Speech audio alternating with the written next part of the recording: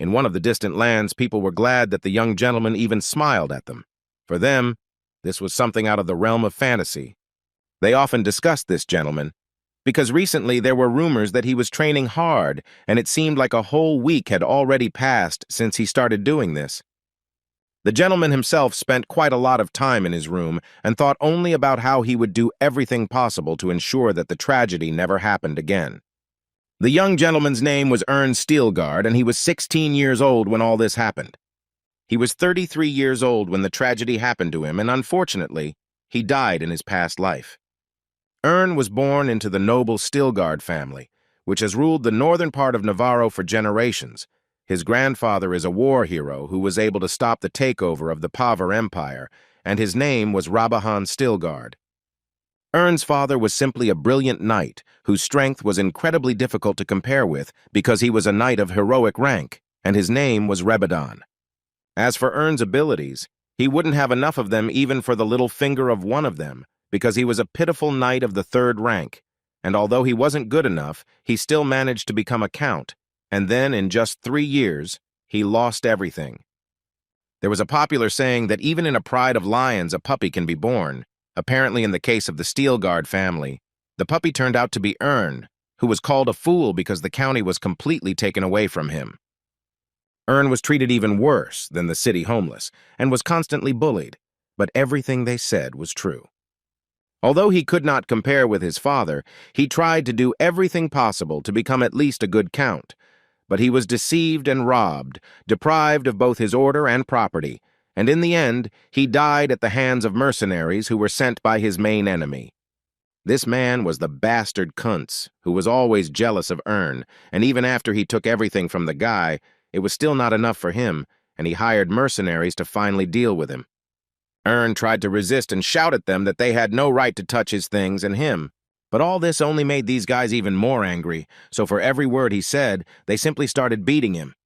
Ernu didn't care about all the valuables he had with him. He was only interested in the book of measurement transactions, because these were not simple pieces of paper. This is the family's treasure, which allows them to make trade deals with residents of other dimensions, and if he had not been deceived, he would have used it correctly, and then he would have been able to raise the family from its knees. But while he was thinking about this, one of the mercenaries continued to mock and threaten the guy that he would burn this book. Ern, most of all, did not want to allow this to happen, because for this book, he gave all the wealth of the family, and essentially gave his life. At some point, he calmed down a little because he noticed that something had fallen out of the book.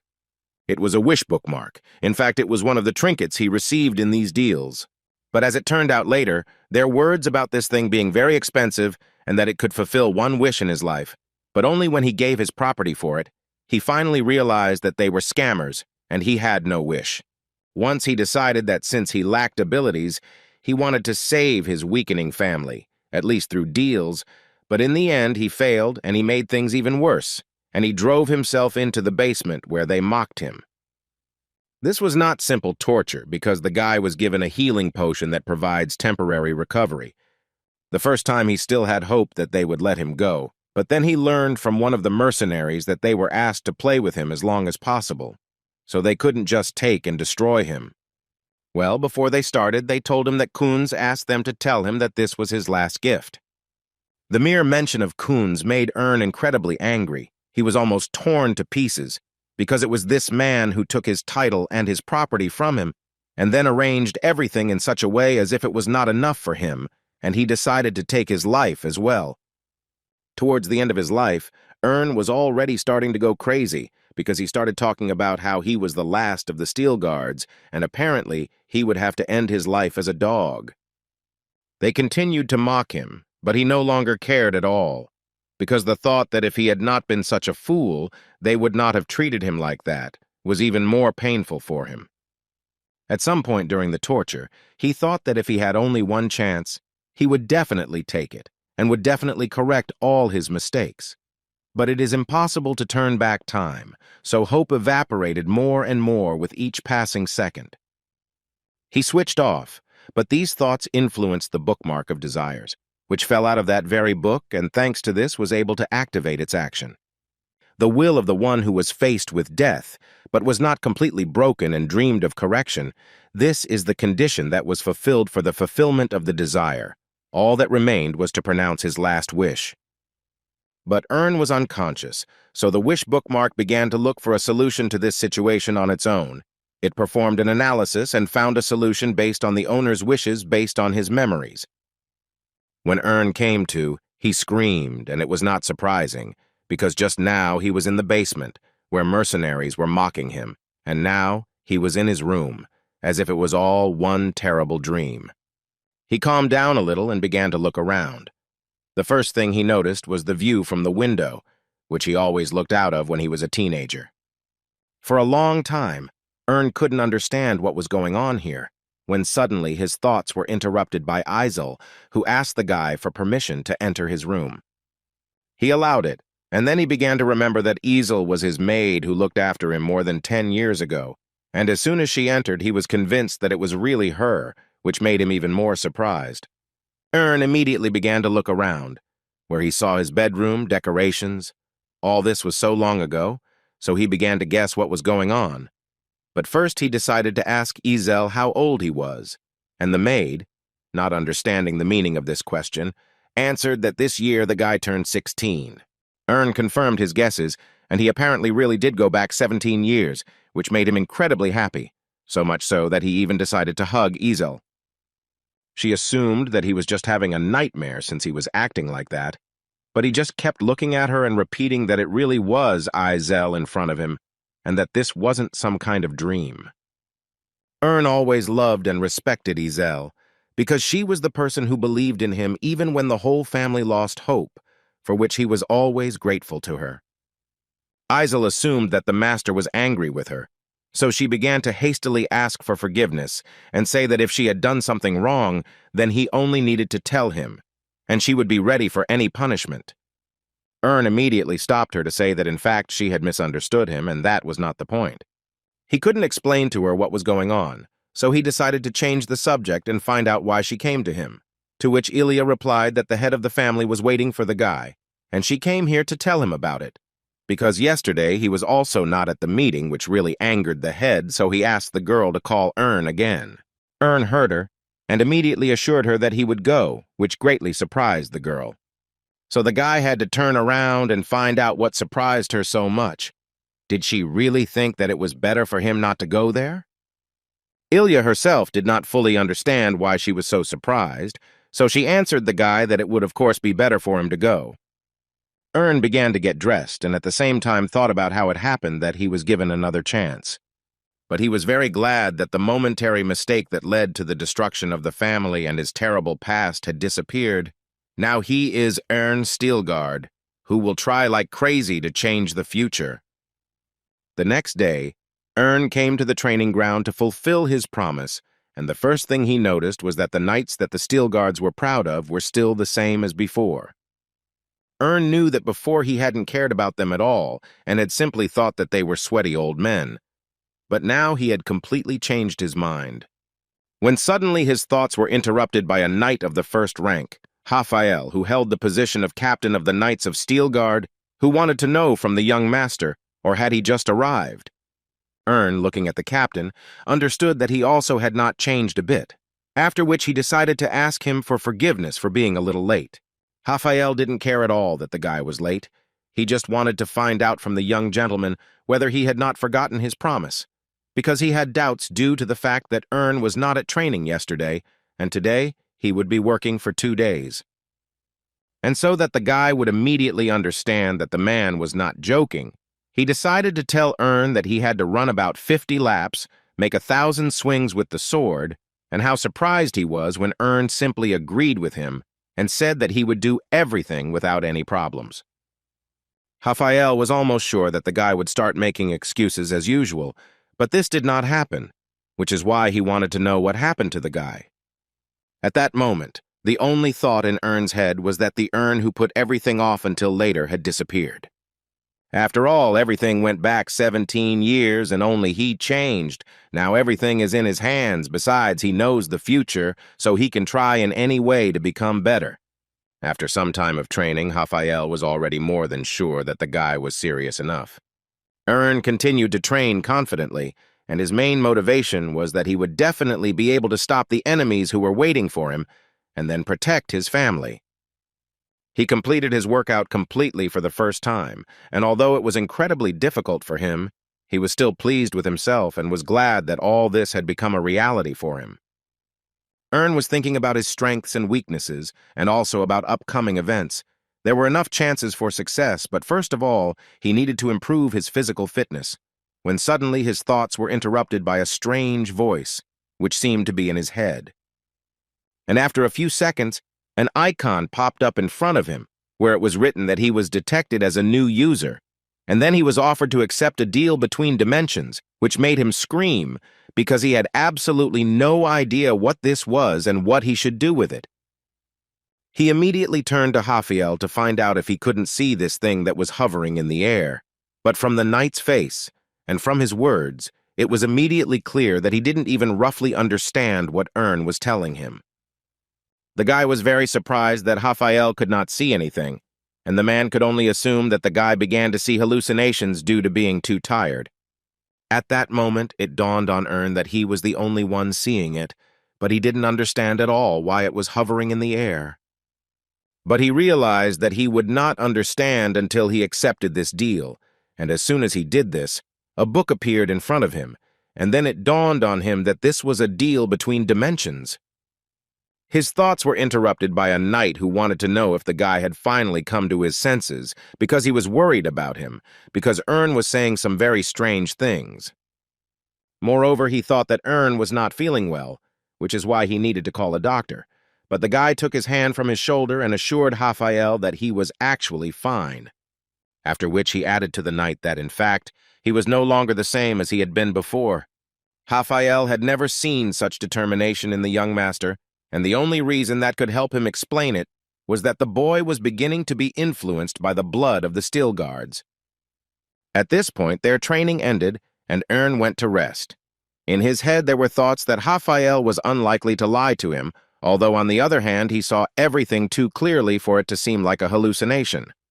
At that moment, the butler approached him, who immediately noted that since the guy was from training, it would be nice for him to eat, but Ern refused, and also made sure that the butler also did not see what was in front of him. But apparently he was wrong, because a few seconds later the butler wanted to know what this strange blue flame was coming from the young master's eye. Ern understood that perhaps the Book of Dimensional Transactions was right in his eye, but he decided to tell the butler that this was probably how mana was displayed, and there was definitely nothing wrong with it. After which he hurriedly went to his room, where he sat in one place for a long time and could not believe that all this time it was in his eye. But he understood that if he thought about it, it was even harder to believe that he had died and returned 17 years into the past. When suddenly his thoughts were interrupted again by this system, which notified him that from now on he would continue under this account. This time the guy simply could not refuse it. So he pressed the accept button, and the system immediately notified him that it was starting a deal through dimensions, and this did not surprise the guy at all, because he assumed that everything would start from scratch. But he was surprised by another fact that was incomprehensible to him. He did not understand at all where he got so many coins from. The guy decided not to rush and continue living his normal life for now. He went to training, and after a week of efforts, Raphael offered him a sparring match with another knight, to which Ern happily agreed. Raphael called Fry over to him, asking him to keep the gentleman company, but he did not forget to ask the man to use only his left hand, and also forbade him to use mana, because he understood that although the guy was training hard, it was still too early for him to enter into sparring with a real knight. Ern knew this knight very well, because Fry was a knight of the 6th rank, who in the guy's past life considered him a vegetable. But in this life, everything is different. So he asked the knight not to listen to the captain, and, on the contrary, to give it his all. Fry was reluctant to use his full strength at first, but Ern began to attack with such force that he essentially left him no other choice. The man wanted to be gentle with him, but the speed, the sense of attack, and even the technique of his sword were beyond his expectations, so he was not entirely sure that this was really the young master he knew. The spectators who watched this battle also could not even imagine that it would be such a hot battle. They were especially surprised by the fact that the young master was pushing Fry back. For a long time, the knight could not understand what was happening at all. He only assumed that for some reason he had weakened. At some point, Ern added a little strength, as well as mana, which helped him put his opponent on the ground and thus win the fight in which he was considered an underdog. The man was sure that he had definitely used magic, so he couldn't even begin to understand how it had happened that he had lost. Ern didn't tell him anything except that he asked the man to admit his defeat, because this was the only right decision he could make now. A week ago, Ern, sitting in his room, opened his small chest, in which everything was in place, after which he began to think that this time no one would deceive him for sure, and this time he would spend everything properly. He clearly understood that now the most important way for him to make a deal between dimensions was exchange. Ern decided to make a small exchange, during which he managed to get more coins than he initially expected. Instead of 25, he managed to get as many as 30 coins. When he began to actively make transactions between dimensions, he finally understood the main rule. Depending on the market situation, the value of goods changes, and in each world, goods have different values, so to get the maximum benefit, you need to buy cheap and sell expensive. However, there are no fools sitting on the exchange either, so certain goods have taxes and commissions, and the lower the transaction level, the more restrictions. And to increase the level, there must be real results. And to get real results, there must be a high level. Finding a normal product at the 0 level is like picking a star from the sky. While he was thinking about this, a rather interesting seller posted an ad that he was selling small and medium mana stones. Heir immediately decided to write to this person and ask about these stones, to which he replied to Heir, saying that his mine produces stones of excellent quality, and everything suited Heir, except that the name of this seller, for some reason, was glowing red, so he decided to click on it. As it turned out, if you make a similar movement, you can find out information about the user, which was quite convenient. At this point, Heir thought about the fact that in all those 3 years that he had used the deals in his past life, he had not seen such reports. So first he decided to find out the price. And as soon as the seller told the guy the price, the system immediately notified him that the seller essentially wanted twice as much money and said that the price was market price. In other words, this seller turned out to be a scammer. Heir decided not to hold back and ask this seller how he can sell stones at twice the price, given that the market price is much lower. As soon as he told the seller about this, he immediately noticed that the man was completely confused. So Heir assumed that what he saw in the information window was true, and he was also sure that the seller was fully aware that he would receive sanctions from the exchange for the wrong price. Having told this seller all this, he suddenly stopped lying and began to say that, in fact, the profitability of the mines had fallen so much that he didn't even have enough money to pay his employees, so he literally had to do things like this. However, Heir still saw that the seller was lying to him, so he continued to put pressure on him, and the man did not even roughly understand how the guy again found out that he had lied to him. So the seller had to offer the guy to sell his stones for only half the price, which he thought about quite seriously. After some time, he managed to buy these stones at a pretty good price. Moreover, he spent only 22 coins, although he put in 25, and this left him a little confused as to how this had happened. Everything looked stranger and stranger. Even information about the seller and the transaction report appeared in front of him. Even the number of coins in the transaction decreased. As it turned out later, it was cashback, which surprised the guy even more because he knew perfectly well that cashback is a privilege for VIP clients. And he simply couldn't believe that he was a VIP client. In any case, he received the stones, and now he had to check if it was a fake, and for this he began to absorb mana. He felt the mana flowing through his body, which gave him the understanding that this was definitely not a fake. After that, he diligently studied the special mana breathing technique of the Steelguard family, which was once improved by his grandfather, and he did this in order to master the breathing of steel, and for this, it is necessary to fulfill 2 conditions. The first condition was a strong body, but the second was that you needed to have a lot of mana, which in the guy's past life was simply impossible for him, because he did not possess any of these conditions. But now, everything has changed because he can get a strong body with the help of endless efforts and training, and the second one thanks to the purchased mana stones. So it was thanks to this that he was able to succeed in mastering the breathing of steel, and thus was able to achieve a glorious victory over the knight, although even after such a confident victory, some still continued to say that it was a staged training and Fry simply played his role perfectly. Ern did not argue with them, but simply decided to prove his strength by inviting Michael to a sparring session, with whom he offered to compete.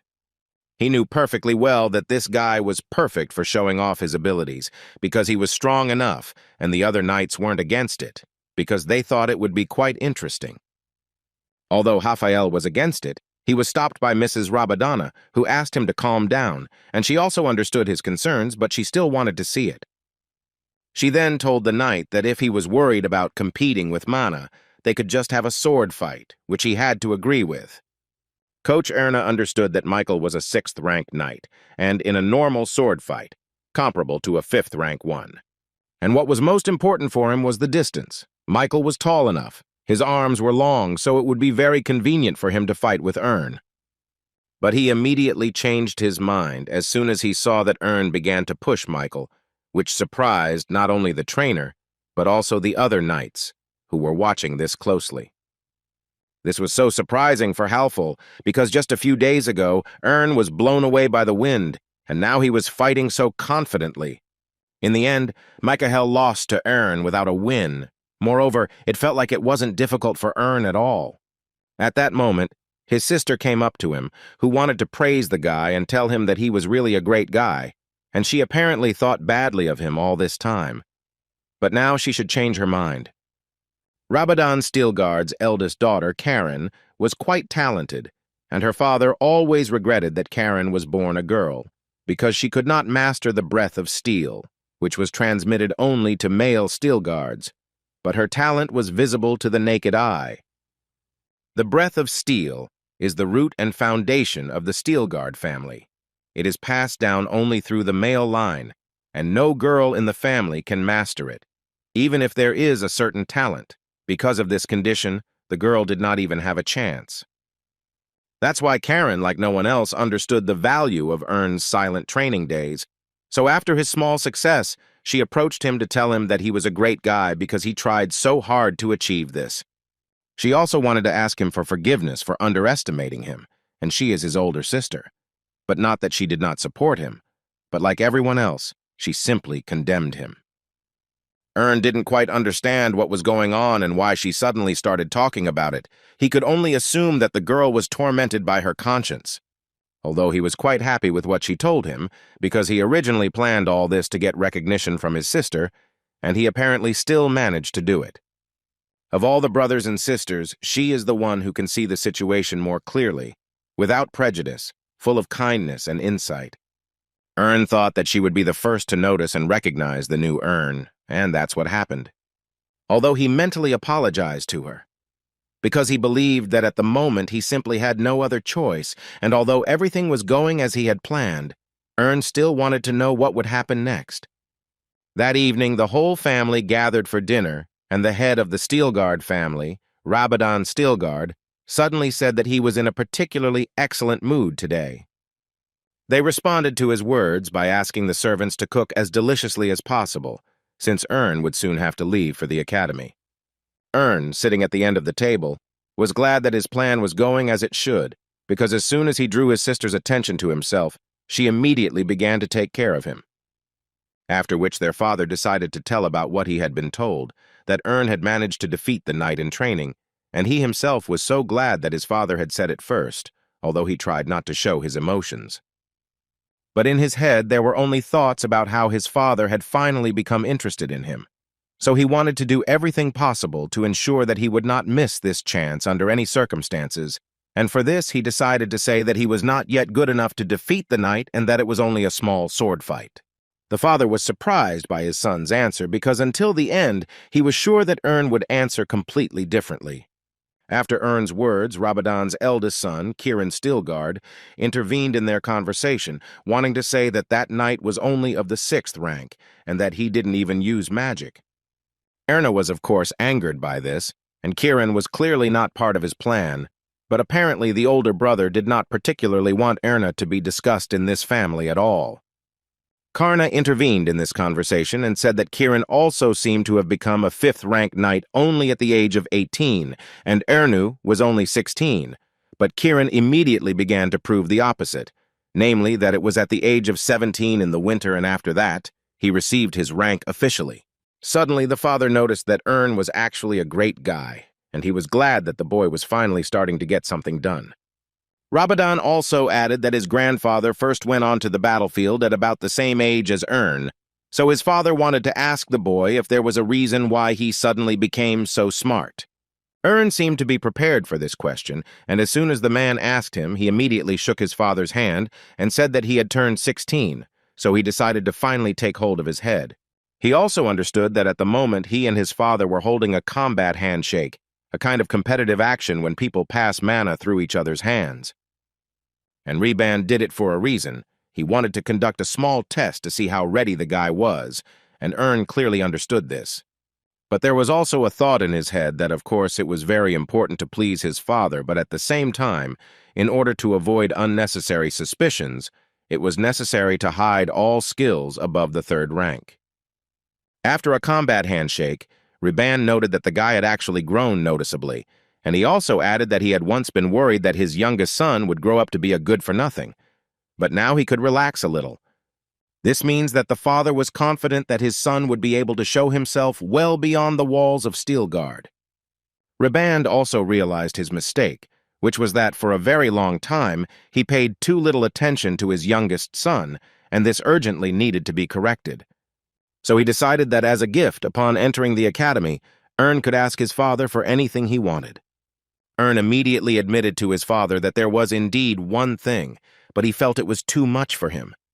Although his father asked him to speak and not be shy, because he should at least listen to it. Ern assured his father that he did not want to ask for anything too big, and besides, he was sure that he would most likely be refused. But when he finally told about his request, his father noted that he did not know that their youngest son could also control people's souls, so he decided that if Ern wanted it that way, he would take an oath, which caused indignation in his eldest son, Kieran. Rabadon didn't give a damn about his words and simply decided to say that he, as the head of the Rabadon Steelguard family, swears by Mana that he will not break his promise and will do everything possible as his abilities allow him to fulfill the request that his son, Ern Steelguard, voiced. Hearing this, Ern realized that he essentially had no other choice but to make his request. After Ern said what he really wanted, Kieran literally couldn't contain himself and told his father that it was impossible and they had no right to break family traditions. He always thought that no one except the leader could enter the treasury, so he didn't even understand what kind of visit Ern was asking for. Rebadon answered his son that, to be more precise, the right to visit the treasury belongs entirely to the head of the family, but he had also entered there earlier with his father. Kieran didn't know what to say, so he decided to point out that it was a different case. But then his father wanted to ask him if he should really break the oath of Mana. The eldest son replied that this was also not worth doing, and as soon as he said this, the man asked the boy to leave so that he and Ern could enter the treasury. Ern was so happy that he had managed to outmaneuver his older brother, who had taken on too much, but now he had managed to put him in his place. Kiran was very angry, and it was evident on his face because his younger brother essentially received the right to enter, which even he does not have. While the father was opening the vault, he told his son that, in fact, the rules were quite simple. He could only enter the outer treasury. He was not allowed to go inside. And according to his father, he could take any item, but only one, and Rabadon was ready to give the guy as much time as needed so that he could choose absolutely calmly. Although he had a lot of time, the guy actually already knew perfectly well what he wanted to take, and it was a real book of dimension transactions. The Book of Dimension Transactions is the most powerful weapon, so that nothing threatens his new life. This book must be owned by him alone. Before his last death, during the last 100 years, there were only 2 traders from the land of 1342, Grandfather Rebahan and he. But unlike his past life where he found this book in the treasury, in this life he can see the deals in other dimensions in his eye, which means that most likely the real one is still kept in the treasury. But Ern couldn't find it yet. Ern understood perfectly well that it was simply impossible for someone else to find it. He clearly realized that he was literally obliged to destroy the real book of dimensional transactions. But since he couldn't find this book, he decided to choose as his subject an ordinary hero figurine, which surprised his father a little, because the man thought that his choice would fall on completely different things.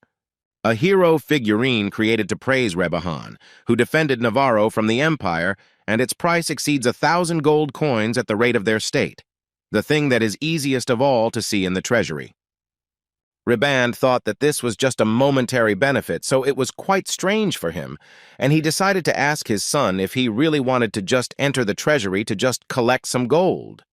The boy understood what his father was thinking, and also understood that he needed to change his thinking, because this was not quite what he needed. That's why he decided to say that now this is the most valuable thing for him, because thanks to this figurine, he can buy both a sword and a mana stone and still have money left over.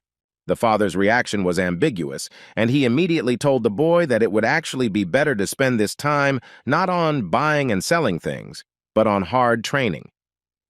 To which Ern told him that it seemed to him that there was not always only one path. Of course, he did not deny that he had an innate talent for the sword, and that, as he said, he was wasting his time. Although the boy thought that maybe he should try something different, and then he could find a path that would really suit him more than just following in the footsteps of his father and grandfather. Reband heard the guy and did not scold him. Moreover, he understood that apparently there was no particular point in proving anything to Ern, because he had his own opinion, and it was not as bad as it might seem at first glance. Hearing this from his father, Ern was very glad that he finally managed to convince him. A few minutes before this, in the treasury, the guy was in a bit of a panic because he still hadn't found the book. He began to think that perhaps she was not here in the first place, but then he simply did not even have any idea where else she could be. Ern began to turn on his brain and actively think about where he could have left her. Initially, he had two hypotheses, the first of which was that he had not yet seen it because it was not a simple book, and it could easily move from one place to another. The second hypothesis was that perhaps someone is now using it to conduct small transactions, and neither hypothesis can be confirmed at the moment. The thought that the guy still had 17 years, although if you count from the moment he became a count, then 14 years, could not leave his head. He had no idea what had happened to the book during all this time. He could only hope that the book had not fallen into anyone's hands, otherwise he would clearly have problems. In the evening, sitting in his room, he realized that it was a great achievement to find out that the Book of Dimension Transactions was not in the treasury now. And of course he grabbed the first thing that came to hand. But the hero's figurine could bring him good money, so in any case it was better than nothing, and there was definitely no need to be upset. Besides, using a system that is right in his eye with the help of such money, one can make a good amount of money, considering the privileges he has. He discovered these privileges during his deal with Hearthstone, when he learned that he was a VIP client. Thanks to this, he had one of the privileges, which was called counting, from which the head is spinning. This effect gave him the opportunity to receive as many as 10 coins daily, which could not but please the guy. And considering what other privileges he has and what opportunities they open up, he began to understand that with them he can achieve incredible heights and take his family to a new level, becoming a hero for them, as his grandfather once did. He decided to act immediately, and first wanted to get the coins from the figurine that he managed to take from the treasury, and for this, he used the appraisal effect. Having carried out this assessment, the system informed the guy that this item was worth about 115 coins, which was a little strange for Ern, because according to his feelings, this figurine should cost no less than 140 coins. Therefore, he immediately activated the VIP client privileges to recognize the true price flow of this item, and thanks to this skill, he learned that according to the Zero World's assessment, this item is worth about 150 coins, and it is definitely suitable for exchange in the Zero World. Having learned about this, he immediately understood that the stock market rats literally immediately wanted to cheat him out of 40 coins, which in real life is equal to almost 400 gold coins. With all this in mind, he had to make a deal, even though it was so hard for the guy to follow through and do it. Although at one point he realized that he might not do this at all, because at the moment he was already quite comfortable. He can lie on his bed and make deals lying down, and this is all because the book of deals of measurements is now right in his eye.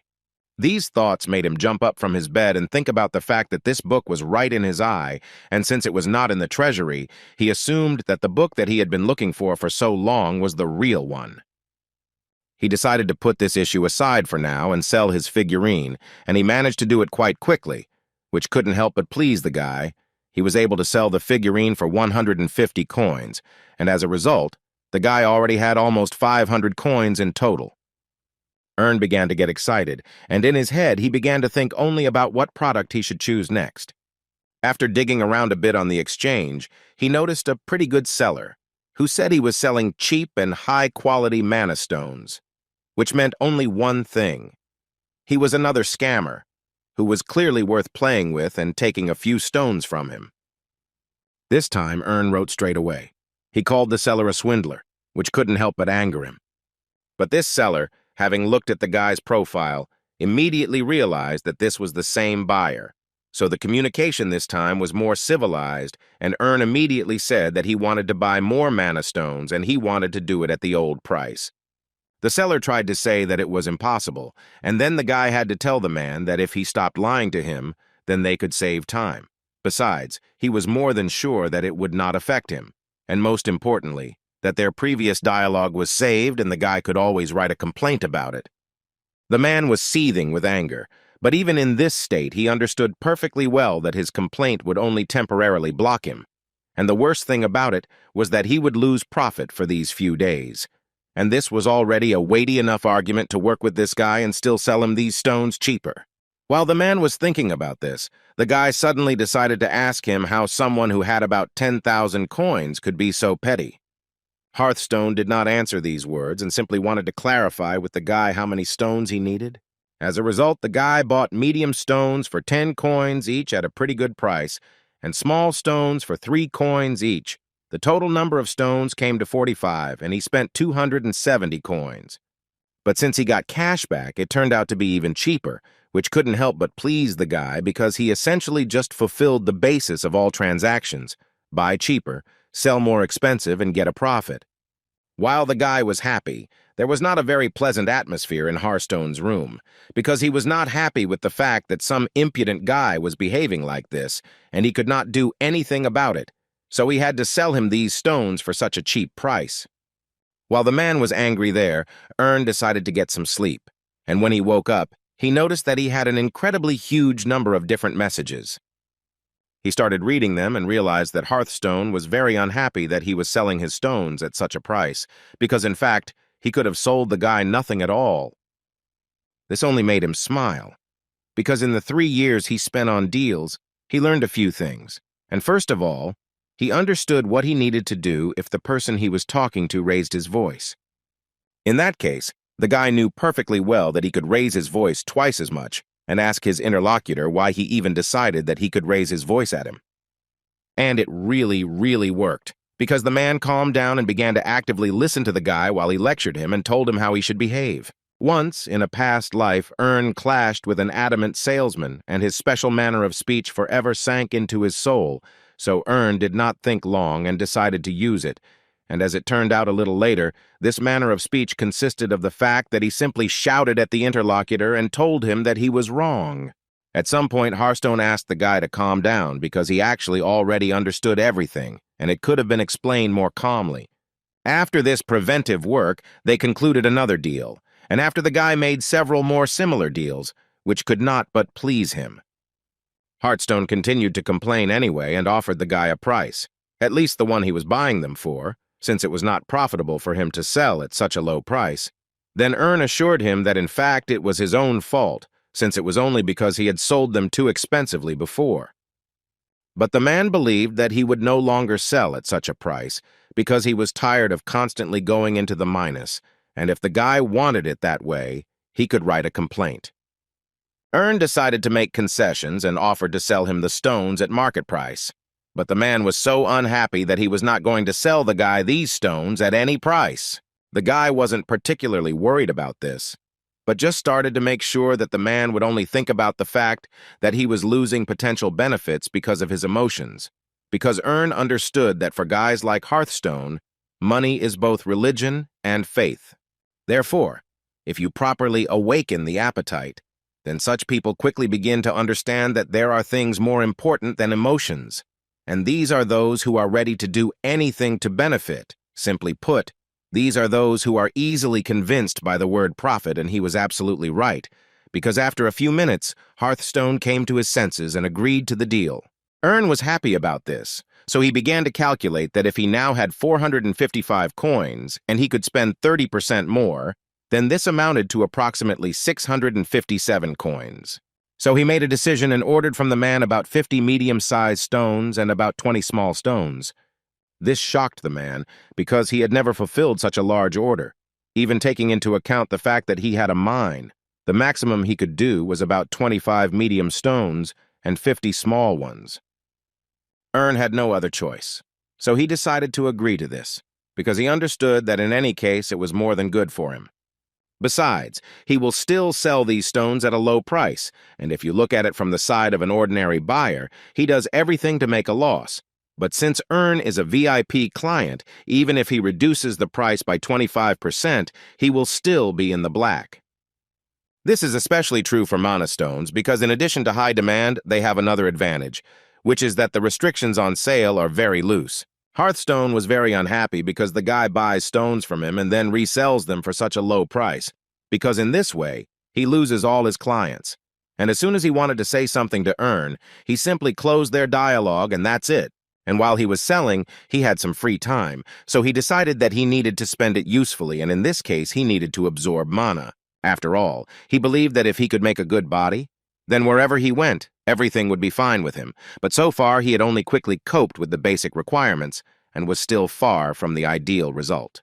All this was because he is not a real genius yet, and if everything remains as it is, then he will have shortcomings and stagnation, and if this happens, then when he rises up there, he will not be able to survive there. And there was very little time left before heading there, so the guy decided that he urgently needed to spend time calculating and figure out what and how he should do. The first thing he did was to lower the price of the stones to 9 coins, which caused a huge stir, and he immediately had a huge number of buyers who were not against buying the stones at that price. In his previous life, in order to go there, he had to give up the entire year in the first year of the county, but in this life, only 8 days had passed since he began to make transactions across dimensions. But when he owned Steel Guard, it took a whole year, and now everything has changed. Even now, he has much more power and opportunities than in his past life. Because the guy was doing so many trades at the same time, he was able to fulfill the necessary conditions, and thus he increased his level, which gave him the opportunity to enter the first-level channels. And he immediately decided to take advantage of this opportunity and move to system number 1. At that moment, he felt that everything was just beginning for him, and it was so wonderful.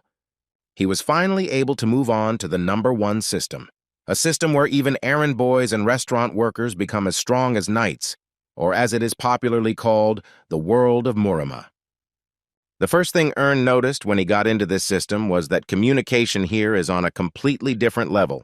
People here speak very rudely and almost no one talks about what he needs. But even in this world, the guy had one privilege that he was not shy about using, and that was the Eye of Insight, which allowed him to show information about who he was trading with, and also helped him get a report from the stock exchange center. At least that's what it seemed to the guy. But after trying to use it for the first time, he realized that it didn't work, and it was such a disappointment to him. So he thought about the fact that the guys from the system should tell him why he got privileges in the first place, or at least let him see the reason through the Eye of Insight. Although on the other hand, Earn understood that the reason most likely lies on the surface, and he just needs to see it, and the first thing he could think of was that most likely these privileges open up with an increase in level. He decided to dig around in this place, and as soon as he opened the available events, he immediately panicked, because there were a huge number of different events that were available. So he got scared, and did not know what to do next. Earn understood that even if it was a special sale, the discounts depended on the market price, so it would still be very expensive. Well, because of his level of privileges, the lack of a commission did not matter. Suddenly, he received a message from the system, in which he was called a traitor and congratulated on the transition to System 1. The exchange center will reward him for this, and in general, he has 3 coupons that he can use in the center. He immediately realized that it was some kind of customer service, but he was more interested in knowing what they gave him as a reward. He could only hope that it wasn't something cheap. When he opened his rewards, he saw 3 items there, but what interested him most was the item called Maximum Body and Sword Concealment. And as soon as the guy used this item, the system notified him that he had used this effect and thereby reduced the absorption effect. The martial arts of this world use mana as fuel, but in System Number 1, they use internal energy. And if someone asked him what is better, he would answer without any doubt that there is only one martial art in the system. A strange sword technique that symbolizes Lazakan. And it seems as if it is not of this world. It is a technique from the world of martial arts. Martial arts are similar in that they both use the power of nature, but mana is in a more natural state, and internal energy is a refined version of mana. Although this new privilege is compatible with the mana core, you still have to open your meridians and veins. After all, it is in this way that his skills become much more refined and accordingly stronger. In other words, the guy, thanks to this system and the rewards from it, was able to learn a whole sword technique in a very short time, thereby being even more surprised, because he could not even imagine that this technique was so amazing. And then he began to think about whether there was a limit at all in this spatial trade, because if everything was arranged like this here, then he could essentially buy anything, of course, if he had money. Now he had essentially finished his preparations, and it was time for him to head to his first target, and he decided to start with the exchange merchant, Muhej's estate. The man always told his customers that they should think of these exchanges first and foremost as love for the human species, not love for a dimension. And when he was asked to show his range of goods, he replied that he sells a lot of things, but always asked clients to refrain from such requests. And the same thing happened with Earn, who came to him. The man immediately thought that the guy was from a small system, so he would definitely be able to deceive him. Although on the other hand, he was very happy about it, because he lives only at their expense. He sometimes even thought that he should thank them somehow, because if it weren't for them, he wouldn't have been able to earn so much. But he had to put these thoughts aside and go back to the client to listen to what kind of martial arts he was interested in. And according to Earn, he had a couple of them, including triple sword techniques, sword balance techniques, and also the crouching tiger technique. While Earn was telling him all this, he kept thinking that no matter how many times he listened to him, it would still be very difficult to understand his manner of speech, because this man's specialty was selling random cheap scrolls at an inflated price.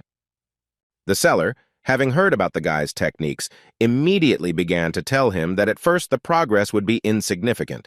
However, he already sees unlimited potential in his techniques, and if Earn tries and succeeds in mastering them, then he will definitely be able to become the strongest in the world. The guy knew that this man chooses people of the system who dream of the martial arts of the number 1 system, for example, like Earn in his past life, who are essentially real weaklings.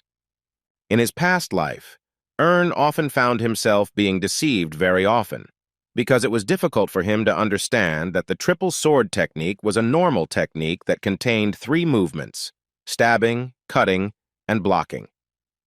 But the guy believed everyone. That's why they deceived him. But now he became smarter and accordingly stronger. That's why he was sure that it wouldn't help him.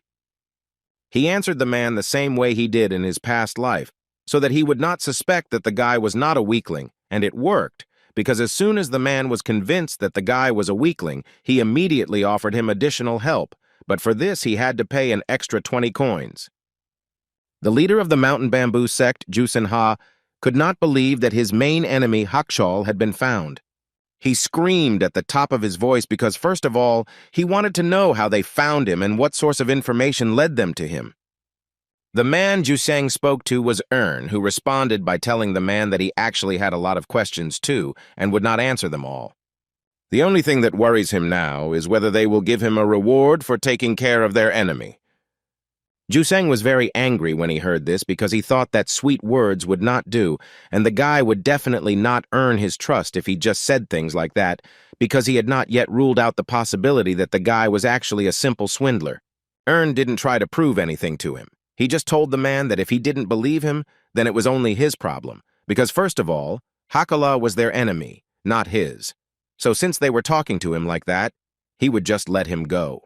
These words made Juseng even more angry because he thought that if the guy was saying such words to him, it meant that he was just inviting him to joke around with him. Ern immediately responded to him and said that this was absolutely not true, and that this could be understood quite simply by just looking at his personal information. Juseng immediately checked her and didn't see anything serious, except that the guy was from the lower system.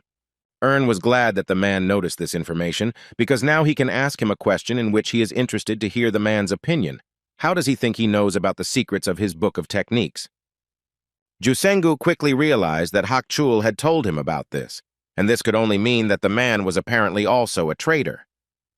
Ern noted that if the man had figured it out so quickly, he was very smart, and most likely for a fugitive like him, there was no better backup than the Book of Dimension Transactions. Immediately after these words, Ern received 200 coins into his account from the leader of the Mountain Bamboo sect, and he clearly did not expect this, because in his mind, this deal would last for a long time. Moreover, Juseng immediately added to him that if this was not enough for the guy, then they would not be able to give more, at least for now, although in Ern's thoughts, it was that 200 coins would be quite enough, because he had initially counted on a significantly smaller amount for this one. Now that Ern had received this money, the only thoughts in his head were that Hakchol would soon cease to exist, and most likely, he would never again know that these 20 coins had become the point of no return for him.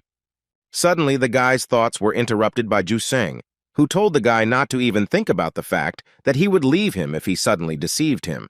But if he eventually brought Hakchul to him, he would receive even more coins for it.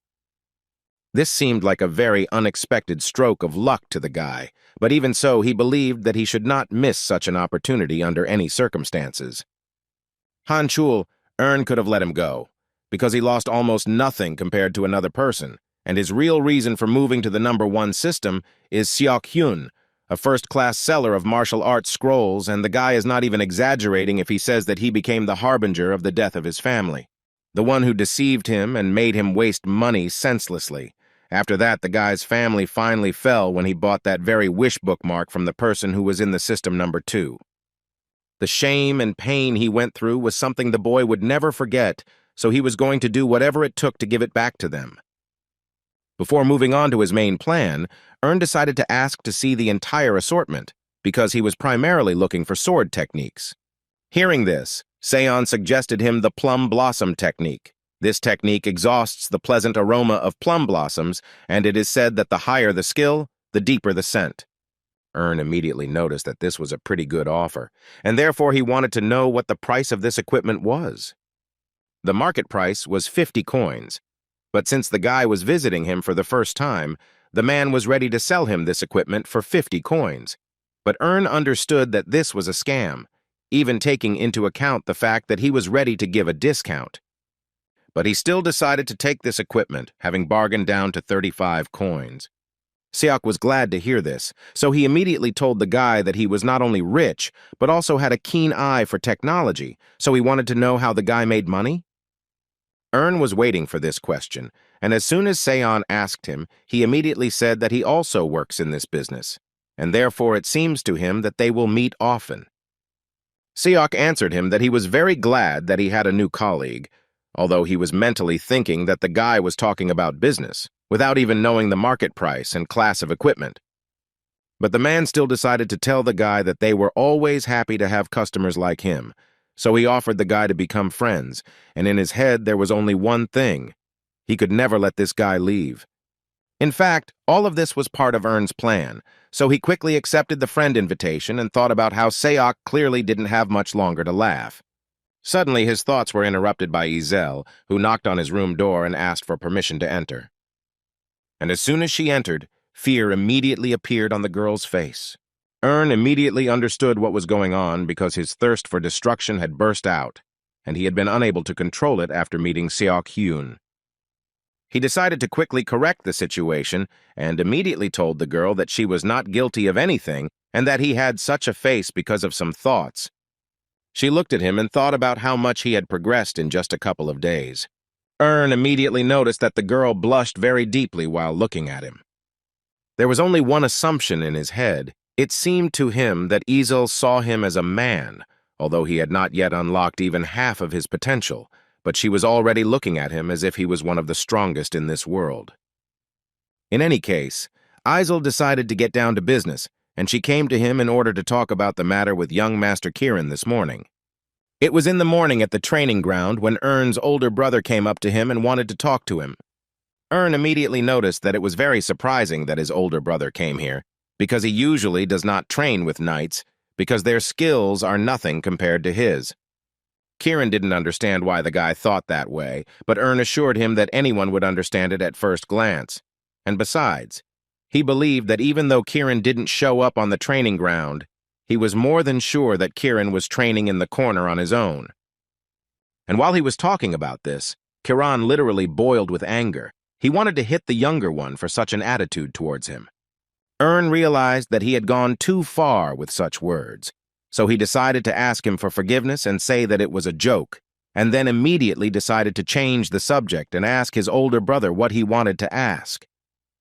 Immediately after this question, Kirin took a swing and said that although he wanted to ask Ern something, first he needed to teach the guy a lesson. Ern dodged and at that moment thought about how his older brother had always been easy to hurt, but this behavior already seemed too unjustified. He couldn't even imagine why his older brother was so upset and why he wanted to teach him a lesson so much.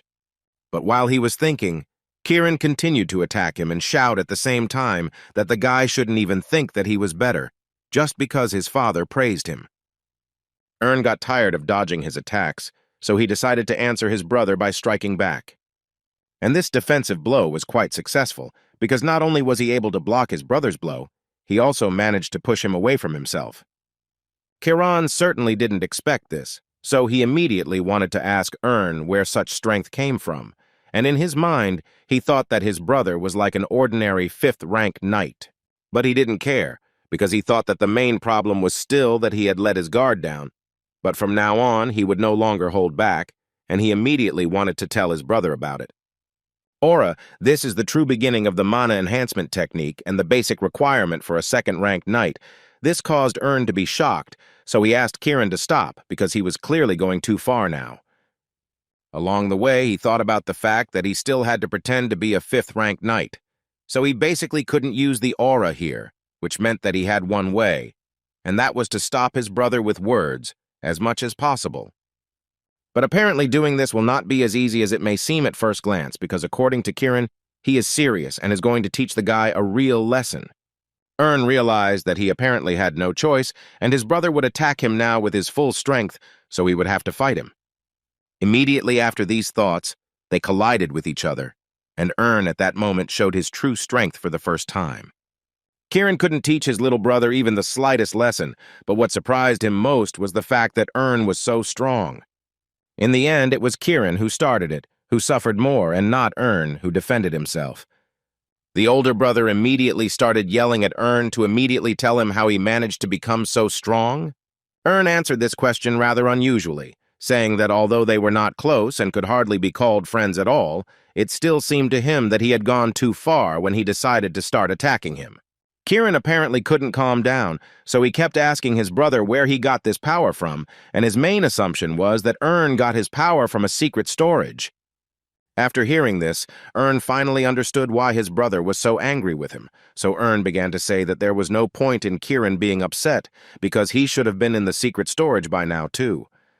But from the reaction, and from the words, it became clear that Kirin did not even know that there were 2 types of storage, as well as the fact that besides their father, there were only he and Ern in this storage.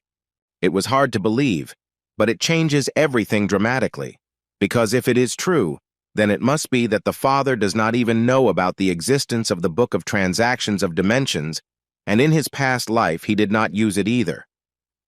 Although on the other hand, he also understood that the probability of someone actually using the Dimension Transaction Book was very low since he had never been to the internal storage. So for him, there were two options. Either it was in the internal storage, or it didn't exist at all. But it is much more difficult to get into the internal storage than the external one, and he will clearly have to try hard to do this. All this time he was thinking and just silently in front of Izel. So when she asked him to give her an answer, he smiled and said that in fact, nothing special happened between him and his brother because he just asked him to show him his aura, but he lost control of his power in the process. Izel was clearly scared and immediately wanted to know if the guy was feeling okay, if he had any injuries, and if he needed a bandage. But mentally she understood that the young master had already grown up quite a lot, so he would hardly like it. And while she was thinking about this, Ern actually told her that he was actually fine, and he was very grateful to her for her concern. He was glad that his brother did not take out all his discontent on him, because then the consequences would have been much worse. And after their conversation, he suggested that Izel go and rest, because he no longer needed anything. After she left, the guy immediately thought about the fact that now he needed to find a way to get into the inner storage, because he understood that he had to get there before he entered the academy, so he had very little time left. At the same time, Kiran simply repeated that this was impossible, and this could not happen. Rabadon's second daughter, Darren, stood next to him the whole time and told him that he had apparently disgraced himself quite badly. But Kiran was sure that this little bastard was clearly hiding something, and it was not for nothing that he became so strong. And what is most important is that he has been pretending to be weak until today for a reason. Darren didn't understand why he was so surprised, because it was obvious that the guy was not an ordinary guy, but now they know for sure that he is a predator. But even so, Darren wanted Kiran to understand that he was still just a child, and didn't he reveal his true nature because he was tired of enduring his own teasing, and she, in fact, in his place would have hidden for all these 10 years. Although Kiran believed that the situation was much worse than they might think, because according to him, he literally felt how Ern was holding back and not attacking Kiran with full force, which could not help but interest Darren. Kiran didn't find it funny at all, because if you think about it like that, you could assume that Ern could be a real tiger. So he suggested to his sister to find out what the younger one was hiding from them and what he was planning to do. Darren smiled and told him that it would be easy to do, and she could handle the task with ease, so he didn't have to worry about it. She loved nothing more than to figure out other people's secrets, which is why she agreed to it so quickly, and assured her older brother that she would do everything possible to get to the smallest details of Ern's secret. Meanwhile, on the market, other buyers were talking about how they should unite against Ern because he had only been trading for 2 days, but had already completely captured the market, which could not help but be frightening. So Hearthstone decided to gather them all together to discuss the plan of action they would carry out to punish this guy. Meanwhile, Ern was sitting in his room and thinking that everything was developing too quickly, and he clearly did not expect this, so it was all surprising to him. The mana stones he sold were 1 coin less than the market price, but even so, the other merchants became angry with him because he had reduced the average price and their prices began to fall accordingly. In other words, the guy started the licensing competition, although Ern himself believed that it was far from his fault and not his problem, because he, as before, makes a profit thanks to VIP privileges. At the moment, he had about 1,000 coins, so he thought that he could lower the prices of medium stones a little more, although as for small stones, selling them for less than 2 coins was unprofitable, and for now, he decided to suspend their sale. So far, he has only made a profit from the medium coins, which was 1 coin per stone, and that was pretty good and suited the guy for now. At the moment, he had something else to worry about. The only thing on his mind was that he needed to take revenge for his past life, Seok. But first, Ern decided to turn to the library of 1,000 swords, where the main librarian was Chin Sen, who immediately offered Ern a good assortment of goods. The guy looked at each piece of equipment and couldn't help but notice that they were quite expensive, although on the other hand it was normal, because he wasn't in a stall somewhere in the market. However, even in such a place he could not find what he needed so much, so he wanted to ask the librarian if he had something more expensive and powerful. The man certainly didn't expect that in such a large assortment, the guy wouldn't be able to find anything suitable for himself, so he decided to offer Ern a unique skill from their library. He started talking about how this was a basic set of unique primary skills that they were selling, and after looking at it, Ern immediately realized that the price of these sets was too high. Thousand Swords Castle is a sect with enormous influence. Even in the fifth Murim system, its influence cannot be compared even with the Mountain Bamboo sect. In addition, the unique primary skills are a martial art that is only passed down within the Thousand Swords Castle. Knowing all this, the guy noticed that he needed to check something before he purchased one of their techniques, and the librarian immediately became interested in finding out what Ern wanted to know.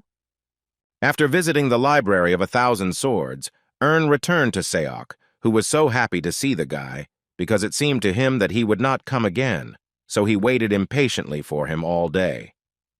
Right after that, he gave the guy what he asked him for yesterday. He was able to get 2 8th Cloud Dragon martial arts cards and a Green Scarlet Dawn technique for him.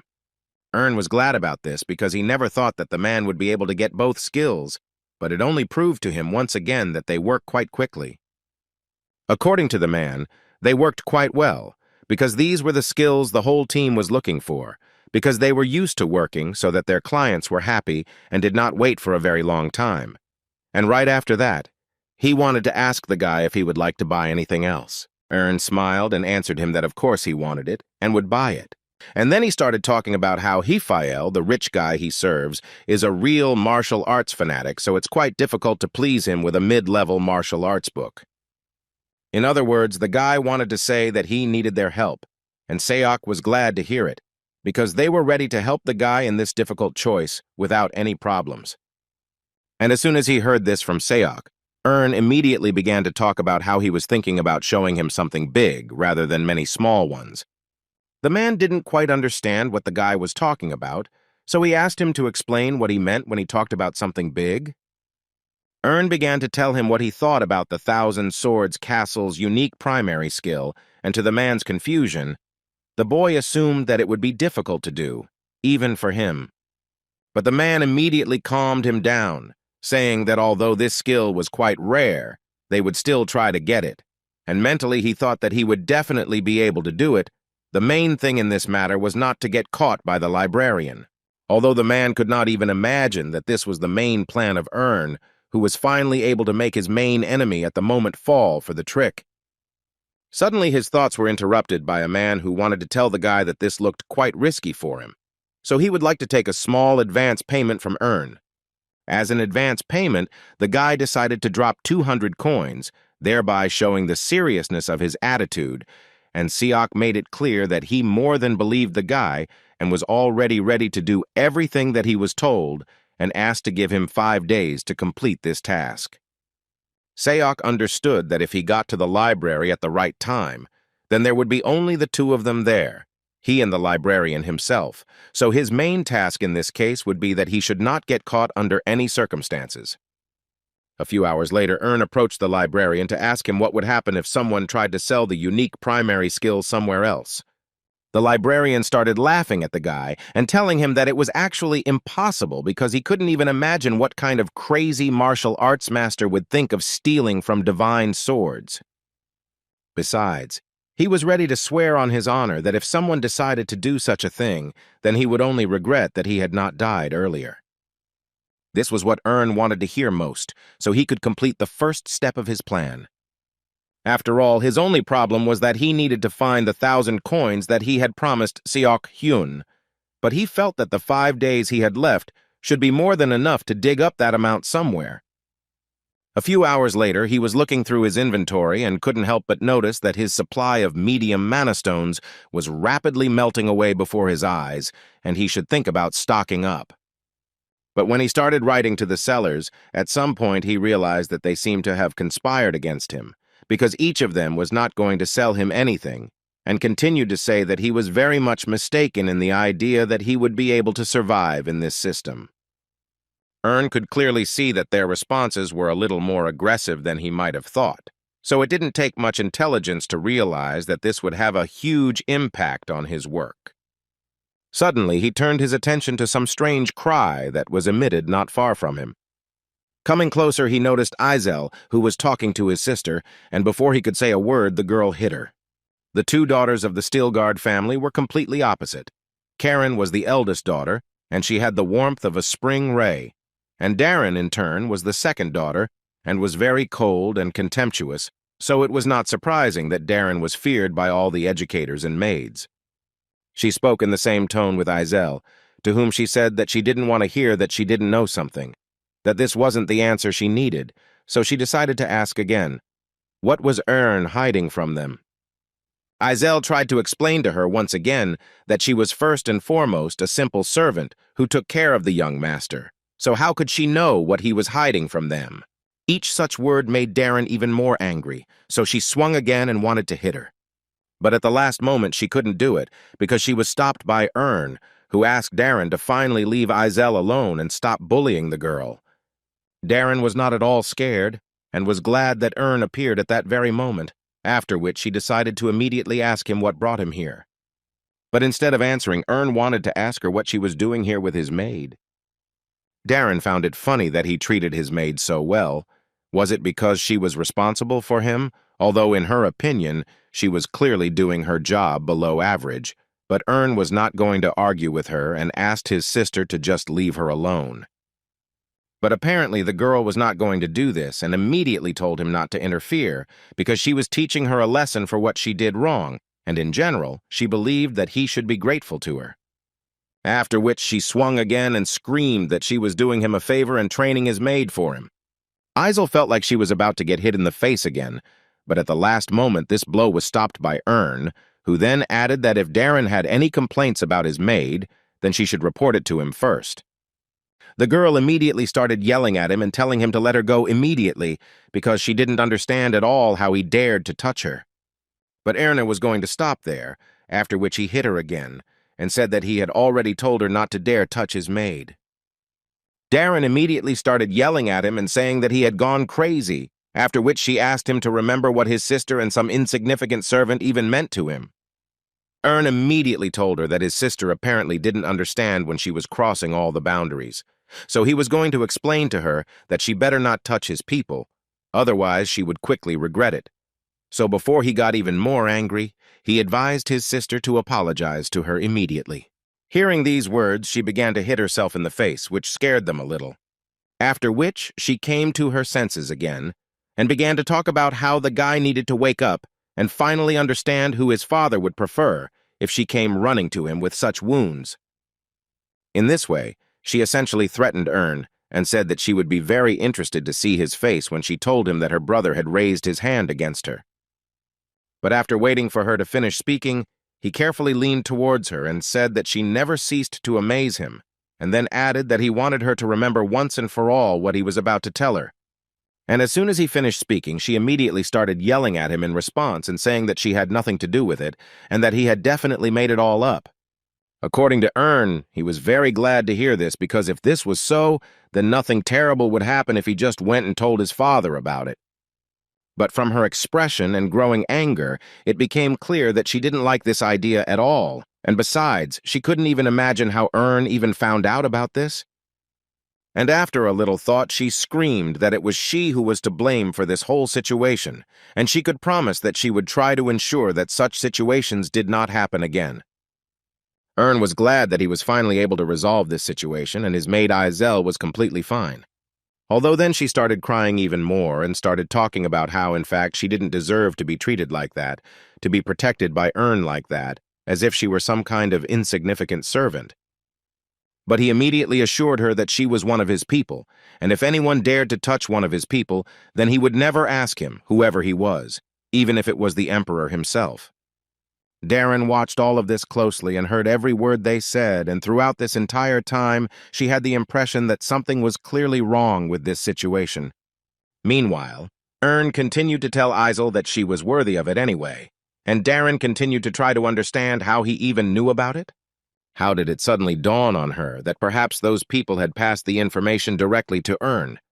Several days later, the members of the multi-union, led by Hearthstone, were still arguing among themselves about what they should do next.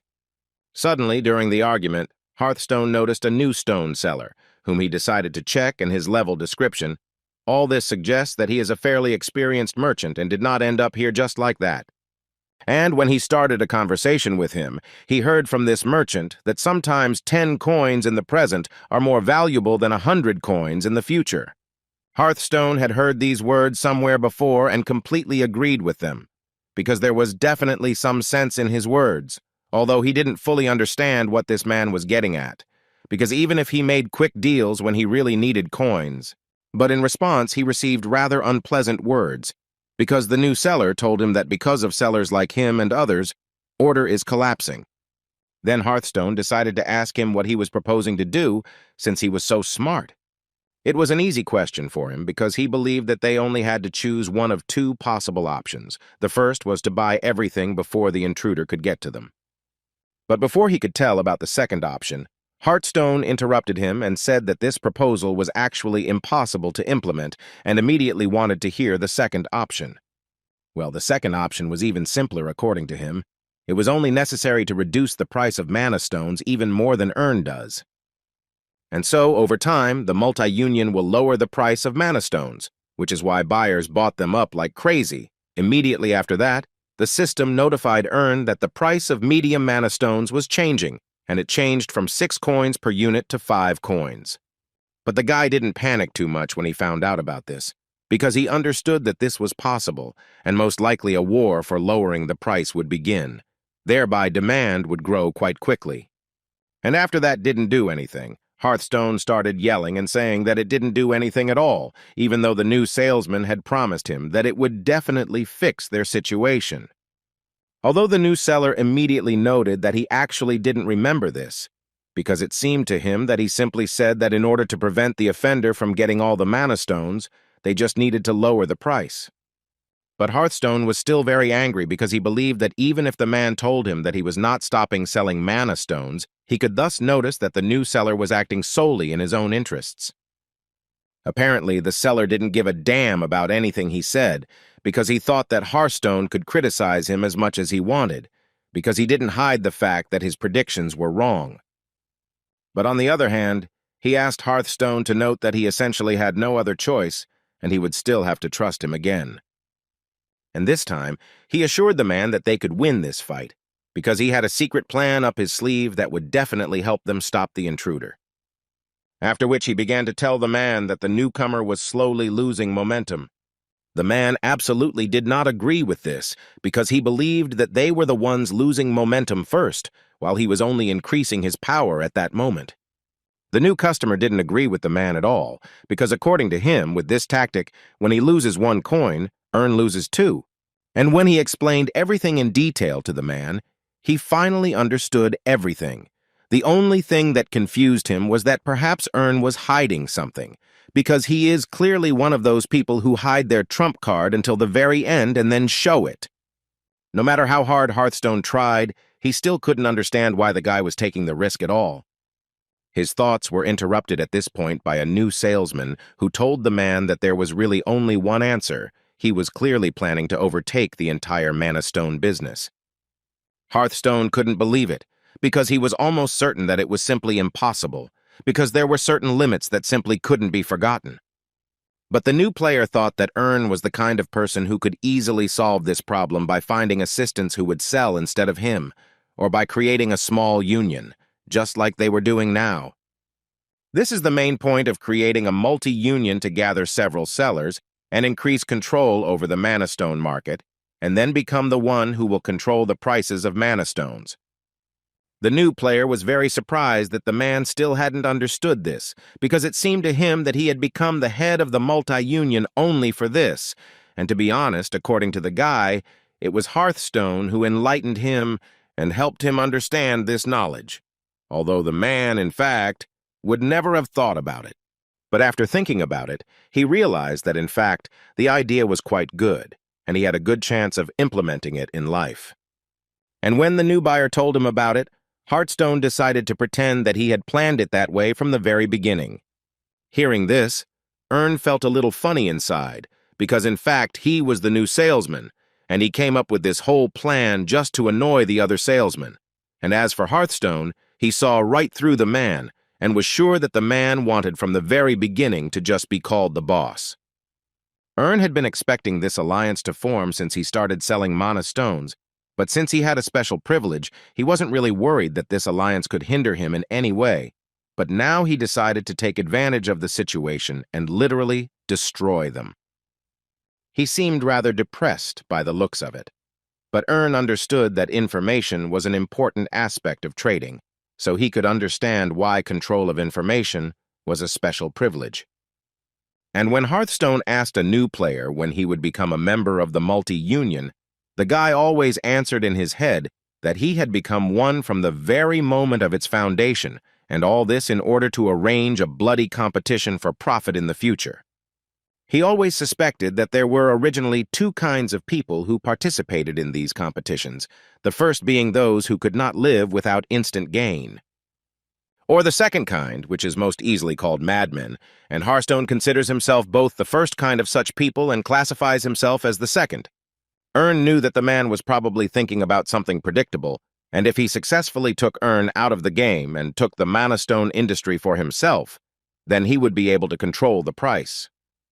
And what if a merchant appears who challenges the multi-union? Then he will most likely immediately receive from the union. This is exactly the excellent scenario that was in Hearthstone's head. And Ern continues to do everything to ensure that Hearthstone continues to think only this way and lead him in this direction. And the best part is that the ordinary members of the multi-union have not realized this yet. But within this competition, some will start to defend themselves and watch the fight between Ern and the multi-union closely. They will hire a third party to take all the mana stones for themselves. But the only wise person who will do this will be Ern. Thanks to them, he will be able to keep all the stones for himself. And then when the price is high again, he will sell them at the highest price, and will be the only one who will win the battle of the union and Ern, but for now he has time to just sit back and relax. Meanwhile, Darren was in her room and continued to think only about how her younger brother even found out about this. How could he do this? She couldn't be mistaken, and when he leaned towards her, he pronounced the name of the company with absolute accuracy. Suddenly, she was interrupted by a knock on the door, and before she could say that she was busy for now and did not want to talk to anyone, she suddenly heard Ern's voice, who told her that they needed to talk urgently. She was very interested in why he came at all, so she immediately opened the door for him and asked this question. Ern looked at her with a smile and said that he thought it was time for them to sit down and talk about something. At first she didn't want to let him in, but the guy knew the magic word that sounded like Damien's company, and then, even though she didn't want to, she still had to let him in. The thing was, Damien's company provides the houses with the materials they need, and it's a relatively stable and respected company. But the problem is that they have a close relationship with Darren. After Ern became a lord, the company used money to manipulate him, and now he will use it against them. The first thing she wanted to know from him was how he even figured this out, to which the guy answered her that the trading company had changed significantly after she began to participate in their affairs, and this was quite obvious to him. But she wasn't going to listen to him until he gave her evidence. But Ern reacted to this calmly and asked the girl to be just as calm, because he was here just to understand her position and nothing more. And so that she would understand what was being discussed, he wanted to remind her that he was the youngest child in the family, and even if he was a member of the Steelguard family, it was still very likely that he would not receive anything from his family. As a son having mastered the breath of steel, he would probably be able to earn money as a swordsman. But as for Darren, he clearly understood that she was trying to find a way to earn money for a living, and this seemed normal to him. At some point, she got tired of listening to this, and she finally reminded him that he had been hiding his true self all this time, and now he was trying to show her something. So for a long time, she could not understand what he was trying to achieve. Ern didn't expect any other reaction. He understood that she wouldn't buy it so easily, so he continued to put pressure on her and tell her that it would be a good idea for her to listen to him first, because according to him, there was only one thing that interested him. He wanted to know whether she came to the company or whether they invited her. Darren immediately answered him that of course they came to her, because she is such an important person according to her. They said that they just wanted to do her a favor. But before they do that, she has to do something to repay them. Listening to all this, Ern understood that she was lying to him with almost 100% probability, because the chances of such an influential company coming to her first were practically zero. While the guy was thinking about this, the girl started yelling at him and saying that he was most likely pleased with himself and should be proud that now he can criticize her as he wants. That's why Ernu had to repeat to her that he didn't come here for that. But she still continued to talk to him like that, so he became interested in finding out what he needed to do in order to earn her trust. Because if you think about it, they are quite similar to each other. Darren understood him less and less with each passing second, so at one point she decided to simply ask the guy what he wanted from her. Ern realized that the girl had such a character that it would be easier if he told her directly, so he asked her what she thought about starting to work together. He understood that she definitely didn't expect to hear this, and this meant that most likely it would be very difficult for her to refuse this, and this would only play into Ern's hands. In the end, they finished the conversation and the guy left her room. At the end, he told her that he trusted her, and she assured him that she would not let him down and would tell him the details later. Ern walked away and realized that even though it was a lie-filled argument, at this point it still wasn't such a bad deal. Because in fact he was forced to work with her because it was very important for him to see what would happen after some time. In his head there was an understanding that at the moment the main thing was how Hearthstone would act next, and suddenly his thoughts were interrupted when he received a rather strange message. This message said that the guy had received 800 coins from the Mountain Bamboo sect, and upon seeing this, the guy almost immediately realized that they seemed to have caught Hakchul Lee, and this was incredibly good news for him. In addition to the coins, he was also given bamboo life pills from the Mountain Bamboo sect. Users of the Dimension Deal book have hit a gold mine, and it all happened because of the bloody price war between Ern and the Multi-Union. Of course, Hearthstone had a plan, and it seemed he was trying to minimize his losses, saying that the middle class of mana stones was now limited, and you could only buy 5 per day. Ern watched with great interest as he threw away 4 of his coins, but even though the guy was clearly in control of the situation, he could tell with certainty that Hearthstone was using his brain and not acting in any way. But on the other hand, he also understood the fact that he had an asymmetry of information, and all he needed was to change the name and buy them up. Plus, if you take into account the price and cashback, it comes out to 3 coins per stone, which was just an incredibly good price for it. At this rate, the guy essentially needs to collect another 500 stones and then his plan can be put into practice. While Hearthstone was confident that they were temporarily in the red, Ern continued to actively get rich and was confident that if this continued, he would be able to destroy them all. Meanwhile, near Damien's company, a local security guard was angry at a visitor to whom he was telling that he couldn't just walk around here now and that he had to leave immediately. But the man standing in front of him certainly didn't think so, so he immediately told the guy to immediately call the manager because he had a serious question for them. The security guards didn't quite understand, so the man had to ask them to tell the boss that Julof had come to see him and wanted to see him urgently. After some time, the attitude towards him immediately changed, and one of the guards said that they were actually waiting for him, and if you believe his words, that Mr. Darren was already waiting for him inside. When Julof entered inside, the leader of the company, Damien, immediately approached him to introduce himself, and Darren, who was also in this office, tried to understand who this man was if they were treating him like that. She began to actively analyze all possible options in her head because it seemed to her that they were trying to deceive her, because she didn't even roughly understand who this guy was, perhaps some kind of supplier of stones, but looking at him, it didn't seem like quite the right option.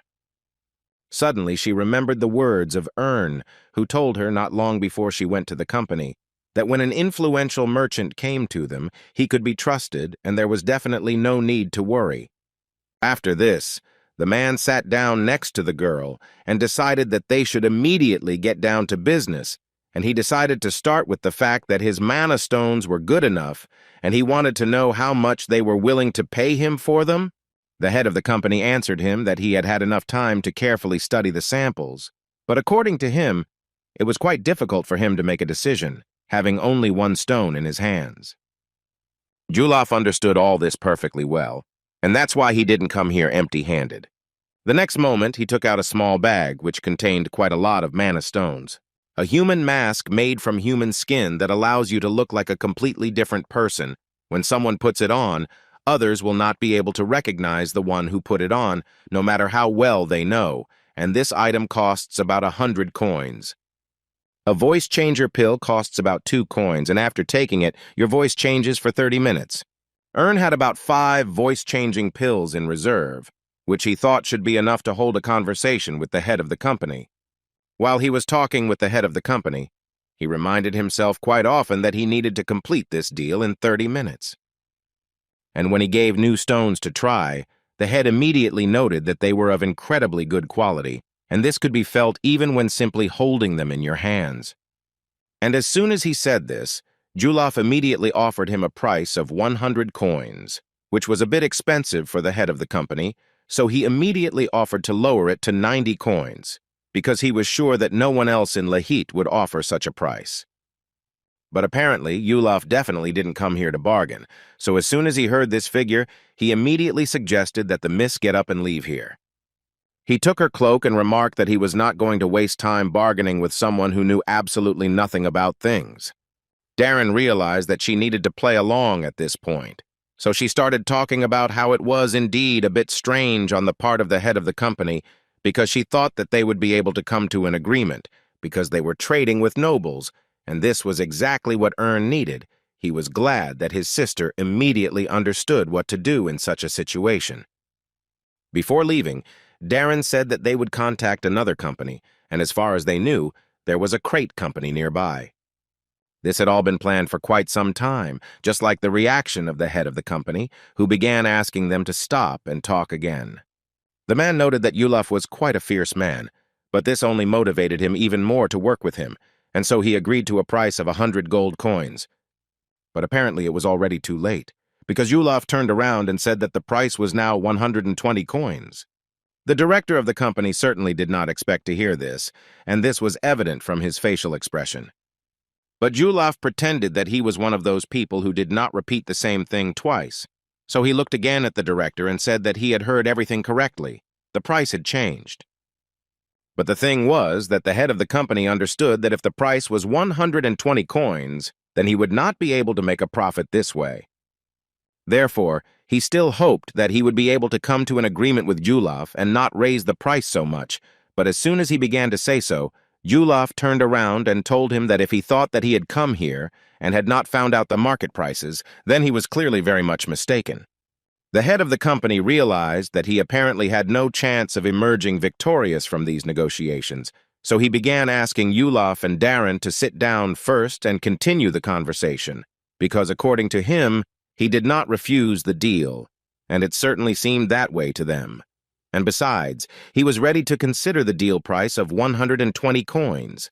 But Julaf immediately said that he was not satisfied with simply considering the price, so the head of the company had to say that they would work at a price of 120 coins, and he was absolutely ready for this. Ern, who controlled this body, was so happy inside to realize this, because his plan continued to work, and this could not but please. Darren couldn't believe her ears at that moment, because it seemed to her that all this simply didn't make sense, because they had just argued about the price between 90 coins or 100, and now suddenly 120. Until the end, she believed that the guy was just pretending to look scary, but now she changed her mind because she realized that in fact he was planning something. Suddenly her thoughts were interrupted by the head of the company, who wanted to say honestly that he could get up to 130 gold for this quality. But he still can't raise the price to such a level, when suddenly he was interrupted by Julaf, who was clearly unhappy that the man was even talking like that. He thought that the boss was apparently trying to play a joke on him.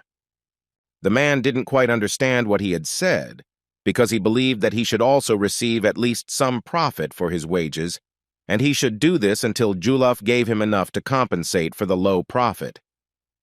Then Julaf sighed and threw the bag on the table, saying that the man apparently completely underestimated him. According to him, there were only 300, and it seemed to him that this would be able to cover the wages, storage, management, transportation costs, and despite everything, he did not think that the company would remain at a loss. The expression of the head of the company spoke for itself. He clearly understood that such an opportunity might only come up once in a lifetime, and he definitely had to take advantage of it. The price of a mana stone depends on its availability, and even if a person has money, he still won't be able to get it because it is usually never available. And all this knowledge made him understand that even if he had just been humiliated during negotiations, it would still benefit them. So he decided to agree to Julaf's terms, saying that their deal would definitely benefit them and they could finally conclude a contract. After which he added that, in fact, when he heard that there was a merchant willing to trade, he did not expect much. But now he can confidently say that they have completely exceeded his expectations. Although, on the other hand, he may not have many connections, but he still thought that he knew quite well how this market was structured, which made it strange for him to realize that he had never heard of them before. Julaf thought that the man essentially wanted to say that it was suspicious that someone he had never heard of or seen before was selling expensive stones. The head of the company immediately began waving his hands and saying that, in fact, he had misunderstood him, because he in no way suspected the person whom Darren herself had recommended. He just wanted to satisfy his curiosity, so he asked, and if the guy didn't mind, the man would be happy to listen to a little more information about him. All this really irritated Ern at this moment. He wanted to believe that Darren would refuse the man this request. But looking at her, he noticed that she looked too interested, as if she herself would not mind telling the man about all this. He sighed and realized that he had to take matters into his own hands again, so he told the man that he didn't need to know what kind of person he was. Suddenly, he fell silent and stopped talking because he felt his face begin to return to normal, and then it dawned on Ern that apparently 30 minutes had already passed, and he needed to end this conversation immediately. But now was not the best time, so he immediately took out a pill that transforms his voice and drank it, so that he could at least stay a little longer in another body and with another voice. The only thing left to hope for was that the man didn't suspect anything, and the head of the company at that moment wanted to know what was going on with the man and how he was feeling in general. Julaf came to his senses and answered him that at the moment everything was fine with him, but the problem was that he was forced to take medication because of his illness. Hearing this, the head of the company immediately stood up and said that he definitely could not be detained, so he would immediately take care of the payment. At this point, Aaron thought about the fact that even though it wasn't planned, he still managed to avoid the question in this way. The payment went through quite quickly, and they were finally able to go outside, where they were finally alone. The first thing Darren wanted to tell Julaf was that she had acted as if she was on his side because of the deal, but now that they were out, the first thing she wanted to know was who he really was and how he knew their youngest family member. Ern thought she had figured it out, but now he realized that the girl wasn't that smart. But it was only to his advantage, so he decided to repeat to her that it was none of her business, although she thought that she more than deserved to know. Besides, looking at the guy, she wanted to ask him what he thought. Why did the company suddenly decide to buy mana stones of unknown origin? Before Julaf could say a word, she answered her own question and said that this deal had been successful only because of her, since it was she who had presented the guarantees of Darren of the Still Guards. Ern, listening to all this, did not quite understand what kind of confidence this was on her part, since he essentially did everything himself. But she still felt that it put her in a difficult position and that if something went wrong, the company would blame her. Besides, she didn't like this strange behavior of Julaf, which she simply couldn't close her eyes to. That's why she wanted him to tell her first of all why he was so desperately trying to hide his identity, and in general, she was almost certain that Julaf was not his real name at all. Ern had to take his words back, and now he believed that Darren was not as stupid as it might seem. Considering that she finally figured it out, one could safely assume that she was still quite an insightful person. But before he could answer her, she suddenly screamed that this was apparently all part of the plan of that little scoundrel Ern, who simply decided to set her up, and that's why he came up with the idea to set up this whole trap. At first, Ern didn't know how to react, but then he suddenly started laughing, as if the girl was joking, but this made her even more angry, because she didn't understand at all why he was laughing like that. He calmed down a little and started telling her that only a madman could come up with something like that, because she herself saw how they essentially burned 36,000 gold coins. So he wanted to ask her a counter question. What does she think? Is this a good price to just make fun of some girl?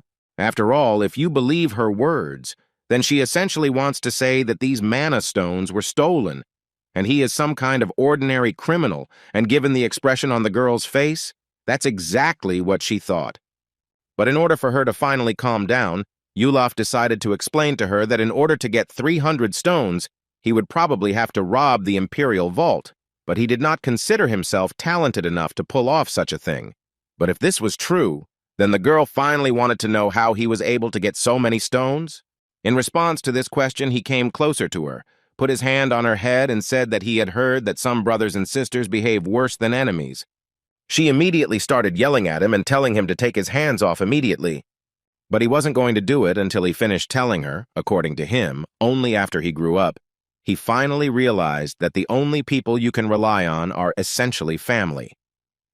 And he would like to give her advice, which was that she should do everything possible to get along with them, so that later, in the future, she would not regret it. At this point, he finished his monologue and began to leave, asking her to wait for him in the carriage, and he would send compensation for this situation through Ern, if she didn't mind, of course. Ern, sitting in his room, thought about the fact that the final price of medium mana stones for Damien's company was 120 gold, and if you translate this into real coins, then it is about 12. In the end, having bought for 3 and sold for 12, even taking into account Darren's share of 1%, he still received an incredible profit. But he couldn't get the idea out of his head that his words had never reached Darren before, but when he disguised himself as another person, it seemed to him that she understood him, no matter how ironic it sounded. At least his current life is different from his past. Of course, he is not yet ready to take any action towards his brother and sister. At least all the hatred and resentment that he felt towards them has long since disappeared. And that was quite good for him, as a start. And in his opinion, that was not what he should be focusing on at the moment. The main thing for him now is that he is just a few steps away from the person he wants to destroy the most, and that person is Seokyun. The common currency of the continent of Jaeon is gold coins, while in the world of Murim, it is gold pieces. And in principle, gold is a rather rare metal that is very often used as currency. Ern was able to sell a lot of gold that night, and thus his balance amounted to almost 3,000 coins. This was incredibly good news for him, because in this way he was able to complete his preparations and was thus ready to move on to the implementation of his main plan. And as soon as he thought about it, he received a message from Seok-hyun, and the guy realized that this was exactly the moment he had been waiting for so long. As soon as he decided to accept this message, suddenly something stopped him, and he thought that he couldn't do this because he shouldn't pretend that he was in some kind of despair and was only waiting for a message from Seok. He started preparing because he thought he should look natural, and to do this, he decided to breathe a little to come to his senses. And as soon as he was ready, the guy entered the chat, where Seok was already waiting for him, who was glad to see the guy. After which, Seok started telling the guy that he had been putting so much pressure on himself to acquire the secret arts of the poison sect in the Heavenly Sword Castle. But as soon as he casually mentioned poison, or the poison sect, everyone immediately left the chat.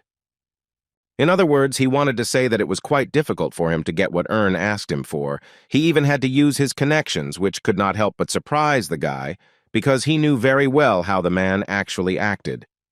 But he still thanked the man for his hard work and that they eventually came to a common decision.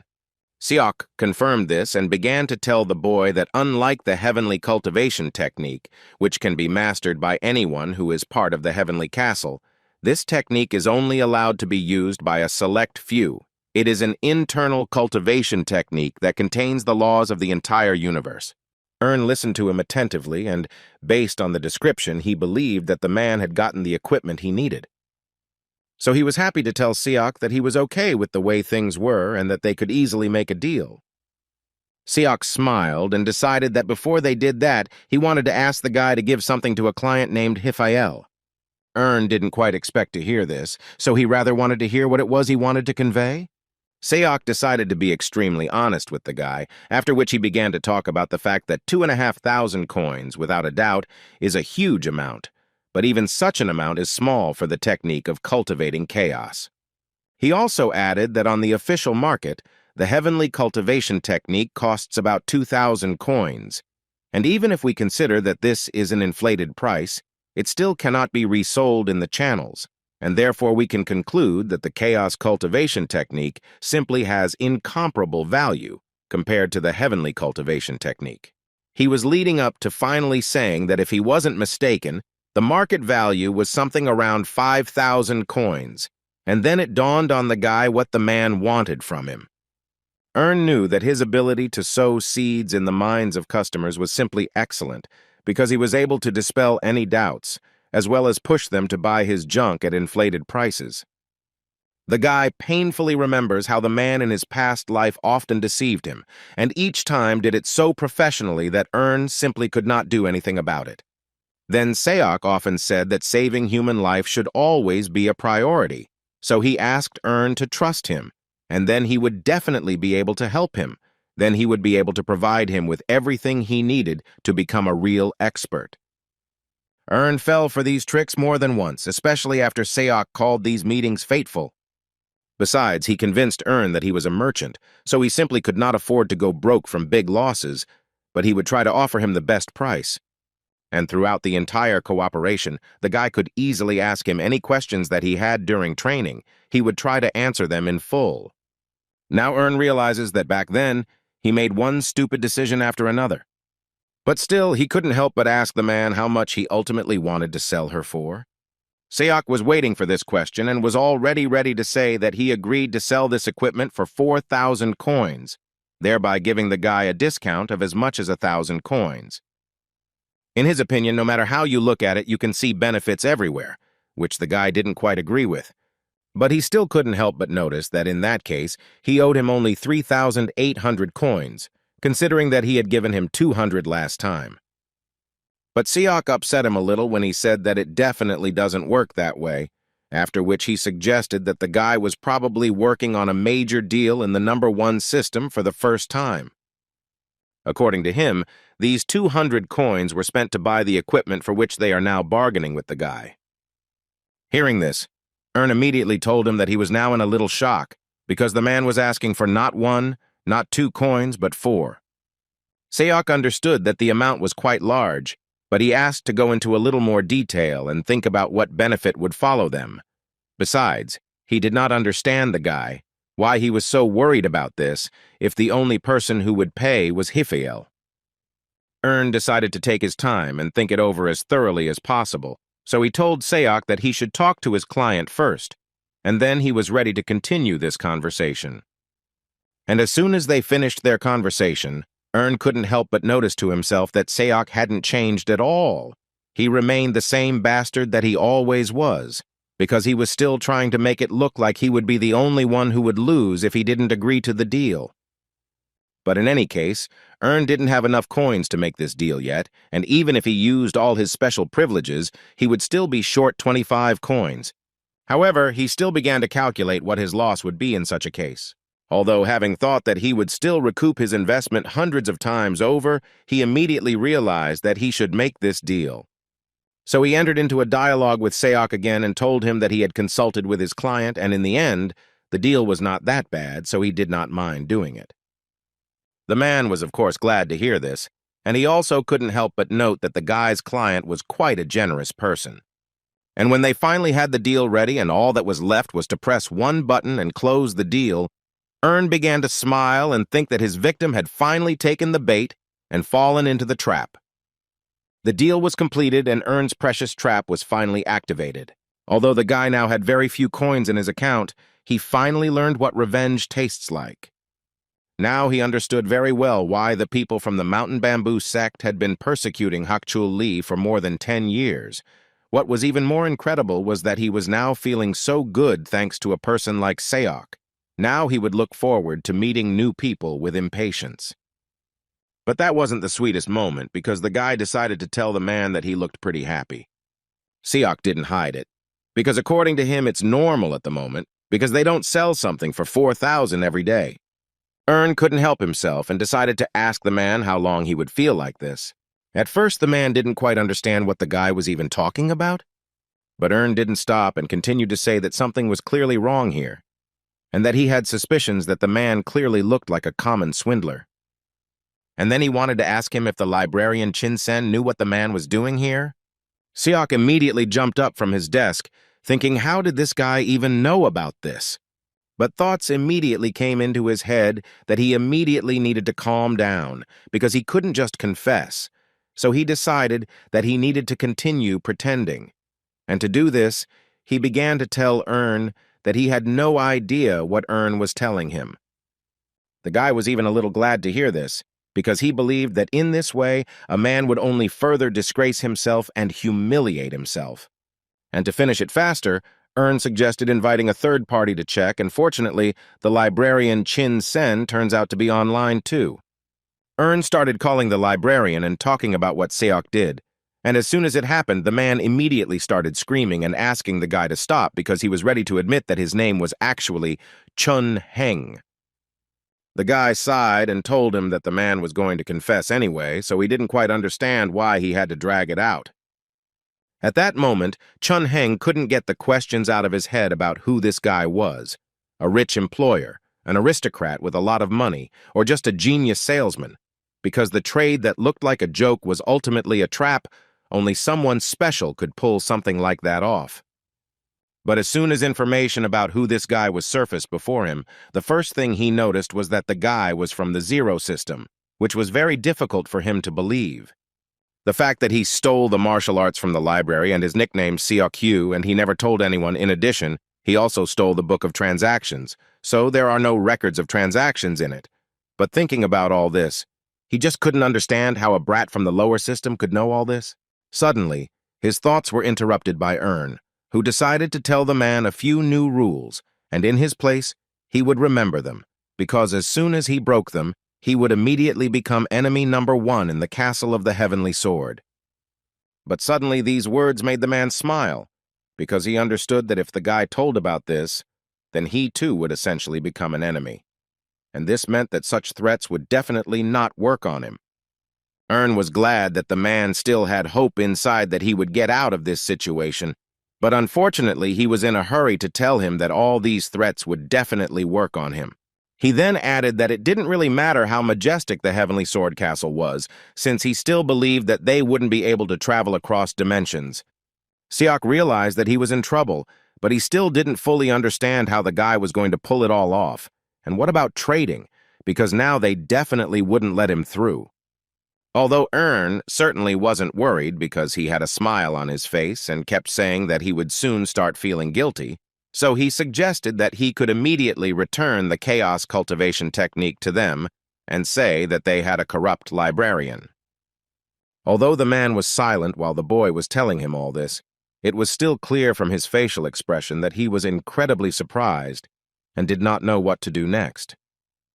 And Ern continued to tell his plan, and at this moment he just came to the point that a man should speak respectfully to important people, because he heard that in the Heavenly Sword Castle, people who stole the highest skills were treated as criminals. In other words, Ern wanted to give the man a one-way ticket and a lifetime of torture to boot, which Siok certainly didn't like. But the guy was very pleased and even decided to tell the man that he was brave, because in his place he would never have messed with the unique higher skill. Chun-heng, a real man who was not afraid of anything, these are the words that will be said when he is punished. Ern didn't just escalate the situation, he tried to do everything to make the man literally tremble with fear when he heard all this. And after he paused for a short time, he finally wanted to ask the man what he would say. Did he want to live or not? Chun-heng didn't think for long before answering the guy that he, of course, wanted to live. And then the guy told him that he just didn't need to do anything stupid and remember everything he told him next. Firstly, Ern wanted the man to answer him for no more than 5 seconds. If he could not fulfill this condition, he would die. Secondly, he would destroy him in the same way if he dared to close the dialogue tab. And finally, the third condition, he would die if he did not follow the guy's instructions. And all this will be in effect from today, to which Chun Heng immediately responded. And while Earn was talking about this, a fourth condition came to his mind, which was that the man should address him formally and, most importantly, with respect. Well, when they finally finished with this, Earn ordered him to immediately start the gathering time, which was a little unclear to Chun. This angered the guy, and he immediately decided to come up with a fifth condition, which was that he would die if he did not understand it the first time. A few seconds later, Earn received back 3,400 coins, which was a little confusing to him, because as far as he remembered, he gave the man 4,000. Chun immediately began to make excuses and say that it was not his fault, because it was all because of the 5% commission for the transfer.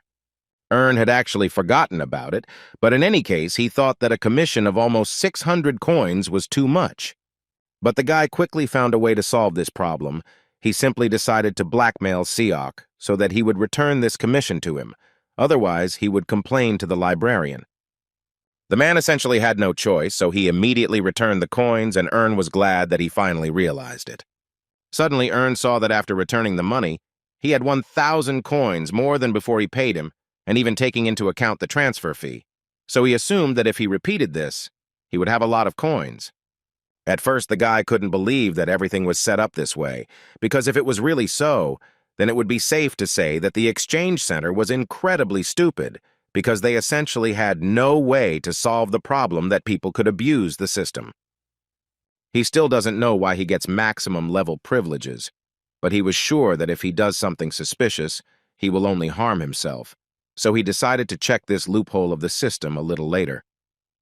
He returned to the conversation with the man to find out from him when he would return his 200 coins. After all, he gave this money as a deposit, so it would be quite logical to return them back. Seok no longer knew what to do because, in fact, he used all his money to obtain the chaos cultivation technique. He even had to bribe the guards and other employees. Earn could no longer stand it and began to literally threaten the man, saying that he should finally understand that he was not a fool, and if Seok continued to behave like this, then he would definitely earn himself even more problems. Seok realized that he probably had no chance of keeping even a little bit of money for himself, so he ended up throwing away 200 coins and asking the guy for forgiveness. And when they finally figured it out, Earn decided that since they could figure out the chaos cultivation technique, they could easily move on to the green technique and the 8-cloud dragon martial arts. As a result, when they came to an agreement and discussed new conditions, Earn received coins simply for talking to the man, and at such a rate, his trading rank dropped to the first level, and he essentially lost everything that he had earned during the entire time of trading. But the guy decided that this was too much, and he would be kind enough to the man, and he wanted Seok to just send him 215 coins. But the thing was that these were all the coins the man had, and he was a little surprised that the guy asked for exactly this amount. Seok was shocked for a while that the guy knew how much money he had in his account. It even scared him a little. Suddenly a thought came into his head. Only a person who has a VIP has such an ability, and if this is so, then this explains a lot. And as soon as he hinted at this, Earn immediately asked him to be quieter and not shout about it so much. But the only thing that didn't fit into Seok's head was the question, which was what the VIP was doing on this level, because he clearly shouldn't be here. And when he finally found out all this, he decided to ask the guy directly what he wanted in the end. Was it really to return some old debt? Earn smiled and said that the man had made a pretty good point when he said he was there to pay back an old debt, because that was essentially what he was. After which the smile disappeared from his face, and he noted that apparently Seok still did not understand the seriousness of the situation and what he had gotten himself into. He then reminded the man who he was and that he had to fulfill all the guy's requirements and criteria, otherwise he would be finished and no one would be able to help him with that. Seok himself understood this perfectly well. The only thing that interested him at the moment was what the guy still wanted from him, because he had no more money left. Every time the man said this phrase, Earn became even more angry, because he believed that the man should have stopped lying a long time ago, because the guy was more than sure that the man had created a good fortune for himself by deceiving people from the system. The man did not deny that he had a lot of money, but no matter how ashamed he was, he still eventually admitted that he spent it all on alcohol, betting and providing for his 2 wives, which sounded quite logical, but it still surprised Ern. However, almost immediately he realized that there was nothing to worry about, because it did not mean that all he had was coins. The man probably had a lot of martial arts hidden up his sleeve. Seok assumed that the guy meant books with martial arts techniques, so he immediately admitted that in fact he had quite a lot of them, and he could make a decent amount of money if he sold them all. Mentally, he understood that getting 1,000 coins from selling several of these books would definitely not be difficult for him. He felt a little ashamed to realize that he would have to get rid of them, but at least in the future, he would definitely be able to get most of them back. And he also knew that he didn't have to sell them all. He only needed to sell enough to last him a month. Suddenly, his thoughts were interrupted by Ern, who did not understand what books he was talking about at all. He meant, first of all, the martial arts themselves, which he had definitely managed to master during this time. Ern believed that internal energy, internal cultivation techniques, and body lightening techniques were all essentially a man's main weapons. So he thought it would be fairly fair to assume that he had learned a bunch of auxiliary techniques and sword techniques. And he told him all this so that the man would finally understand that the guy was essentially asking him to give him all these techniques and that this needed to be done as soon as possible, which shocked the man. This was clearly not just like that, because Seok, like no one else, understood that the guy was currently telling him that he essentially had to end his life here. Although Ern did not think that this was the same as dying, because he would still be able to continue to exist. Besides, he believed that he essentially had no choice, because on the one hand there was the librarian, who would definitely destroy him, and on the other hand, he could give up all the techniques but still continue to exist. The guy was always interested when he was told that those who live in the #1 system live and die with their martial arts, but he never had time to find out in his entire past life if this is true. And when the man finally passed on all his techniques to the guy, this one incident was enough for Ern to understand that, in fact, this was far from true. And when he finally did it, he realized that Seok had nothing valuable left except his life. But still, he didn't understand one thing: why Seok's techniques were so weak. Although he understood that if it were only about honed techniques, but looking at everything else, he sincerely didn't understand how the man couldn't level up in all this time. Seok couldn't stand such bullying anymore, so he started yelling at the guy and telling him that he didn't see anything wrong with it, and he also asked him to finally tell him what he really wants from him. After which he calmed down and began to cry. He asked Ern to finish this, because now he definitely has nothing left, and all his internal energy, all his money, all his martial arts, nothing more, and also his balance is minus due to numerous transaction fees. Although Ern believed that the man was clearly making a big deal out of it and that nothing bad had actually happened to him. After all, the guy knew very well that Seok was the type of person who would wriggle and deceive someone even in such a situation, so he decided to see how bad things really were for the man. And as soon as he opened his profile, he realized that Seok was not exaggerating at all, and he really had nothing left, which was both joyful for the guy and at the same time a little sad. So he decided that he would give the man a chance and leave him alone for now. In other words, he allowed him to just do what he had always done before. But Seok was not at all happy about this, because he clearly heard the word bye, and he, in turn, clearly remembered that Ern promised him that he would leave him alive. Ern noted that apparently the man had misunderstood him, and there had been a slight misunderstanding between them, because he had only told him that Seok should do as he said in order to continue living. The guy understood that this did not mean that he did not consider the option of destroying him, but having destroyed him once, that would be the end of it. And when he remembered his past life, he realized that he could not let him slip away so easily. There was a clear understanding in his head that revenge itself had meaning, what was put into it, but he really needed him to feel everything that Ern had to go through in his past life. In other words, he planned to do everything possible to make the man pray to be simply destroyed because his life would be as miserable as possible. And when he decided this, then right after that he told Seok that he would be in touch with him, So he asked him to make sure that he would check his mail regularly, and he also asked him not to forget that now his whole life is in Ern's hands. The man started yelling at the guy and asking him to stop and not do this, but Ern seemed not to hear him, and as soon as he finished speaking, he immediately interrupted their conversation. And as soon as they finished it, Ern literally flew with joy. He wanted to scream and cry at the same time because he was finally able to take revenge on the man. Everything went exactly according to plan, and now Seok-hyun is in his hands. And not only the man himself, all the martial arts techniques that he had dreamed about in his past life were now also in his possession, and they would all definitely be his. And when he finally did this, he was finally ready to study them in more detail. The first technique that Ern decided to master was called the Thousand Sages Footwork, which many say brings 1,000 different changes to the user. Ern felt every change, just as it was written in the description. However, using this technique, he clearly understood that fast running was not all that became available to him after he began to use this technique. He was capable of literally everything. At one point, it even seemed that he had learned to fly.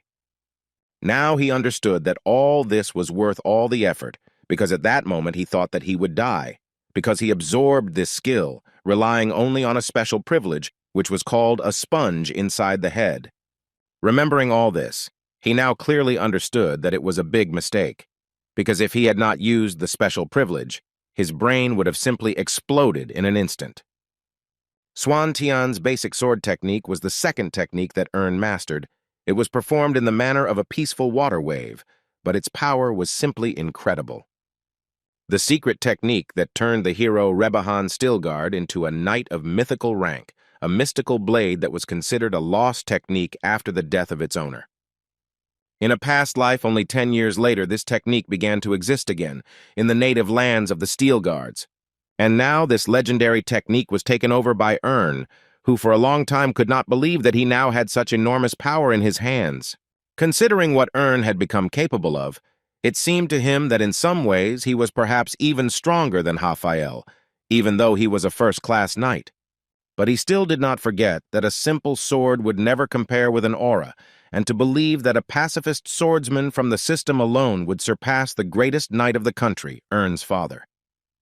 Now the guy understood why in his past life he considered him a low system and constantly ignored him, which is why the guy was always upset. But now that he had mastered this technique, he realized that in fact there was no need to be sad, because he was definitely better off because this sword was so trained. He continued to test one technique after another, and the next in line was the Heavenly Holy technique, which the guy immediately liked very much. Xiantian's sword technique. He was speechless here. He was just pleased that he was able to master this technique. Little by little, he began to master the 1,000-dimensional footwork technique, which over time became quite simple for him.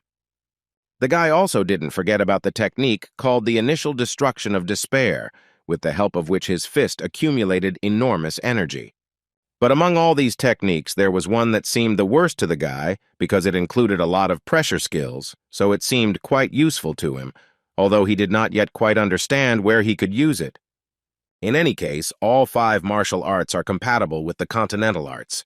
But suddenly he realized that he was only increasing his physical strength, and while he was doing this, he completely forgot about his mana, which, as it seemed to him, also needed to be increased. Besides, he still had the thought in his head that martial arts attracted too much attention, and he couldn't stand out too much right now. But at the same time, no one stopped him from using the cultivation of Dantian in this situation, or as it was popularly called, the mana heart, in order to become stronger. He understood that this was a rather complicated technique, and creating mana at his stage of development would be quite difficult, but he still decided to try to do it because he definitely had no other choice. Closing his eyes, he began to concentrate all his internal energy in his hand, and in this way he tried to recreate the flow of energy and create an aura, and as soon as he opened his eyes, he immediately noticed that he succeeded, and he did it quite well. At this point, he finished his training and returned home, thinking along the way that he had managed to do something that until today had seemed simply impossible. But now, He understood that the desire for revenge and hard work is an incredibly powerful combination that allows you to achieve great success in all aspects of life. Suddenly, his thoughts were interrupted by the butler, who immediately ran up to the guy as soon as he entered the palace. The man first of all told him that he had been looking for him all day. Ern did not understand the urgency, because he was just going for a walk, to which the man immediately replied that his father was looking for him and wanted to urgently talk to him about something. And if you believe the butler, the Lord has been looking for him for quite some time, so he asked the guy to go there immediately. Ern tensed up a little because he sincerely didn't understand what his father suddenly wanted from him, and especially so early in the morning. But he still decided to listen to the butler, so he went into his room to find out what his father wanted. And as soon as the boy crossed the threshold of his father's office, he immediately saw in front of him the warden, who was also there. This man's name was Kelloy. He was quite a useful person for their family because he watched over the island, and although he is not a knight, his sword control is quite good. And if we talk about Raphael being his father's right hand, then Kelloy was essentially the left one, who is constantly in the shadows and does some pretty dirty work. In his past life, Ern had not met this man many times, and it was quite difficult for him to understand what he was thinking, so coming to an agreement with him, in Ern's opinion, would be quite difficult. His father interrupted his thoughts when he decided to ask the boy where he had been and where he had been all morning. Had he really been busy training since early morning? Ern confirmed this information and added that he is giving it his all because he most of all does not want to disgrace the name of Stilgard. The father was very glad to hear this because he really liked this attitude. Ernu was of course pleased to hear this from his father, but at the moment he was only thinking about the fact that just looking at his father, his whole body tensed up, and this was apparently due to the fact that his father had a heroic rank. These thoughts made Ern remember the wall, which was called the Awakening Heroic, which in the guy's opinion he would never be able to overcome, because this wall was not easy. It crushed many knights into despair. Even though this was a barrier in the head of every knight, the guy was still very scared, because passing this level was not only difficult, it was almost impossible.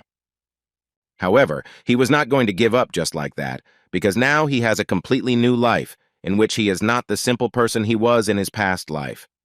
Suddenly, his thoughts were interrupted again by his father, who decided to ask the boy whether he was really doing what he needed to do, because it seemed to his father that the boy had other plans. Ern didn't quite understand what the man was talking about, so he had to add that, in his opinion, training from dawn seemed a little out of place. But the guy didn't quite agree with his father, because in his opinion there are many different paths, so he believed that it is not at all necessary to follow any one of them. You can always choose several and try to advance in each of them. The man did not deny that this was a good tactic, but still it was much more difficult than if the guy had chosen one well-established path. But before Ern could answer him, his father suddenly added that he never thought that one of his sons would have two wonderful talents at once, such as a sword and trade. It was immediately clear from the expression on Ern's face that he definitely didn't expect to hear something like that from his father. But what scared him most was that the man had apparently found out her secret, and now all his plans and work would be lost. The man, meanwhile, decided to continue their conversation and first ask Ern why he was hiding this talent. The boy thought for a bit and told his father that the nail could be sticking out of his pocket, but it would still be better not to show it to others. It would be better to hide it away. The man apparently expected such an answer, because he was not at all surprised by such words, after which he added that he had finished praising his son. Because now it's time to talk about the mistake the guy made.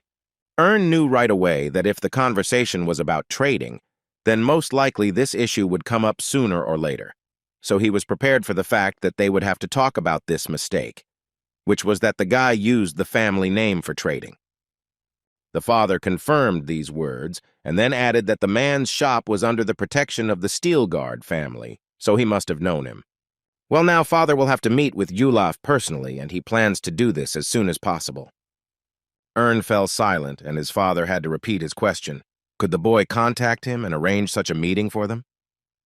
The boy panicked a little, but then realized that he would have to take care of this anyway before he left these lands.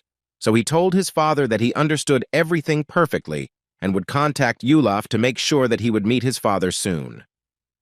The man was glad that they had resolved this issue. Now he would like to talk a little about the fact that Ern was leaving for the Night Academy in 3 days.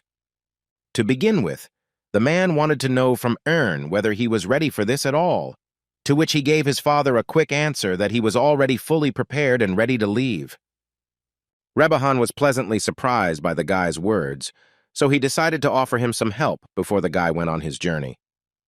Ern was waiting for this offer. In his mind, he was only thinking about the fact that his father could help him, although at the moment he couldn't tell him about it.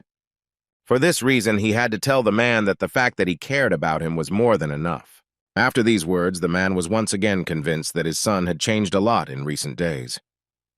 At this point, their conversation ended, and the guy left his father's office, after which he literally began to breathe in the hallway and try to come to his senses, because he still did not understand how his father managed to find out all this.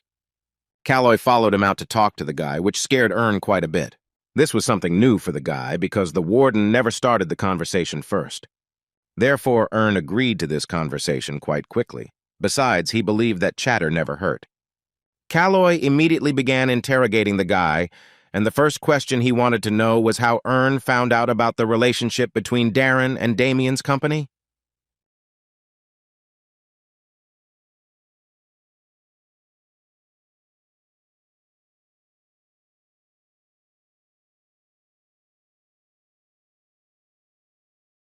The guy decided to answer him, but his answer was completely different from what Calloy expected to hear, because the guy started talking about how his father had surprised him a lot. At first, Calloy didn't understand anything, but when the guy added that he always thought that his father was not the kind of person who would allow his sister to play, Calloy immediately began to talk about how the Lord highly appreciated his sister's talent. Moreover, if we believe his words, then instead of warning and punishing, he allowed her to realize the consequences herself, although he was sure that she would not understand anything anyway. This was quite interesting to hear for Ern, because he had not thought that Darren could fall so low in Calloy's eyes. Meanwhile, his father's left hand continued to persuade the guy to tell him who from the company told him everything. Ern decided that he couldn't really show his cards yet, so he decided to say that this time he just guessed and got lucky. After which he added to Calloy that on Earth their size requires large clients. Traders will do everything to lure such, and he simply threw the bait, and his sister got caught, that's all the magic. Calloy couldn't even imagine that everything was so simple. It seemed to him that the guy had big connections, but it turned out that he was just lucky, and in fact he was not involved in anything like that. And when they talked about this, Ern suggested that they end their dialogue here, because he was in a bit of a hurry, because he needed to organize a meeting with Julaf. After this, Calloy had no more questions, and the guy began to leave, thinking that this was starting to irritate him quite a lot, but he was glad that it would end very soon. The only thoughts in his head were that there was something he had to do before leaving for the academy, something he had to do for the Steel Guards, something dangerous, and he was not at all sure that he could do it. But on the other hand, he understood perfectly well that he would never know about it until he did it. He came into the room and immediately began to evaluate the new market, where the prices were incredibly high, because even the average price of a first-class knight was significantly lower than some artifacts. But he realized that one must understand that what an ordinary martial arts user can obtain by training for a whole year, using only basic cultivation techniques, no one can obtain in ordinary life. It has been a long time since the people of the system once settled on this meaning, and so the guy was quite interested to know what the meaning of the year of internal cultivation is now. Ern couldn't just say it was expensive, but he could have bought it cheaper if he had looked a little on the affiliate market. He immediately began searching for where he could buy a year of internal cultivation and set the price at no more than 300 coins. So, he was able to find Huan Yan quite quickly, who offered the lowest price, and in her profile, there was a description that her husband, like a rabbit, and children, like foxes, were starving, and she wanted to save them by selling her service. So the price was an order of magnitude lower, 250 coins per year, so Ern decided to buy. Ern knew that considering the price, it would be better to buy potions or fermented cultivation and just consume them. But unfortunately, he didn't have time for that. That's why he bought this product, which needed to be consumed. So the guy took a comfortable position for himself and began to concentrate only on this. After a few minutes of such meditation, he was still able to release so much energy that it was enough for him to absorb this object. And in this way, he was able to skip 60 years of internal cultivation. It was great for him because in system number 1 it means almost nothing, but in real life he pumped up his skills quite a lot. And now that he was able to do this, a direct path to system number 2 opened up for him, but at the same time the guy still thought that it was practically impossible for him. There were too many difficult requirements, and although he had managed to reach this level in his past life, it was only due to luck. And up until that point, he had planned to sell all his martial arts and stop trading. But now he realized that he simply couldn't do it. In his past life, he could not even dream of spiritual status, but in this life, he can achieve other statuses, because already at such a young age, he has surpassed his past self. But he decided to think about this later, because first, it would be nice for him to get another item that he definitely saw in the partner store. And this object was the yin and yang beetles, which looked very bad in appearance and certainly did not attract attention. But before using them, Ern decided to take a closer look at them and read the information, which said that this pair of parasites are very compatible with each other, thanks to which you can easily control your victim. To begin with, Ern decided to find out more in order to do everything correctly in the future, and for this he created a chat with a bloody and respected demon. The guy hinted that he wanted to talk about an object called the yin and yang beetles, but before he could finish speaking, the demon interrupted him and said that it was far from an object. It was an organism. Ern was sure that these creatures were put in the same category as objects, so he said so, but did not say anything to the demon and simply apologized for his mistake. After which he said that he wanted to learn a little better about how this organism could be used, since the description did not describe everything well enough. Hearing this question, the demon immediately understood that the guy was from system number 1, but still began to tell him that the word beetle, which stands before the name, is in fact a symbol of loneliness, and such creatures live inside people and cause special symptoms, and especially this couple. After which the demon began to talk some nonsense and ask the guy strange questions, which made Ern a little upset because the guy was hoping that he would be able to find out more information, but apparently that won't happen. And at that moment, his thoughts were interrupted by a demon who began to laugh even more and simultaneously talk about how Ern had already swallowed these parasites. The demon began to describe the worst symptoms, that the guy's heart would soon begin to sink. Over time, he would lose hope and would desperately think that his end had come. According to the demon, if you use these beetles, you can easily turn an honest and rich person into a deceitful and poor one, and even people thirsty for revenge instantly turn into cattle. Ern listened to all this, but mentally thought that the demon was some kind of incredible madman. So the boy decided to use the eye of insight, and saw that it was an evil god of cruelty who had cast aside humanity, a devil with the face of a man who had turned from a man into a devil. But on the other hand, the guy understood that this made this demon even more reliable. The demon, meanwhile, continued to tell the guy about the peculiarities of using these parasites, and according to him, he would definitely not recommend using them on his mistress or family members, although this will avoid side effects. But in any case, there is no way to avoid side effects. He also said that people often come to him and want to know how to remove these effects, especially those guys who came to conquer a girl.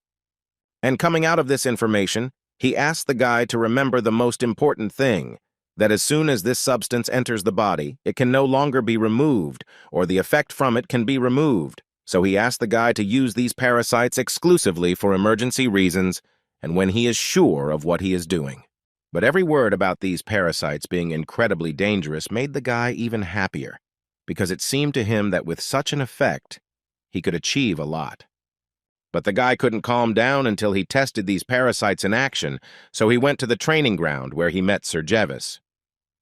The man had just finished his training at that moment, so he was completely ready to talk to Ern. He also decided to tell the younger prince that Captain Raphael's training was serious enough that the knights would fall from fatigue. Ern was glad to hear this, but he also couldn't help but notice that Sir Havis was still on his feet, as one would expect from a knightly warrior. Sir Jevis was very glad to hear such words, for he was really pleased. And as soon as the knight thanked the guy, Ern decided to offer him a drink of water because he understood that after such training, he was definitely tired. The prince understood that he could not refuse, so he took this glass, although mentally he tried to understand why the prince gave it to him, because they had never even spoken, and he was so kind to him. But on the other hand, he didn't forget that the guy was the son of a lord, so it would be pretty good if he was on his side. Although then he looked at what was inside the glass and realized that it was far from water. The knight didn't understand even more why the guy even gave him something like that to drink, and whether it was even possible to drink it. He was almost certain that after he drank this, he would feel very bad. Meanwhile, Ern continued to look at him with such a look, as if he was putting pressure on him, and wanted the man to drink this drink quickly, because of which the knight simply could not refuse while he was looking like that. So he decided to drink anyway, because deep down, he was sure that the guy simply couldn't give him something bad to drink. But when he took a few sips, he immediately felt that it was simply disgusting. This drink was incredibly vile, and it was almost impossible to drink. Ern smiled and then wanted to ask the knight how he liked the taste of this cocktail, because he actually prepared it especially for him. The knight understood that he definitely couldn't tell the truth, so he decided to answer the guy that after this cocktail he began to feel much better, and it was definitely good for his body. Ern was glad that the knight liked it, but he still wanted to make sure that the knight finished it all, and to do this he needed to take the glass from him. And as soon as he took it in his hands, he immediately noticed that the glass was completely empty, which could not but please him, because he understood that since the knight did this, the parasites were definitely inside him. The knight, meanwhile, continued to thank Ern for taking such good care of him. Ern smiled and said that since the knight was so grateful to him, he would like to ask him for one favor, because, as is well known, it is better for people to return good with good. The knight was happy to fulfill any request the guy made, and in his mind he continued to think that the guy could thus not force him to drink this drink. Ern immediately told Havis that for this, they would need to step aside so that the guy could ask him about what interested him so much. Havis was very surprised that the guy took him there to ask the knight to help him create an aura. The knight understood that it was difficult for the guy at the moment, but he immediately assured him that if he followed the instructions, he would definitely be able to create it. Ern didn't argue with him, but he really wanted Havis to show him his aura, because he really wanted to see it. And when the boy asked the knight about it, the man finally realized why Ern had given him that thing to drink, and in fact, he thought it was quite nice. Havis usually doesn't show his aura to anyone, but this is a prince, and he understood that he essentially has no other choice and is literally forced to show it, so he had to agree. He asked Ern to take a few steps back, and then concentrated and cast an aura on his sword, which at first glance was quite strong. Ern immediately noticed this and was not surprised because he did not expect anything else from the royal knight. He looked closely at this sword and immediately noticed the quality of its color and the density of its aura, which was incomparable to his older brother. However, he doesn't need to worry about an aura of this level, and according to his feelings, everything is going even better than he could have expected. Immediately after this, he complimented Havis, saying that the knight was simply incredible. Havis was flattered by such words because he considered himself to be nothing compared to the count and the captain. He also wanted to tell Ern that there were actually many other aura users, and so he wanted to ask the guy why he chose him, to which Ern answered him quite simply, saying that he was simply the youngest, and that interested him. Then the guy started talking about how if the knight did everything right, then he was probably able to master the aura in about 4 years, and even if he got it earlier than the others at 20, then not even 10 years had passed.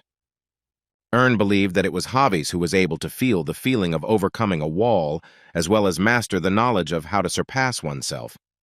Now Havis understood why the young prince had chosen him, but he was still surprised that the boy had invited him to such a place, because he believed that he should not be ashamed of his passion for the aura.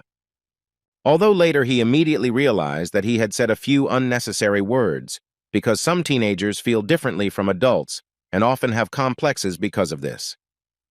But suddenly his thoughts were interrupted by Ern, who began to clap for Knight Havis and tell the man that he could see from his face that the man finally understood him. Although Havis actually didn't understand anything at all, and more importantly, it seemed to him that the young prince had suddenly changed and seemed to have become a different person. Looking into Ern's eyes, he immediately noticed that the atmosphere around him had changed greatly, because his calmness had disappeared, and the guy began to behave completely differently. Ern suddenly started talking about how all this was complete nonsense, about how Havis had overcome some kind of wall, about how it was very difficult for him to do this. And he also believed that the knight would have a hard time when everyone found out about this. Havis really didn't understand the guy and what he was talking about, so Ern told him straight out that at the moment, he was telling him about his personality. And then I suddenly decided to ask Havis how he likes the weather in the south. And then Havis realized that he had been exposed and the guy knew that he was Mr. Imperial Spy. But like a true professional, he tried not to show that he had been found out. So he tried to tell Ern that all this was too much and that he was definitely wrong. Ern didn't really understand why everyone behaved like that when they were under pressure. The guy had already spoken to him as directly as possible about the fact that he hadn't just called a novice knight along for no reason so that he could show him his aura. He wasn't some kind of maniac. Well, when Ern named Havis's real name, which was Harvest Oracle, it dawned on the knight that his mission had failed. The guy saw from the man's face that he had not expected anything like this, so he repeated to him once again that, as he had said, it would be very bad when everyone found out about this, so he had specially brought him to a quiet place. Harvest realized that perhaps this was a trap or a ruse that was created so that he would confess himself. So he started asking the prince to stop saying such things, because even he has a sense of pride, and besides, if he had evidence, they would hardly be standing here. Harvest was almost certain that the boy would have told the count or the captain about it, and then they would definitely have dealt with it. Ern did not react to his words and simply asked the man to admit that he was a spy. Harvest immediately answered him that this was far from true, and he was only trying to explain that the guy was lucky that he was not a spy, and as an argument, he wanted to assure Ern that he would not have left this forest if he really were a spy. The guy, of course, took this as a threat from Harvest. But the knight immediately denied this information and told the guy that this was not entirely true, because in fact, according to him, he was simply saying that the guy was careless when he thought out this plan. Ern didn't argue with him, but still decided to point out that the only thing was that he was the only one who knew who Harvest really was. Besides, since they are here together, the knight can easily destroy him and thus leave no more witnesses who know his secret. At that moment, Harvest had absolutely no idea what Ern was thinking. Was the guy really that stupid, or was this all part of his plan, and he was just trying to lure him into another trap? But on the other hand, no matter what, he understood that there was no need to worry about it, because Ern knew his name, and that was more than enough to destroy the guy. So he immediately jumped up and ran to attack Ern. But as soon as he swung his sword, and it seemed that this story would end, Ern literally evaporated and disappeared from his place. Harvest immediately began to look around and try to find the guy because he was sure that this attack would be successful and he would definitely destroy the guy. But as soon as he realized what was going on, the guy was already behind him and was already attacking him, which was quite unexpected, but Harvest still managed to block this attack. And when he looked at Ern again, he saw that he had a sword in his hands, around which there was definitely an aura. But these were not all the surprises, because when the knight looked at his sword, he realized that only a small piece of it remained. Ern interrupted his thoughts to point out that Harvest was not the best spy. Not only had he turned his back, but he had also attacked when there was real evidence against him. Harvest never cared about the youngest son of the Steelgrads, so he couldn't even guess that this guy would be so problematic, and even after they found out about his hidden talent, everyone still thought that he was a weakling, because the island was actually full of geniuses and talents. But when he saw that Ern had an aura at the age of 16, he realized that his opponent was much stronger, and he would hardly be able to defeat him so easily. Harvest understood perfectly well that if the guy was able to awaken his aura so early, then this meant only one thing, that the blood of Rebahan and Rebadon could awaken in him, and if this is really the case, then defeating this guy would be incredibly difficult, if at all possible. The only thing he was sure of was that now was not the best time to settle the situation. After all, at this moment his life is at stake, which he must save by any means necessary, and since he no longer has a sword, he suggested that Earn have a fist fight. The guy agreed to this proposal too quickly, which couldn't help but embarrass Harvest. But he was glad that the guy threw away the sword, and with it his terrifying aura disappeared. And now, when he went into battle against Earn, he was almost certain that he would be able to defeat this impudent fellow and thus keep his secret a secret. But after their collision, only Earn remained on the battlefield, who simply stood with his fist outstretched, and behind him was a long trace that remained after his blow. The guy himself was quite surprised, because he didn't think that there would be such a huge power inside him. After Earn's blow, Harvest began to spit blood and felt incredibly weak inside. And there was complete confusion in his head, because he could not understand how this was even possible and how the guy managed to hide such power for so long. Earn began to approach him closer, and along the way told him that he didn't even think that he would receive internal injuries. He was even interested to know if Harvest's mana heart was okay. He would also like to ask Harvest not to resist, because in this way he would only further delay his inevitable end. Besides, this time, he could promise the guy that he would not get off so easily. Harvest, like no one else, understood that Earn was definitely not joking, and that he was definitely serious about what he was saying. After all, looking at the guy, he had only one thought in his head, that they simply had a colossal difference in strength. So he decided to give in and finally ask Earn who the puppy was who dared to tell him who Harvest really was.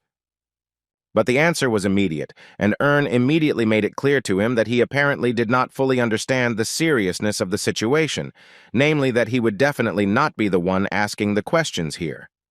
After these words, Earn began to tell the guy about something that had always been interesting to him. This island is known only for the fact that it is the land of Rebahan, who stopped the Empire, and it is neither a research center nor a strategic point. So it was surprising for him to realize that the information department had so much free time. And now that he has the right person in front of him, he would like to find out from him what they want to achieve by sending spies to the Steel Guards.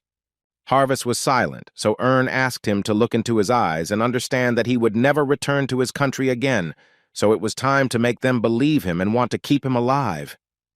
In his mind, Earn was thinking that Harvest had all the skills of a spy, and he was also a knight with an S-class aura, and the fact that they sent someone like that could only mean that they were incredibly worried about the Steel Guards. So he continued to prove to Harvest that he had better start telling about everything, otherwise it would be very difficult for him in the future. Moreover, in his opinion, Harvest is nothing more than a replaceable tool that can be easily removed, and the Emperor will not even notice its disappearance. Harvest still thought differently, and apparently was going to continue fighting, which made Earn laugh, because he thought exactly the opposite, since every such word only made Harvest worse. But Harvest didn't give a damn about all his words, and he immediately wanted to tell Earn that he could do whatever he wanted with him, tear off his legs, limbs, in general do whatever he wanted, and he still wouldn't tell him anything. Earn became even funnier from this, at least from the fact that he is not a savage at all, and he definitely did not intend to do something like that. Besides, he knows better than anyone that torturing an untrained spy is a waste of time. Besides, he had a much more effective and better way, in which he could do without violence. Harvest didn't understand what was actually in this small jar. He could only assume that it was a small larva. Earn sighed and told Harvest that he was far from the right answer. According to him, it was yin-yang beetles, and he would have lost his temper if he had heard that. But if we talk in more detail, then according to Earn, in his hands was a beetle named Yin, and the one that Harvest ate was called Yan. At first, the knight did not understand what Earn was talking about, but when the guy reminded him of the very drink that the knight drank without any regrets, that was where the parasite was. He immediately began trying to spit it out and did it in rather strange ways, so Earn had to ask him to calm down, because it was too late to change anything anyway. The parasite was already inside him anyway. Moreover, it seemed to Earn that during this time he had already managed to get into his head and thoroughly settle in there. Harvest was very angry, but he restrained himself from starting to yell at Earn, and for now he just wanted to know what all this meant. Ern knew that nothing could help this guy, so he started telling him that the yin and yang bugs share feelings, and of course, pain is on that list, which means that they can worry about each other. Therefore, it was quite logical to assume that if Yin died, then the Yar would lose the will to live and begin to devour his brain, then he would also die, and along with him, the owner of the brain. Harvest immediately raised his head and began to tell Ern that he was not so stupid as to believe this nonsense. Besides, he had never even heard of such creatures. Ern didn't try to prove anything to him, because he believed that it was better to feel something once than to explain it hundreds of times. He took out a small needle and poked it into the parasite that was sitting in his jar. And as soon as he did this, Harvest immediately felt incredibly strong pain, which was simply impossible to bear, so he began to scream. At that moment, Ern remembered the words of the demon, who told him that the yang beetle was more painful than the yin, but the owner of the brain would be the one who would suffer the most. So he decided to tell the guy a few tricks so that the owner would not die too quickly and cause problems because of it. First of all, he advised the guy to lightly poke the parasite in the jar. Then the owner would feel pain, as if he had been pierced by countless spears. Next, the best thing, according to him, would be to throw the victim into cold water. Then it will feel as if his body is frozen, because of which he will not even be able to breathe, and they say that this is worse than being tortured naked on a snowy mountain. The third piece of advice that the demon shared was that he suggested that Ern place his victim next to the fire, because then it would feel as if he had been thrown into a pit of hellfire. Moreover, according to him, these feelings will be so acute that they will be able to feel their flesh burning, but all this will be their imagination.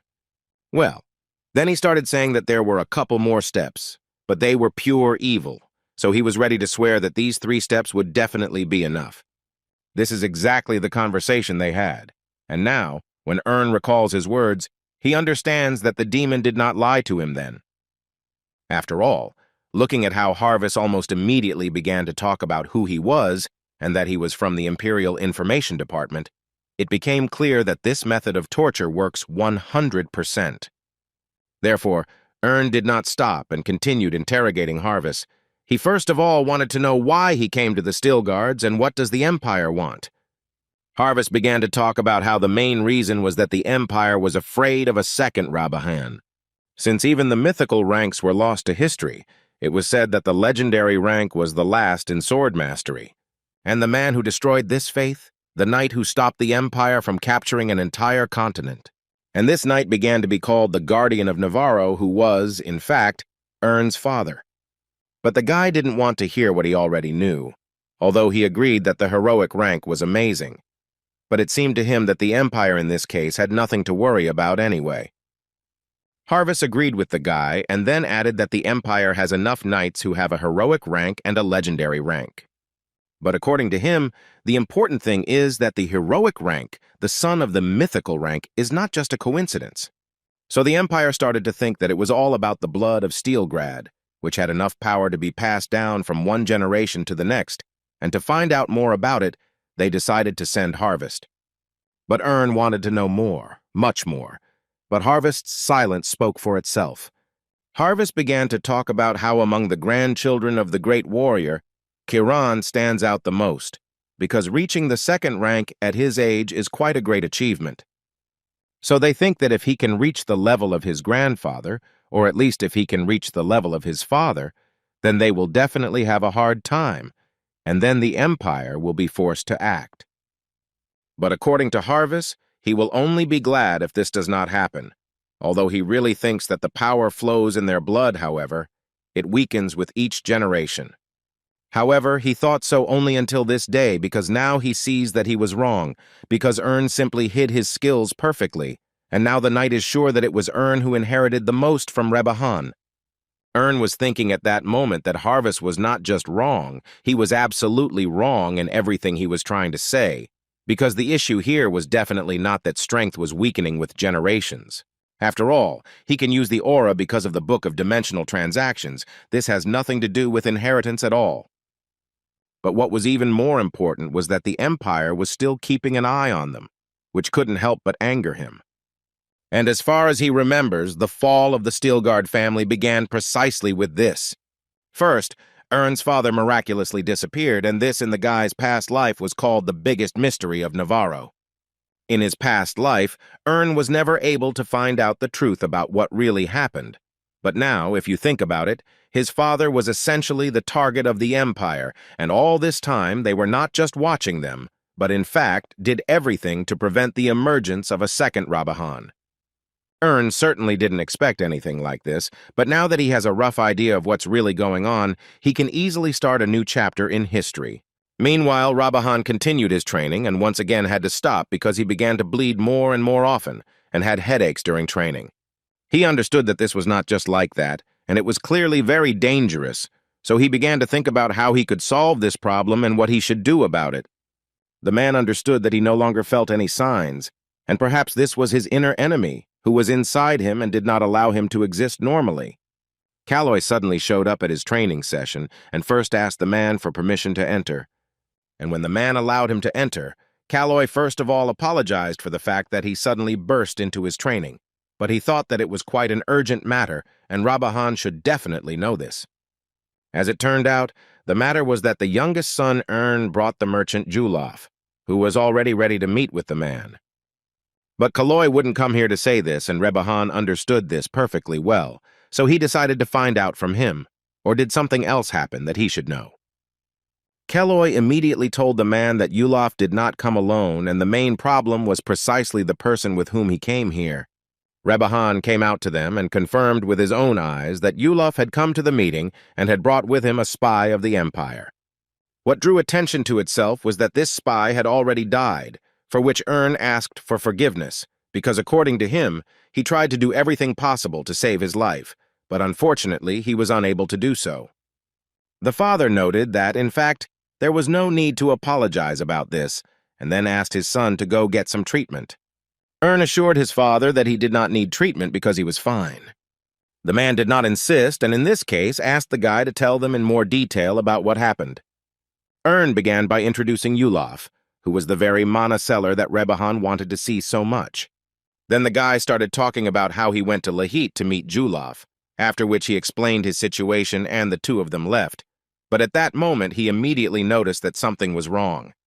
According to Ern, he immediately found it strange that a certain man was following a merchant, so he decided to lure the spy to a quiet place to ask him who he really was. And then, according to Ern, the spy pulled out a sword and began to attack him, but fortunately his skills were enough to stop him. For Ern's father, this story was rather dubious, so he wanted to hear from his son how he was able to determine so accurately that this man was really a spy. Ern was prepared for this question, so immediately after it, he took out a small letter, which he asked to be given to his father. He read the letter carefully and then gave his answer, which was that he believed his son that Jabs was a spy. The eldest son, Kiran, immediately shouted out, because all this made him very angry, and he was the first one who wanted to know what was written in that letter. Rabahan's answer was quite unexpected. He replied that he actually didn't know, because there was some strange code inside. The Imperial Information Department often does this, and he saw it a couple of times with his own eyes, so he believed Ern.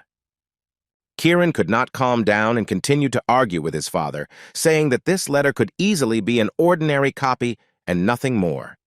But just one look from his father and the words that he apparently didn't want this to be sent to the Empire made the guy shut up and just listen attentively.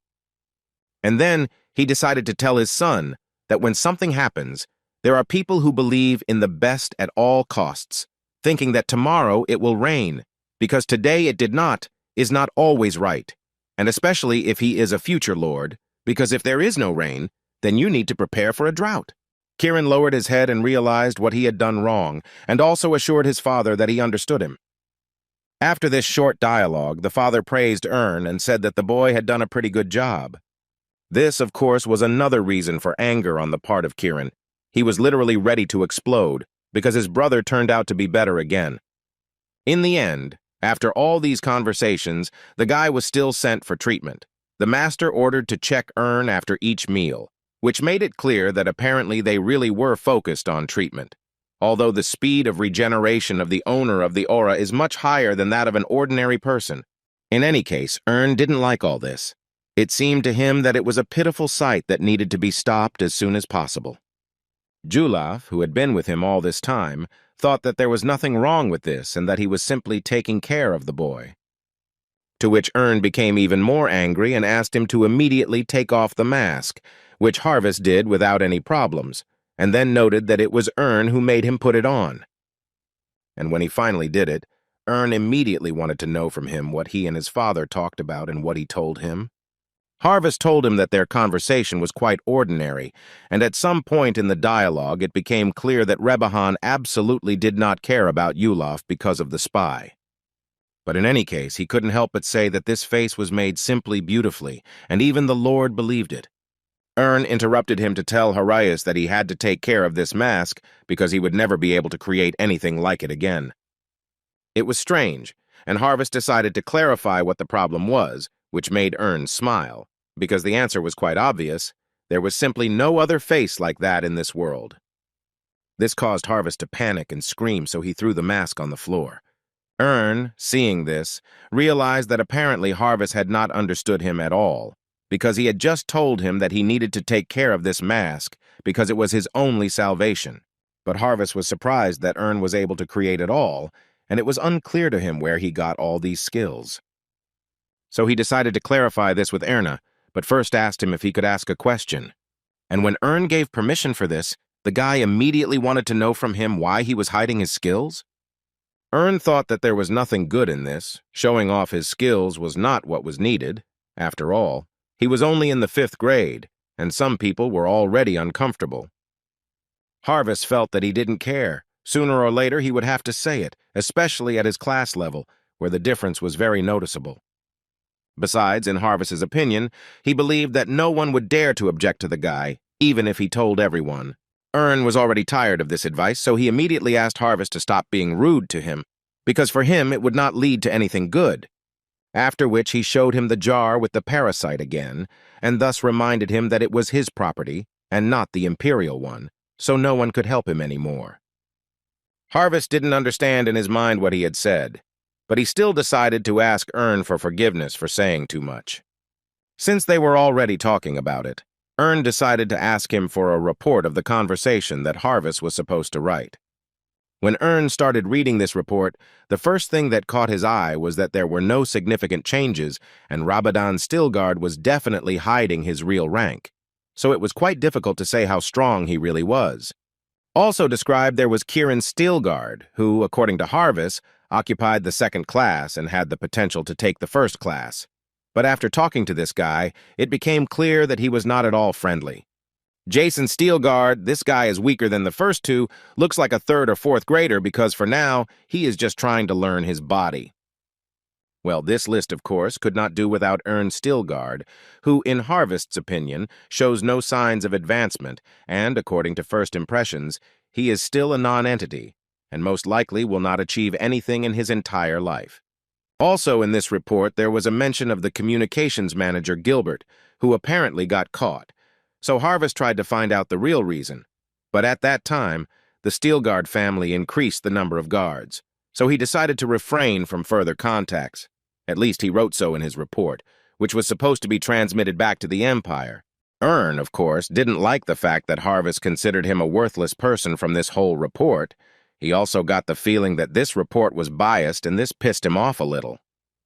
Harvest immediately began to justify himself and say that he in no way thought that way. But according to Ern, when the guy starts apologizing, he arouses even more suspicions towards himself. Harvest was almost crying because of this. It seemed to him that with each such conversation, Ern was starting to play with him more and more. But as it turned out, Ern just wanted to explain to the guy that his job was to hide a lie inside the truth, and if you were too straightforward, you could easily get caught in a lie. Harvest knew what Ern was talking about, so he assured him that he would definitely correct it, and in the report, he would write that Ern was approximately 6th or 7th grade. Ern was glad to hear this, but he was more concerned about how Harvest was going to contact them without a communications manager. Harvest assured the guy that it really wasn't that big of a problem because he knew an agent in Acadio. Ern didn't expect to hear something like that, but when he thought about it, he realized that it was actually quite good and apparently they would soon have a short trip. At this point, he decided to end their dialogue and allowed Harvest to leave, but at the same time reminded the spy that he must do everything possible to avoid being caught. After Harvest left, Earn immediately thought about how this guy would be a great double agent, because thanks to this guy, he would be able to keep an eye on the Empire, and later, in this way, he would be able to find out their plans. On the other hand, he clearly understood that if this guy started working with the Empire again, he would be able to destroy him without any problems with the help of the parasite that was still sitting in his head, so this risk should be justified in any case. Suddenly his thoughts were interrupted by Rabadan, who entered the room to ask how Earn was feeling. From the guy's expression and reaction, it was immediately clear that he definitely did not expect to see his father here. He immediately began to get out of bed, although his father allowed him not to do so. After all, he came here solely to find out how the guy was feeling. Earn assured his father with a smile that he was actually feeling just fine, and that it was all thanks to his care, because it was on his orders that the doctors had given him potions, so that now he was feeling much better. The man was very pleased to hear this, because he was already thinking that they would have to postpone the trip, although Earn immediately assured him that there was no need for this and that he was really fine. After these words, the father lowered his gaze and said that if that was the case, then he would go anyway. Earn immediately noticed that his father seemed upset about this and seemed to want to hear that something was wrong with the guy, so that he could at least postpone this trip for a little while. And when these thoughts appeared in his head, he also wondered if his father had come to his room in his past life. But he quickly managed to answer this question because, in fact, they had not had personal conversations like this. And now, when his father stands in front of him and they talk like this, it was incredibly difficult for the guy to get used to it. However, this was only the beginning, because then the boy's father sat down next to him, and the boy had the feeling that he hadn't done anything wrong, but he still felt like he was guilty of something. He just sat and waited for his father to tell him something because he simply didn't know what to do in such a situation. Rabadan broke the awkward silence that had arisen between them when he began to tell them what they had found, where the spy had stayed, and according to him, they had been searching all night, so it had taken longer than they could have expected. According to the man, he was disguised as a merchant from Lahith, so the man believed that given all this, they needed to urgently increase the number of guards and make sure that there were no more spies. These words could not help but please the boy, because in this way he understood that his father no longer thought that they were completely safe, and was now more than sure that the Empire was targeting the Steel Guards. Moreover, the man was grateful to Earn for the fact that he was the one thanks to whom they were able to identify the spy.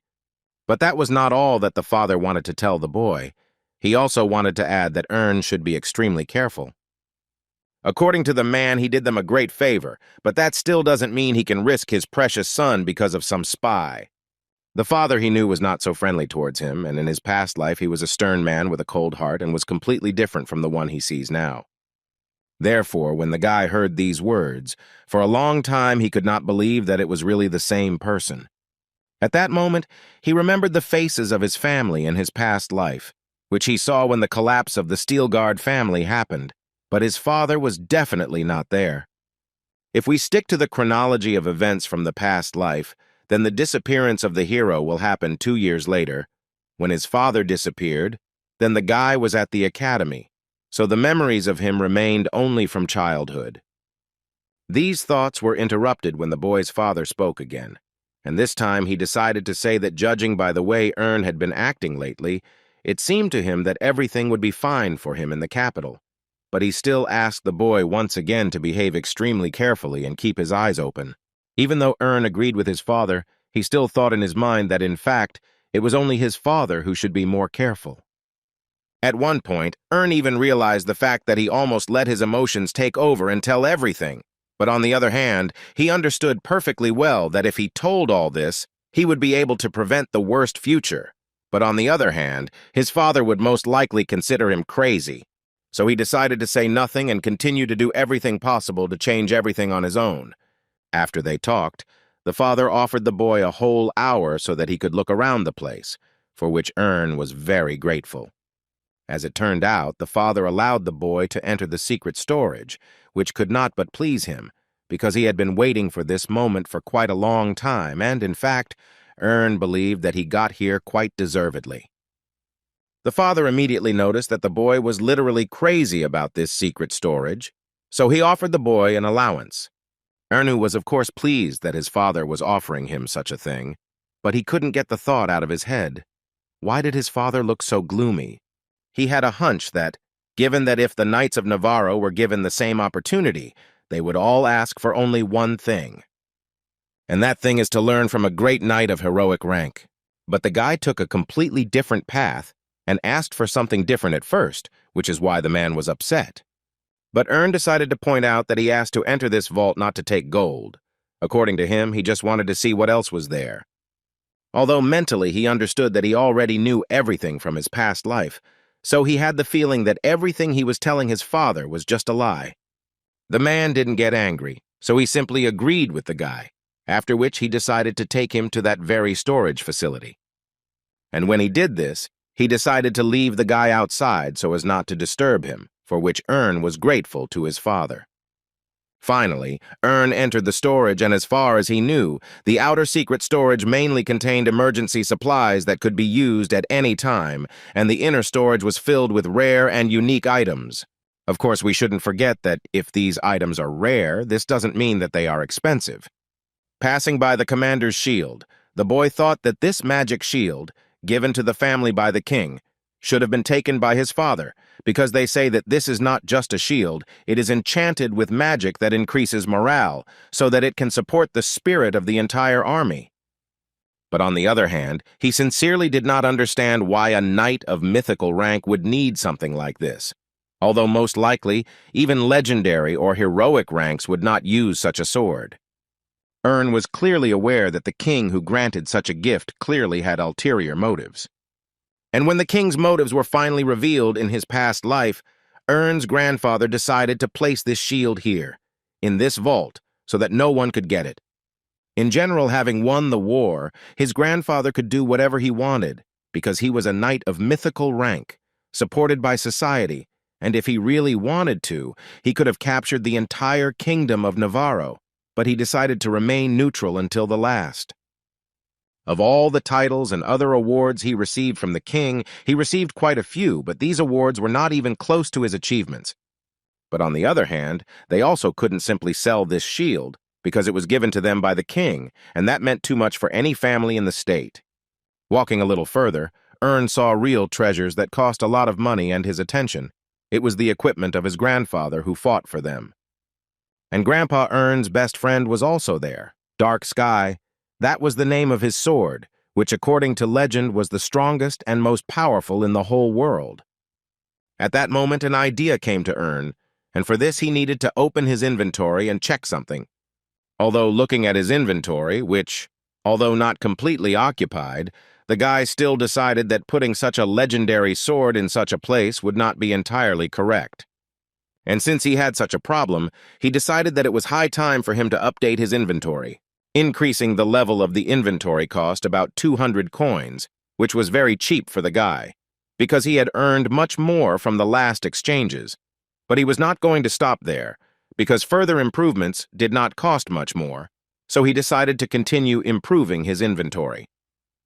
But at one point he stopped, because the system notified him that increasing the inventory to the 4th level costs 1,200 coins, which seemed too expensive to earn. Even though he had so many coins, he still decided that there was no point in spending so many coins on this upgrade, and decided to stay at the 3rd level of the inventory for now. Thus, his inventory began to contain up to 4,000 units. Around it was made of old wood, and there was also a floor which, although not entirely presentable, was clearly much better than it was before.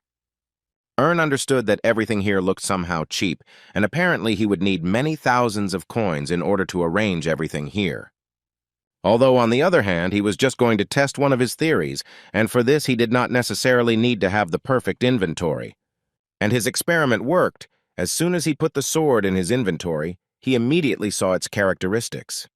Now Ern knew that this sword was different from the swords of this system, although it was not surprising because his grandfather was good at martial arts, so he assumed that his equipment would be from the #1 system. And since this sword has characteristics, it could only mean that his grandfather was originally involved in spatial trade.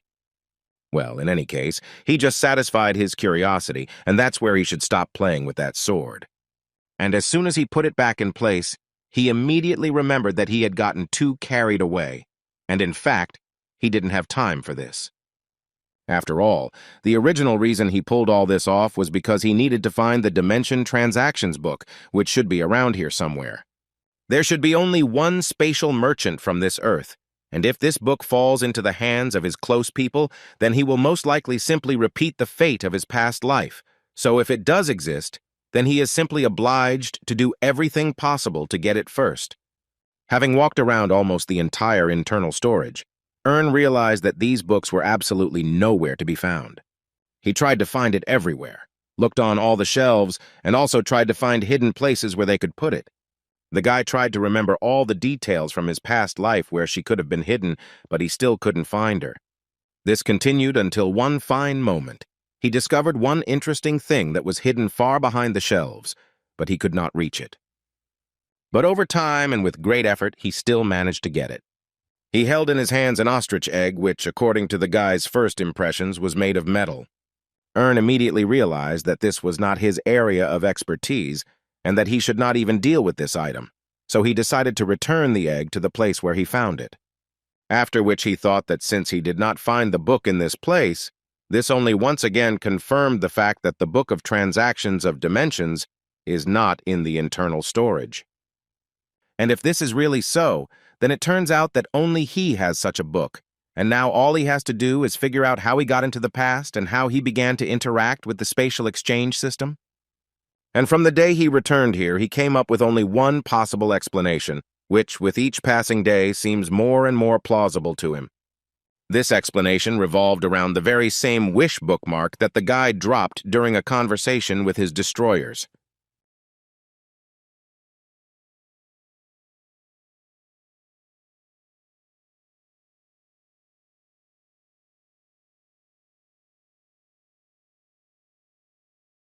However, he also understood perfectly well that the bookmark, in its essence, gives only one desire, and in the guy's head, nothing works out. No matter how hard he tried, he couldn't figure out how this could have happened, and besides, the only thing that mattered to him at that moment was that there was no other book, and he finally had nothing to worry about. Although he was worried deep down that it would have been pretty bad if he had left her here unknowingly, but now, instead of her, he would be able to take something else. He began to walk around this treasury and think about what he could take from here, constantly remembering the words of his father, who assured the guy that he had no limit and he could take whatever he wanted. So at some point he approached something in the dark sky and thought about taking it. But these thoughts quickly left his head, because he understood that this was too much, and he definitely shouldn't take such an object into his hands. In addition, this storage contained an incredibly huge number of different items that previously seemed so cool to the guy, but now he doesn't need them even for free. After another lap around the vault, he noticed his grandfather's notes, which seemed like a good option to choose as an item. And as soon as he reached for this book, he suddenly felt something hit his leg. It was the same metal egg that the guy had put back, and when it reappeared in front of him, it looked pretty weird because it didn't look like the egg had legs at all. Looking at this object, he began to understand that it was in an internal storage, his grandfather's personal storage, in which anything could happen, which meant that he simply could not ignore such signs. After thinking for a bit, Ern decided that he needed to take this egg and put it in his inventory to conduct a similar check that he did with the sword. But this time, the success was not the same as with the sword, because there was no information about this item. However, this does not mean that this information does not exist, because according to Ern, if most of the basic information is missing, then this could mean that it could be at a higher level. But in any case, in his opinion, this ball did not just roll out and catch his eye again, so Ern decided that he urgently needed to deal with it. And first he decided to activate the Eye of Providence, which was supposed to allow him to do this. Ern remembers the day from his past when he went to the academy very well, and he remembers that day so vividly because all the people who saw him off said that it was only good that Ern was leaving, because they considered him a burden to the whole family. It was more like a celebration than a departure and farewell, because everyone had only smiles on their faces. But now, he has a completely different life, and therefore going to the academy looked completely different. Now people were sad, because Ern became the only hope of the Steel Guards. Even his sister came out to see him as he was leaving, wanting to say goodbye to him, since the next time they would see each other would most likely be in 4 years. Ern assured her that in reality it only sounded like that, because he would often come home during the holidays and they would still see each other. She understood all this, but she still felt very sad, so she decided to ask him to write to her when he arrived at the academy. She also wanted him to remember that when he travels to foreign islands, his health should be his top priority. In other words, she asked him to eat well, not forget to exercise and find friends. She was sure that her brother would be fine, but she still couldn't help but worry, and most likely it was because he was just her younger brother. But she didn't finish there. She asked Ern to give her hand, and then handed him a small bag. She asked him not to open it right away, because it was a small gift for him. Although Ernu was pleased, he still decided to ask her why he needed money at the academy at all. The girl didn't really know, but according to her, she heard that they could be useful to him, so she decided to give the guy some anyway.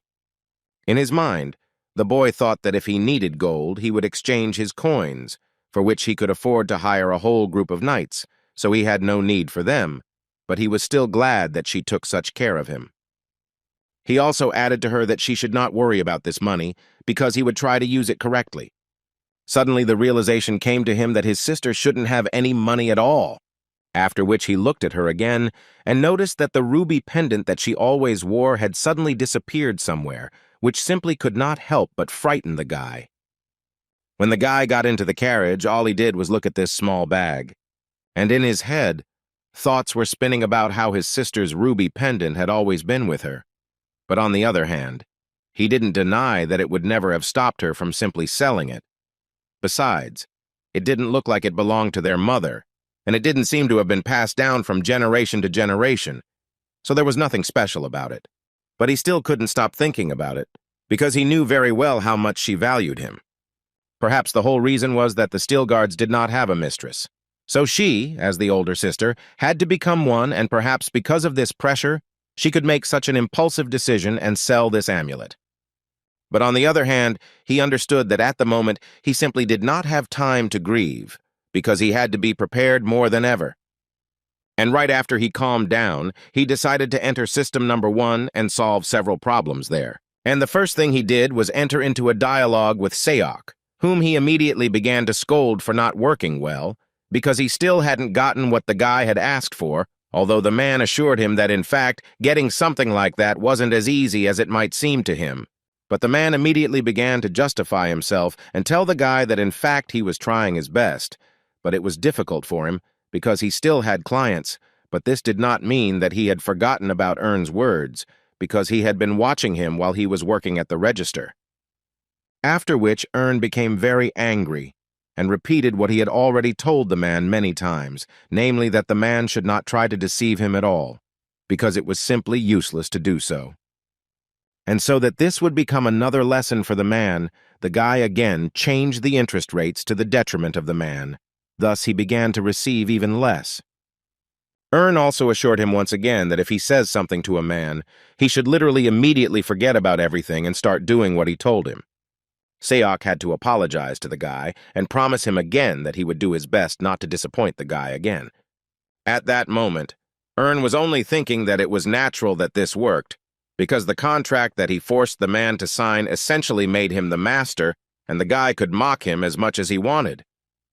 The contract was that in exchange for protecting and keeping Seok-hyun's secret, the man in turn had to follow his orders and give him 80% of the profits for 100 years. In other words, he essentially agreed to be his slave for 100 years. Besides, in the guy's opinion, Seok-hyu had already enjoyed luxury and fun, so even if Ern took 80% of the profits, he still wouldn't stop selling, because the usual salary would no longer satisfy him. He's basically like a candy that doesn't melt, so Ern is going to spend his whole life collecting income from him. And while the guy was thinking about this, The man suddenly told him that he had finally managed to get the very item they had been talking about, which could not help but please Ern. Immediately after that, he was ready to look at the object called Evangeline's breath, but the explanation of this object ended too quickly, so Ern was still unable to clearly understand it. He immediately decided to use the Eye of Providence, but even with its help, nothing changed. So he decided to turn to Seok again and find out if he had really found what they needed. The man was not sure of the answer, but he told the guy that he had actually studied the book as well, and from this, he realized that the guy apparently needed a person with the 3rd level. Ern didn't like this because he didn't quite understand who the man was calling the 3rd level. Seok again didn't understand his reaction, because everyone around him knew that if a person couldn't use the key sword, then most likely he was no more than a 3rd level. Ern immediately ordered him to shut his mouth because the only one here who is 3rd level is a man. In his mind, the man continued to beg himself to endure all this abuse because he understood that he simply could not risk his life over this. Ern interrupted him every time to ask another question, and this time he wanted to ask the man what about stability. Seok collected his thoughts and answered the guy that this technique was quite flexible and gentle, so most likely the risk of internal injuries was small. He also couldn't help but add that he could barely get it when he wrote to his friends, and they immediately told him that it was practically impossible. Besides, he didn't quite understand the guy, why he was using the arts of the zero system, if he essentially needed the methods of studying the internal energy for women that Seok had. But Ern immediately rejected his offer and said that it didn't concern him at all, and that he should better work on other techniques. Seok didn't argue with him. He just told the guy that he was still waiting for the sellers to answer him. Ern didn't wait for this, so he ordered Seok to send him a message when the sellers contacted him. At this point, their dialogue ended, and Ern began to think that he had not made a mistake when he had spared Seok, because the man was quite useful to him. After which, he immediately began to read this book that Seok got for him. The first feeling was wonderful, because it was perfectly translated. But in any case, he got this book not for himself, but in order to give it to his older sister, to whom he gave it before leaving for the academy. Ern knew that it might seem strange at the moment, but he thought there was a reason why he was giving it to her. And if we believe his words, then she will be able to find out this reason when she reads it, and he, in turn, will be grateful to her if she does this at least once. She smiled back at him and promised to do so, and also thanked him for such an unexpected gift. At that moment, Ern was only thinking about the fact that his sister actually had talent, and that she would, in any case, be useful to him in the future. Especially if she learns iron breathing, then maybe the steel guards will never fall, and thus the guy will be able to rewrite history. He couldn't say it for sure, of course, but he was sure of one thing, that his sister would do everything possible not to miss the chance to raise her talent.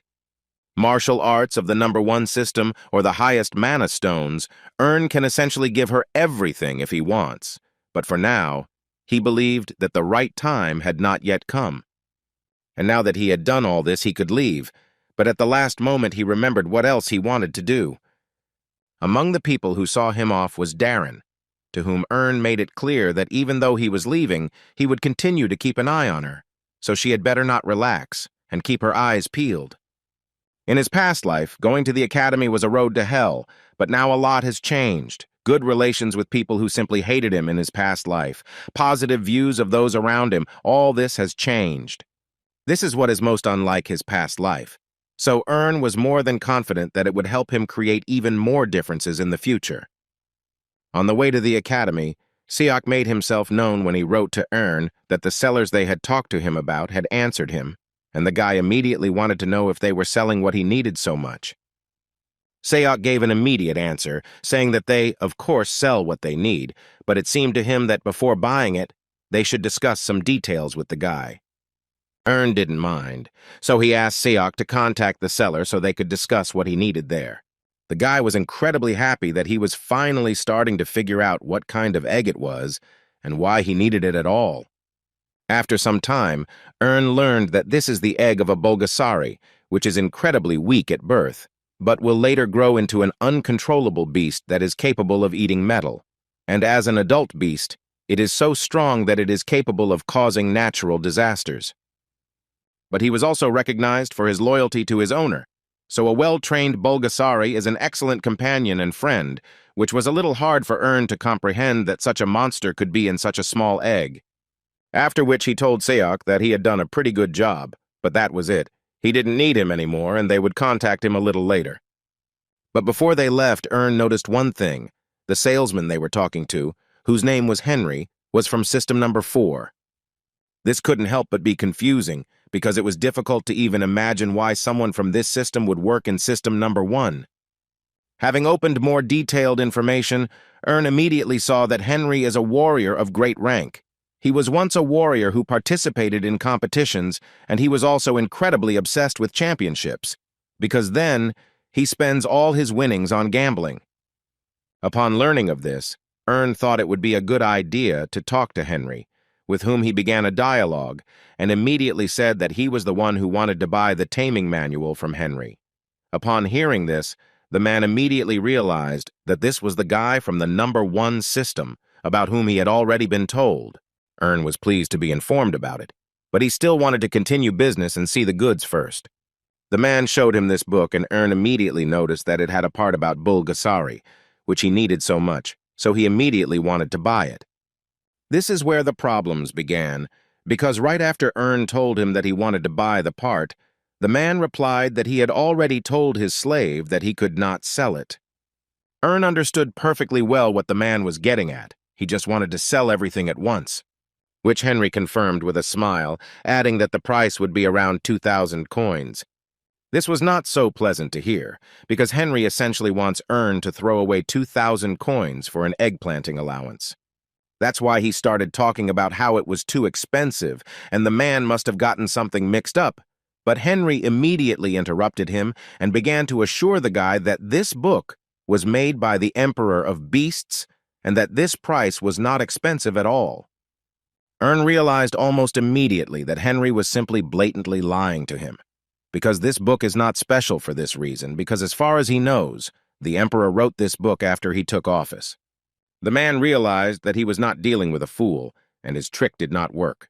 Afterwards, Ern decided to offer him his offer, which was 150 coins for the part that describes how to grow Bulgasari, and this, according to him, is an incredibly profitable offer, because in this way, the guy gives him 8 coins more.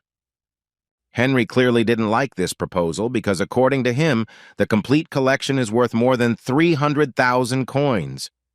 Ern sighed and said that he was talking about the complete collection now and when they were all together, not when they were separate. The man immediately realized that the guy simply did not understand him, because he still believed that this was a high-class item, and it was definitely worth much more than what Ern offered him. Besides, if you believe Henry's words, the guy definitely won't be able to find such a book in system number 1, and this is essentially his only chance. And no matter how bad it was, Ern still mentally agreed with the man. He definitely won't be able to find such a book. But on the other hand, he also believed that this did not mean that in such a case the seller could poke him. So he decided to offer the man to sell him a copy, for which he agreed to pay 100 coins, which left Henry stunned. And then he started shouting that it was just unperturbable, because in his opinion, the guy wanted to use a licensed item without paying the full amount, which drove him crazy, just thinking about how much blood and sweat the author who created this book shed. Ern didn't quite expect to see such a reaction, and at first it seemed to him that Henry was simply on drugs, since he was telling him such things when he himself regularly violated these rules. But suddenly, it dawned on him that perhaps Henry had such a reaction because of copyright. These are marks on books that are managed directly by the exchange center, and if they are caught selling copies with such a mark, then the merchant will most likely be blocked and all the coins will be taken away. With this in mind, it was no surprise to Ern that the seller had told him exactly that, after which he had asked him to apologize, since he had not seen the mark and therefore had decided to offer such an exchange. Henry continued his lecture about how the guy should be extremely careful when he said such words, because everyone knew how crazy the center was about these marks. But Ern was not going to stop there, and offered Henry 200 coins for the part with Bulgasari, and then added to him that the man should be wise, because this was his last offer, and he most likely would not have any more chances to sell it. He didn't hear a single word in response, so Ern decided it was time for him to close this chat. And when he did this, all he had to do was wait until someone in a more desperate state became active. In their case, Henry was the first to give in, eventually saying that 200 coins was too little, and he offered Ern a price of at least 250 coins. The guy didn't fall for his tricks and decided to ask him again if he knew what the words in the last sentence meant. Henry realized that he had no other choice, because no one had been buying this product from him for a long time, and he had less and less money. So he agreed and suggested Ern to create an exchange, and this once again proved to Ern that in this system it is worth being strong and then everything will be fine. Besides, he knew perfectly well that the man actually had only 400 coins at the moment, and apparently he was so desperate that he came to system number 1 to win back the money he lost in gambling, so he essentially had no choice.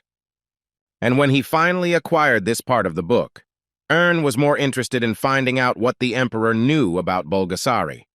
The description said that this was a regional threat level, because if well-trained, this monster could reach the national level, and there were also cases of continental level, but the training of this creature is quite difficult. Having learned about this, Ern now sat and looked at his egg, and thought about how he had essentially thoughtlessly dragged the egg along with him, but at the same time, he certainly had not expected much from it. But now, looking at this metal ball, he understood that with proper training, this creature could reach the planetary level, and just the thought of it caused fear in the guy. In any case, he absorbed the knowledge of this monster, and once he did, he realized why this monster was called the Imperial Beast, because this knowledge was definitely worth it. Besides, if he understood correctly, then incubation is only the beginning. Day and night methods of education are different, and in fact, it is almost impossible for someone in system number 1 to raise him. And since Bulgasari is an imperfect organism, in order to breed it, genetic information from another organism, such as an elephant or other bodily secretions, such as blood, would be required. At the very beginning, the most important thing is potential. To make it bigger, you need powerful genetic information as a basis. Beasts exist even in the 0 and 1st systems, although sometimes there is a feeling that it is more like the martial arts users here call them spirits, because not a single particle is wasted, and it seems they are actively sold in the store. Looking at the offers from the sellers, Ern immediately noticed that according to the description, the order was as follows. First was the human level, then the earthly, heavenly, and the heavenly closed the list, so it was quite difficult for Ern to decide on a choice, and he did not fully know what to take. But he did not forget that he always had someone he could ask about anything, and he would definitely tell him, and that person was Seok, whom he asked about the spirits. The man's reaction was a little confusing to Ern, but then it dawned on him that the man must have thought that he would have to tame some kind of animal. But right after that, he assured the man that he would not do this, and the man was finally able to breathe a sigh of relief, because he was seriously scared. Ern only wanted to find out from Seok how much information he knew about these creatures, to which the man gave a rather short answer, saying that, in fact, he knew no more than the others. The guy didn't expect to hear any other answer, so he asked the man to look at the file he sent him. Ern started talking about how if the information in this file is correct, then good healing skills do not mean that the beast will have high strength. Seok, having looked through this file, immediately noticed that the guy had managed to put together a pretty good list, and as for healing skills and combat power, they were not connected at all. After which he began to tell the guy that the blood of a 10,000-year-old iron mouth is well suited for cultivation. The only downside of this beast is that in the end, it will still become an ordinary old turtle. He also knew that the blood of a bloody fire dragon and the bile of a 1,000-year-old bear were much more difficult to deal with. According to him, the bloody fire dragon is one of the most powerful creatures, although it takes a very long time to train and it is not so easy, which was already clear to Ern. He wanted to know how art users hunt such beasts. Seok said that sometimes he himself does not understand how this happens at all. But according to him, incredible people live here who are capable of anything, even hunting such animals. Ern thanked the man for helping him so much and was about to end this conversation when Seok suddenly asked him to wait and not to rush so much. He wanted to tell him something, but he just couldn't bring himself to say it, so Ern had to hurry him up and ask him to tell him quickly, because he didn't have much time to talk to him either. Seok finally made up his mind and started talking about how he bought Evangeline's breath with his coins, and they seemed to have entered into a contract with him. Ern smiled and asked the man if it had really hit his wallet so hard that he decided to tell him about it. But before the man could answer, Ern asked him how much that book cost. At this point, the man began to worry even more because he bought this skill for 300 coins, and this expectedly surprised Ern because it was a little expensive. But Seok explained this by saying that he was in a hurry, so he did not bargain and took it at the price that the seller offered him. Ern saw that this time the man was not lying to him because this time he used flow recognition to check the price. He also believed Seok when he started saying that he was no longer going to lie when his life depended on it. For such honesty, he decided to reward him with a 3% increase in the rate, which seemed incredibly generous to Ern, and thus he considered that they had settled accounts with him, although Seok clearly had the feeling that he had simply been screwed. At this point, Ern decided to end their conversation, and before finishing, he told the man that when he needed him, he would call him, and if Seok did not answer him within 10 minutes, he would give him a warning. After their conversation, Ern immediately went to the store and bought fire dragon blood. But he was clearly not sure that this could work, because this egg had been lying in storage for 10 whole years. However, he didn't see any other option, so he opened this small bottle and poured out a few drops. At first, nothing happened, but then at one moment the egg began to glow with an incredibly strong light. Ern immediately thought that he had finally managed to do it, and apparently it was not for nothing that they called him a beast, because it was alive after so many years of oblivion. But he was still worried about how such a rare egg could have disappeared in his grandfather's storage, and in general, where did he get it from? Did he really bargain with people from system number 4? However, he probably won't be able to give answers to these questions yet, but he was even glad that the blood of the fire dragon had taken root in this egg, because he was a little afraid that he might not like it. And at this point, all he can do now is wait. But not even a few hours had passed before the egg began to move, and Ern could not believe his eyes that it worked so quickly. After a few minutes, the egg began to crack, and fog began to emerge from it, which made the process even more mysterious. At this point, Ern was watching the infamous werewolf from the 4th system hatch, and in planetary level theory, it was simply a living disaster called Bulgasari. However, this was only according to legends, but when this little animal was born, Ern immediately fell in love with it, because it was incredibly cute. But on the other hand, he began to feel that something had gone wrong, because he had hatched exactly like that, because he was not at all like the beast described in the legends. Although looking at him again, Ern immediately realized that in fact there was no difference at all, because this was the cutest creature he had ever seen. Since Bulgasari do not have mammary glands, they feed their babies with blood instead of milk, and Ern knew this very well, so he cut his hand and offered this cutie a little snack. Also, according to legend, the children will remember the taste of blood and will treat this species as their own. They will thus follow the owner of the blood. Like a mother, their aggressive behavior will disappear, but it is still best to feed them with your own blood to facilitate control.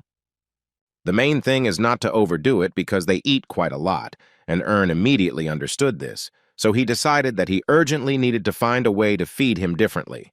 Otherwise, he would die from blood loss. Suddenly, he woke up and realized that he had to give a name to his new friend.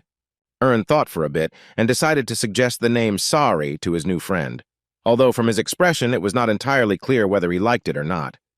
The next day, Ern met with Harvis, who immediately noticed that something was wrong with Ern's hand, but the guy reassured him because he believed that it was nothing serious, just a small cut.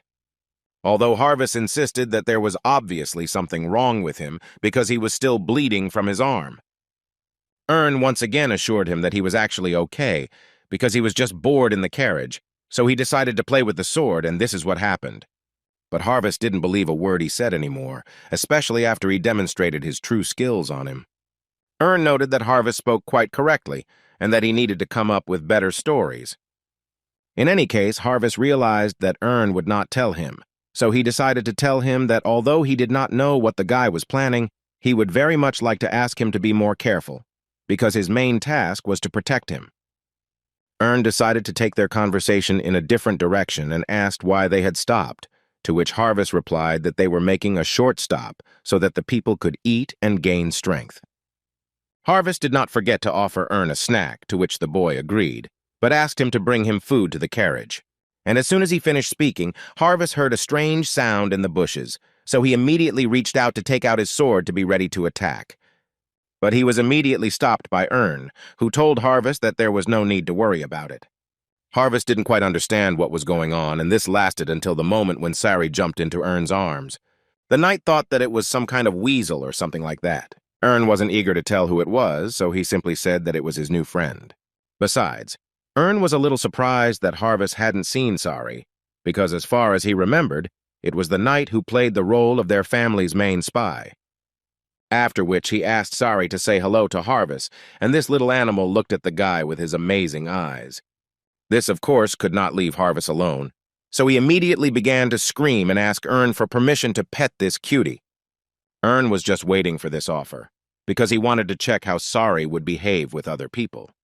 As soon as Harvest touched Sari, the animal's sweet face disappeared, and it became clear that apparently Sari doesn't love anyone except Ern.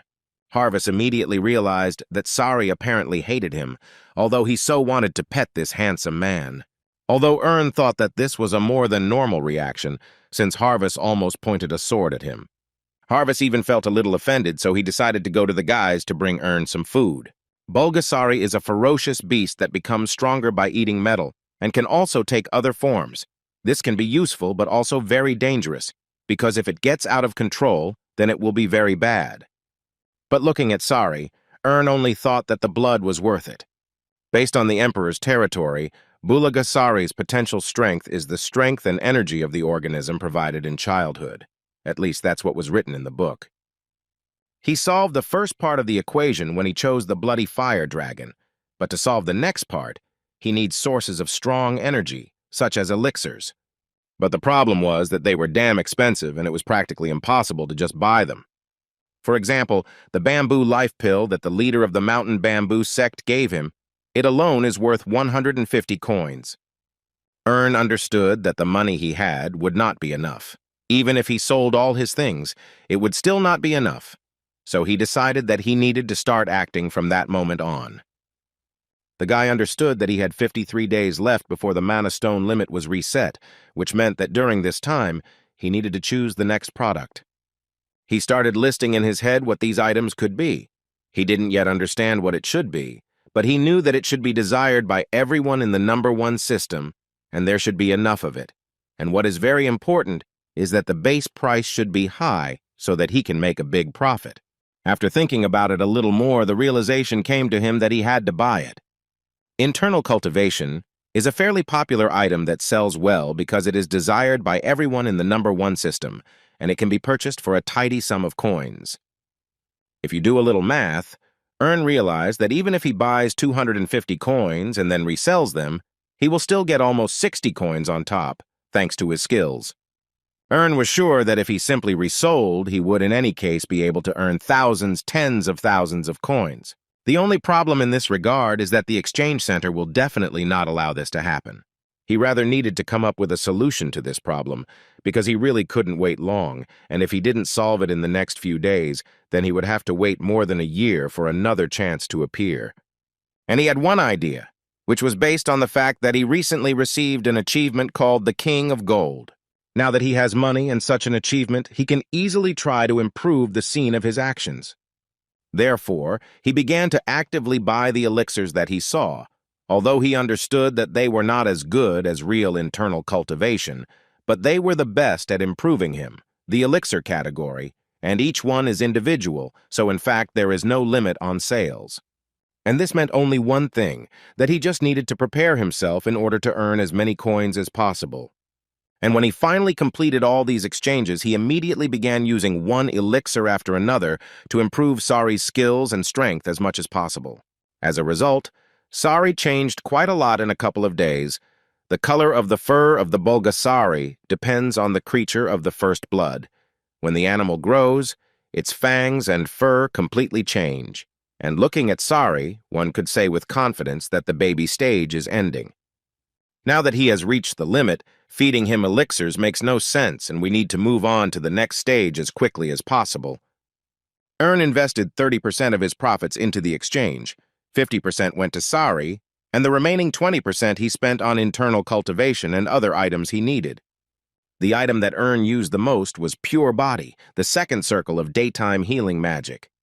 Ern understood that if chi breathing was good for the soul, then there was essentially nothing better than it for cleansing the outside.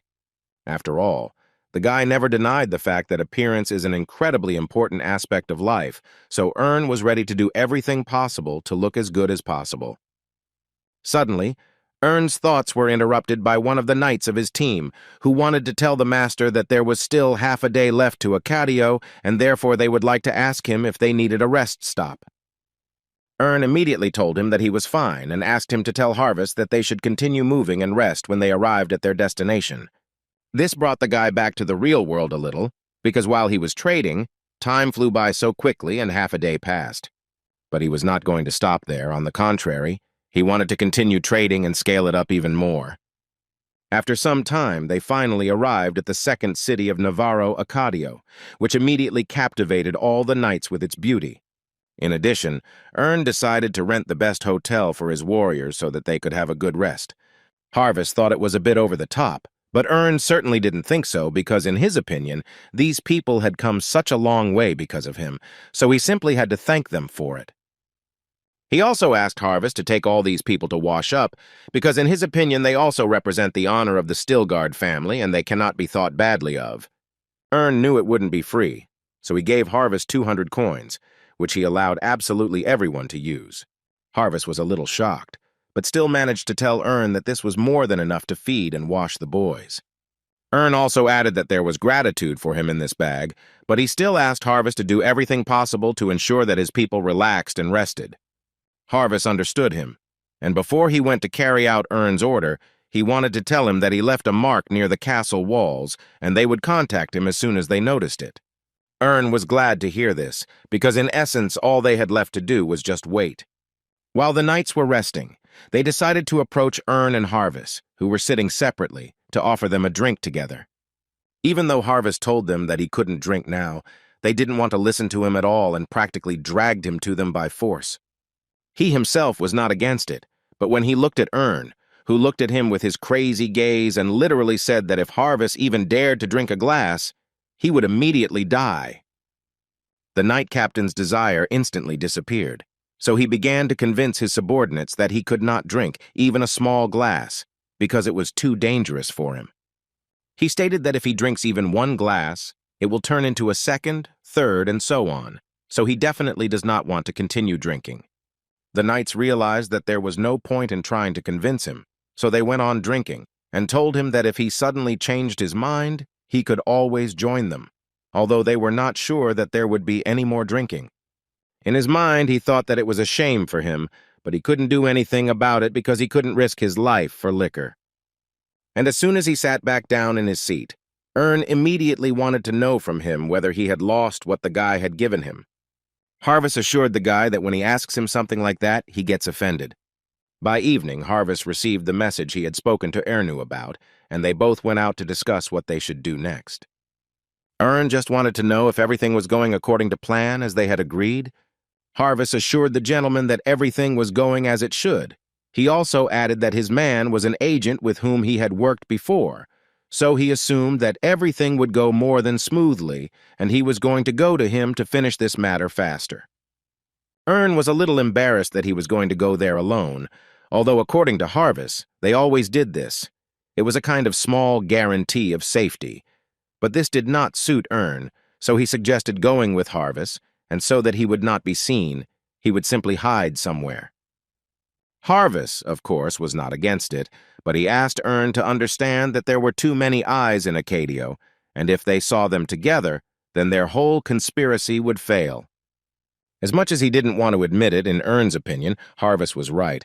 But the main problem was that Ern couldn't completely trust Harvest. Even though they became closer during this time while they were traveling, it still wasn't even close to trust. So Ern decided to ask him for a progress report on the progress he was making. Given this request, Harvest immediately realized that Ern simply did not trust him. The guy asked the knight to understand him correctly. In his opinion, there could not yet be what people call trust between them.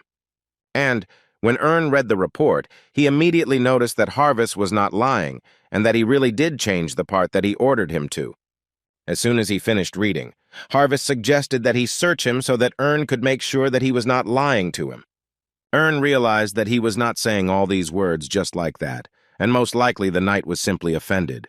Harvest assured him that he had no right to do so. After all, he was the one who knew his place.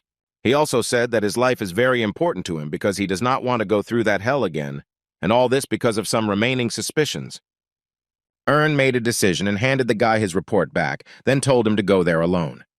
Harvest took the piece of paper, bowed, and said that he would be back very soon. When he left, Ern seriously thought about whether he deserved his trust or not, because he always had a hard time understanding someone's real intentions.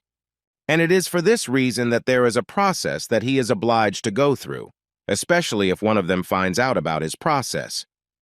Ern decided that to be on the safe side, he should go with Harvest, and in order to avoid being noticed, he decided to use the invisibility skill. Ern really liked this skill, because it was much better than he could have imagined. He especially liked using it in combination with the skill that makes the body light. In this way, he was able to become the most secretive. He was like a feather that no one notices. He watched Harvest closely, and looking at him, he could conclude that the knight was truly a real pro, because even his gait was honed perfectly. He walked neither quickly nor slowly. He had fully adapted to his surroundings and did not at all look like a stranger among them. Still, Ern noticed that Harvest was being followed by quite a few people, so Ern was once again convinced that it would be bad enough if he went along with him. So Harvest finally came to the very meeting place. He knocked carefully, and one of his men let him in. Ern had been watching him closely all this time, and so far everything was fine with him because Harvest was doing everything he told him to do. Now it's time to try out new martial arts abilities. Ern had a skill that allowed him to hear even a squeak 100 steps ahead, so he heard everything that was said inside this building. Having filtered out all unnecessary sounds, he finally heard the conversation he needed. The man whom Harvest wanted to meet, first of all, wanted to know from him why he came here. Harvest began by telling him that Gilbert had died, which could not help but shock his interlocutor. They felt very sorry for Gilbert because he was an important person to them, and they were a little upset that he apparently remained silent until the very end. But suddenly it dawned on one of them that since Gilbert had died, why was Harvest now standing in front of them? How had he managed to avoid this fate? Ern was worried about Harvest. He even caught his breath, because he understood that apparently something went wrong, since they suspected him. But his thoughts were interrupted when Harvest spoke, and did so with particular cruelty, because according to him, he did not find it funny at all, which he could not say about his interlocutor. The reaction was immediate. His interlocutors asked the guy not to get so angry because they were just joking. He also added that he was very sorry about what happened to Gilbert, but he believed that they could no longer do anything about it. Such was their life. According to him, they still had to continue the work, and then Ern realized that everything was going according to plan. At this point, the guys wanted to ask Harvest how he got here at all, or did the others not suspect anything while he was getting here?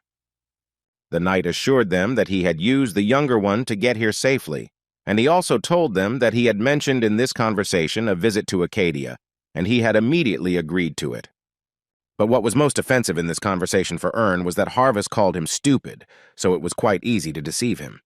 Even though Ern understood that he was not saying all this seriously, he still felt a little hurt and unpleasant from his words. Harvest, meanwhile, moved on to explaining why he had come here in the first place. He handed them a small piece of paper and said that it was a progress report that he had asked to be encrypted and sent to the Empire.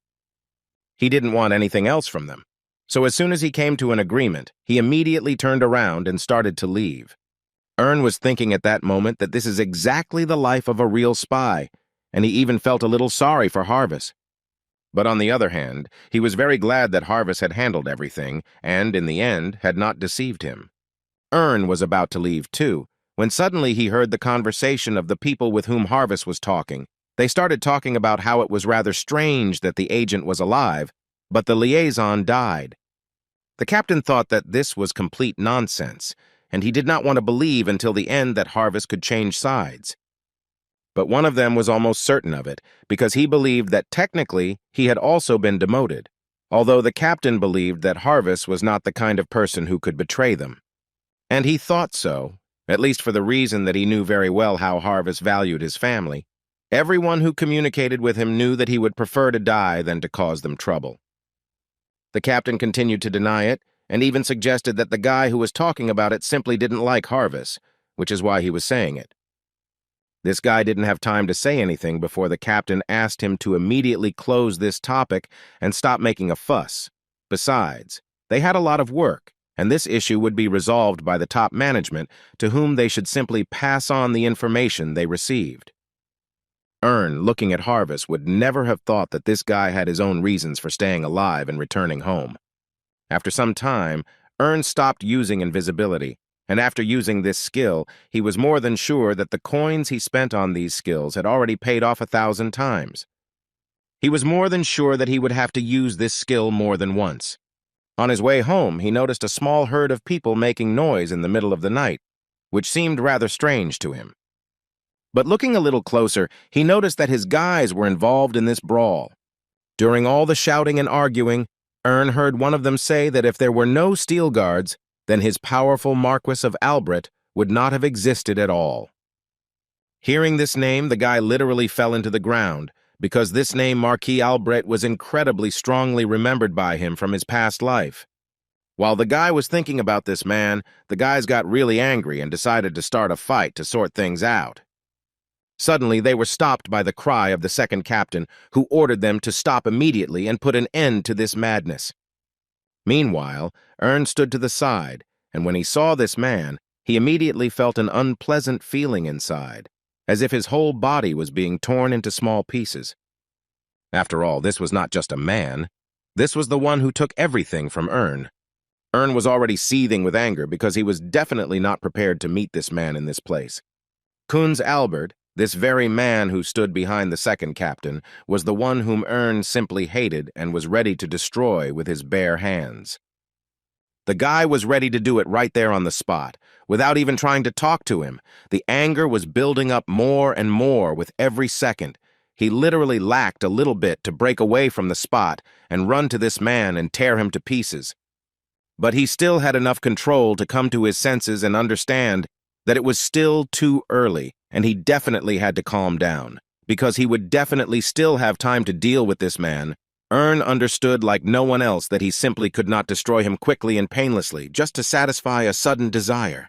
He decided that he would act much smarter this time, and to do this, he should return all the pain to this person. The second captain, meanwhile, scolded the knights and told them that if he remembered correctly, he had already told them that they had no right to make noise here. They immediately asked him for forgiveness and promised that this would not happen again.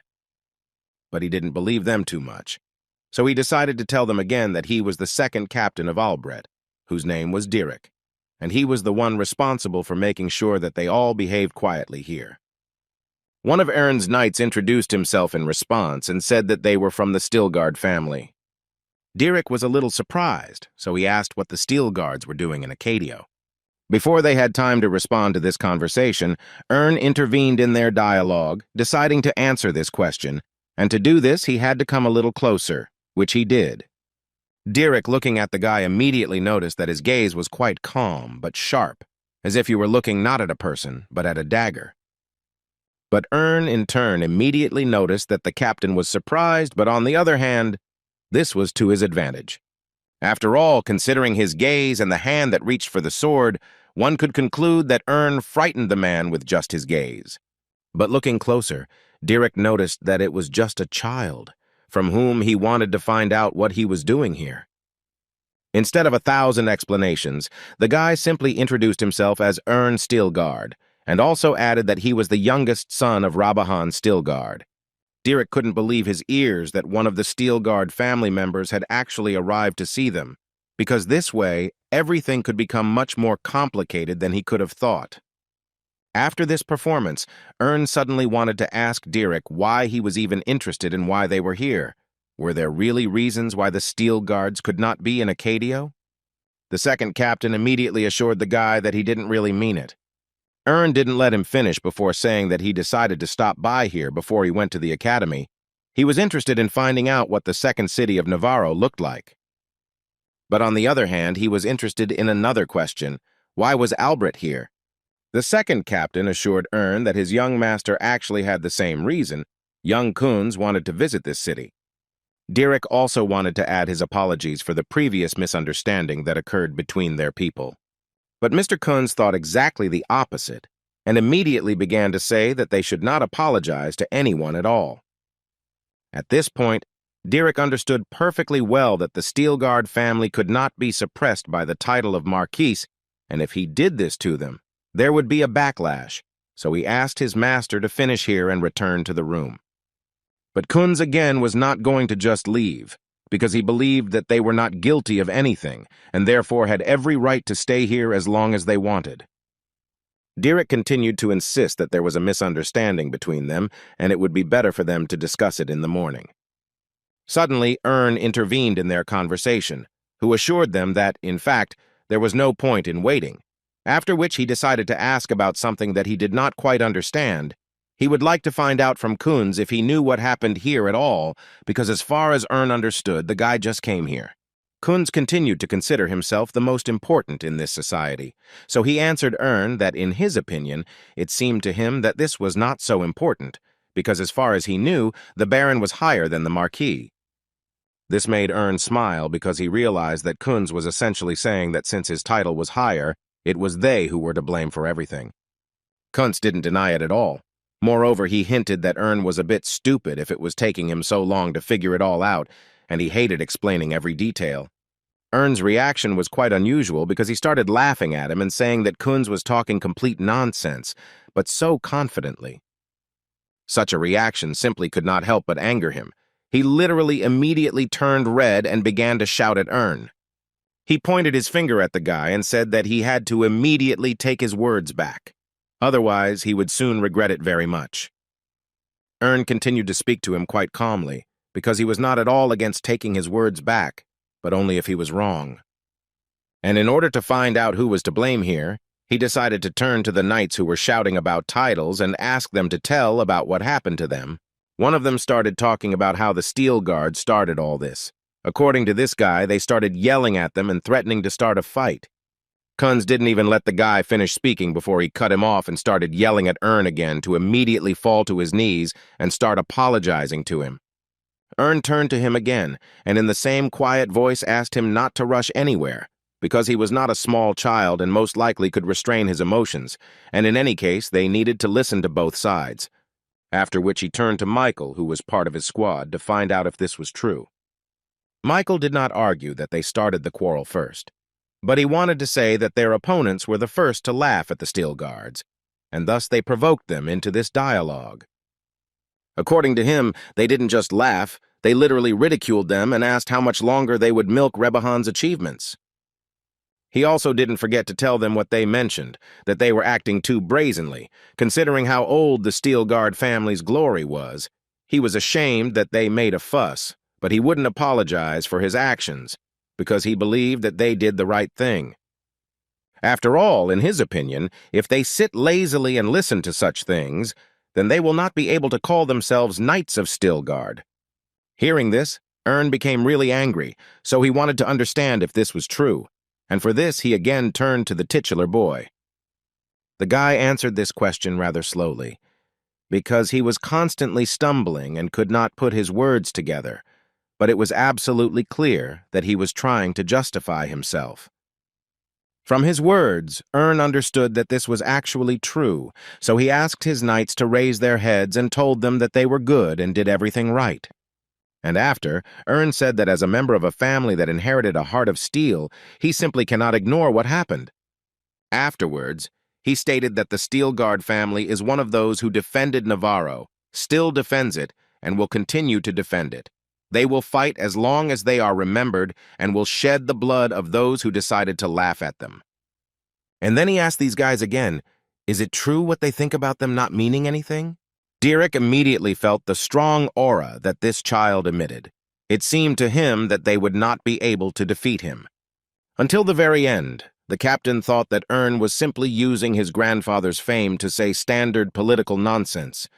However, now he realizes that he can stand up for himself with such elegance, as well as the strength that he hides within himself. But apparently Kunz was not smart enough to understand that in this situation they needed to retreat, so he continued to provoke Ern. But his second captain, Dirk, understood perfectly well that it was better not to do this, because provocations would only take the situation out of control, and thus he would make things even worse. Therefore, he immediately decided to act, and for this he struck one of his knights who stood next to him. But he didn't stop there and continued to beat all his men until they were all lying on the floor.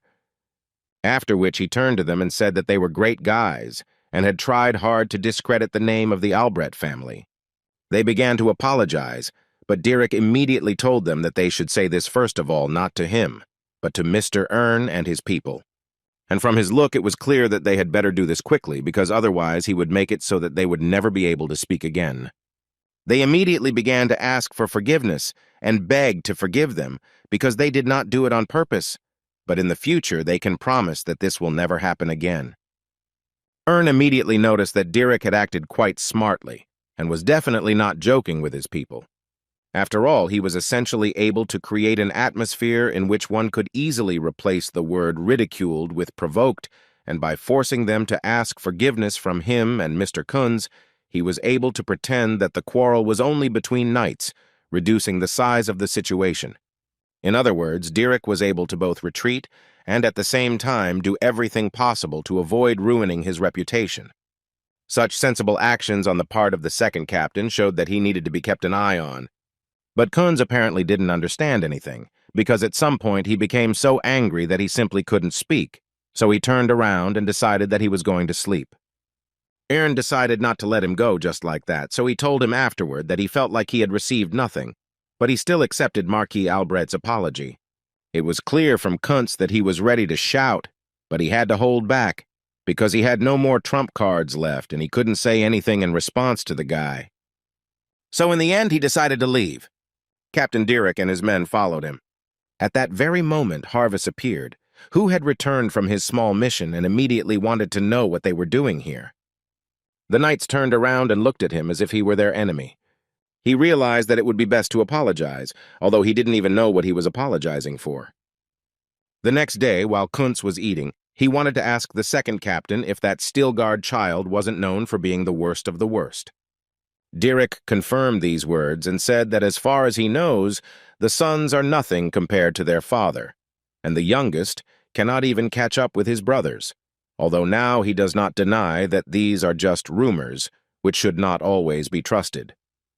Although Kunz believed that these were not rumors, but the truth besides, they had not seen his mastery of the sword, and they certainly would not exalt his sharp tongue. Besides, he doesn't like Ern at all, and he's still mad at Dirk for ordering their knights to apologize for what they did.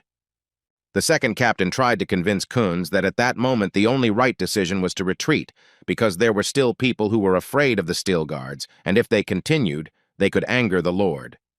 Kunz realized that the second captain was right in some way, but he still asked him to continue watching Ern and his guys. But even after such words, he believed that the second captain was wrong, and he would have to pay for it.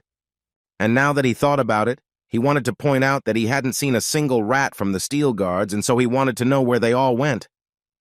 Dirk told the guy that they all left in the morning, and he suggested traveling together, because they were also going to the capital, but they said that they could not be late and immediately set off on their way. But of course these words angered Kunz, because in his opinion, the captain was doing something that he was not asked to do at all. However, the captain believed that there was nothing strange in increasing the number of defenses, and besides, he did all this only to increase Kunz's safety, because this was his primary task. The next night, when Kunz went to bed and fell asleep quickly, his sleep was interrupted when he felt someone grab his face. And a few seconds later, he saw Ern in front of him, holding his mouth. For a long time, Kunz could not understand what was going on here and where Ern got such great strength from. Suddenly, his thoughts were interrupted when Ern started talking about how he had been looking for a way for quite a long time to get revenge on him, to give him the opportunity to return all his feelings that he had to endure, but in the end, he still decided that he would just watch as Kuntz broke down. He assured Kuntz that in this life everything would be completely different and that the one who would mock would be Ern. And before he started doing this, he decided to tell Kuntz that in his past life he was chasing the Still Guards and was always trying to take everything he had. But now the very night has come when Ern will not allow this because he will simply destroy Kuntz. Ern had memories of screaming at the top of his voice and trying to find out from Kuntz why he was doing all this. To which Kuntz responded with a crazy smile. He said that he simply hated Ern from their first meeting, and until today this feeling has grown even more. In his past life, Ern couldn't do anything about it, so he could only talk to him and assume that it was probably for the same reason that he took over their lands. Kuntz then answered him that even though Ern was able to learn the steel breath, he was still better than him. But because Ern was from the Steel Guard family, he was still considered stronger and was greeted with a smile everywhere.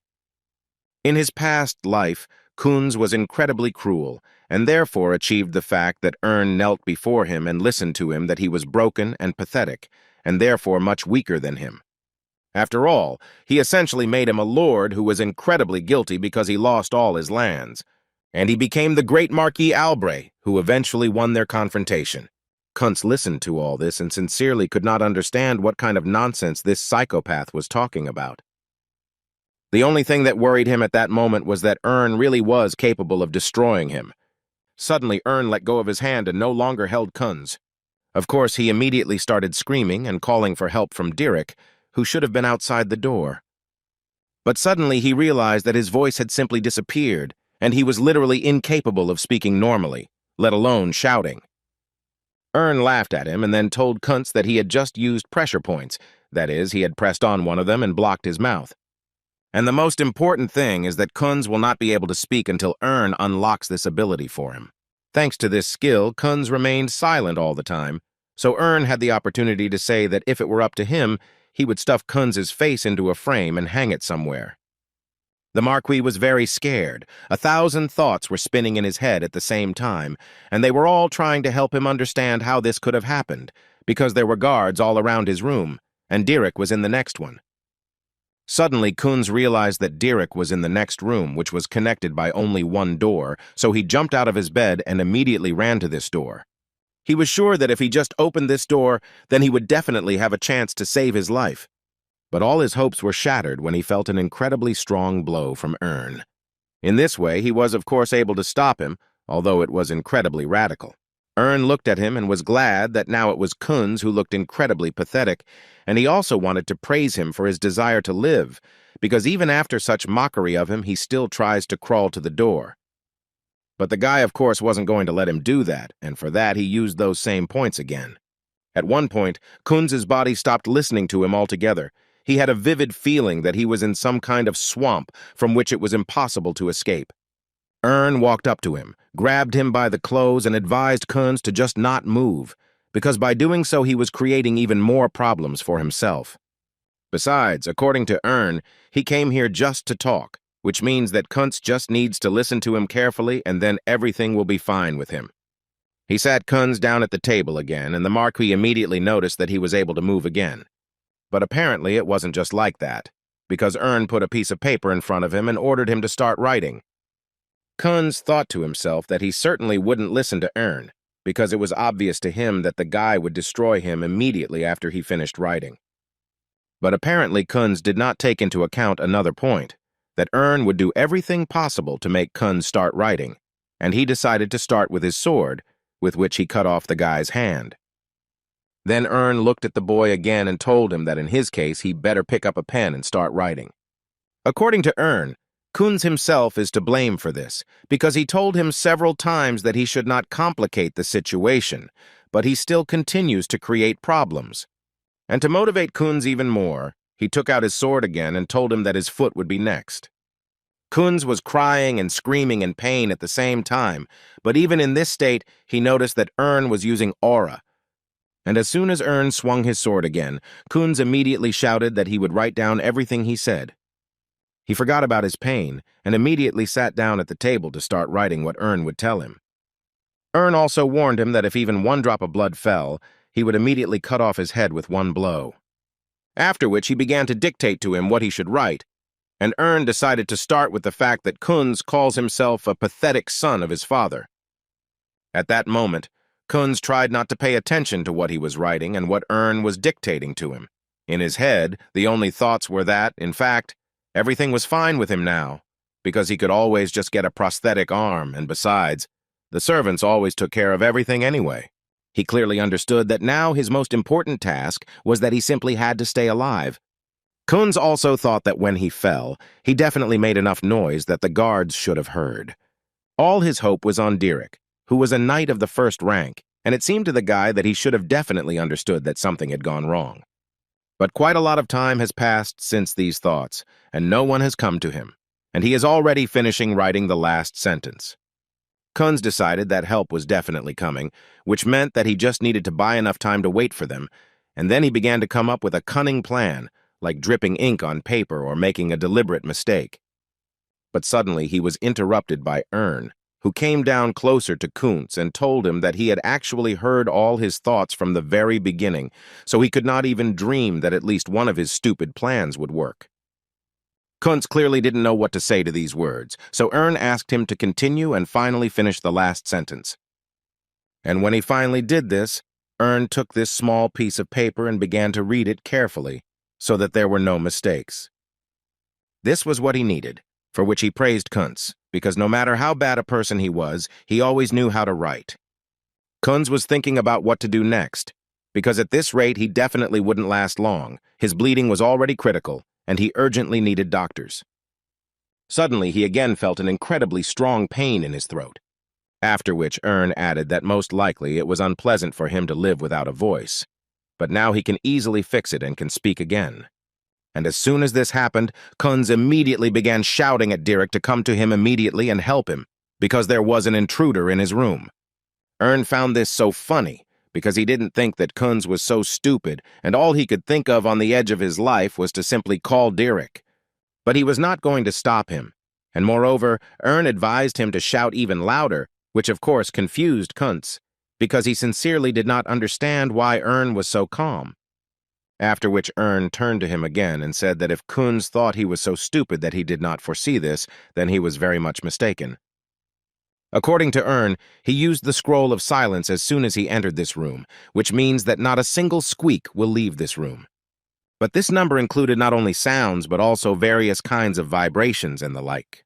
Kunz didn't understand anything at all and wanted to find out from Ern why he took his voice away from him then. Ern smiled and said that in fact everything was very simple. He created the appearance that Kunz could still survive, so that he would write him what he needed, because if Kunz knew that he had no chance of survival, he would hardly have written something like that. After these words, he realized that he had essentially lost, and all this time, there had only been an illusion around him that he was able to survive. And Ern was happy to say that Kunz had lost to the Still Guards and would never bother them again, and the main reason for this was Ern. Ern also believed that Kunz did not deserve the power and wealth that he so dreamed of, although Kunz did not even understand what he had done and why he was being mocked so much. Ern knew that he probably wouldn't understand it, so he decided to tell him that it was all because of his inferiority complex. And as soon as Ern swung, Kunz immediately crawled to him on his knees to start begging him that their family was damn rich and they could pay him any amount if only he would give him a chance. But Ern didn't give a damn about his money. All he said before he struck was that Kunz clearly shouldn't have destroyed him in his past life. Well, a few seconds later, Kunz's screams stopped because Ern struck hard enough to knock off his head. After this blow, Ern hid his sword and said that the expression on Kunz's face was the best he had ever seen, and he congratulated him. But Ern had things to do, and he urgently needed to leave. But before leaving, Ern decided to use bone acid, which melts the body when it comes into contact with blood. It easily melts hard substances, such as bones, teeth, nails, so it is very suitable for hiding the body. Ern believed that he needed to make it look like Kunz was missing and not dead, and this needs to be done in such a way that it looks plausible and as if Kunz simply disappeared from the Marquis's reach. Ern felt a little uneasy because it was quite terrible, but he believed that in any case he often passed off the impossible as possible. Before leaving, Ern only had to get Kunz's things and put them in his inventory. The Knights of Stilgard travel on horseback and are now in a city a day's journey away, so they thus have an alibi. There was no way they could have gotten here in one night, and the Alberts could of course have suspected Ern, but he believed that he had an excellent alibi. And when he finished all his business, he immediately used 3 scrolls. The first was invisibility, stealth, and speed.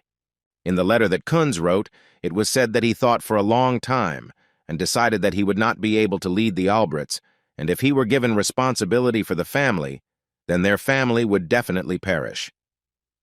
He came to this decision after several years of reflection, so he decided that it would be better for him to escape to a place where he could live not like Kunz Albrecht. After his nighttime adventure, Ern went to bed, which was pretty normal considering he hadn't slept all night. At that moment, he thought that finally the revenge he had dreamed about his whole life had come true. However, he understood that even if he raised a glass to wash away the misfortune, it would still not be enough. In other words, it was not enough for him, and inside him there was still a feeling that tormented him.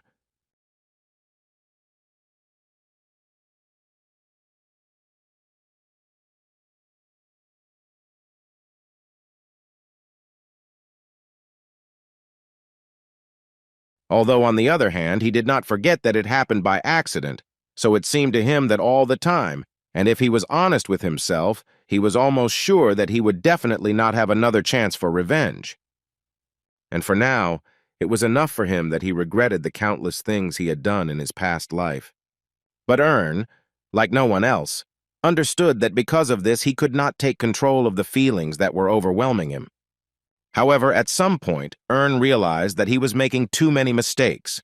For example, he realized that the fall of the family did not happen because of Kunz. The disappearance of his father was the decisive factor that influenced the outcome. The Steel Guardian, who has always owned northern Navarro, and against him is a pack of wolves that roam around the declining family. And if you think about it, then Kunz was simply one of those wolves who wanted to bite off a piece of the tiger's family. In any case, Ern felt that he needed to come to his senses immediately, because he still had a very long way to go. When he finally decided what he would do next, he immediately began selling all of Kunz's things, and it was quite a pleasant occupation because they were quite expensive, and he was able to get a good amount of coins for them. Ern could guess that the exchange attached a name to the item's title because it wasn't on the channel, and so he thought it was a bit rude. When suddenly he received a message from the ubiquitous beach lobster, who wanted to buy Ern's sword for 500 coins, and this was quite good for Ern, although the sword was actually quite good, because it was not some kind of trinket. It could easily be used many times. According to Ern, if a knight fights against a knight with similar abilities, then this is more than enough to influence the outcome of this duel with the help of this sword. At this point, Ern suddenly became interested in knowing whether he could defeat Dirk, who, according to Harvis, was stronger than all the special knights. He understood that if his strength was assessed, then now he would have no problem dealing with a first-class knight, and he could even be proud of the fact that he was the best at this level. The heir of the mystical blade, by cultivating deep internal cultivation, he has already overcome 1 year of 60, and if we take into account Ern's age, he was able to achieve crazy achievements. However, he understood that this was still not enough, and that it would be unwise to engage in a duel with a special knight. As for his sword, he understood perfectly well that if he carried it around with him everywhere, it would only once again bring unnecessary suspicions upon him, and therefore this option was definitely not suitable for Ern. So he decided that the best solution in this situation would be to simply sell it. And before pressing the sell button, the thought came into the guy's head that this was a magic sword, and it was worth quite a lot of money. And he became very interested to know what the potential value of Sari would be. In the end, Ern did not sell this sword, but simply gave it to Sari so that he could enjoy the taste of this metal, and the animal did not get confused and immediately began to gobble up this sword with both cheeks. Ern understood perfectly well that 500 coins was actually quite a large sum, but on the other hand, compared to the coins invested in Sari, it looked like mere trifles. Meanwhile, while he does not have the opportunity to use coins, he still needs to try to grow the one he tamed.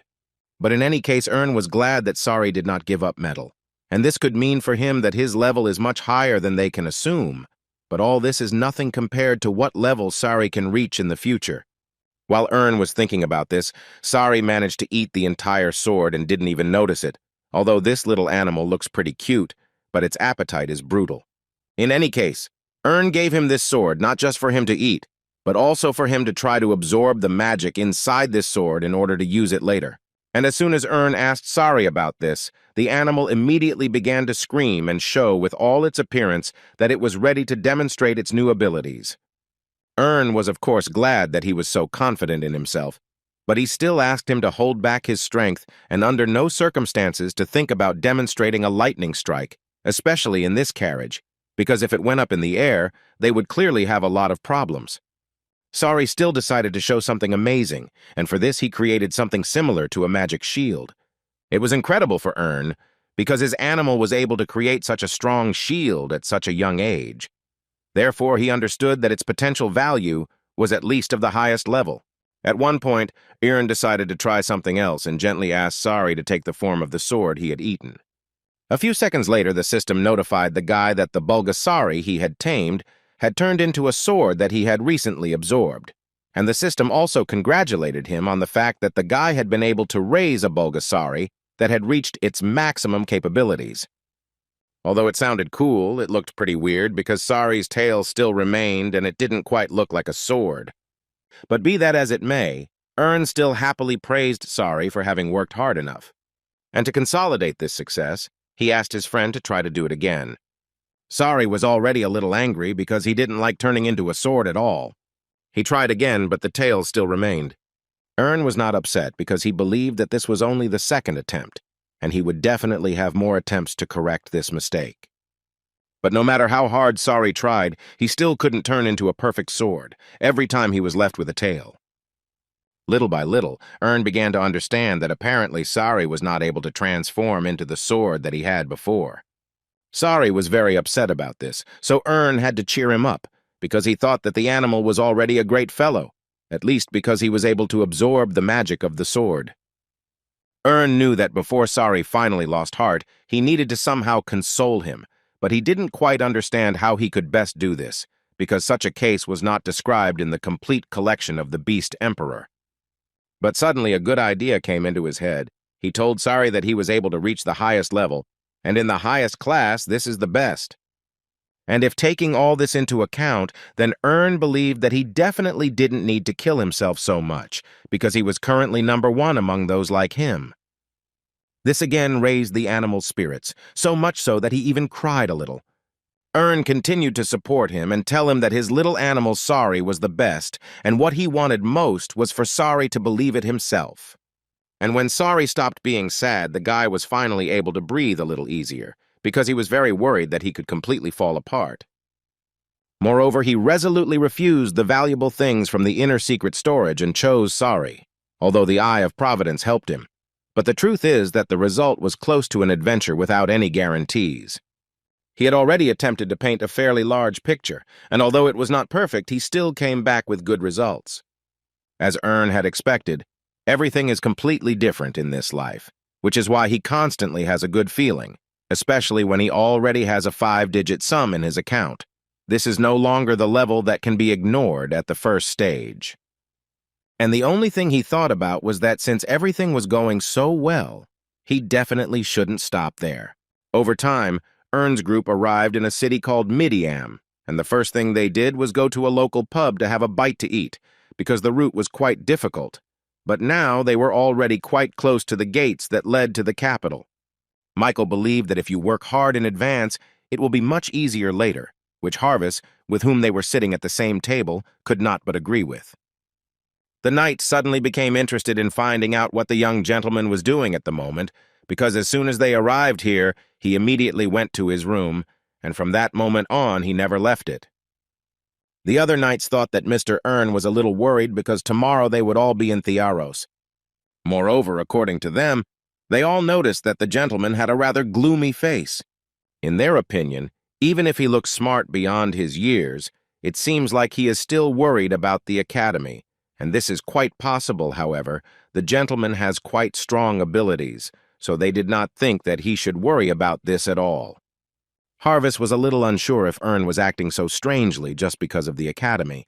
In his head there was a thought that perhaps he had other motives.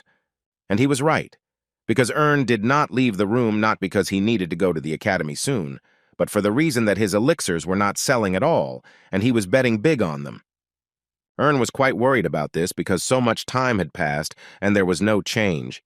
He couldn't believe that it was because the heavenly elixir was an expensive item that cost about 2,000 coins each.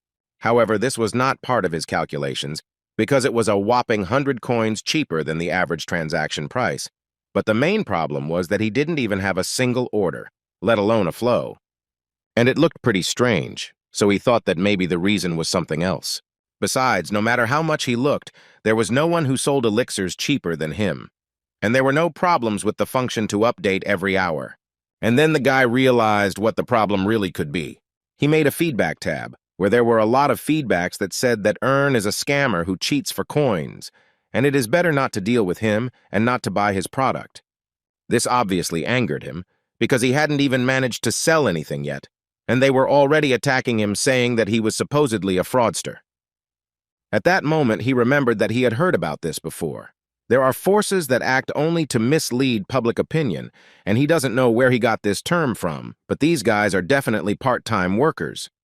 When Ern checked the information, he immediately noticed what confused him the most: the 5 main producers of elixirs, who are the personification of each world of Murim united against him.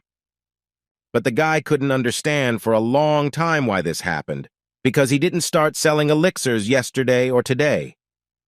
The guy understood that now his trades would be much more difficult, because until now he had only dealt with wages and deposits, so they did not touch him. But if you think about it, then because of one annoying little gnome, he will have a much harder time. But if this little annoying gnome is selling heavenly-level goods, then there is no way this can be ignored. Therefore, he decided that he urgently needed to crush the potential competitor in advance. Ern was so furious that at one point he noticed that this was something new for him, because he had never had anything like this before. But he was very angry at the thought that since they had settled at the top of the system, they decided that they had the right to throw mud at others. However, in his opinion, they still do not know who they are up against, and Ern happily accepts the challenge to this game, and now he will do everything possible to raze them to the ground. And then he will look at them with such a crazy look and wait until they realize that they have gotten involved with the wrong person. After a while, Ern started to take action, and the head of the Great Mountain Center was furious that he even dared to complain about them. The head of the Heavenly River agreed with him, but he also asked him to stop being so angry, and he wanted them to start thinking about what to do next, instead of engaging in useless chatter. The priest from Chongjin Temple immediately told them what he had already told them, that it was not the best idea, and they should not have done it from the very beginning. The man from the center, Great Luck, agreed with this, because in his opinion they wrote something that they did not agree on. The head of the Great Mountain immediately started yelling at them because he thought that they didn't know about it. But since it had already happened, they should work together and find a solution that would help them get out of this situation. The head of the Heavenly River supported his words because, according to him, there would be no benefit for either of them if they quarreled. But the main problem was that none of them knew what measures they should take regarding that bastard, all except the head of the Great Mountain, who assured them that he could deal with it, and that they just needed to play along with him. According to him, he was going to do everything possible to show the idiot from the lower rung what the state of affairs was in the first system. After this conversation, all these heads entered into a dialogue with Ern to find out from him why he was causing people so much trouble, and they also wanted to tell him that there were 5 people gathered here who had great influence in the system, and therefore they assured him that he would be held accountable for his actions. Ern laughed at them and first of all asked them not to call him a friend, because according to him he was much older than them, and it became interesting to know what they would do in such a case.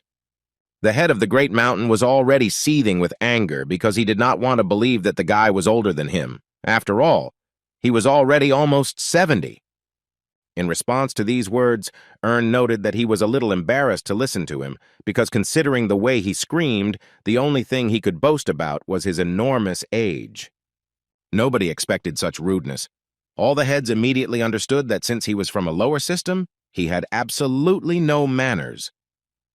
This made Earn laugh even more, because it seemed to him that they had decided to attack him all at once, but he somehow didn't care, and he once again convinced them that he would still be doing the deals. After these words, they all heard a completely different voice in the chat, which used the complete silence mode. By doing so, he blocked all sellers and the chat was suspended. Earn immediately thought that one of the system's managers had entered the chat.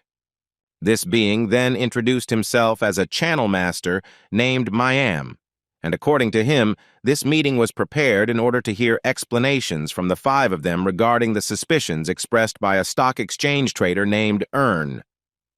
He also asked them to understand that they were not there in the first place to argue, so he very strongly asked them to refrain from sarcasm or foul language. He also warned that if he had to use the silence regime again, they would lose the right to speak out, and the decision would be made without them.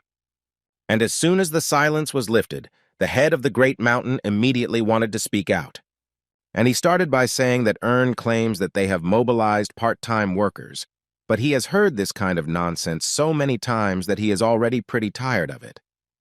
He believed that those who jump above their heads and then get burned are bound to do something like this, and frankly speaking, if his product was of good quality, he definitely would not have received such bad reviews.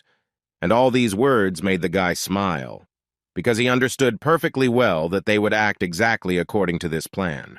And while the guy was thinking about this, the head of the Great Mountain asked him to understand that everything here is different from the lower system, because in the first system, the main quality is trust. So the man thought that instead of the guy just wasting his time on pointless complaints, he should improve the quality of his product, because that is the real attitude of a real salesman. Right after the man finished speaking, Earn attached a file and asked to check it, because according to him, he had no records of selling a heavenly level elixir. And from this, we can conclude that people who did not buy anything complain that the goods are of poor quality, and therefore it seemed to the guy that if these are not part-time workers, then who are they? The head of the Great Mountain continued to wriggle out of this situation as best he could, and said that the guy could easily change this document. Miam noted at the same time that as a result of the transaction history request, it was confirmed that the document contained valid information. The head of the Great Mountain had no choice but to agree that this could be a part-time job for the workers. But he still wasn't going to admit to the accusations that they were the ones who bribed them. Earn believed that Miam could confirm this as well, but Miam told him that suspicion alone could not reveal information from other exchanges. It was a little strange for Earn because he thought that there was nothing wrong with it, since he just wanted to confirm their affiliation with the organizations. But Miam once again assured him that this was simply impossible because the personal information of buyers was very valuable. In that case, Earn didn't understand how they were going to get part-time workers at all, because it seemed to him that in that case, they would just watch and do nothing. Miam didn't even know how to respond to these words because he was simply responsible for the channel and nothing more. This means that Justice is far from his job, so he will most likely just continue to watch them. This immediately brought smiles to all the heads, because they understood that the guy would not be able to prove anything otherwise, and without this, no one would buy anything from him in the future. Earn had long been aware of the dark collusion between the master and the partner store, but he had little hope because Miam seemed legally neutral to him. But now he is more than sure that they are all on the same team that is trying to destroy him. Despite the fact that Earn knew about the close relationship between those who adhere to this scheme, in essence, it still did not change anything, and he remained the one who always expected some kind of justice, although this was clearly a mistake. Miam, meanwhile, already wanted to end this meeting because all the heads no longer had anything to say. But they were stopped at the last moment by Earn, who wanted to ask a question, which was that they really meant to say that there must be some hard evidence, and not just suspicions. Miam didn't really understand what the guy was getting at if he had already told him about it. And suddenly Earn said that he actually had some evidence, but first he wanted to know what Miam would do in that case. The head of the high mountain immediately thought that this was just a bluff and that the guy actually had nothing like that. So he decided to tell him that he was just a level 0 who shouldn't act like that and shouldn't invent something he didn't have, thereby creating a problem out of thin air. Ern smiled and told them that when they saw what he had, he was far from sure that they would be able to continue to say that and lecture him. Right after these words, Ern attached a file that seemed impossible. There was a report on the exchange with 4 people, including a narcissist. Ern further added that he had saved the exchange reports of the exchanges that had left bad reviews on his product. According to him, they belong in turn to the healthcare center, the head of the Great Mountain, and all the other heads. The head of the Great Mountain immediately gave his reaction and began shouting that this was a common falsification of documents, and they definitely did not do such a thing. But Ern wasn't going to answer because he was talking to Miam first, and he wanted to ask him what he thought about this document and what they would do with it next. From Miam's expression, it was clear that he was far from aware of what he should do in this situation because he was not prepared for such a turn of events. He was so shocked that Ernu had to ask if Miam had accidentally activated the silence mode. Miam immediately gave him an answer and said that he was here, after which he added that the screen save provided by the exchange could not be edited. In other words, this file is real and Ern is absolutely right, and this was already too disadvantageous for the heads of all the centers. Right after that, Ern jumped in and started talking about how if they said that, then he thought the level of suspicion had increased. Miam didn't know what to do anymore, so he decided to say that given this information, it turns out that the 5 important guests really did use part-time workers to write bad comments about Ern's product. The head of the Great Mountain continued to shout and say that Miam couldn't do his job properly if he was telling them such things.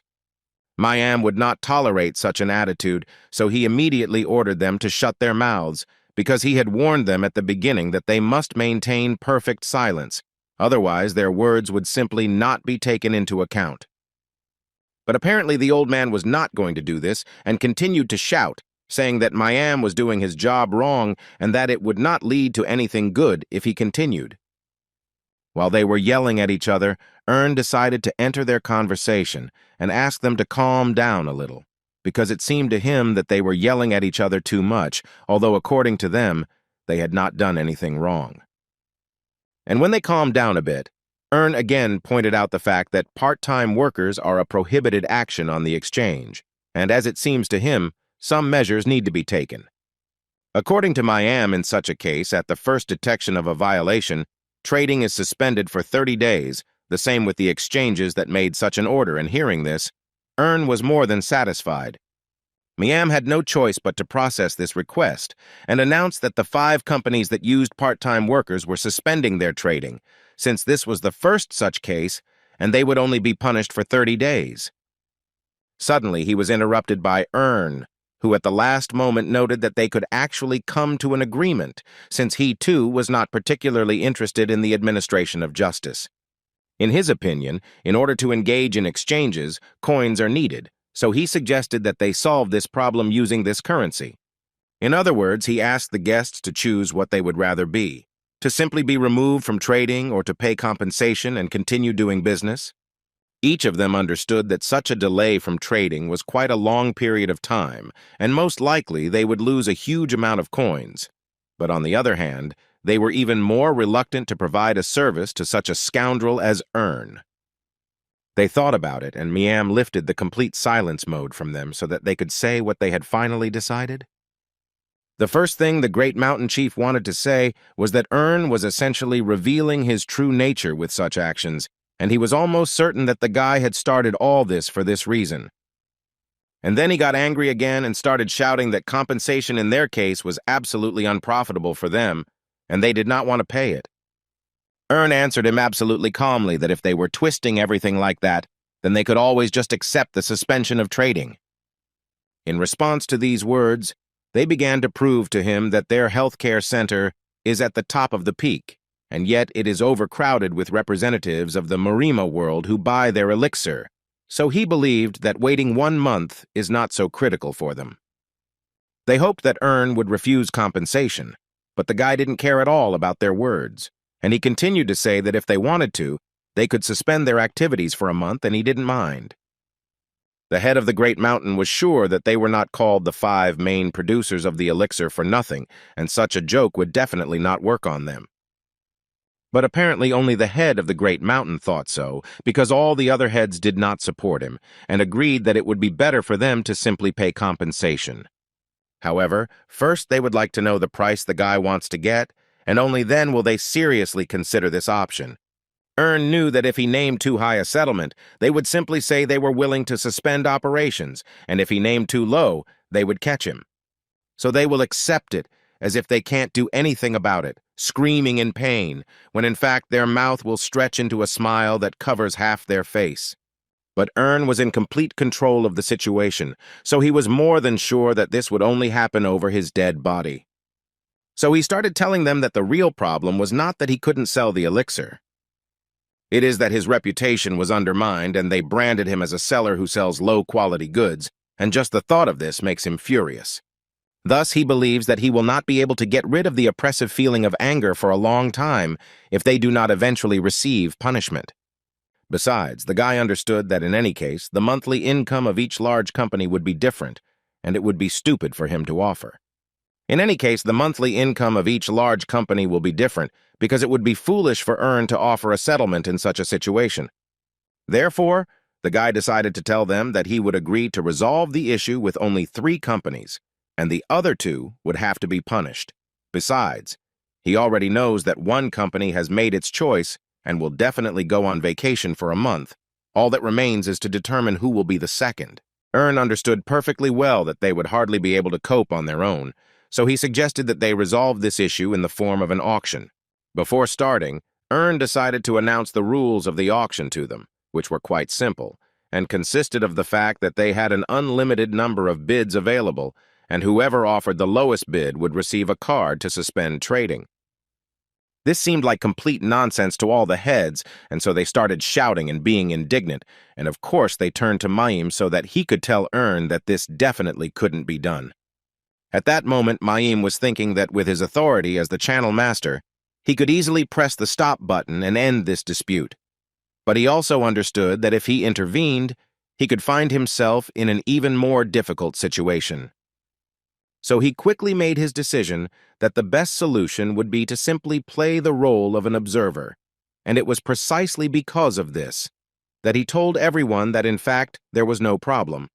The method of agreement was left to the discretion of the applicant. Earn was glad that Mayim had finally come to his senses and understood which side was best for him to play, and as for the auction, Earn suggested that they finally start it, because they were all busy people here, and it was better for them not to waste their time like that. Within a few seconds, the betting had already begun, and most of the men were not sparing any money and were betting impressive amounts, while Earn was simply watching and waiting to see how this story would end. Along the way, he understood that since this group of people united only for the sake of profit, they could also stab each other in the back for the sake of that same benefit. And this made the guy even happier because it was just a wonderful start for him, so he wanted so much for them to continue arguing and bet even more coins just to save themselves. After some time, all the leaders were incredibly nervous because the bets had already reached almost 10,000 coins, so each increase in the bet was quite difficult. Earn at this point continued to think that they were slowly approaching the estimated amount of damage that would be caused by the suspension of trading, and this is where the fun begins. The price reached 9,400 coins and stopped. Earn already thought that at this point the auction would officially come to an end. As Earn had thought, an argument immediately began between them because someone had decided to raise the price by just 10 coins. All that Earn lacked at that moment was popcorn, because watching them was incredibly interesting and funny. Moreover, in his opinion, even if at least one crack appeared in this group of heads, it could already be called a success, but now Earn sees that this alliance has literally broken into pieces. Eventually, the price went up to 10,000 coins, and one of them decided that he was leaving the game because he thought that if it continued like this, he might end up penniless, and it would be better for him if he stopped trading for a month. Mayim was so happy about this because he thought that they had finally been able to find a solution to this dispute and that they would end this dialogue. But suddenly his thoughts were interrupted by the head of the Great Mountain, who decided to unexpectedly enter this game and bet 12,000 coins. He was immediately asked why he suddenly decided to place a bet, to which the man replied that he had thought it over carefully and came to the conclusion that this was the right decision and he simply could not act differently. He also added that he simply could not think about monthly income so frivolously. He meant that the position of their outlet would fall sharply during the downtime, and if we take into account the time and cost of restoration, he still decided to go for settlement.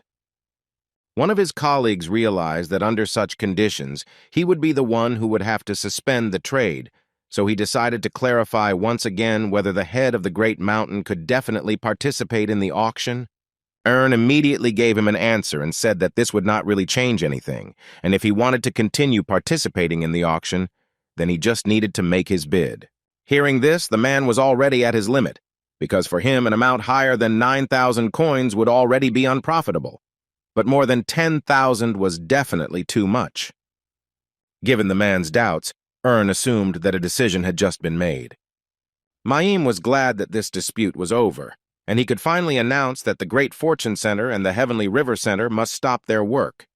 According to the chat manager, the two exchanges will be banned from all channels for a month and should also pay special attention to future trades, as the punishment will increase as the disciplinary actions accumulate.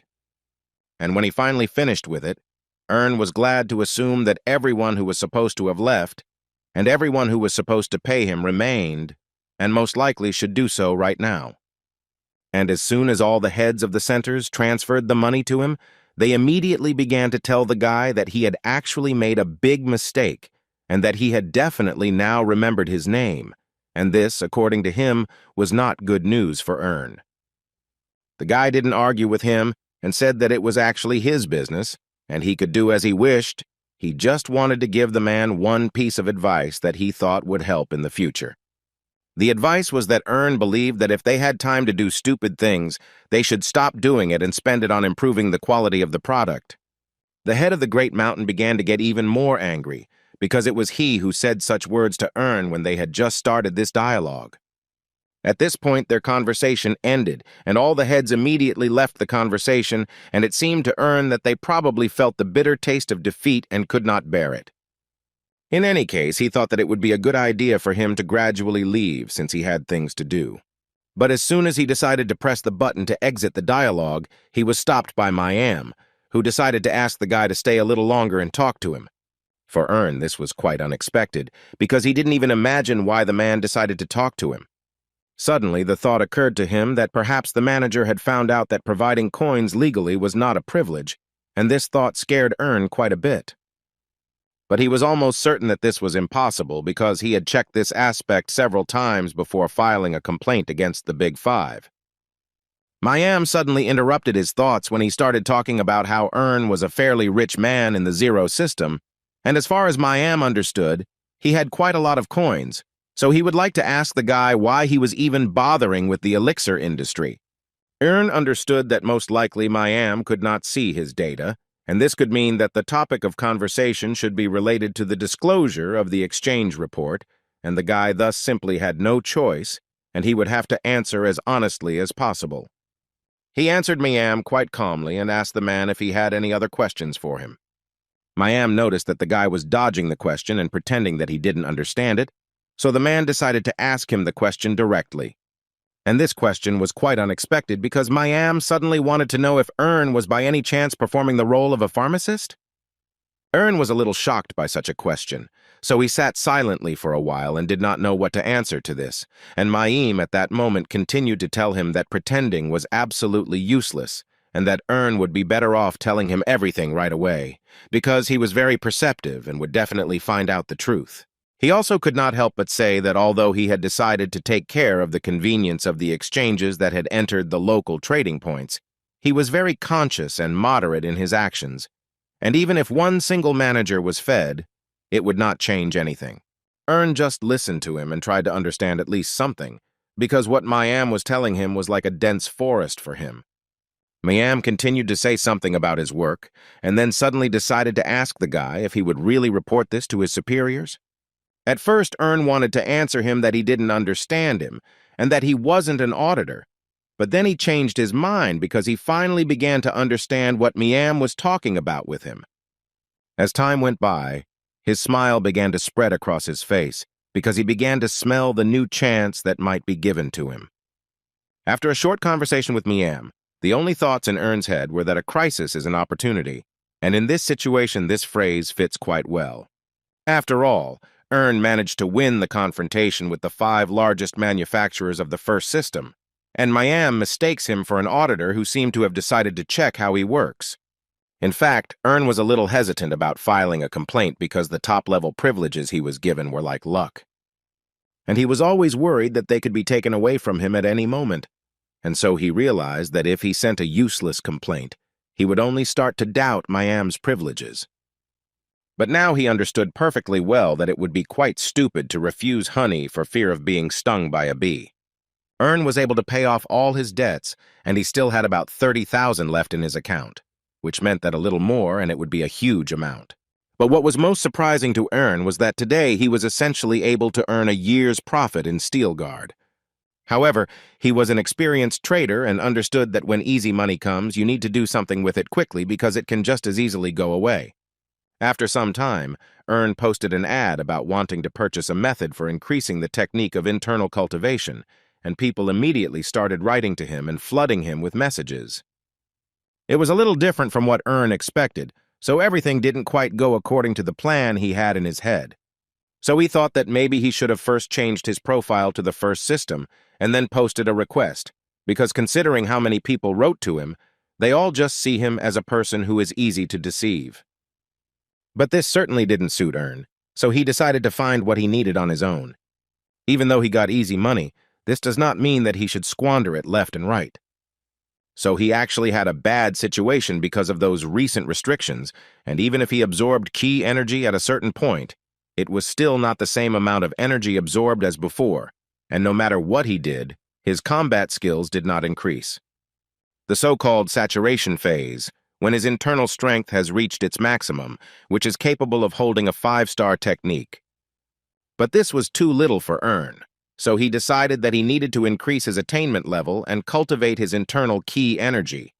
But the first-class wall was not so flexible that he could climb it in one fell swoop and study it right away. And that meant that the only way was to think slowly, to practice until he could achieve success. But that was before the dimension deals. But now he had a deal book which allowed him to save a lot of time. However, all these conditions will work only if a person has many thousands of coins available. Ern chose several different techniques, which he decided to send to a professional for verification before buying. And this person turned out to be Siok, who quickly looked through the file and answered Ern that he had chosen quite good techniques. However, according to him, although the guy made a good choice, he still decided to ask him to remove the magical equipment from here. Ern didn't quite understand this advice, but Siok explained that it was all because of the exchange's policy, which prohibited the use of techniques that concentrated too much evil energy. Moreover, this is not the most important reason, because according to Siok, the big problem is that if he absorbs magical power, then his capabilities are reduced, and this is a rather serious disadvantage in choosing this technique. Now the guy realized that the deeper he essentially immerses himself in magic, the more difficult it is to master martial arts later. In this case, the same principle worked as in the difficulty of purifying water that had become cloudy from ink. In addition, Siok told the boy that times have changed since interdimensional trade became active, and in the past, choices and opportunities were limited. But now an era has come where everyone can be taken into account and learn martial arts. Because of this, perceptions changed greatly and people began to question whether they really needed to learn magical techniques with obvious weaknesses. Naturally, the amount of mana also decreases, so there are big limitations in improving achievements. Now it became clear to Ern that if he wanted to reach a high level, he would have to expand his capabilities with pure martial arts. Considering all this, Ern decided that all magical techniques were out of the question, and he would not learn them. Thus, he came to the conclusion that it would be fun to hit someone with lightning instead of aura. But if a simple knight started throwing lightning, then he would obviously attract the attention of the entire continent, and Ern did not need that. Moreover, the fact that the 5-star martial arts were displayed on the same page as the 7-star martial arts, so one could conclude that its limit was extremely low. Then sooner or later, will have to choose one of two things, the Northern Lights technique or the spiritual Yang technique. It was quite a difficult choice, but still decided that he would choose the spiritual Yang technique. This decision was quite surprising for Seok because he expected that the guy would not choose this technique. But the man's reaction made doubt his decision, so he wanted to ask him what was wrong with it and why he reacted that way. Seok immediately began to justify himself and say that he didn't really mean anything like that. It's just that if he were in Earn's place, he would have made the opposite choice. After all, for him, the Northern Lights technique is the essence of the purest martial art. Was not aware of it and decided to find out a little more about it, but what he was most interested in finding out was this technique stronger than the one he already had, which was called the Heavenly Cultivation Technique? Seok didn't even think about the answer and immediately assured the guy that of course this technique was much stronger, and most importantly, in terms of purity, it was much higher and therefore stronger. He also added that the Heavenly Cultivation Technique was known for its rapid achievements and gentleness, but if he looked closely, he could see that this martial art was just a common technique of the Heavenly Sword Castle sects. Didn't deny that there was indeed truth in Seok's words, which made him even doubt his choice a little. But these doubts were dispelled when he read a little more about the technique he was going to choose. The description said that as an additional service, secret recordings would be sent. Seok thought that this was not such an advantage, because if it was all because of the secret records, then he could provide them to the guy, because they were in the library, so he could take responsibility and copy them, and then send them to Earn. Hearing this, immediately understood that under such conditions, the Northern Lights technique is much more profitable and cooler. Because the spiritual Yang technique is a method of enhancing extreme intelligence, so if chooses this path, then in the future he will not even be able to look towards the highest point of the Earth's energy darkness.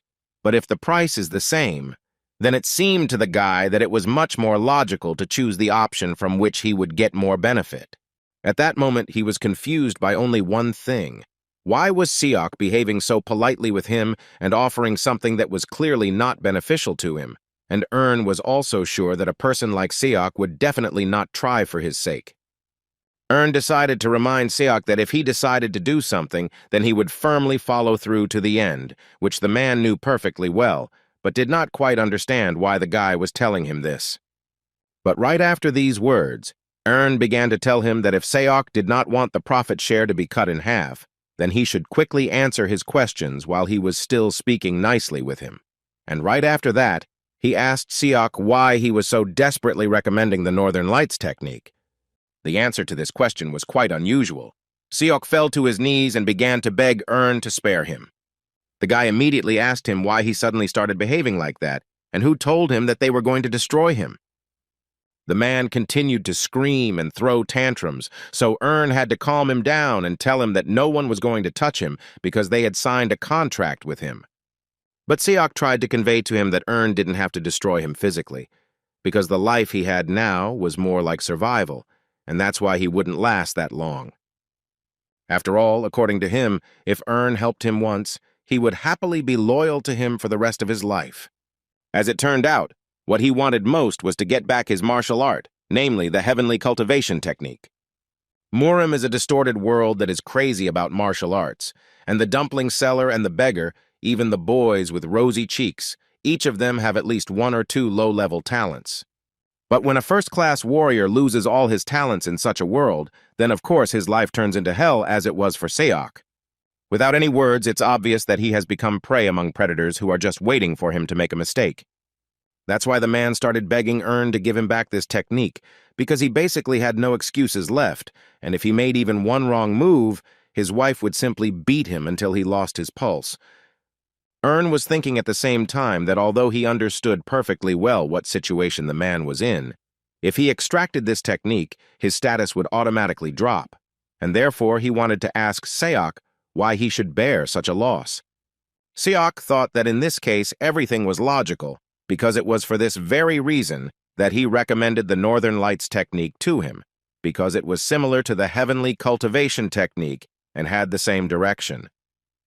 Although he did not hide the fact that there would be some losses, he could guarantee Earn that he would quickly cover them and everything would quickly fall into place.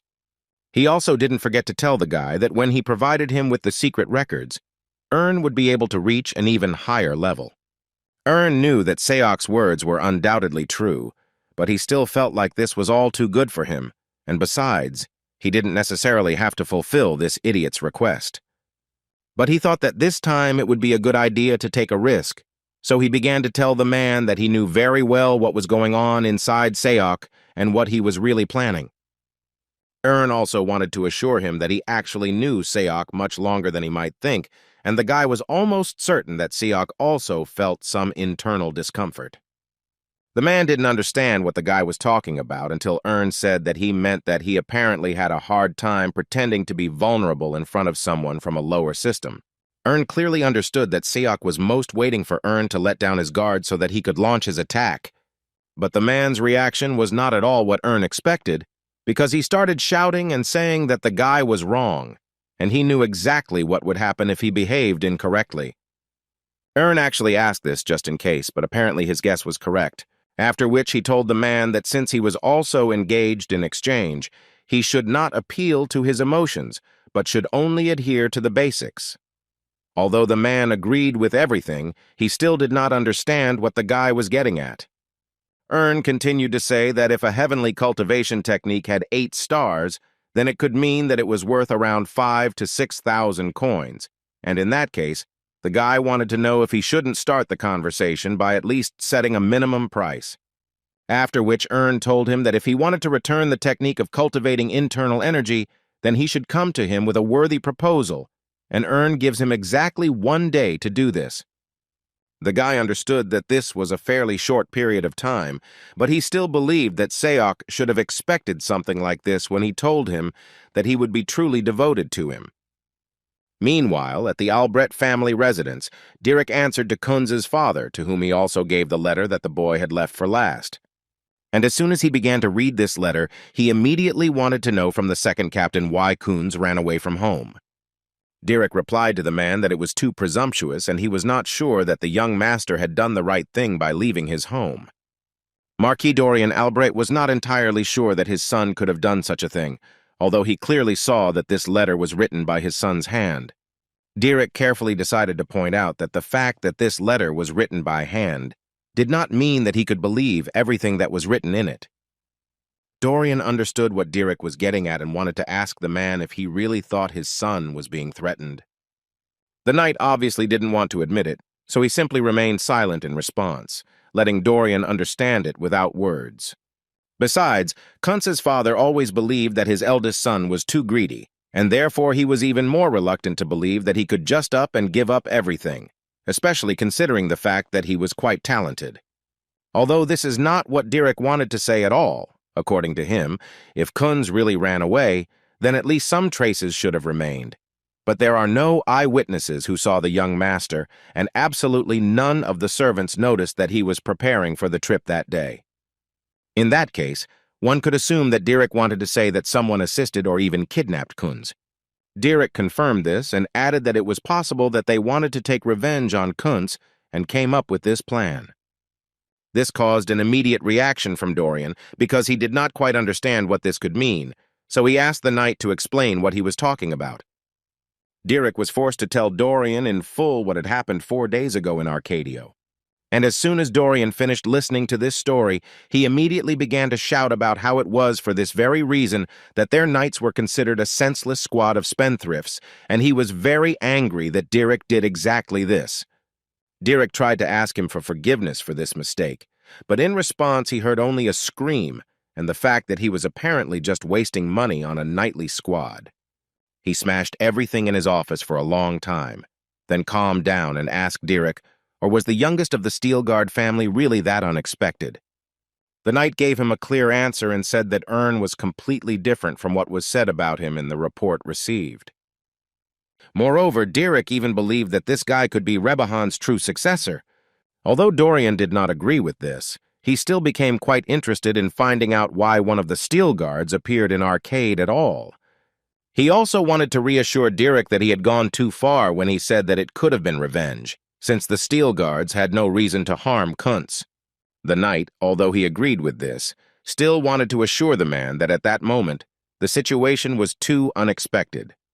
In his mind, Derek could only think about the cold look that Ern had given him. The man did not deny that perhaps their knights had indeed insulted Stilgard, but he could not come to terms with the fact that as soon as Ern left, the young master immediately disappeared, and he was almost certain that there was some connection. Therefore, he wanted to assure Dorian that they had good reasons to begin an investigation, and from these words, Kunz's father understood that something was apparently bothering the knight. With all this in mind, the man decided to allow Derek to conduct the investigation because he was now especially eager to do everything possible to find his son. But at the same time, he asked him not to take any rash actions because their enemy was Steelguard. Derek already understood all this, but in order for Dorian to be calm, he decided to promise him that the knight was ready to bet his life on doing everything right and trying to find Kunz. After talking with Ern, Seok immediately began to act, because he understood that he would not have such a chance again in his life. Although thoughts came into his head that in any case, a lot of time had passed since the situation became irreversible, and one way or another it would still come to an end.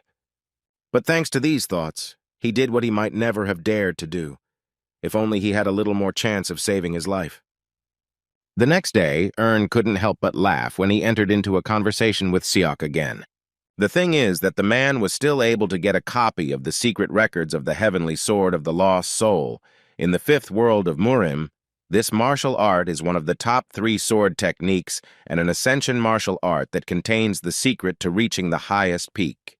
Ern felt so funny when he realized that in front of him was the #1 official technique that had brought Heavenly Sword Castle to its current state. Now in his hands is the martial art of swordsmanship, which even in the fifth world of Morima, even babies know about.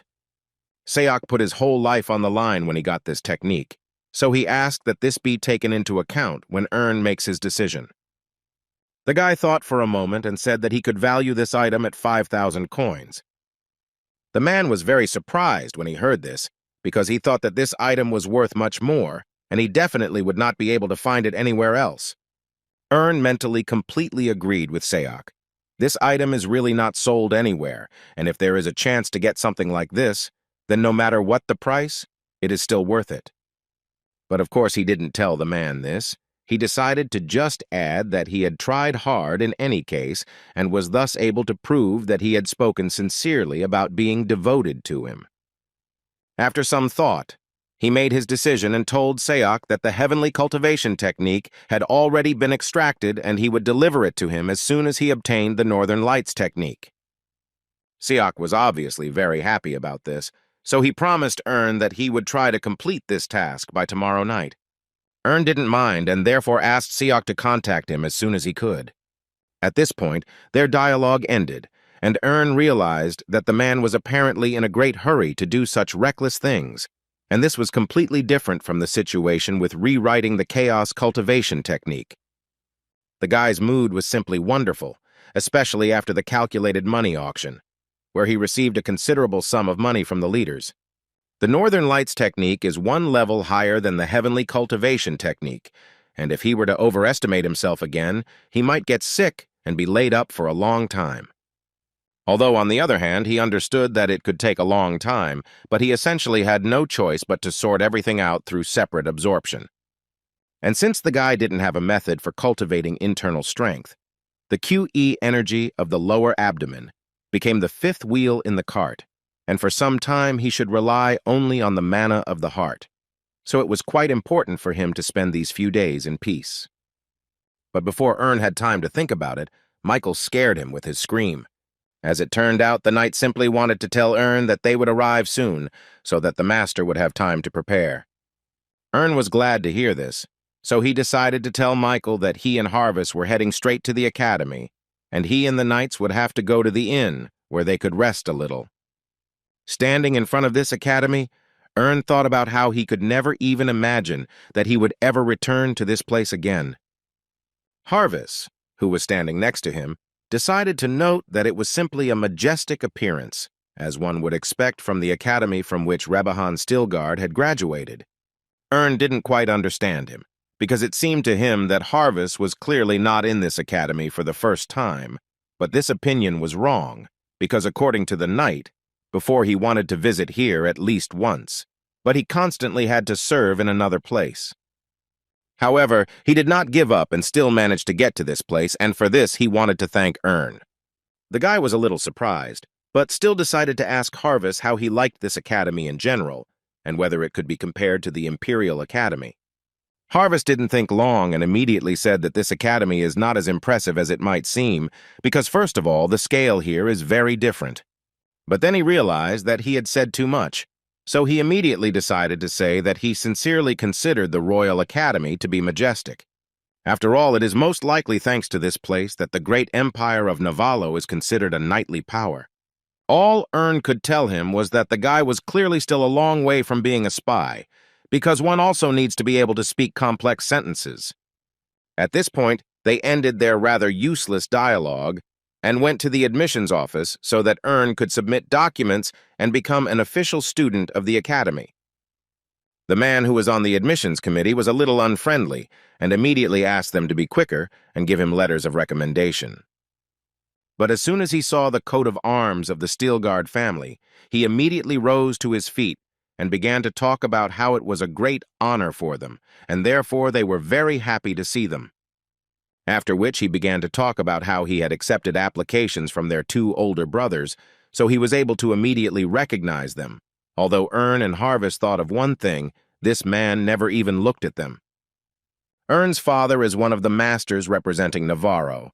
However, despite his remarkable achievement of reaching the heroic rank, he is always compared to his grandfather, who managed to reach the mythical rank in his lifetime and was judged as not living up to expectations.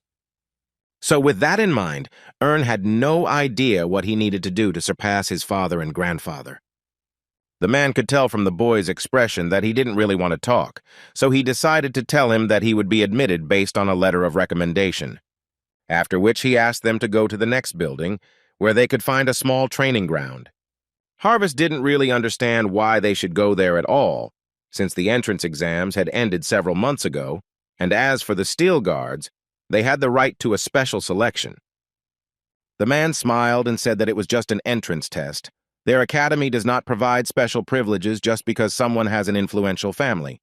Ern noted that the special selection already seems like a privilege.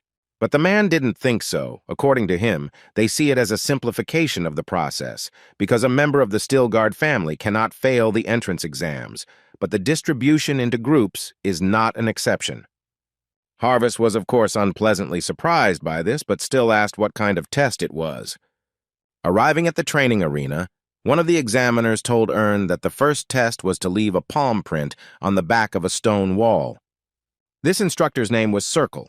He tried to explain to the guy that Ern should not strike, but only feel that he is pushing the stone. He also immediately warned Ern not to even think about bragging about his strength, because he wants to see the general management of mana.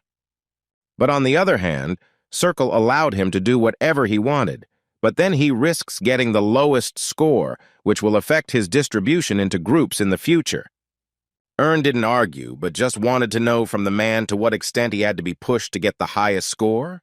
Circle, hearing this question, immediately thought that this guy was somehow different, compared to his brothers and other children of famous families, who immediately after hearing the essence of the task wrinkled their faces. But this only aroused even more interest in this guy, because the man immediately thought that an interesting specimen had appeared. And to Ern's question, Circal answered quite simply when he said that he could not clearly outline the border, so he would just need to show as much as he could. Ern was more prepared than ever, even though in his past life he didn't know what this test meant. But now he was aware that depth was mana output, brightness was mana control. And given the handprints that were already on the wall, Ern concluded that there was no one standing here. However, looking closer, he noticed one good print, and therefore he immediately became interested in finding out who left this print. His thoughts were interrupted by Circle, who asked the guy not to just look at the wall, but to move on to completing the task. Harvest, watching this, thought that Ern was simply worried, because he understood that with the master's abilities, it would be easy to complete this task. Ern walked up to the wall, concentrated, and after a few seconds a small stream of energy appeared around him. Circle couldn't believe his eyes, so it began to seem to him that Ern was not from the Steelguard family at all. In fact, the imprint was neither clear nor blurry, deep nor superficial. It could not be described in other words. After thinking for a bit, Circle made a decision and gave Ern 5 points for it. Ern guessed that was a pretty high score. But Circle immediately upset him and said that in fact the guy received 5 points out of a possible 10. Ern wasn't too upset, but Harvest was shocked. The test did not end there. They moved on to fencing, and the instructor was again Circle. After spending a few minutes sparring with Ern, he couldn't help but notice that the boy's swordplay was also different from what he usually saw from the Steelguards. Looking at the guy, he had the feeling that without having any talent, he tried to look like an ace in the eyes of others. And considering all this, it seemed to him that the future of the Steelguards was not as cloudless as it seemed at first glance. The fencing came to an end, and Circle concluded that Ern's mana management was normal. His ability to handle a sword was also normal, and based on this, he could determine that the guy was of average class. And as soon as they left this training arena, Harvest immediately wanted to know from Ern how it happened that he was classified as middle class, and most of all, he wanted to know what they would do next, because apparently the plan that Ern told him about had failed. The guy answered Harvest that he had reported to the Empire that he was approximately 6th or 7th rank, and Ern had not forgotten about this and believed that he needed to first act according to this information.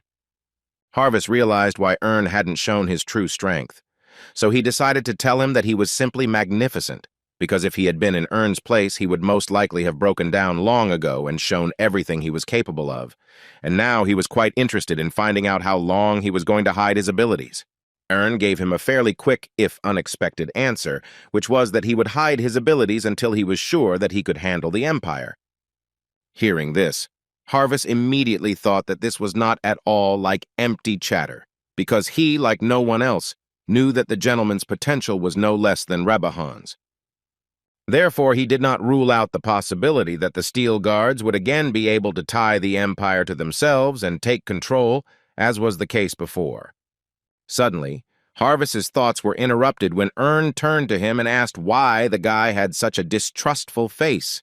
But the knight immediately made it clear to Ern that this was not the case, and then added that at this age, it is actually typical for the heart to beat wildly in anticipation of new achievements. Ern couldn't help but agree with him, because he clearly understood that for the next 2 years he would have to work hard without any respite. And so he wanted Harvest to continue to report on a regular basis on the state of the Empire and the situation of the Steelguards. Then Harvest was to hold on to the strongholds around the Steelguard holdings, using the image of Yulof. Ern understood that without motivation, this guy would do his job rather mediocrely, so he told him that if Harvest did a good job with the tasks set before him, then in 2 years he would be able to completely free himself from the forced life of solitude. And from the knight's face it was immediately clear that he would do everything for this. And when they had talked about this, Ern handed Harvest a small bag of coins. He wanted Harvest to spend these coins so that they could have a good rest with the knightly company, and then return home peacefully. The knight did not miss the opportunity and decided to invite Ern to go with them, because the entrance ceremony was only the day after tomorrow. But according to Ern, he cannot endlessly waste time on fun. He needs to do something as soon as possible to cut the semester in half. Harvest understood him perfectly, but he also wanted to tell Ern that in that case everyone would be very upset. In that case, Ern asked to convey to the knightly detachment that they were not parting forever, and they could calmly relax without him, not paying attention to the fact that Ern was absent. Harvest was very grateful to Ern for such a gift, after which he bowed and told the guy that he would like to wish him success and that he would always be in good health. When the knight left, the thought immediately came to Ern that he had made all the possible preparations that he was capable of right now, and now he only had to prepare for the collapse of the family, which would begin in 2 years, by which time he simply had to become stronger.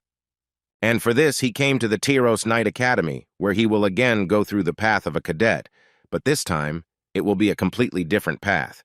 The semester began the day after the entrance ceremony. At the same time, the Academy's training program called Hell Race began. Ern sat in class next to Dmitri, who was the son of Viscount Televraman, and this guy was not very interesting because he constantly told Ern strange facts, for example, that the first class is a fixed duel against each other. Or, as the students call it, the battle of the internal rating. But Ern was not interested in listening to this. But he could not tell Dmitri about it, so he simply nodded in agreement. Mentally, at that moment, he was thinking about the fact that in his past life, this really annoyed him, although even in the lower class, he was at the lowest level. While Ern was thinking about this, Dmitri continued to tell him about how, regarding the internal ranking battle, it was an indicator of the Academy's uniqueness and that all cadets had the right to apply for a duel with any other student. Dmitri is a guy who can't remember the details of anything, even if he strains his memory very hard, and this is what annoyed Ern the most. He just looked at him and thought at that moment that he really didn't want to get closer to him or pay any attention to him at all, but for 2 days now, he hasn't even thought about closing his mouth and continues to talk all the time. In other words, one could say that Ern was quite unlucky with his choice of roommate, and he really wanted the instructor to come into the classroom as soon as possible, because he was already pretty tired of listening to Dmitri. And as soon as he thought about it, Serkal immediately entered the classroom, who was not in the best mood, because he could already hear from the corridor how the kids were making noise here. They immediately took their places and listened attentively to what Serkal was telling them. He decided to start by saying that he was the one who would be in charge of their class from now on, and they would be able to find out what kind of person he was and what he was capable of during their training. But before they begin their training, Serkal decided to invite them to begin a duel. Then he began to talk about the rules, which consisted of the fact that this would essentially be a full-fledged tournament in which the entire class would participate. Opponents would be determined by drawing lots, but he immediately warned them not to even think that the purpose of the duel was reconnaissance of the situation. He wanted them to understand that if they lost in the first round, they were guaranteed to drop down the rankings. After he finally explained the rules to them, he immediately ordered them to immediately collect all their things and go to the training ground. The first fights turned out to be quite predictable, and the favorites quickly took their victory. Finally, it was Ern's turn, who was number 33, and in Serkal's opinion, he'd come across a strong enough fighter who would be difficult to beat.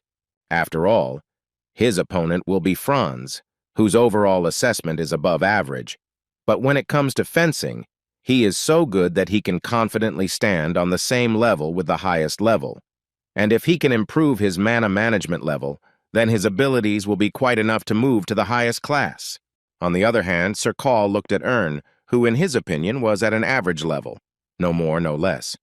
But even this confused the instructor because he sincerely did not understand how the hero's family could be at the lower level of the middle class. And considering all these facts, Serkal assumed that now they would behold a rather pitiful sight. And as soon as this fight started, Serkal immediately confirmed for himself that he could not be wrong, and his judgments were correct from the very beginning. Watching this fight, he noticed that although Ern was good at blocking his opponent's attacks, he still had trouble finding the strength to launch any kind of counterattack. Moreover, with each passing second, the man's opinion of Ern fell more and more, until at one point he thought that in fact Ern was not just weak, he was nothing at all. Ern was thinking at that moment that it seemed to him that there would be no people as strong as Franz at the middle level, but now he would have to do everything possible to win by accident, so that it would not look awkward. Franz, meanwhile, continued to attack Ern and tried his best to win. Ern was expecting such an attack in order to launch a supposedly random counterattack. He dodged Franz's attack and then struck him in the knee. Nobody expected to see this. Everyone around thought that Franz would now finish this fight. But not this time. Ern was able to deliver a clean counterattack. Thus, Franz fell to the floor and began to scream in pain, although Ern was sure that this was not a strong blow at all, because he did not even put in a drop of mana. After this fight, Ern thought that the lower class was too annoying because they had a low status and still continued to challenge him, but the upper class was even worse, so he decided that it was best to stick to the middle ground. And if you think about it like that, then he really just needs to win the second round, and in that case he can calmly refuse the third fight. The next pair of duelists were Barand Darius and Dmitri Tolobreman. In this case, everything was clear before they started the fight. And so it happened. The fight lasted about 10 seconds, and Barand managed to land several blows before Dmitri actually gave up his position. But Barand was never allowed to finish this fight. He was stopped by Tsirkal, who declared him the winner and ordered him to stop. However, he was so impudent and self-confident that he still decided to continue and hit Dmitri several more times to show his superiority over the others.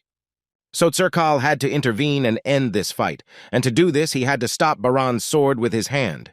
After which he looked straight into Barand's eyes and asked him a question in which he wanted to know from him whether his words really seemed funny to him, since he decided to continue this fight. Barand was not afraid of him at all, so he answered quite calmly. He said that he was so excited that he did not hear him, so now he asks him for forgiveness for this mistake. Tsirkal still decided to remind the guy that this was a training fight, not a fight for survival, and now he was giving him the first and last warning. Barand smiled and said that he would definitely take this remark into account and try to never repeat this mistake again. After talking with the instructor, Barand decided to approach Ern and tell him that the guy could relax, because he definitely didn't need to worry about his own skin. And he said this because he believed that his relationship with Ern would end with just one blow. Ern wasn't that stupid, so he decided it was better not to respond to such statements. At that moment, he looked at Dmitri and thought that he was seeing himself from the past, who was angry at his own incompetence. After which he looked at Barand and thought that he had an idea, and it was not that he decided to do this only for the sake of his roommate. So he decided to call this act a payment for the fact that Barand made him remember the moment that he wants to forget. A few hours later, when all the guys had finished the first round, the second one started, where the first pair were Ern Stilgard and Barand Darius. This fight was not as easy for Barand as the first one. His blows were not successful, and he had to defend himself because Ern was much stronger. Although he still believed that he could beat this guy, if only for the reason that Ern made him incredibly angry and infuriated. But it was too easy for Ern to dodge all of this guy's blows, and at some point he started to play with him. This couldn't help but anger Baradan, so he started yelling at the guy to fight him with full force and not make the fight a child's play. But Ern took this as a compliment, after which his opponent decided to go on the attack again, and along the way Barden shouted that Ern would still answer for his words. However, his attack ended before it even began, because Ern was much faster and therefore managed to deliver a counterattack which he simply could not block. Right after that, Ern started saying that he probably should have waited until he finished his sentence, but he couldn't resist, because Bardan, according to him, opened up so well for the blow, so he decided not to wait, and still made a lunge. Tsirkal was in a state of shock for a long time and thought for a long time that his eyes were simply deceiving him, because he could not comprehend that Ern's average skills were able to defeat Barand. He wasn't entirely sure if it was a victory of fortitude after a fierce struggle, because from the outside it looked as if Ern was simply playing with him. In any case, he did not forget to say that the winner in this fight was Ern, although Barand continued to prove that he could still continue. He also asked Ern to fight properly and without using cheap tricks, after which he applied for a duel, and with this request he turned to the instructor. Tsirkal could only laugh at these words because it seemed to him that Barand was mocking him, because no normal person would arrange a duel in the middle of a tournament, and besides, you can't challenge the same person to a duel twice in a row. The guy can't submit such an application until next week. Barand could hardly restrain himself from bursting with anger, because Ern irritated him so much, and that was why he wanted to take revenge on him so much. The only thing he could do was to turn to Ern and tell him that he made a big mistake when he lowered him in the rankings, and in a week he would do something to him that would make everyone laugh. Ern wasn't too interested in these quarrels because he understood perfectly well which of them was actually stronger. But Barand thought that Ern was challenging him in this way, and so he began to shout his name and say that soon Ern would remember him for the rest of his life. Tsirkal listened to all this, and then at one point he couldn't hold back and started laughing. Barand, of course, could not ignore this, and he immediately thought that the man was making fun of his family. But Tsirkal immediately assured him that this was not at all the case, because he did not even have the right to ridicule the Count's family. He said he simply found it funny that Darius was trying to elevate himself at the expense of the Stilgard family. And as soon as he said this name, everyone immediately opened their mouths. Apparently, they didn't know that Ern was a member of such a famous family. Barend was also incredibly surprised and therefore immediately wanted to ask Ern why he didn't tell from the very beginning that he was from the Steelguard family. Ern thought that everything here was pretty obvious. He didn't tell for the reason that no one asked him. The next day, when Ern woke up, he immediately noticed that his neighbor had gone somewhere since the morning. He immediately assumed that this was a good motivation for Dmitri, and he probably decided to train, which was surprising, because Ern always thought that he was just an annoying guy. But even so, Dmitri was much better than Ern in his past life, because when Ern got the last place in the lowest ranking, he cried for 3 days. Before leaving, he gave Sari his sword, who allowed him to eat it and sit here for now until Ern returned to take it and play a little. The first day of the Academy Cadet is climbing a rocky mountain. This training is also called the Hell Race, due to the fog-covered peak and steep slope. But this time, it was not difficult for Ern to do it at all. He was even surprised that climbing this mountain became so easy for him. He did not even sweat a drop, and he had the feeling as if he was running on a plane. Suddenly, he stopped his run when he saw Franz, who was standing behind a tree and seemed to be waiting for someone. Ern immediately recognized him, so he stopped. But before he could say a word to Franz, he spoke first and told Ern that he was actually waiting for him here. This could not help but surprise Ern, so he rather wanted to ask Franz why he was waiting for him here. The guy spoke quite quickly, and his voice was clearly shaking. But even so, it was clear that he wanted Ern to go with him to a place for a short while, because it concerned his friend Dmitri. Ern immediately said that he was not his friend at all, but just a roommate, which confused Franz a little. In any case, he continued to ask Ern for help, because according to him, Dmitri was caught in a rockfall and they should hurry to him and help. Ern was in no hurry, and in response to Franz's words, he said that if an accident had occurred, they should call the instructor. Franz said that they had already done this a long time ago, but Dmitri still continued to call Ern. Therefore, he believed that if Ern came to him, it would give Dmitri strength. But all this clearly looked like a circus to Ern, because he just went out to train. Besides, he understood perfectly well that they were trying to lure him into a trap in this way, but it looked funny to him, and he believed that they should have come up with something better. However, he also understood that if he ignored them, they would most likely start to bother him even more. So he decided that it would be better to get it all over with now. A few minutes later, Fred was already shouting that their plan had worked and that idiot had finally taken the bait. Among them was also Barand, who praised Fred for his work. And as soon as Ern came closer, they started shouting at him that now they were able to get him, and now the guy would answer for his actions. Dmitri was indeed there. He was moaning from the pain that Barand and Franz had apparently inflicted on him. While Ern was looking at him, Barand turned to him and began asking him what emotions he was feeling now, seeing his friend being beaten like the last cur. Ern reacted to all this quite calmly, so in the same calm tone he said that he would ask them just one single question. The question was, did something so serious happen yesterday that he decided to stoop to this? This absolutely normal question angered Barand so much that he literally immediately started shouting and talking about how, because of Ern, he actually dropped in the rating yesterday, and this is incredibly serious for him, and he can't just forget about it. And what enraged him even more was that he beat him with some primitive blow and then voluntarily withdrew from the next round. Considering all these facts, he assumed that Ern simply decided to take revenge on him for his friend, and then quickly ran away. But Ern, in response, only once again explained to them that Dmitri, in fact, is far from his friend. Barand, of course, was not going to believe this, and he literally proved to Ern that the guy fought yesterday because of a feeling of resentment. Ern didn't argue with him and simply said that it went without saying that if they got together in a group of 5 people, including Barand, they would most likely feel more confident. This shocked Barand, because there were only 3 members of their group in front of him, so he did not quite understand how Ern managed to understand that there were only 5 of them. Ern smiled and said that he shouldn't be so surprised by this. It would be more surprising if he didn't know about it. Besides, they don't know how to hide, and this is immediately clear. He was absolutely right. After a few seconds, 2 more guys appeared behind him, who were also surprised, and Ern continued to tell them that it would be better if they put more effort into preparing. and in the end he wanted to ask them if they would be able to cope with the consequences after they touched him. But they believed that Ern overestimated himself too much, and in general, in their opinion, he had no right to be called Stilgard. At that moment, Ern remembered that his brother also studied at the academy.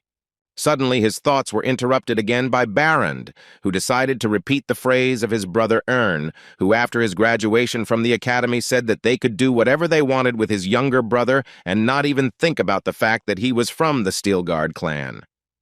Ern, of course, was not surprised that his brother said something like that, but he sincerely did not understand why he said something like that at all, because it made absolutely no sense.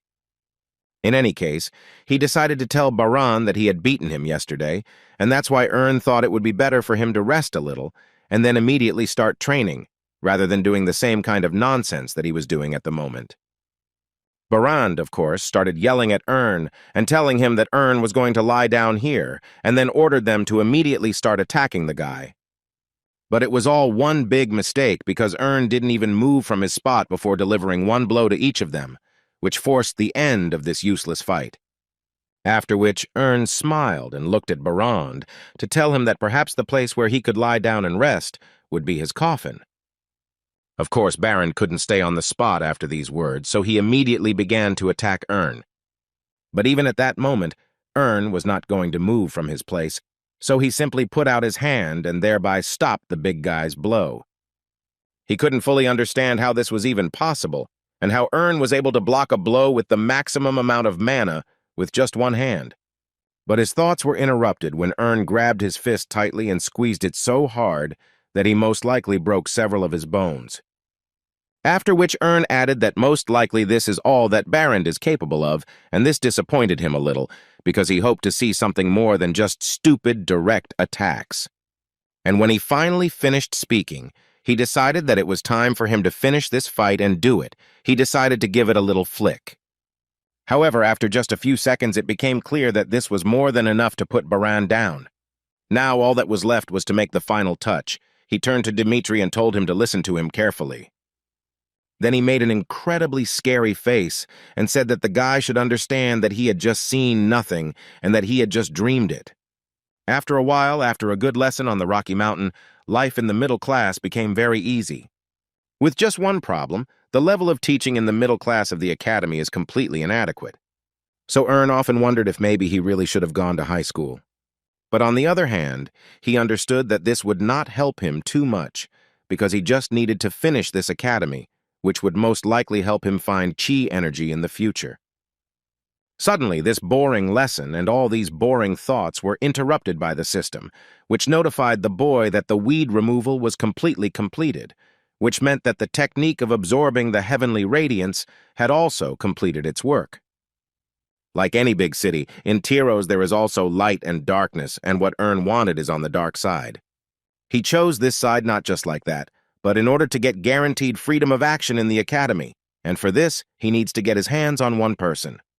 For the sake of today, Ern had watched him countless times, and it only took a quick glance at him from behind and he could immediately tell that this was the one the guy needed so much.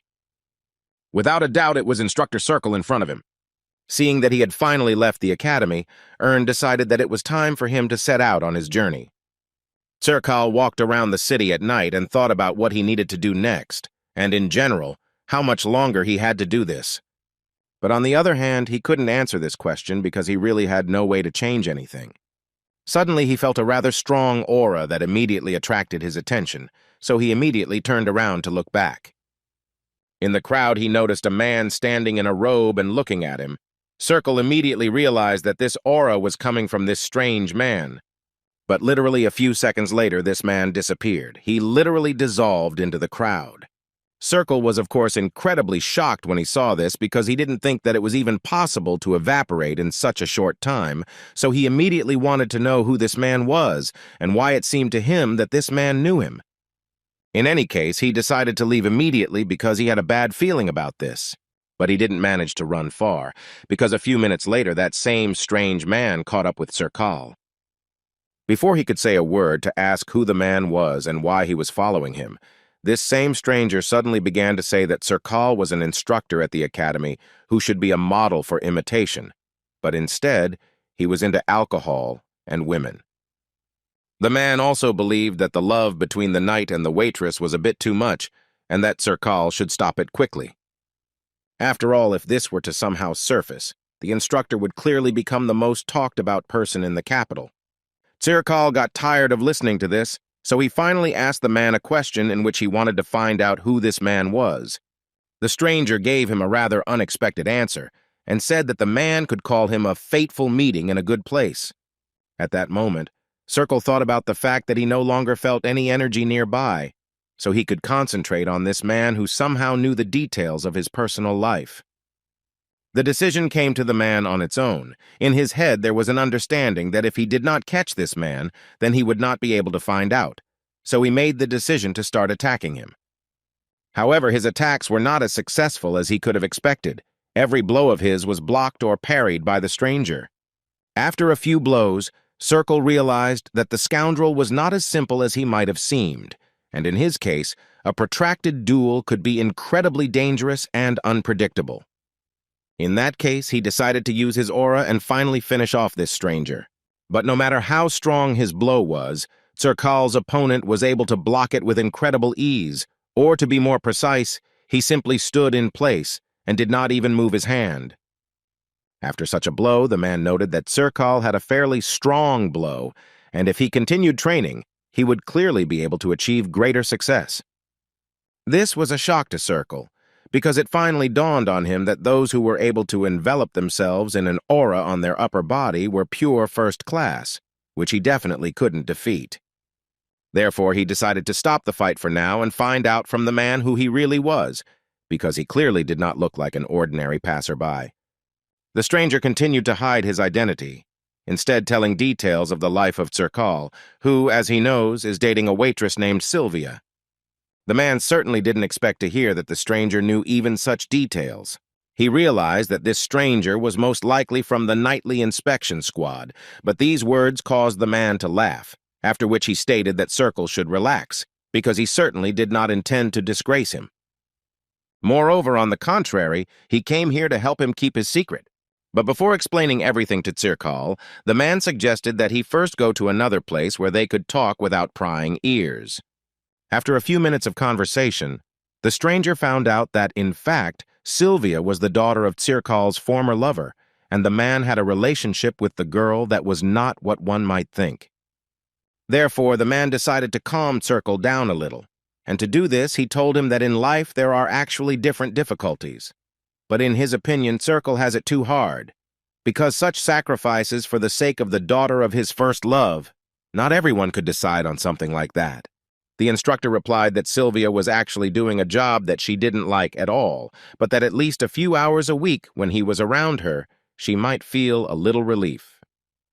The stranger listened to him attentively, until at one point he said that Sirkal had apparently spent quite a lot of gold coins to help this girl, so he didn't quite understand why he didn't immediately shell out a lot of money and buy her freedom. Sirkal would very much like to do this, but from his words it became clear that they demand 10,000 gold coins. But he does not have that much money, and he cannot put it aside because the salary at the academy is too small. Then the stranger did not understand why he could not simply ruin the business of its owner. Wasn't that a trifling matter for someone with the power of a knight? Sirkal answered this question quite quickly. According to him, everything was not as simple as it might seem, because he would have to deal with the Black Mamba, and this is a huge group that controls the entire dark side of Thearos, and the knight's skills alone will clearly not be enough here. According to the man, he knew about this group, and it is still quite surprising to him that the city guard is in no hurry to deal with them. For Sirkal, this was actually not at all surprising because Sylvia works in a drinking establishment that is run by this group, and he does not even know what to do about it. Ern, in the body of this man, thought that the situation was quite different from the version he knew, which he saw in his past life. He always thought that Sirkal was an instructor who ruined his life by falling in love with a waitress, but now everything looks like pure love that brings tears to his eyes. Ern had originally intended to use this trump card to put pressure on Sirkal, But now he realized that he had chosen a completely wrong approach. Now it seems to him that the best thing would be to do the instructor a favor and leave him in an unpaid debt. This method of pressure should definitely work. That's why he told the instructor that he could help him, but before that, the man had to make a deal with him. Serkal immediately jumped up from his seat and wanted to find out as quickly as possible what he had to do to get the man to help him. The man suddenly wanted to ask the instructor if he knew who Ern Stilgard was. Serkal didn't think long and immediately said that of course he knows the guy because he is his instructor. And as soon as he finished speaking, the stranger immediately said that now Serkal's main task would be to provide every possible assistance to Ern. Serkal's satisfied face disappeared because he realized that the stranger had arrived here from the Stilgard residence, and most likely, here he was simply following the instructions of Master Rabadan. But in any case, he believed that whoever sent him, he did not see anything good in his proposal. And he thought so for the reason that the cadet's achievements are also assessed by other instructors. Manipulations with his subject will not affect the overall assessment. At least that's what he thought. After these words, the stranger realized that Serkal had apparently misunderstood him. Because he was not actually asking him to manipulate grades, he asked him first of all to pay attention to his comfort during his stay at the academy. However, given Serkal's reaction, this did not change the essence at all. According to him, the stranger was far from the first to ask him about such things, and bribing instructors from influential families had always been a thing. But he is not on the list of people who would do something like this, because in his personal dictionary there is no such word as falsification. The stranger no longer understood how to explain to the man so that he would understand that he was not telling him that he needed to help Ernu with his grades. He was only asking to be given freedom of action. And for this rather simple action, the stranger is ready to free Sylvia. In other words, one could say that if Ern gets freedom, then Sylvia will also become free. Circle stopped being indignant, and now he wanted to know how the man was going to organize this. Was it really going to be some kind of escape? But before the stranger could answer him, Serkal added that the Black Mamba were cruel guys, and if Sylvia really had a chance to escape from them. However, the man did not let him finish, assuring Serkal that he had misunderstood him again. According to him, the girl would not have to leave Tearos. It was an incredibly good offer for Serkal, but he still couldn't agree because he insisted that rigging grades was unacceptable. The stranger was already starting to get angry, because he didn't understand how many times he had to repeat that there was no need for this, and if necessary, he could easily prove it. Serkal thought that all this was complete nonsense, and the man simply could not prove it. But the man assured him that it was more than possible, especially since there was very little time left to wait. At first, the man had absolutely no idea what this man was talking about or what he meant, until one day Ern took off his mask and showed his true face. The expression on Serkal's face spoke for itself. He couldn't believe such things for a long time. What surprised him most was the fact that the guy was able to use aura and magic, to which Ern replied that in fact, he was much stronger than others from the very beginning, but he just hid it. Although the instructor still thought that this was an amazing growth rate, because if he was a first-year student, he would hardly have an aura of this level, and thanks to this, he could become a genius who would go down in history. Moreover, looking at the guy, he literally shouted at him that at 16 years old, he was not even in the second grade, but already in the first grade. Erna was, of course, amused by these words, so he decided to ask the man if he thought he could get the highest score. Now, Circle had no doubt that the guy could do it without any particular problems. Hearing this, Ern asked the man another question, whether he was sure that the guy needed someone to falsify the grades, and then Serkal realized that there was no need for this. After which, Ern finally said that he really only had one request, which was that the man would allow him to skip classes from time to time. Of course, it would be on legal grounds. Serkal noted that if this is the guy's only condition, then he is of course ready to assist on his part without any problems. However, before they came to an agreement, the man really wanted to know from Ern why he was hiding his abilities, and moreover, how did he find out about Sylvia? The guy answered the man rather dryly, saying that if the instructor was too curious, he would start to suffer from insomnia. Besides, he reminded the man that now this was not the most important thing, and not what he should think about first of all. Now Ern asked him to think carefully and give him an answer as soon as possible. And as soon as he finished speaking, Ern paused for a moment and asked Tsirkal again if he was ready to make a deal with him. That evening, Ern went to the head of the Black Mamba clan to take Sylvia with him. The man who was in charge there spoke too slowly, but it was still clear that he first wanted to find out from Sylvia whether she knew this man. Sometime before this, Ern approached her and said that he came here at the request of Tsirkal to get her out of here. So she confidently answered that this man's name was Flip and he came to her quite often. The head was not entirely happy with this proposal, according to him. As soon as he forgot that Sylvia was causing a lot of trouble, she suddenly did something again that reminded him of her. But after thinking a little more, he still decided to say that if Flip brought him 10,000 gold coins, then he could take her with him. However, before he could finish speaking, Ern threw a small bag onto the table, and then he said that in this bag there were exactly 10,000 gold coins that he asked for. The head immediately took this bag in his hands and began to check whether Flip was telling him the truth, because he could not fully believe that there were such people who could drag in so much money.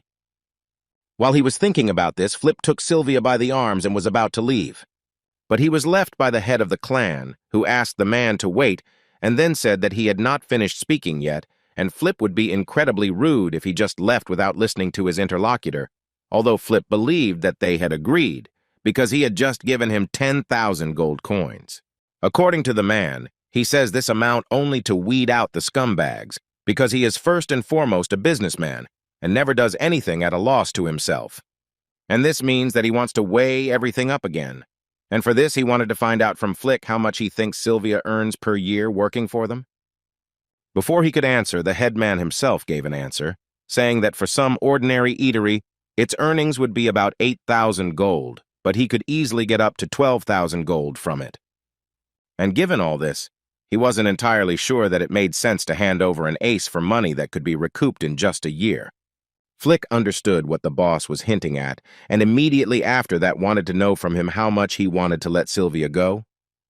The chief smiled and said that it could well be used for the next 10 years.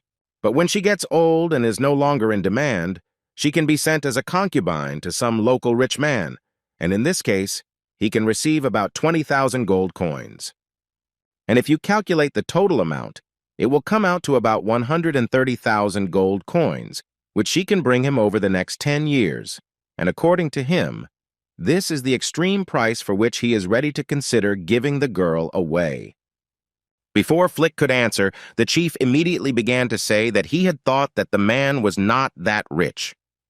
After which he threw his bag of gold at him and said that since he did not have that many coins, he could take his change and leave immediately.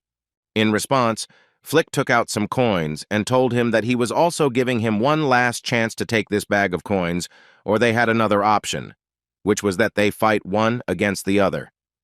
These words made the head of the Black Mamba laugh, because for the first time he heard that everyone around him did only what they liked, because it seemed to him that the man did not quite understand where he was and who he was dealing with.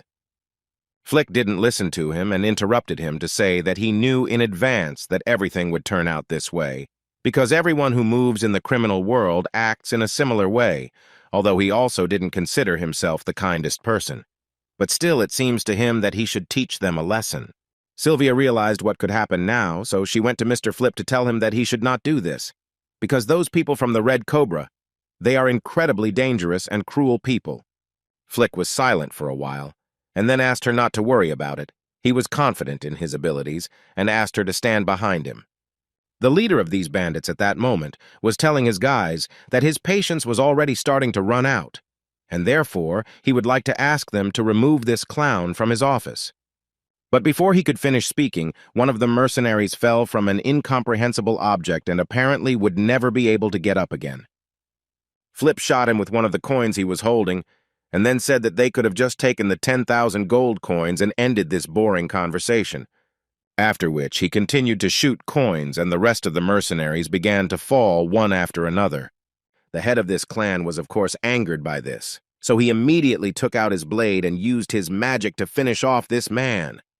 But he couldn't hold out for long because Flip threw another coin, which hit his hand, and for the same reason he dropped his sword. However, as it turned out a little later, this was not the biggest problem, because after that he simply could not move his hand. And as soon as he raised his head again, he saw Flip's angry face in front of him, who immediately wanted to ask the man who he suddenly wanted to attack with his dark magic. The man suggested that he probably needed to be spoken to in the language of the criminal world so that the boss would understand what he had done wrong.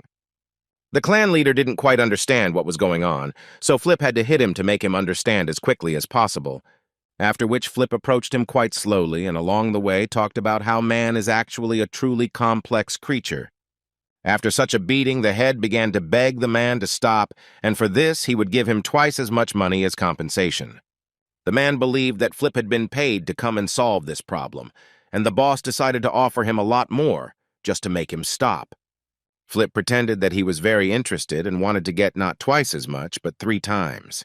The headman took these words with a smile and said that there was definitely no need to worry about this, because he had enough money to cover all his needs.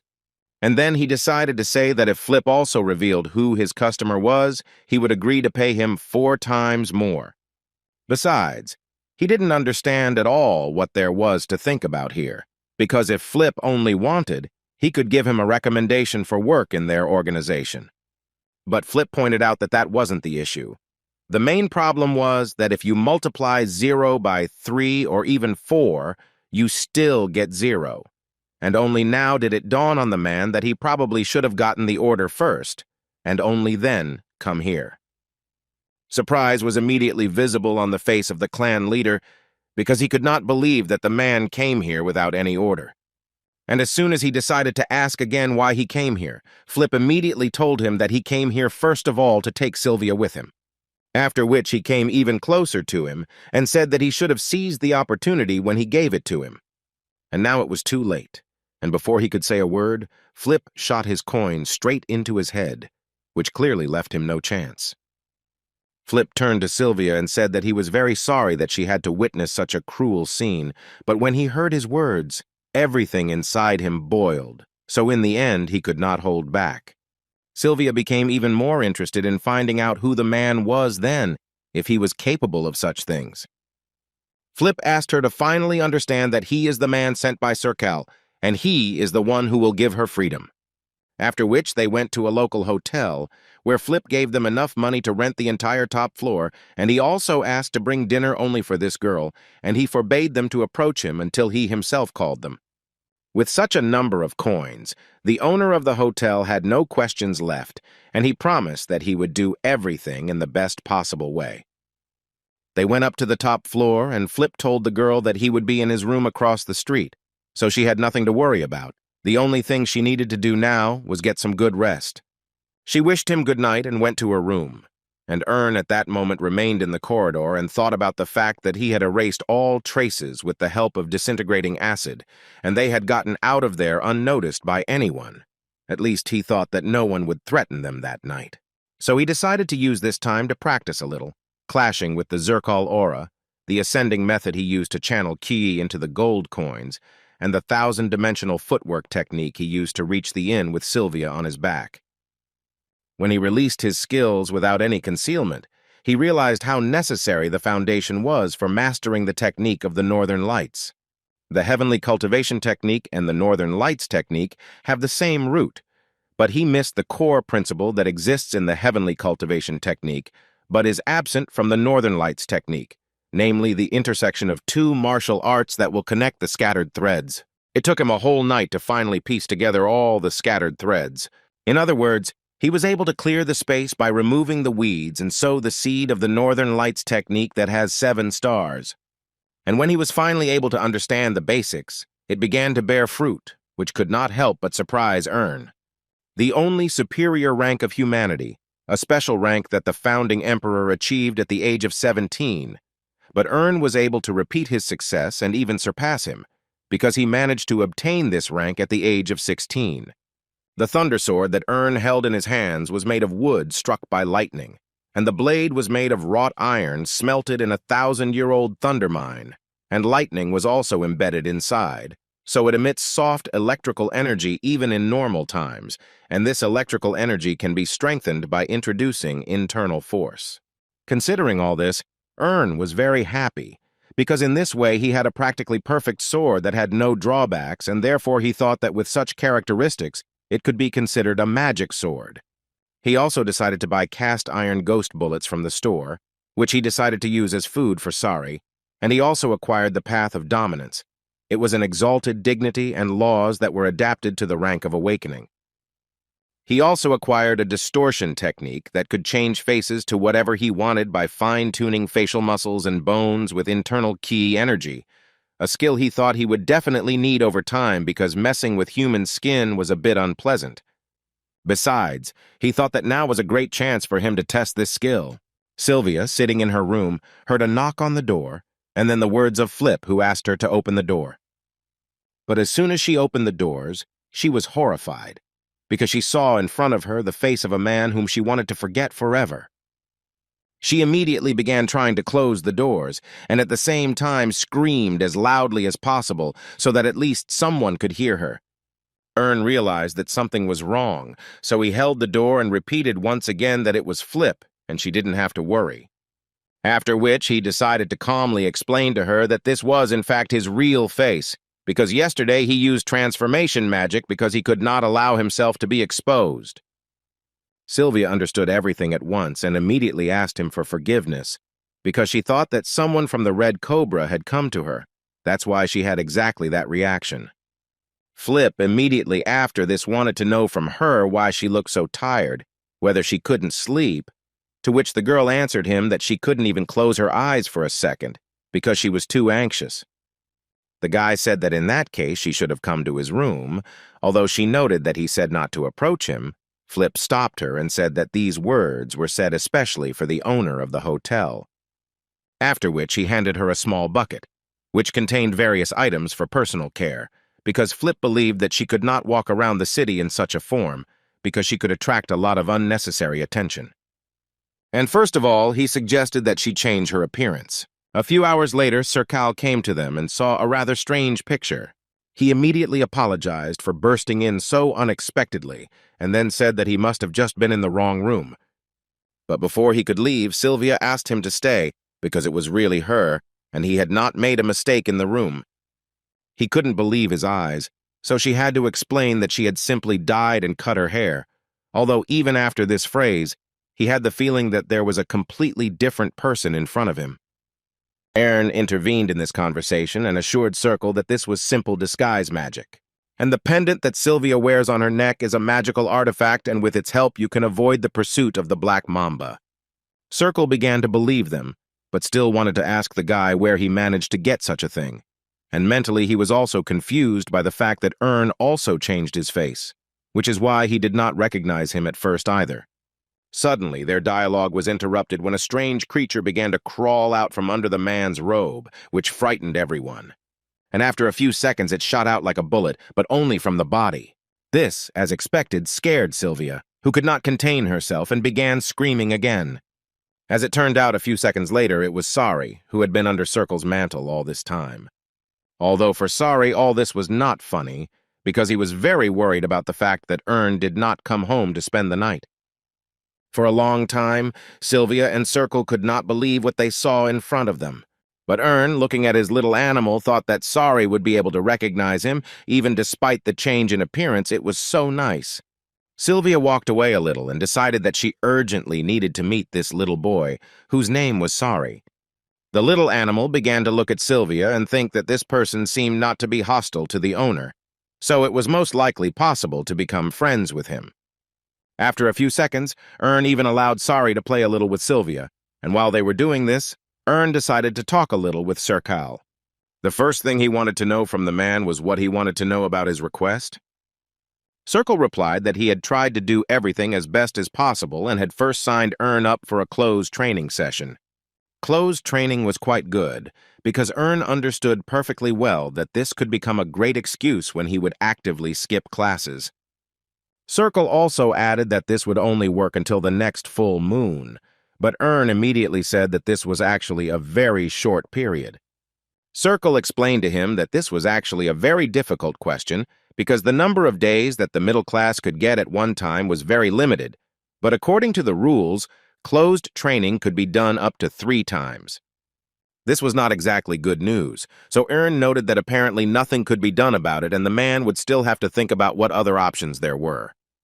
To begin with, the guy decided to stop at what he already had, and now he would like to suggest that the man make an exact calculation. After which he approached Sylvia and handed her a bag of gold and said that this was her share and she could consider it a kind of compensation for the exploitation of her labor, and he took the money when he was covering his tracks. Circle also received his share, and Ern did not forget to give him these coins. However, the man immediately told him that he could not accept them. Ern interrupted his speech and immediately said that the man could consider that he was returning the money that he had spent in the Black Mamba establishments. Besides, according to Ern, he feels a little awkward about appropriating the entire amount for himself, since he wouldn't have received it if it weren't for the two of them. Circle took this bag in his hands and thought about how everything was resolved so easily, he didn't even think that it was possible at all, considering the shackles that were on Sylvia's shoulders. So he decided to tell Ern that for his help, he would do everything possible to repay him in kind and would try to do it in any way possible. Ern had been waiting for this answer and was glad that the man had finally said it, so he smiled and told him that they would most likely work together in the future. After which he again turned to Sylvia to find out from her what she was going to do next and whether she had any thoughts at all on this matter. The girl admitted that she doesn't have any special thoughts about this yet because it all happened too unexpectedly, and she doesn't have any plans in her head yet. In that case, Ern decided to offer her to help him for a while. He didn't just offer some strange job, he directly stated that she could work for him officially, and he even already had one case in mind that they could do together. At this time, the guys from the Black Mamba came to their colleague and realized that he apparently decided to screw them over because he was not there, and he took all his money with him. One of them was named Bass, and he believed that things were not so simple here. He suspected that their colleague might have disappeared against his will. Although his comrade named Titan certainly didn't think so, in his opinion, Bass was simply pretending to be reasonable again, because he only needed one look to understand that he had raked in all the gold and run away. Bass asked Titan to at least use his brain a little when he speaks, because if you think a little and look more closely, you can easily notice that the safe was not opened with a key. The door was clearly broken using force. And when Bass told him about this, Titan took a closer look and really saw traces of a break-in, but he still believed that Gabe or his accomplices were involved. Bass had no doubt that Titan would answer exactly like that, so he asked him to think again about the fact that if it had been one of his subordinates, he would hardly have been able to cut the iron plates so evenly. Before Titan could answer, Bass stated that he had no doubt that Aura was involved. But if that was the case, then Titan didn't really understand why a robber with an aura would touch Gabe at all. It was a difficult question, so Bass decided to walk around and look for some clues that could help answer this question, and the first thing he noticed was that everything was perfectly clean. However, at one point he did notice something interesting. Under one of the cabinets there was some object that attracted his attention, after which he could say with confidence that Gabe had indeed been attacked by someone, and apparently this room had been visited by a character unknown to them. Titan didn't quite understand what Bass meant, so he asked him to explain. And for this, he took out a coin and asked Titan how many owners of Aura exist who are capable of destroying people with just one throw of a gold coin. Moreover, one should not forget that this is such a secret place that no outsiders know about it. And now Bass didn't care at all who this person was. He believed that his biggest mistake was that he dared to disturb them. Meanwhile, Ern continued to actively meditate and think that in order to expand the area of concentration of chi energy, he would need to drink a lot of different elixirs. But on the other hand, he can easily gather 100 years of chi energy and awaken the Northern Lights technique. However, considering all the other facts, he realized that for him, in fact, at the moment, such progress would be quite enough. He only needed to hope that right now he could reach the peak stage of chi development, thereby showing excessive greed. So he decided that he should take a little rest, especially since he had achieved certain goals. After which, he thought that he might have to live as Flip longer than he planned, so he decided to get a mansion for 50,000 gold coins. Considering that it was sold in the capital, it was a fairly reasonable price that was neither too high nor too low. After observing Sylvia for several days, he came to the conclusion that she was much more capable than he could have imagined, to the point that she managed to complete all the work assigned to them. In addition, she can read and write, and is also trained in etiquette. All this prompted the guy to think that the girl most likely belonged to some fallen aristocratic family, but he decided not to inquire about it. Because if his guess is correct, then perhaps with his questions he can touch upon some painful memories, similar to what he experienced in a past life. In other words, there was no need to interfere in her affairs, and besides, he only had 10 days of closed training left. Therefore, he simply could not waste a minute on all sorts of useless things. He re-entered the world of trade, where he immediately noticed that Hearthstone had grown quite a bit, despite the fact that the Alliance was pushing its high-price policy.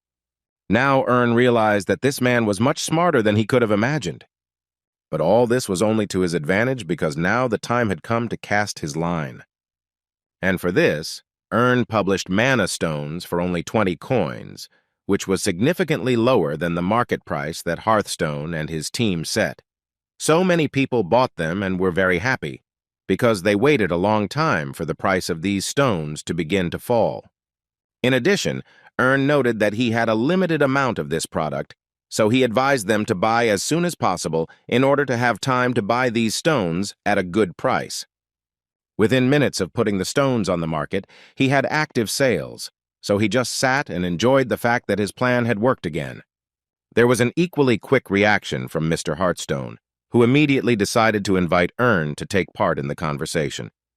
And as soon as the guy confirmed and entered into a dialogue, he immediately heard the man start yelling at him and saying that he urgently needed to stop doing what he was doing, and the man absolutely didn't care what Ern had come up with. Ern, of course, expected such a reaction, but he didn't think that the man would immediately start yelling at him, so he couldn't think of anything better than to simply tell him that he was also glad to see him. After which, he immediately noticed that Hearthstone's business began to flourish, and thanks to this, he was able to sell mana stones, which cost 3 coins at most, and he managed to raise the price to as much as 20, which was incredibly pleasant. The man could not believe his words, because at that moment it dawned on him that Ern was the same shameless bastard who started selling mana stones, and before that, he bought them all at an incredibly low price. So he immediately wanted to know from the guy how he managed to do it at all, to which Ern replied with a smile that it was a commercial secret that he would not like to tell. In response, he heard another scream. Hearthstone had a hard time holding back, so he screamed as loudly as possible. But Ern decided to interrupt him and say that he was not here primarily to fight, and he did not want to quarrel with him, just talk a little about their affairs. According to the guy, he came here only to earn a measly 10,000 coins, and after that he will immediately leave and will not interfere with Hearthstone to continue to deceive people. But the man immediately asked him not to talk this nonsense, because he was definitely not going to just sit back and wait while Ern would deceive him. Because before that, Ern had managed to create advertisements with which he essentially slandered them and thereby created a bad reputation. Moreover, the man didn't just say these words. He decided that he would create a huge piece of paper with a protest, which he would send to the top so that the guy would be punished. And in some ways, Ern agreed with him and understood that he had gone a little too far when he wrote his statement. But even so, it was a little strange to him that Hearthstone didn't understand that he would never have done this if he hadn't had a ready-made plan in hand. This is the restriction on the trade of mana stones, which Ern asked Maim about, and he told him that among the masters of the channel of the Zero system he has a junior comrade, so he decided to entrust him with this matter, and in the future they will provide him with more comfortable conditions for his activities in the Zero system. Ern was glad to hear this, so he told Maim that he was in his debt. But the man immediately told the guy that there could be no debts between them, and if the guy continued to talk like that, he would be upset.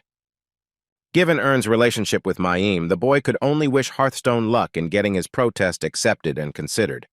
And all these thoughts made Ern think about what other gift he could give him to make the man even more angry. But suddenly he was interrupted by the sound of a notification. Ern was a little surprised when he saw who sent him the message. It was a golden dragon with a jade face, Joe Gam-hui, who wanted to offer the guy a proposal for a part-time job. The guy immediately started to worry about this because he absolutely did not understand where this person came from. After all, he was incredibly influential. The owner of the trading guild, the only grandson of the trading king Joe Geum-nam, even the Golden Dragon envies his skills and wealth. The nearite prominent beauties admire his face. The level of inaction that threatened the super-advanced players, due to the desire to avenge his parents, he does not reveal his abilities, and all this was in a small, brief summary that Earn was able to see before agreeing to talk to this man. What interested him most was the phrase about revenge for parents. Earn was very interested to know if this was somehow connected with part-time workers. Just by looking at Joe Gam-hui's short report, Earn could conclude that he was a man who seemed to have no regrets and did everything with confidence. So Earn didn't mind playing hard to get with him. It had been about 4 hours since he had received the note, so Earn felt that this was more than enough, and that he could now slowly begin to make contact with him.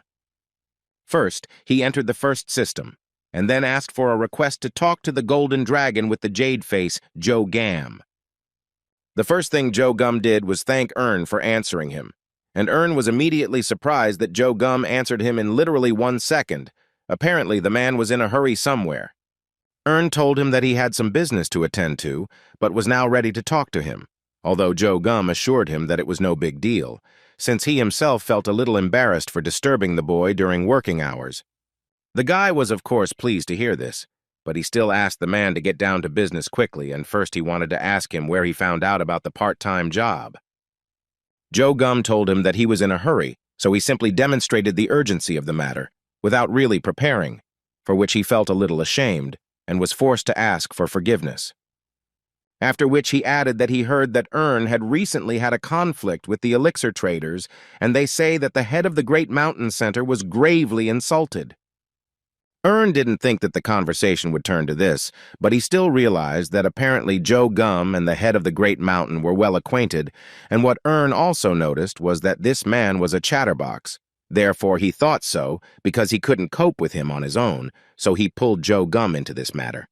Earn's interlocutor immediately assured him that this was not entirely true, because they had actually crossed paths with the head of the Great Mountain several times and were simply acquaintances, and this story was passed from mouth to mouth and thus reached him. In any case, Earn didn't care. He just wanted to know from Joe Gum what business he had with him. Joe Gum noted that he had heard that he had 10 tickets to report. Now Earn understood what was going on here. He began to understand that Miam's words had some meaning to them, and in some situation they would listen to him. But most of all, he was surprised because he didn't think that anyone would even believe such nonsense. At that moment, he remembered Miam, who told the guy that the stock report had been drawn from a random box.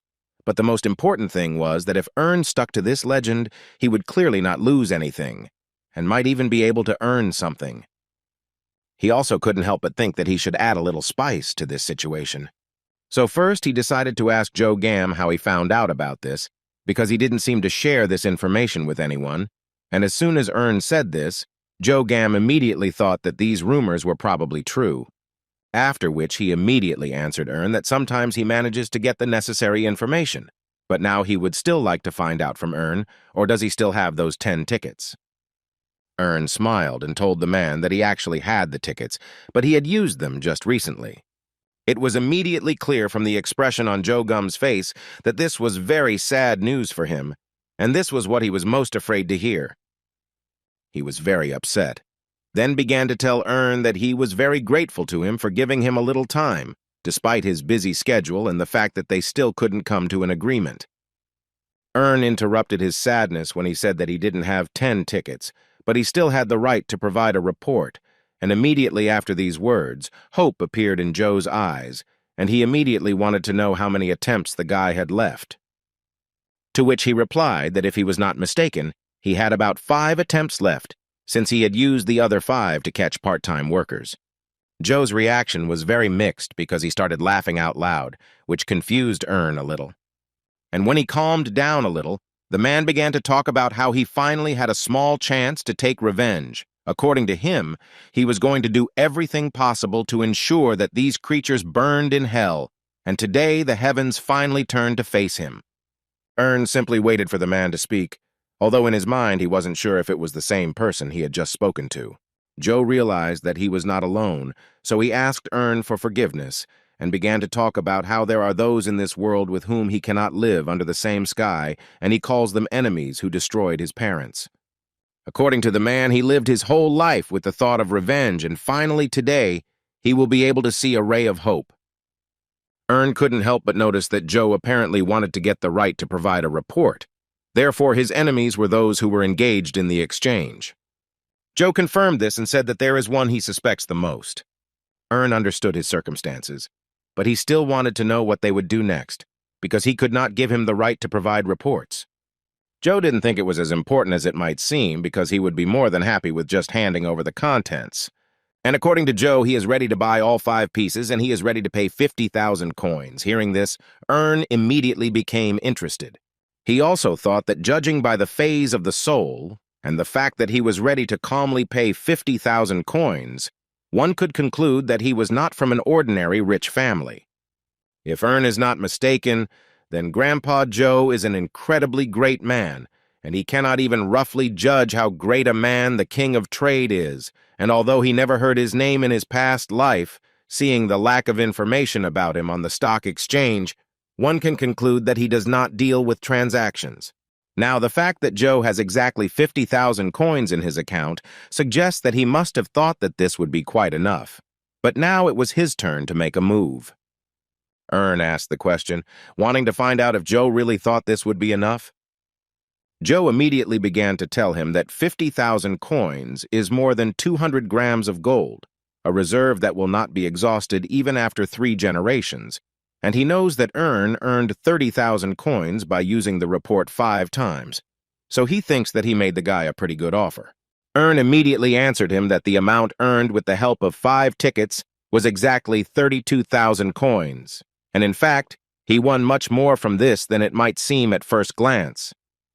After which he told Joe that thanks to the suspension of 2 companies from the top 5 elixir producers for a month, he was able to strengthen his position in the elixir market, and considering the coins that were earned after that incident, it cannot be said that he earned only 30,000 coins. Although he couldn't say that everything turned out this way only because of the report, its presence increased his chances of success. However, depending on how and who uses the report, its value will vary greatly.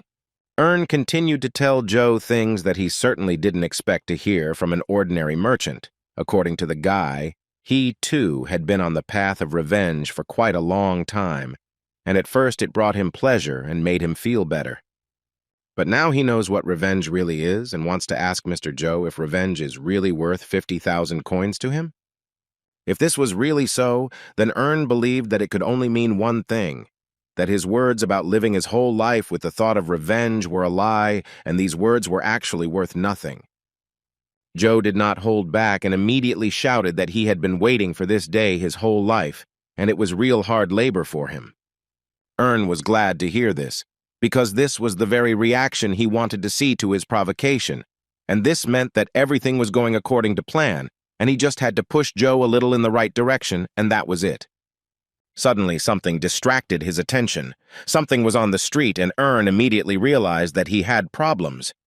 So he immediately asked Joe to continue their conversation a little later because he had some urgent business to attend to. Before Joe could say a word, Ern interrupted their conversation and then began to take out his sword, realizing that suspicious energy was clearly gathering outside. And he was absolutely right, because outside the hotel, quite a lot of different people had gathered. And at the head of this detachment was Bass, who assured them all that they had arrived at the right place, and the only thing he wanted to ask them was to get ready, because they would soon begin their offensive. A few minutes later, they carefully approached Ern's door to catch him by surprise. One of them decided to check how things were going, but as soon as he reached for the door handle, a colossal energy immediately fell upon him. This guy won't be able to continue fighting today, and it was obvious right away. And while the other guys were distracted by this trick, Ern flew out of the room. Looking at him, it became clear that everything would not go as easily as they thought, because he looked incredibly frightening. They immediately realized that the guy knew that they were coming, and therefore was able to prepare, but they had no other choice. and they needed to go on the attack. However, they did not manage to do this first because Ern, like lightning, went into battle and dealt them enough blows, which managed to hit them before they even saw him. He destroyed all his enemies except one, to whom he decided to ask a question, and if he gave him an answer, then he would leave him alive without unnecessary torment. And the question was who they were really looking for, Ern or perhaps Flip, after which he changed his image. Titan and Bass stood outside in the meantime and saw how bright color filled some dark areas of the building. Bass didn't like all this, and the first thing he did was assume that the first group they sent out had fallen into a trap, and apparently the one they were hunting knew that they would come. In his mind, he understood that the one they were hunting had an aura, and therefore he believed that there was no point in dividing the forces at his disposal into parts. In that case, he decided that they should immediately all go inside and pull out this scoundrel. Upon entering, each of them immediately noticed that there was complete silence inside the house, which even gave them goosebumps, so the man asked them to be as careful as possible, because it was far from known who they were dealing with and how strong this person was. However, they won't have to guess for long, so Ern decided to come out himself and say that they were apparently a little stupid, since they decided to go for a frontal attack. They immediately started yelling at him to immediately introduce himself and who he was, or they would have to destroy him. Ern smiled and said that he had a feeling that it was he who had broken into their house, and not they into him. Bass interrupted their conversation to ask the guy a question, in which he wanted to know if it was he who destroyed Gabe.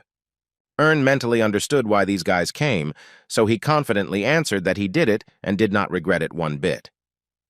And immediately after this confession, all the guys took their swords firmly in their hands and ran to attack him.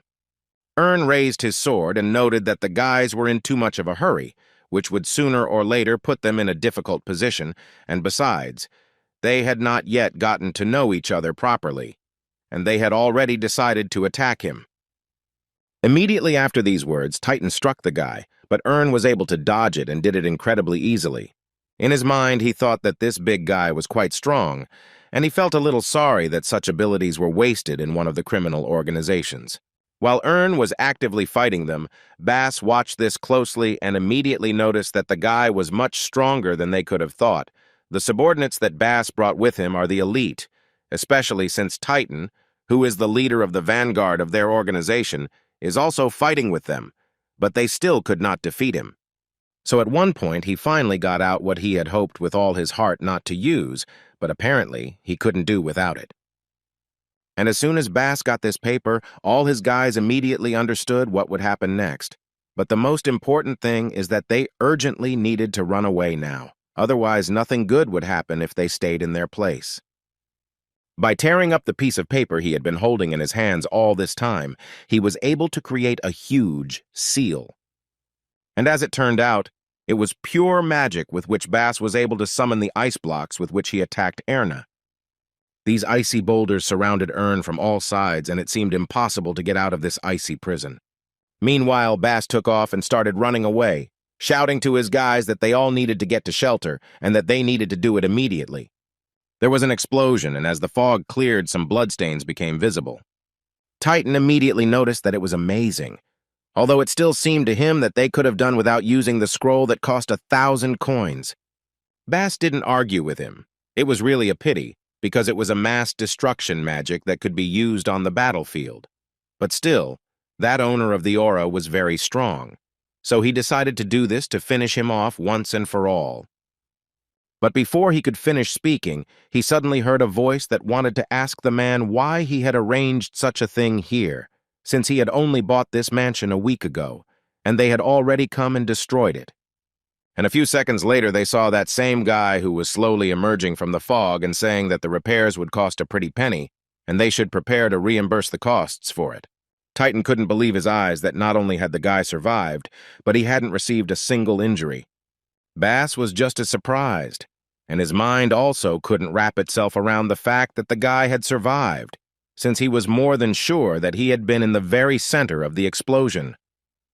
At that moment, Ern was thinking that the highest limit was so great because he was essentially able to block magic for self-defense, and the magic could be of a fairly high level.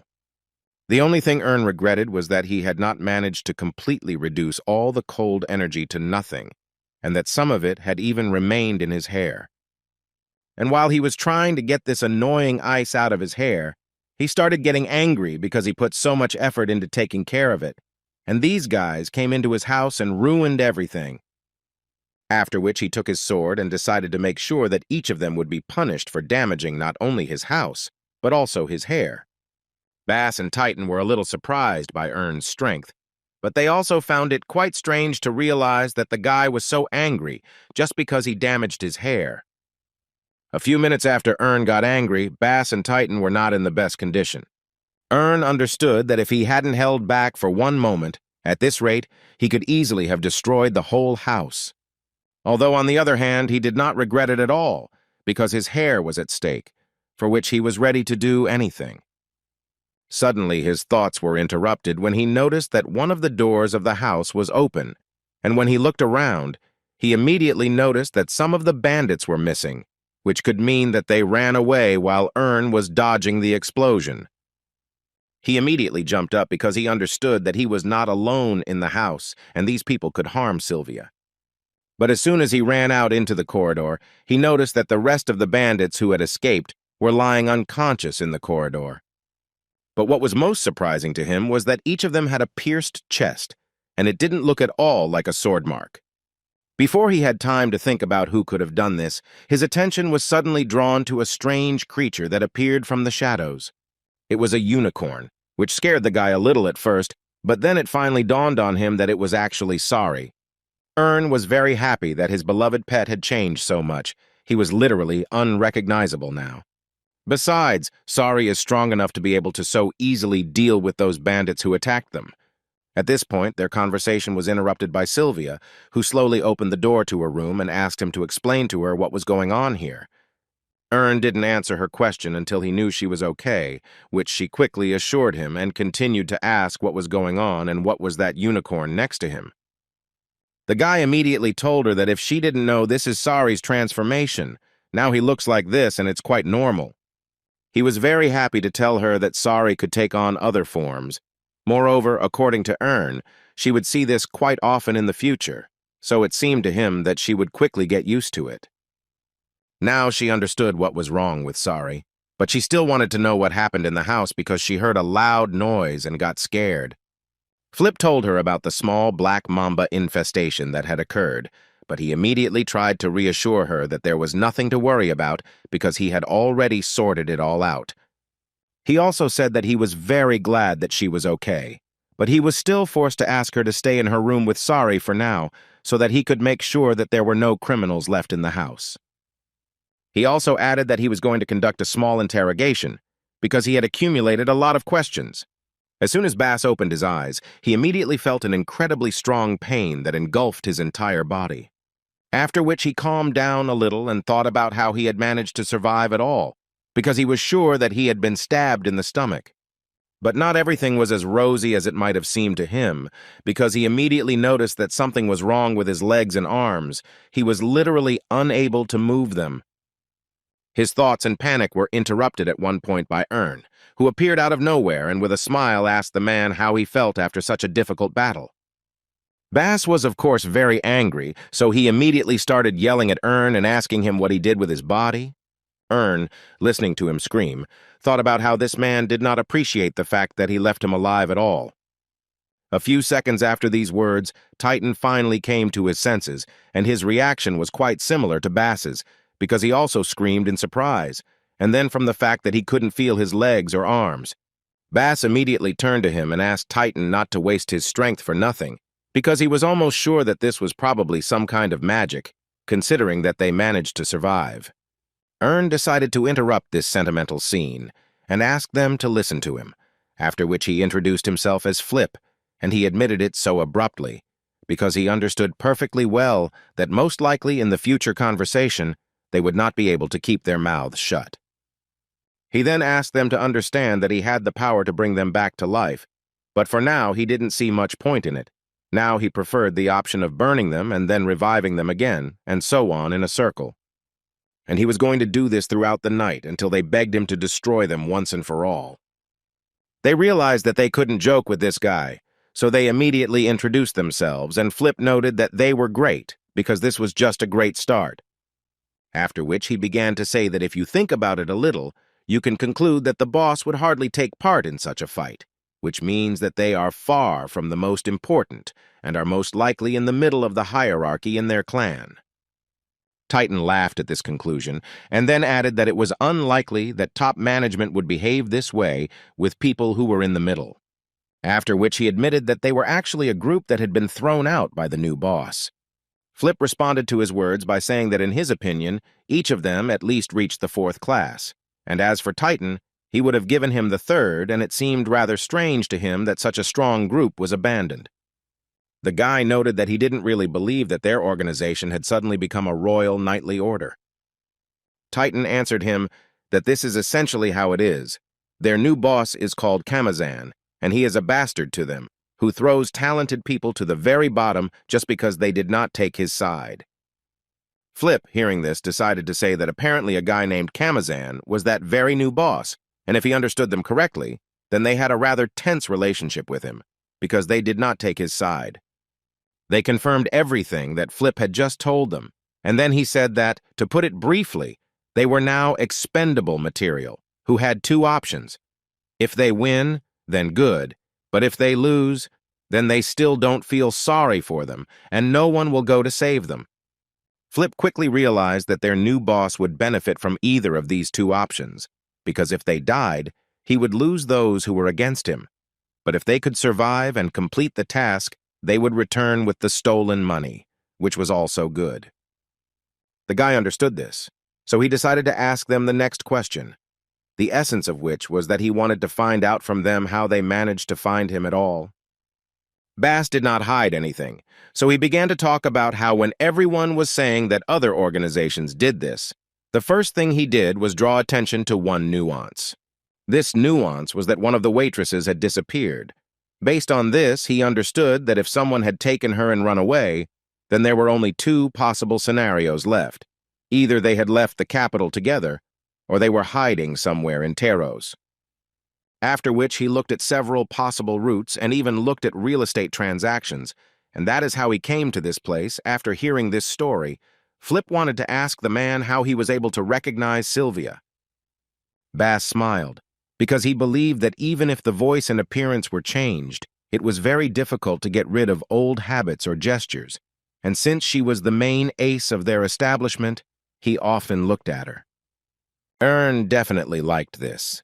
Mentally, he thought that Bass was apparently a professional in his field, because he was very perceptive and meticulous for a member of a criminal organization. And if you look at the 2 of them together, you can see that Titan is essentially the body, and Bass is the head, and this is actually not such a bad combination. It was thanks to such thoughts that Ern came to the conclusion that these guys would be quite useful to him. He told the guys that at this point he had found out everything he needed to, and now he needed to decide what to do with them next. And as it seemed to him, destroying them was the most prudent option that should be taken. Bass immediately intervened in the conversation and asked the guy to think about it again, because according to him it was simply pointless for Flip to destroy them because he would definitely not get anything useful from it. Flip didn't think so. It seemed to him that if he did this, then at least he would get rid of anxious thoughts about the future. Bass continued to persuade him not to do this. Besides, if you believe him, then regardless of the fact that they are outcasts, the organization will still not turn a blind eye to this incident, and they, in turn, have connections throughout the capital. In other words, there is no place that would not feed them. And to sum it up, Bass was far from confident that the guy would be able to withstand the storm, disturbing the Black Mamba. Flip didn't argue with him, because in fact he saw sense in his words, although it seemed to him that their organization did not pose a threat to him, but the possible consequences should not be ignored. It turns out that they want to save their lives, but he wants to get rid of worries about the future, so he wanted them to think and find some way by which the 3 of them could get what they so badly want. Bass did not know the answer to this question, which really scared Titan, because if Bass does not know the answer to this question, then he, in turn, does not know what to do in such a situation. Flip calmed them down a bit and said that, in fact, There was one way that might help them fix this problem. A few hours after the discussions, Bass and Titan stood in front of their men and talked about how their task now was to capture the Black Mamba. They didn't quite understand what was going on, so Bass tried to explain to them that they had unfortunately failed their mission because they didn't have enough power to destroy the man sitting behind them to begin with. And when the guys looked at Ern, he deliberately made a terrifying face so that they wouldn't think that Bass was joking, and that if they refused, he would instantly destroy them and not leave even a smell of them. They realized that it was better not to argue, so they agreed to it, although they thought that it would be incredibly difficult, considering how big the clan was. Bass laughed at them and said that in reality it was not just difficult, it was practically impossible, even if all those who supported them came. Besides, the guys didn't quite understand how they could even trust that man's word, and how they could be sure that ultimately he wouldn't destroy them. Bass immediately responded and said that he did bring them back to life when they were practically in another world, and even if they couldn't trust him, they still had no other choice. He only asked them to remember how Mr. Flip was able to resist the ice blast with his bare hands. This fact alone is worth a lot. In general, Bass believed that this path seemed a little strange, but that person was the first to make such an assumption, and perhaps they would never have such a chance again. Bass admitted that perhaps they would be lucky, and they would still be able to put an end to their discrimination, and if Kamazan continued to be at the head of the organization, then they would continue to be used as expendable material, so they urgently needed to do something about it. After which Titan joined the conversation, who decided to point out to the guys that since they had already managed to survive, shouldn't they try to do something grandiose in their lives? Besides, he didn't see any difference where they died, there or here, but in the fight for the clan, they would at least fight for their rights and freedom. Ern, looking at all this, could not help but mentally notice that those two had excellent teamwork. They were doing a great job, and he did not even doubt that they would be able to persuade their team. But one of the warriors suddenly decided to say that no matter how much he didn't want to, he still wasn't going to risk his life for the sake of a person unknown to him. However, on the other hand, he cannot abandon his commanders, so he agrees and will follow them anywhere. The other guys also started saying that the commanders were absolutely right. They were ordered to capture the owner of the aura, whose abilities were completely unknown to them. And if this is not just sending them to die, then what? And if you look at it from another angle, then they are an important link of the most important ones. And while their older brother is alive and well, how can a bastard who is not able to utter a word of protest call himself a boss? Ern was glad that they were finally able to resolve this issue and supported their zeal to change the owner of Thearos. And according to him, he will not leave them without help, so they don't have to worry about it. A few hours later, the head of the Black Mamba clan was informed that they were able to capture the very owner of the aura who stole all the coins, which, judging by his facial expression, clearly surprised him. Inside, he was very angry because he hoped that when he sent this squad on such a mission, they would all die, but they again turned out to be tenacious cockroaches that continue to live even in the harshest conditions. His assistant interrupted the man's thoughts when he told him that the owner of the aura was actually on the verge of life now because he had been turned into a bloody mess. The leader understood that if those he sent managed to beat him, then this owner was only of the 3rd rank, but he still decided to tell his assistant to take chains and handcuffs with them, tie him up, and immediately bring him to him. And just in case, he asked him to take a couple of guys with good skills with him for insurance. The man wanted so much for all these rebels to die, but this time he was unlucky again because the idiot who cleaned out the Enterprise turned out to be not so strong. A few minutes later, Bass and Titan brought Flip, the head of the clan, into the office, who, as he had requested, was bound with all possible handcuffs and chains. The first thing the chief wanted to do was to ask the guy who he was because he didn't know his face. The guy introduced himself in a quiet voice, saying that his name was Flip. After which the chief raised his voice and addressed him by name to ask Flip where his money was. Flip answered him rather cheekily, asking in response why the man even thought it was his money, since he had taken it from Gabe. Although later he couldn't help but notice that this was now his money. The boss didn't expect such impudence, so he immediately started yelling at him and saying that this was first and foremost the property of the Black Mamba, and the Black Mamba currently belonged to him. After which he did not wait for an answer and wanted to ask Bass where the money was and whether they had taken it with them at all. Bass didn't answer him, but only winked, which is not clear what it could mean. This, of course, made the man more and more angry, so he began to call him names and order him to answer normally. And then he stopped reacting normally to everything and just started yelling at them and saying that they should immediately stand at attention and report everything to him as required. Bass waited until the man finished screaming and in a fairly calm voice answered him that in his entire life he had never done anything senseless, and now he saw no point in talking to a corpse. The chief was, of course, shocked by such words, so he immediately asked Bass to repeat what he had just told him and what it even meant. Bass looked around and said that there was no one in this room who should remain alive. And then Flip finally entered the game, breaking his chains and making it clear that this was a trap. Well, when the boss realized everything, it was too late, because Flip asked Bass and the others to get out of here unless they, of course, want the same fate as this man who is looking at him. After a few seconds, Ern began swinging the chain, destroying one enemy after another. The head of the Black Mamba at this moment thought about the fact that for some reason he had some kind of strange premonition from the very beginning, and looking at this guy and what he was doing, the man finally understood what it was. He was smart enough to realize that Bass and Titan had joined him secretly and planned all this together, but on the other hand, he didn't care because he was going to deal with this weird guy first, and then deal with the rest. However, the blow that seemed perfect to him did not go through, and Ern was eventually able to dodge. And after just a few seconds, the head was chained and his neck was encircled by an iron prison. And when the man was in such a situation, Ern could finally say that thanks to Kamazan, he would finally be able to absorb the Black Mamba. The man asked him not to do this, but the guy, of course, was not going to listen to him. So as soon as he finished speaking, he immediately squeezed the chains with all his strength, and that was the end of the story of the head of the Black Mamba. Upon entering the room, Bass and Titan stood for a long time with their mouths open and simply looked at what was happening around them. They stood there until their thoughts were interrupted by Flip, who told them to come in and not stand rooted to the spot. And as soon as they did this, he immediately wanted to know from them what was going on downstairs. To which Bass replied that all the gang members loyal to Kamazan had been dealt with, and the Slug and the controversial gang members had been tied up and thrown under lock and key.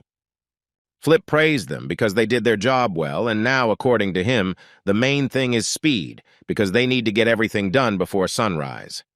He meant that all the brothels, gambling houses, trade associations, and smuggling organizations, all of this should be seized, and Bass was in complete agreement with him and immediately supported this idea. After which, Flip told him that he thought he had contributed enough when he had dealt with the top management, and now he would like them to continue and win over the remaining opponents. Bass stated that the smuggling organization still adheres to the previous boss's line, and Titan was once in their ranks, so most likely the negotiations will go favorably for them. He also did not forget to mention that the trade association also had an unkind attitude towards Kamazan due to the unfounded demand for debt repayment, which meant that half of the possessions were already on their side. Bass, although he completely agreed with him, still couldn't help but say that the main problem was justifying their actions, because otherwise it would be treason. But Ern assured him that in fact this was not a problem at all, because a reason could always be simply invented. But if specifically, then Ern suggested spreading the rumor that Kamazan was the culprit of Gabe's death, and also that it was Kamazan who hired the owner of the aura, and they found out about this when they were investigating this case, and as a result, they literally had to draw their sword.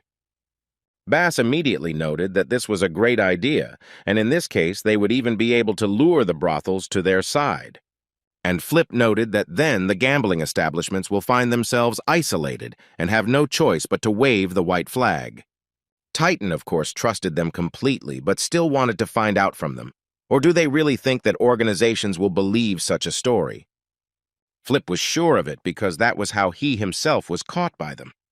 The guy said this because he believed that there were already those who saw everything and had already started spreading rumors, like Bass and Titan captured the owner of the aura, who was the culprit of the incident in the brothel. Therefore, they will have no reason not to believe what they say if, As they said, they really are from the Black Mamba base. As for Flip himself, he is just a shadow that no one will see, and it is the two of them who must come to the fore when it comes to settling issues with other organizations. He earnestly asked them to do their utmost to take advantage of this opportunity to properly influence the public opinion of the crime-ridden area. After these words, the guys were filled with motivation and assured Flip that they would do everything possible for this. At this point, Flip decided to leave this place, but before that, he told them that he would wait for them at his mansion, and as soon as they finished, he would wait for them, and then we would talk. Arriving at his home, Ern decided to take a shower first and think about the fact that they had actually staged a pretty serious riot in the middle of the night. But nevertheless, now he had a Black Mamba. And now that he had finally dealt with this problem, he could look with peace of mind at the decision the Golden Dragon had made. And as soon as he opened the dialogue, he found Joe there, according to whom he had been waiting for Ern all this time. And this could only mean one thing, that Joe was impatient to solve his problem. But suddenly, his thoughts were interrupted when he heard Joe tell him that his grandfather wanted to tell Ern something, and now he would be the one talking to the guy, which couldn't help but shock the guy, because now he would essentially be talking to the King of Trade himself. And just as he was thinking about this, the King of Trade, Joe Nam, greeted him. But no matter how much Ern respected this man, he still understood perfectly well that this was not really a very good sign, and it was not at all because he did not know what to expect, but all because now he had to deal with an experienced merchant. In addition, Ern knew better than anyone that the King of Trade did not conduct interdimensional transactions directly, so he could not see information about him with the eyes of Providence, but this once again confirmed that he had to negotiate with the utmost caution. So to begin with, he decided to greet the head of the Golden Association, and the guy also did not forget to add that he was incredibly pleased to talk to him. The old man knew that the guy knew who he was, and apparently their conversation would not go too hard. Ern said that he had actually recently conducted an investigation into his grandson's surroundings, and he also said that he was acquainted with the head of the Great Mountain Health Care Center, Yen. The old man noted that Ern was a smart enough person to have figured it out so quickly, since he had avoided interdimensional transactions all his life, but he never thought that a person from the Zero System was aware of him. After this, the man noted that as Ern apparently knows, he is a merchant, and he is an expert in both buying and selling, and from his point of view, Ern's request seems somewhat excessive. Joe reminded him that Ern had said that if they added up the profits they had made to date, the sum would still be over 50,000.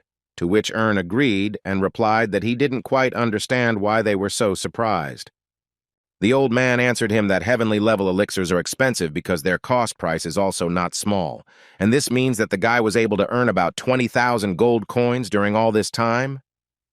Before Ern could answer, the man pointed out that it was actually quite difficult to do, since even the head of the Great Mountain Yen could not earn that much. The old man understood that perhaps these facts could work against Joe, who understands absolutely nothing about trading, but now the old man is more than sure that the guy did go a little too far. Ern really couldn't say anything to these words, because he understood that the old man had calculated everything and he couldn't even argue.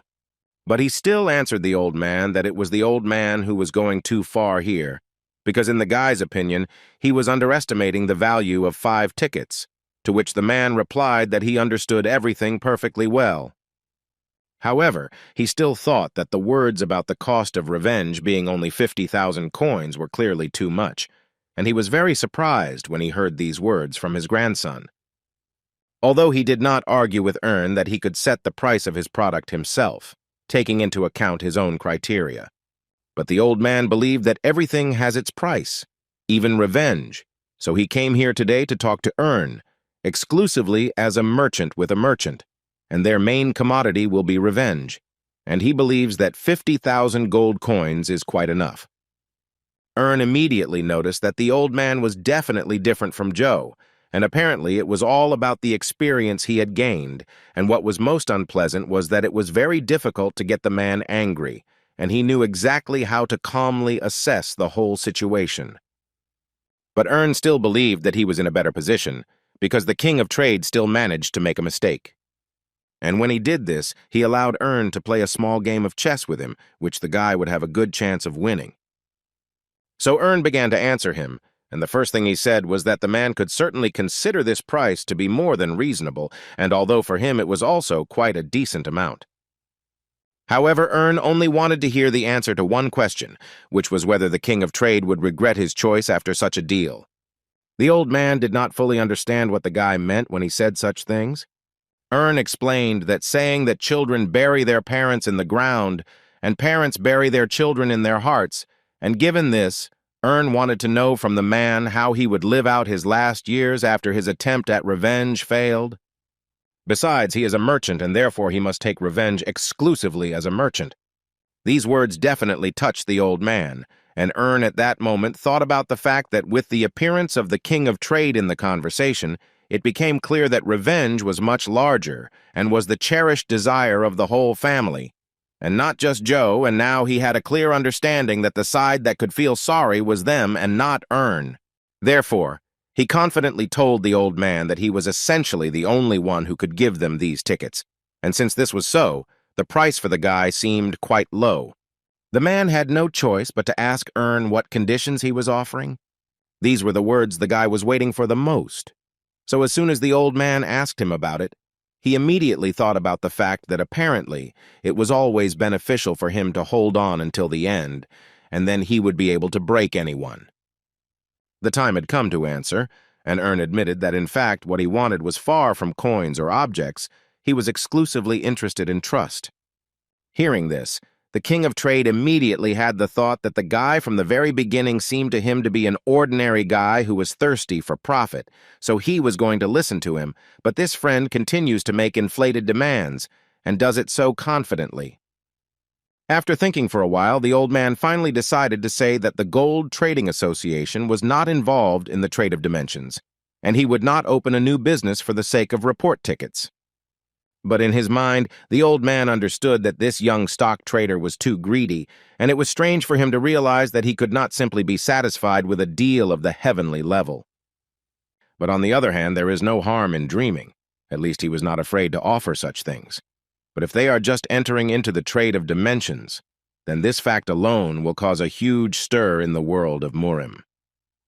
The man consciously understood that he wanted to become the only intermediary and receive profit from concluding transactions, and this is simply incredible impudence. He cannot even imagine how influential a person he will then become. His thoughts were interrupted when Joe said that the stock trader, Ern, had made another offer, and if this condition was also rejected, there would be no deal. According to Joe, Ern asked them for an investment of 200,000 coins, which he would definitely pay them. This could not help but shock the old man, because this was simply a huge amount of money, and besides, he did not understand how he could trust him, even if he gave him this money. According to Joe, Ern simply asked him to sign a contract that would provide the exchange's guarantee. But the King of Trade immediately replied that he didn't even know what Ern's abilities in trade were, and that if you blindly invest money in some business, you could lose everything over time. Joe stopped his grandfather and said that according to Ern, there was a way to solve this problem, and if he was believed, then this risk could be completely eliminated. Meanwhile, Ern began to use all his skills, and while he was doing this, he thought that he could not get used to this, because every time he had the feeling as if someone had opened his head and forcibly shoved knowledge into his brain, and then returned everything back. And as soon as he finished, Ern wanted to find out from the old man, or the person from whom this knowledge was extracted, he will no longer be able to continue working with him in this area. The King of Trade answered him that this was the knowledge of one of his subordinates, who had been with him since the time when he was just taking his first steps in the trading market. Ernu wanted to at least thank this man, because he had done him a great favor. The old man assured him that there was really no need for this, because he had been keeping him by his side forcibly, while he wanted to move from the capital to the countryside and look after his grandchildren. But now he had a chance to do just that. Of course he was still sorry that he would become an ordinary villager, but if his abilities were preserved in other dimensions, then he would only be happy about it. In any case, the man promised that he would take care of his people, and therefore assured Ern that there was no point in worrying. He would treat him with respect, so that he would never feel the bitterness of regret. Ern was of course glad to hear this, but he still reminded the old man that he had once said that the Gold Trading Association was not involved in the trade of dimensions, so the guy wanted to know how he was able to immediately organize the shipment. Joe assured Ern that they were not making transactions on behalf of the company, but that they had no restrictions on individual transactions. In other words, any transaction was possible, as long as the name of the Gold Trading Association was not at stake. Ern understood that in any case, this was a real jackpot, the knowledge of a subordinate who spent 50 years of his career next to the king of trade. This is the knowledge that he needs to carry out all his plans. Besides, he was provided with huge investments and the desired contract. And as soon as they had done all this, the old man immediately told the boy that he had just satisfied all his demands, and therefore he would like to ask him not to forget that he had made all these concessions on the condition that he would definitely help Joe. Ern immediately made it clear to him that there was no need to worry about this, because he promised to provide the goods that would be necessary for revenge over the next 3 years. The old man understood that Ern was an incredibly risky bet, but on the other hand, he could never have thought that he, as the king of bets, would make concessions to this man and then even make a deal with him. In any case, he believed that they had come to an agreement, and he had no doubt that the contract would be of great help to Joe, if, of course, he used it carefully. Ern fully agreed with him and added that he had incredible hopes for further cooperation. At this point, the grandfather finished his visit to his grandson and was about to leave. In the end, he only told him that someday a good day would come for them too. Joe said goodbye to his grandfather and turned to Ern to tell him that he would immediately provide him with a list that included the weed and root remover, the wanderer, the storm girl, and the first island of Hangzhou. Ern was thinking at that moment that all 5 main characters in the Muram world have a lot of money, but the level of their transactions differs, however.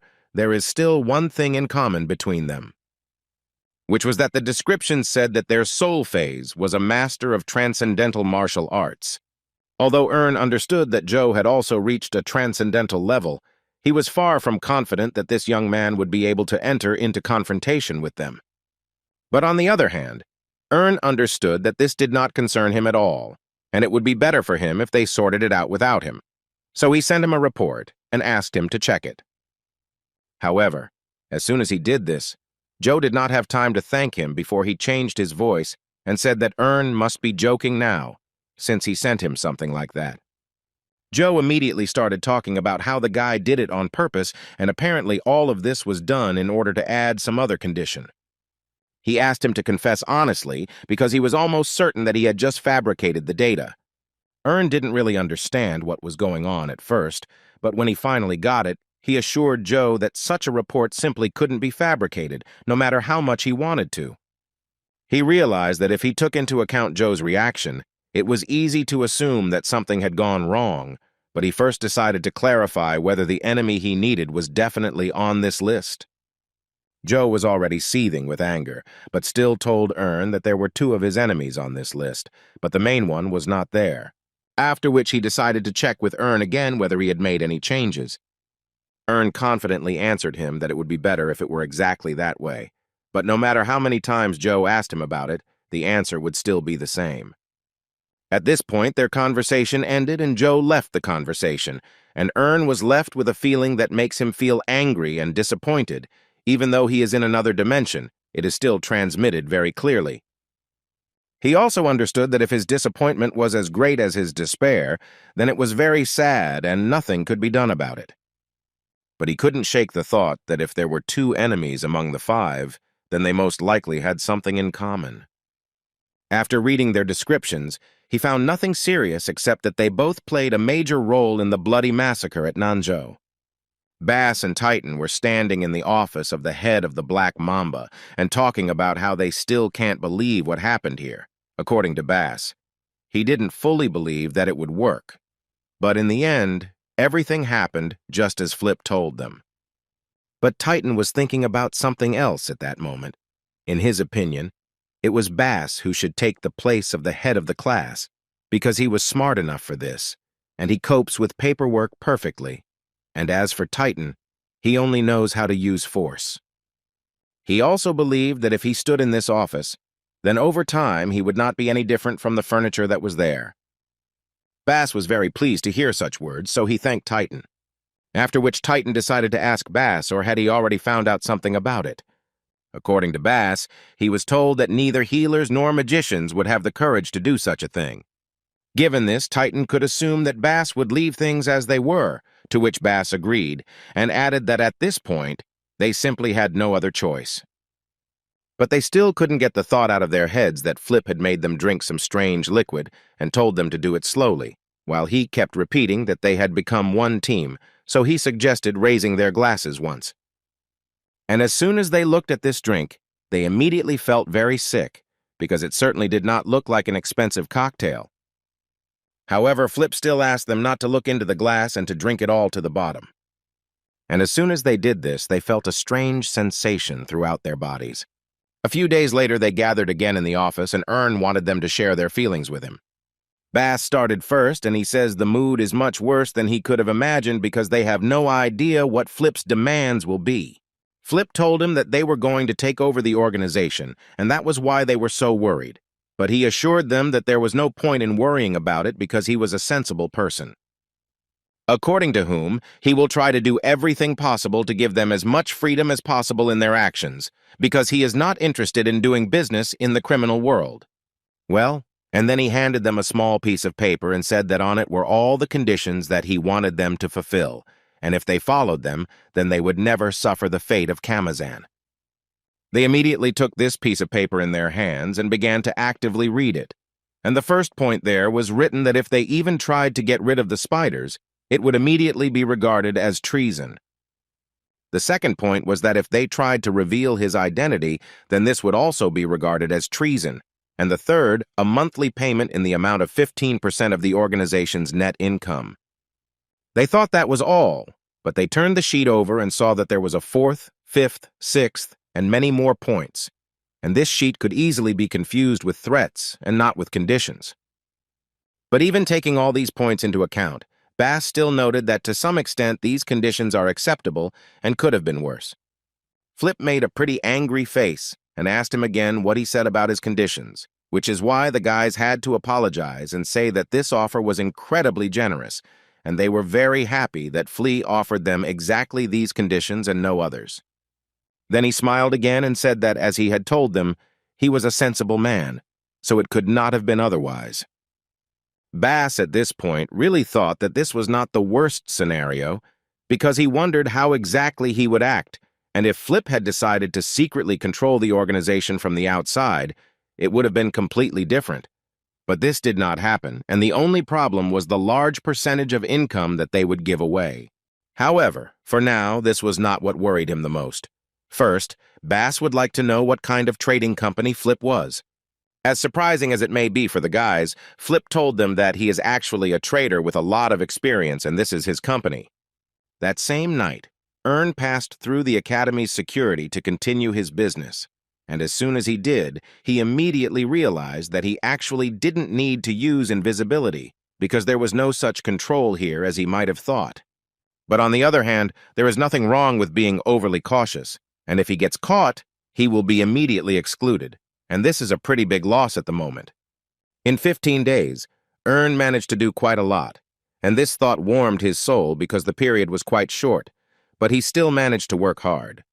Firstly, he was able to achieve an excellent rank when he made a pact with the King of Trade, because he acquired the knowledge of an experienced trader for the rest of his life and an investment of 200,000 coins, which is also important. Thanks to this, he was also able to buy out the bankrupt guild and open the Flip Trading Company. In addition, he put his people in the place of the boss of the Black Mamba, and he even managed to sketch out a small sketch that he needed for his studies at the academy, and if you go outside and look around, you can see that the world simply consists of different possibilities. In the end, even the trading of dimensions exists to improve reality. But Ern knew he would have to ask Circle for one more closed training session to finish his business. His thoughts were interrupted by Circle, who just then returned and saw Ern in front of him. The boy was glad to see his teacher, whom he was just about to visit. Ern began to make a case for a new closed training session, but was immediately interrupted by Circle, who said that they currently had a more serious problem. The first thing the man wanted to know from the guy was whether he had accidentally gotten into any trouble for entering the academy, because yesterday a man from the prosecutor's night corps came to him and said that he needed to meet with Mr. Ern. The guy certainly didn't expect to hear such information, but he was even more interested in finding out what Sir Call responded to these words. The man said that since the closed training session was ending only today, he asked him to come next time, but Sir Call still asked the guy to think, and maybe he had some guesses about why this person might have come. Ern didn't even have a rough idea of what they wanted from him, which he told Sir Call. Sir Call still thought that this did not look like a normal visit from the prosecutor's nightly corps, and that they were clearly looking for something, but it was not yet clear what exactly. And suddenly he remembered one very important point, that with this man there was a companion named Derek from the Albrecht estate.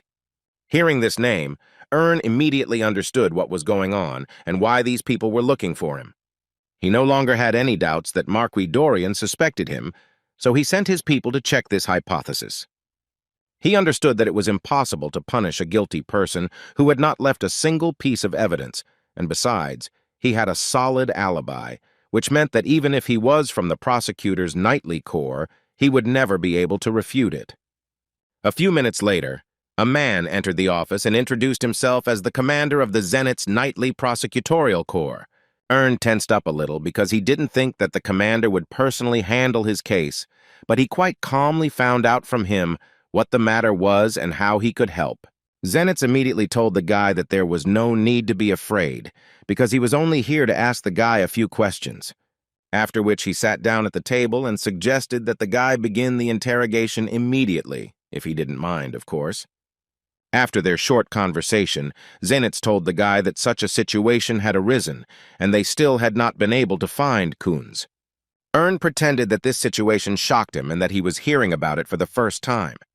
But Zenitz still decided to ask the guy again if he was really hearing about this for the first time. Although later he himself said that how could the guy have found out about this, since the Stilgard guards had left the day before, and the incident occurred between midnight and dawn the next day. However, he still wanted to ask Ern if he found it strange that Kunz was absent from the academy. Ern began to talk about how at first he thought they were in different classes, but was a little puzzled by the fact that he had never seen him during all this time. However, according to Ern, they didn't even really know each other in the first place, and as far as Ern knew, Kunz always did as he pleased, which is why he thought that he had returned to the Albrecht residence. Hearing this, Zenitz noted that he had no more questions for the guy and he could go free.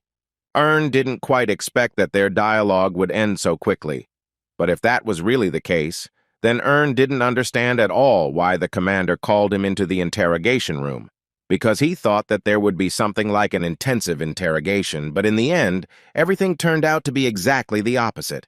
The guy asked again whether he could definitely go, but suddenly Commander Zenitz changed his mind and asked the guy to stay behind because it turned out there was another person who wanted to ask him a few questions. After which Commander Zenitz called that very man, and Ern already guessed who would enter those doors. His guesses turned out to be correct. Derek entered the interrogation room, and at that moment Ern realized that the real interrogation was about to begin. As soon as Derek sat down at the table, Ern immediately noticed that Derek's face had changed greatly, to which the man responded quite logically, saying that in the situation he found himself in, there was no other way. Well, after that, Derek asked a rather direct question, in which he wanted to know from Ern why the guy did this at all. Ern was surprised that Derek decided to skip all possible preludes and immediately hit him head-on. But still, he calmly answered him with a question in which he wanted to clarify what Derek was talking about. The man explained to the boy that just a day later, the day after his departure, young Mr. Kunz disappeared without a trace. And as far as he remembers, the day before there was a fight in which Ern also got involved. Considering all these facts, it seemed to Derek that this was all too amazing a coincidence. Ern was mentally disappointed. He didn't think that this was all that Derek had prepared in the end, because all his reasons were too weak and wouldn't work at all. The guy raised his head and asked Derek to think about his words again, because if Ern understood him correctly, then the man currently suspects him of ending up in this city completely by accident. Derek answered him immediately and said that he had thought about it until today, thousands, maybe even tens of thousands of times, and in the end, it had been more than a month since young Master Kunz had disappeared, and if he had left of his own free will, they would have had enough time to find him. But if the young gentleman had been kidnapped for profit, the criminal would have already demanded a ransom, but this also did not happen. Moreover, they could not find any traces of the disappearance, and no one made any demands on them, therefore, this is definitely not an escape or kidnapping. And in the end, he wanted to say that when all impossible possibilities are erased, the last thing that remains is the truth, and he believes that Kunz was destroyed, and then all possible traces were erased, and he is talking to Ern now for the reason that he was the only one who had the motive and the opportunity to put his plan into action. Zenitz intervened in this conversation and asked Derek to show respect, because he was currently talking to the son of a count and the descendant of a hero. Ern wanted to find out from the commander whether Derek even had the right to interrogate him, since he was not a prosecutor. Zenitz answered the guy that at the moment he had such a right, because he came with him, and besides, Marquis Dorian asked about it. After which he told Ern that if he had any objections, then for today they could easily stop the interrogation and continue at a time convenient for him, but Ern refused this and added that he was not against talking, because he was also interested in learning some details. And then he asked Derek to clarify what his motive was. Was it really that he simply looked at Kuntz the wrong way? But before Derek could answer this question, Ern asked him to substantiate his guesses, and not just say it, and then blame someone. Derek was prepared for this question, so he immediately began to talk about the fact that, on the night of the young master's disappearance, a guard detachment of still guards stopped in the village of Thane, just a day's drive from Acadio. Considering all this, Derek thought that it was all rather strange, because it looked as if he was trying to get to the village at any cost. Ern thought this argument was incredibly stupid, because they were really in a hurry because sleeping without a roof over your head was extremely uncomfortable. Zenitz agrees with him because sleeping on the ground is not the most pleasant pleasure, but a soft bed is, of course, much better, and frankly speaking, he would have done exactly the same thing at night. Derek had no doubt about it, but he had something else. According to the villagers, the security detachment that arrived remained in the village from night until the morning of the next day.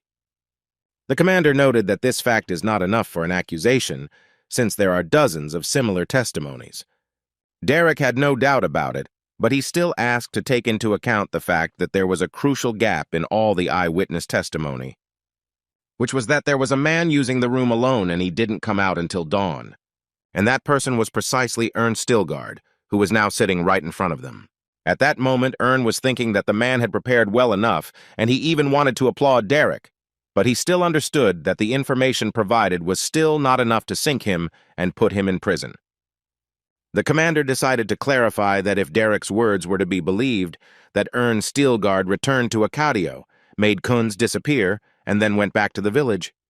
Derek knew that it sounded quite complicated, and at times impossible to them, but he was still sure that this was exactly how it was. After which, Zenitz reminded Derek that Ern was a middle-class cadet, and therefore it seemed to him that the guy simply could not do it. Moreover, he was not sure that Derek or even the commander could do it, because it would require incredible skills. Derek immediately said that he had already conducted the experiment, and he had succeeded in doing it, although it was incredibly difficult. But the commander still thought that even if it was physically possible, he was interested to know how a guy of average rank could deceive the guards, to which Derek gave an unusual answer, saying that Acadio has a fortress wall, through which it is not difficult to get in and out after midnight. And if we believe the knight's words, then Erna even managed to get through to Kunz's subordinates, who were in the next room. Derek knew that with every word he said, it all sounded unbelievable and impossible, but he still continued to assure the commander that everything was so. However, the commander believed that all this was just a set of conjectures and guesses, and he advised Derek to rest a little, because it looked like he had gotten too carried away. After these words, Derek stood up and suggested that they conduct one last experiment that would put everything in its place. And according to him, this experiment will show them whether Ern Steelguard is hiding his true abilities or not. Derek, while looking at Ern, was only thinking that having a first rank at 16 years old was pretty incredible, and he himself understood that it was complete nonsense. But when he first saw Ern, he immediately felt some unique energy. In addition, the idea that it is Steelguard cannot be concluded that this may be just dry speculation, and if it turns out that Ern Steelguard has the first rank, then all their questions will be answered. The prosecutor's commander at that moment was thinking that Derek's accusations were truly absurd, and besides, he had chosen as his opponents not some average family, but the Steelguards. This meant that if he was not stopped at the right moment, then ultimately this situation could develop into a conflict between the two noble houses. So he told Derek that he could not, at his own discretion, place mana into someone else's body. But then Ern intervened in the dialogue, assuring them that they could check it if they wanted. But first he suggested that they clarify one thing. After which he began to say that he was a little offended that they were telling him that he was involved in the disappearance of Kuntz, and that all this looked like a falsification of data. And then he would like to know from Derek what he will do if it turns out that he has nothing to do with this incident. Derek was willing to do anything, but first he wanted to run a check. And as soon as he said these words, Aaron immediately suggested that he finish it quickly. After which they shook hands and the magic began, during which Derek intended to find out who Ern really was. This test didn't last long, because it didn't take Derek long to find out that the guy was actually a fourth rank. He just didn't understand what was going on here and where all the excess mana went. But Ern at that moment was thinking that if a person does not know about the existence of the first system and the various martial arts techniques that are used there, then he will never be able to find its mana. Moreover, the first-rank mana is blocked in certain vessels. Immediately after this test, the commander wanted to know the results of this check. Derek quietly told him that Ern was in 4th grade, which was close to 3rd. Hearing this, the commander was incredibly surprised that the guy had even managed to get into the middle class of the academy. Ern explained to him that this was not surprising because he had recently managed to acquire several achievements. The commander did not question him further, but simply added that at first he was puzzled by the fact that a first-year student studying in the middle class had a closed training session. But now he understands that there were reasons for this. Zinnek also added that in his opinion the boy's father will be proud of him if, of course, Ern continues to try like this. And as soon as they finished speaking, Derek had to ask the guy for forgiveness for all his words and for the fact that he was wrong. Zinnek began to tell Ern that they both hoped for his understanding, because Captain Derek was not in the best condition right now, which is why he behaved in such a way. But Ern assured him that he was fine, and he was glad that the doubts that had arisen were now dispelled. Although he believed that they were groundless from the very beginning, and Derek was simply wasting his time. The captain once again asked the guy for forgiveness and added that he was incredibly ashamed of his actions. He didn't even know what had come over him. It was as if a demon had entered him. Ern replied that although he didn't know Kunz well, they were still acquainted, and therefore he would hope that they would definitely find him in the future. At this point, he suggested ending their dialogue because now he needed to go to class, and the commander agreed with the guy. After leaving the interrogation room, Ern had a smile on his face because he was now more than sure that the case regarding Kunz was officially closed forever. The next day, during class, Dmitri tried to find out from Ern how he could have done such a thing to him.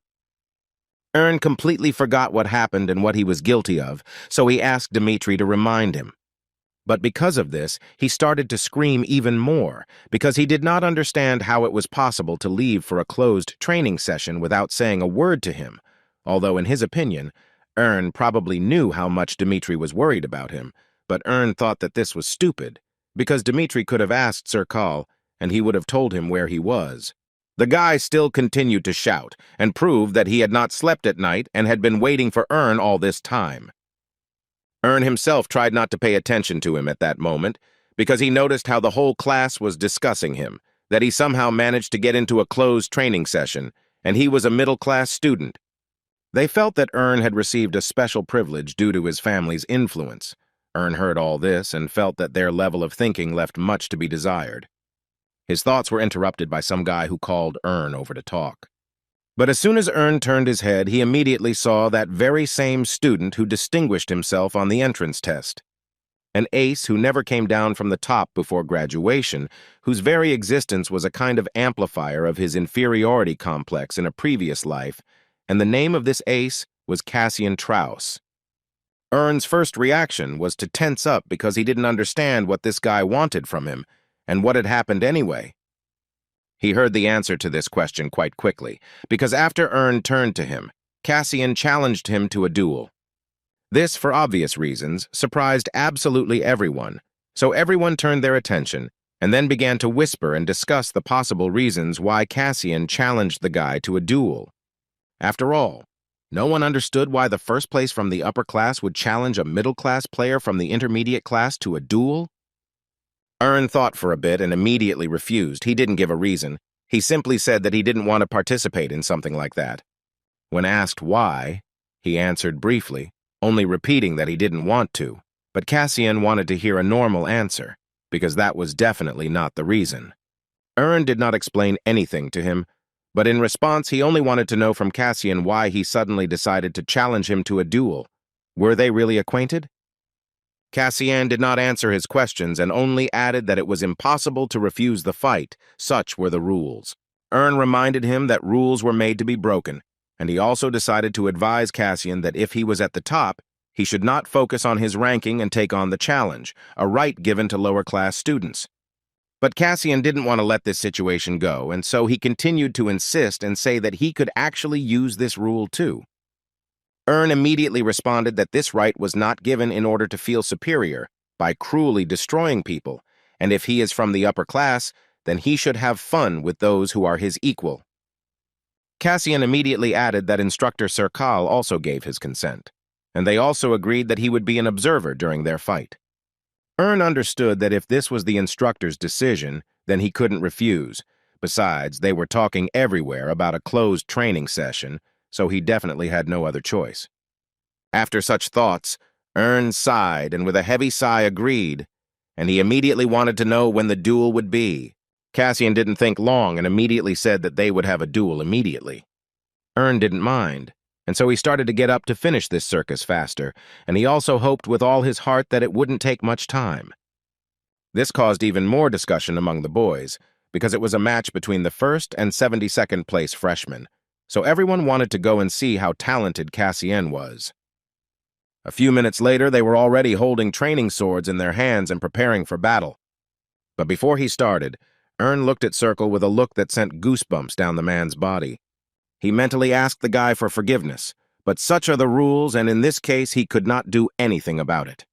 Ern also decided to ask Cassian again about the reason for such an unexpected duel between them, because he had already agreed, and it would be nice to know the reason. To which his opponent responded quite confidently, saying that until this morning, Ern had been at a special training session among the first-year students. No one had ever gone through it before. Ern agreed with this, although he thought it was a very stupid reason to challenge him to a duel, although he did not deny that only 1 week had passed since the beginning of the semester, and the fact that he got to such training so early was definitely an absolute record. Cassian continued to say that he really doesn't understand how this is even possible, since his application was rejected, but Ern was accepted.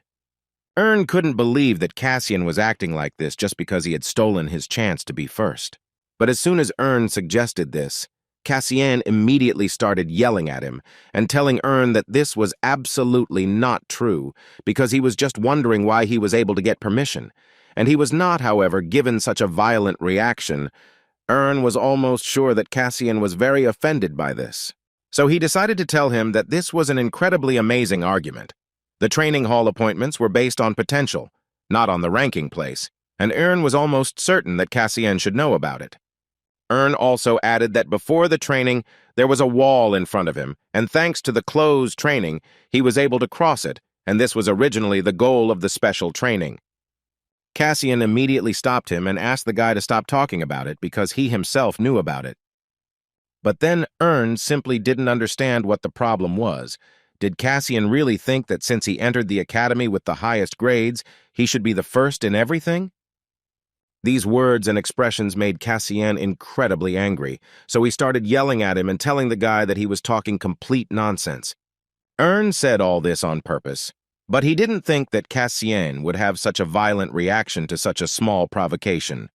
But this once again proves that Cassian, who shone in his past life, is still a child who is so easily provoked to emotions. And while he was thinking about this, Cassian placed a sword in front of him and told Ern not to think that there was only a wall in front of him, because he considered himself exactly the same as everyone else. Ern smiled and told him that if that was really the case, then he would hope that he would continue to work hard and perhaps he would be able to overcome it someday. Cassian immediately noticed that Ern had clearly gone too far when he said something like that, so he was going to check for himself at this point to see how much Ern had improved his skills.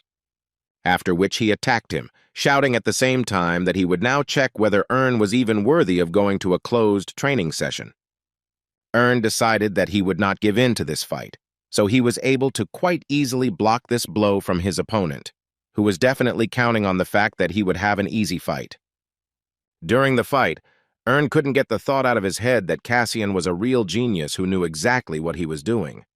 It reminded him that in his past life, this young man had been strutting around with his head held high until the end of his days. But Ern couldn't help but think that what if today he managed to choose as his opponent someone who was too tough for him? Their fight continued, and at some point Cassian decided to point out that Ern had a pretty strong defense. But in his opinion, it would still help him because he wouldn't be able to just defend himself all the time.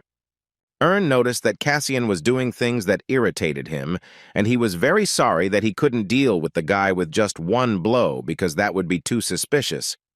He clearly understood that in the eyes of others, his level was not high enough to defeat Cassian, so Ern began to think about how he could lose better, make Cassian smash him to smithereens or arrange a draw. Suddenly the thought came into his head that the shortcomings of the trace left by Cassian indicate that although he releases mana perfectly, his control skills are noticeably weak, and this will now play into Ern's hands. And while he was actively thinking through the details of his plan, he had to continue to dodge quite serious attacks from his opponent, who continued to press on the guy. How suddenly, after another attack, Ern lowered his sword, and this caused misunderstanding on the part of Cassian because he did not understand at all what Ern was doing. Therefore, he had to explain that a knight who has reached the heights controls strength with softness and overcomes heaviness with lightness and overcomes speed with slowness. These are exactly the words that Ern's father once said to him. The spectators of this fight did not understand at all what was happening and why the guys suddenly, instead of fighting, started chatting with each other. But apparently Cassian became completely indifferent to the fight because he wanted to know what the continuation of this instruction was. However, Ern was forced to disappoint him when he told him that his father had said nothing more. But he has something much cooler, because if you believe Ern's words, then his father demonstrated all his techniques in return, using his own example. While Ern was saying all this, he managed to get right up to Cassian and put his sword to his side. This quite obviously angered him, so he knocked the sword away and asked what kind of antics this was and why Ern was doing all this. But suddenly his anger disappeared because he realized that he had definitely touched Ern's sword. But for some reason he did not feel the sensation of the blow. So he decided that he would try again, and to do this, he needed to strike again. However, this time he again failed to change anything, and his sword remained in his hands. This scared the guy incredibly, especially when Ern asked him the question he wanted to know, or was he now entitled to a closed training session? Zerkal decided to intervene and say that he did not see the guy's desire to fight, so he decided to declare a draw and end the fight. The other students were clearly against this, so they asked the guys to continue the fight, because they stopped at the most interesting place. Circle immediately intervened and ordered them all to shut their mouths, because he had already said that the duel was over, which meant that the duel was over and they should return to class. After this fight, most of the guys were of the opinion that since Ern's fight with the #1 contender ended in a draw, then he probably really deserved to attend the closed training session. Cassian himself bowed to his opponent and instructor, after which he also left the training ground, and as soon as he left, Ern turned to the instructor and said that this was actually a wonderful end to the duel, and to be honest, It seemed to him that this was the best option. Circle noted that he immediately understood this, but he was still surprised by the fact that the guy decided to carry out this plan from the very beginning. And in Circle's opinion, Earn went a bit overboard because this is an art that is difficult to comprehend even for him. Earn agreed with him completely and thought it was like leaving the door to a special rank open after he had mastered it all. What Earn demonstrated was magic, the 8 stars darkness sword technique. It was first-class enlightenment or higher, of course. He only showed the tip of the iceberg. Circle went on to say that a child who was striving to reach 2nd grade must be confused by the demonstration of higher-level skills. But Earn assured him that he understood this perfectly well. Moreover, that was why he had acted this way, because thanks to Circle, the duel had such an outcome. However, the man meant that the guy could lose and not go too far because in any case, he was going to hide his skills further. Earn admitted that he thought about this option, but in the end he decided to spite Kaisen a little, and besides, he didn't really want to lose to that bastard. After which he decided to notify Circle that after classes, he would need to leave the academy for a short time, and therefore he would like the man to prepare a pass for him. Sometimes, Circle sincerely did not understand why Earn entered the academy at all if he was constantly going somewhere. Earn went to solve the problems associated with Flip's personality, and as soon as he arrived at the address, he immediately noticed that things were going great. The first person Flip spoke to was the deputy, whom he wanted to know if there had been any incidents, to which the man replied with a smile that everything was fine. Flip's deputy for the trading company was a man named Marcus, and it was this man who assured the guy that things were going well for them. Also, Marcus really wanted Earn to approve one decision and sign some documents since he had already come here. When Earn looked at the documents, he realized that these were documents about recruiting new employees. There were about 30 of them in total, but according to Flip, this was too few, so he asked Marcus to double the number of employees.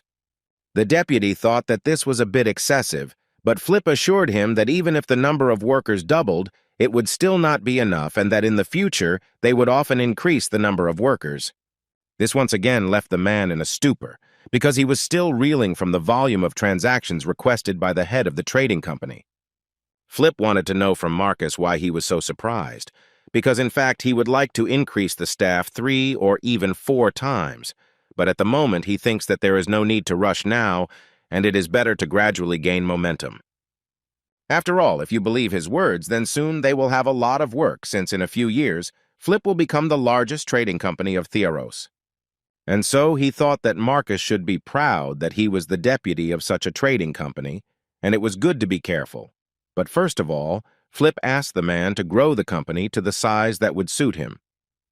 Well, Flip also wanted to add to Marcus that the building was too old, so he asked to call carpenters to repair it and expand the warehouse. Marcus immediately asked him for forgiveness for his insolence, but he thought it was unnecessary, especially since Flip himself had just said that they had opened their own business, and there was still enough free space in the warehouse. Flip asked him not to think and to do what Flip asked him to do, because his thought, in his opinion, quite clearly describes what he needs to do. Also, Flip thought that if Flip Trading Company was going to use a run-down building, he didn't really understand how customers would look at them, which led to the idea that you shouldn't try to save money, you should spend as much as you need. It was the first time Marcus had seen such an approach, but he essentially had no other choice, so he agreed and promised Flip that everything would be done. At that moment, Earn thought that if you look through the eyes of an old man who had been in business for half a century, then Marcus is a pretty good option for the position of deputy, because he is not greedy, diligent, and has good practical skills, but he thinks too much before making a decision. At least Earn was confident that he would not stab him in the back. And of course, when the need arises to appoint someone to a leadership position, the choice, as usual, falls first of all on the one who deserves trust. Then Earn went to the secretary of his company, and as soon as he entered the office, he immediately wanted to know if the secretary had any complaints about his office. The position of secretary was taken by Sylvia, who was very happy to see Flip. Well, Sylvia's assistant was Sari, who immediately pounced on Earn and began to lick him, despite the fact that they had not seen each other for only one day, and he already missed her so much. At one point, Flip noted that perhaps he had put too much work on Sylvia, since she was doing the counting and also keeping an eye on Sari. But the girl assured him that she herself was not against helping him, especially since under his guidance she had easily settled in here. The guy was very happy that she grasped everything on the fly, and he admitted that she was doing even better than he could have expected, and if any difficulties arose, he immediately asked her to tell him. She agreed with this, and immediately after added that she had just been informed from the workshop that his order had been completed. She also added that the deputy had personally picked up his order earlier in the day, and it was now in the backyard, but Flip assured her that she really didn't have to go to all that trouble because he could have gone himself. Sylvia, of course, understood everything, but she still wanted to know where he would use it. Flip told her that this order was not for him, but for Sari. After which they went down to the backyard, where the same order was already standing. And as soon as Ern and Sari saw this miracle of technology, the guy immediately told the animal that this was exclusive food for him. He immediately went to taste this carriage, and Ern could only assume that from a human point of view, it was the same as seeing a carriage made of sweets. And besides, the carriage was really huge, so Sari wouldn't eat it in the blink of an eye. The guy understood that if he thought about it, there should already be some kind of result, and for that, he should check his mail. And as soon as he entered the mail, he immediately saw a notification from the system, which congratulated him on the fact that he successfully passed the entrance exam, and from that moment he could manage the affiliate store menu, which could not but please Ern. Considering all these facts, it was safe to say that this was a real place to invest coins received from the King of Trade, and compared to this, the money he spends on the Flip Trading Company is mere pennies. All he had to do was give 100,000 coins for the entry fee.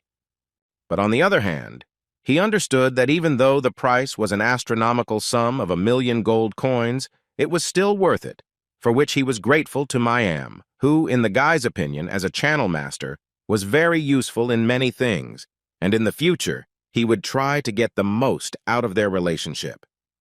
First, the guy decided that he needed to change the name of the store.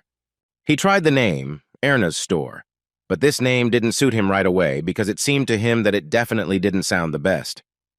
However, on the other hand, there is nothing terrible about this. Besides, this is the concept on the exchange, and almost everyone calls their stores this way. He understood that partner stores had one specialized field, since the number of places was limited, but specialized stores were already overcrowded with representatives of the first system. And he, in turn, is not a manufacturer, but first and foremost an intermediary, and no matter what trick he uses, he still will not be able to sell wholesale a product of better quality than they do. In this situation, he would prefer to diversify his goods, and this will be the main advantage of his store, in which you can find anything. But the problem with this solution was that many of the items were not yet in stock, so he felt a little ashamed to call it an everything store based only on what he had in his inventory.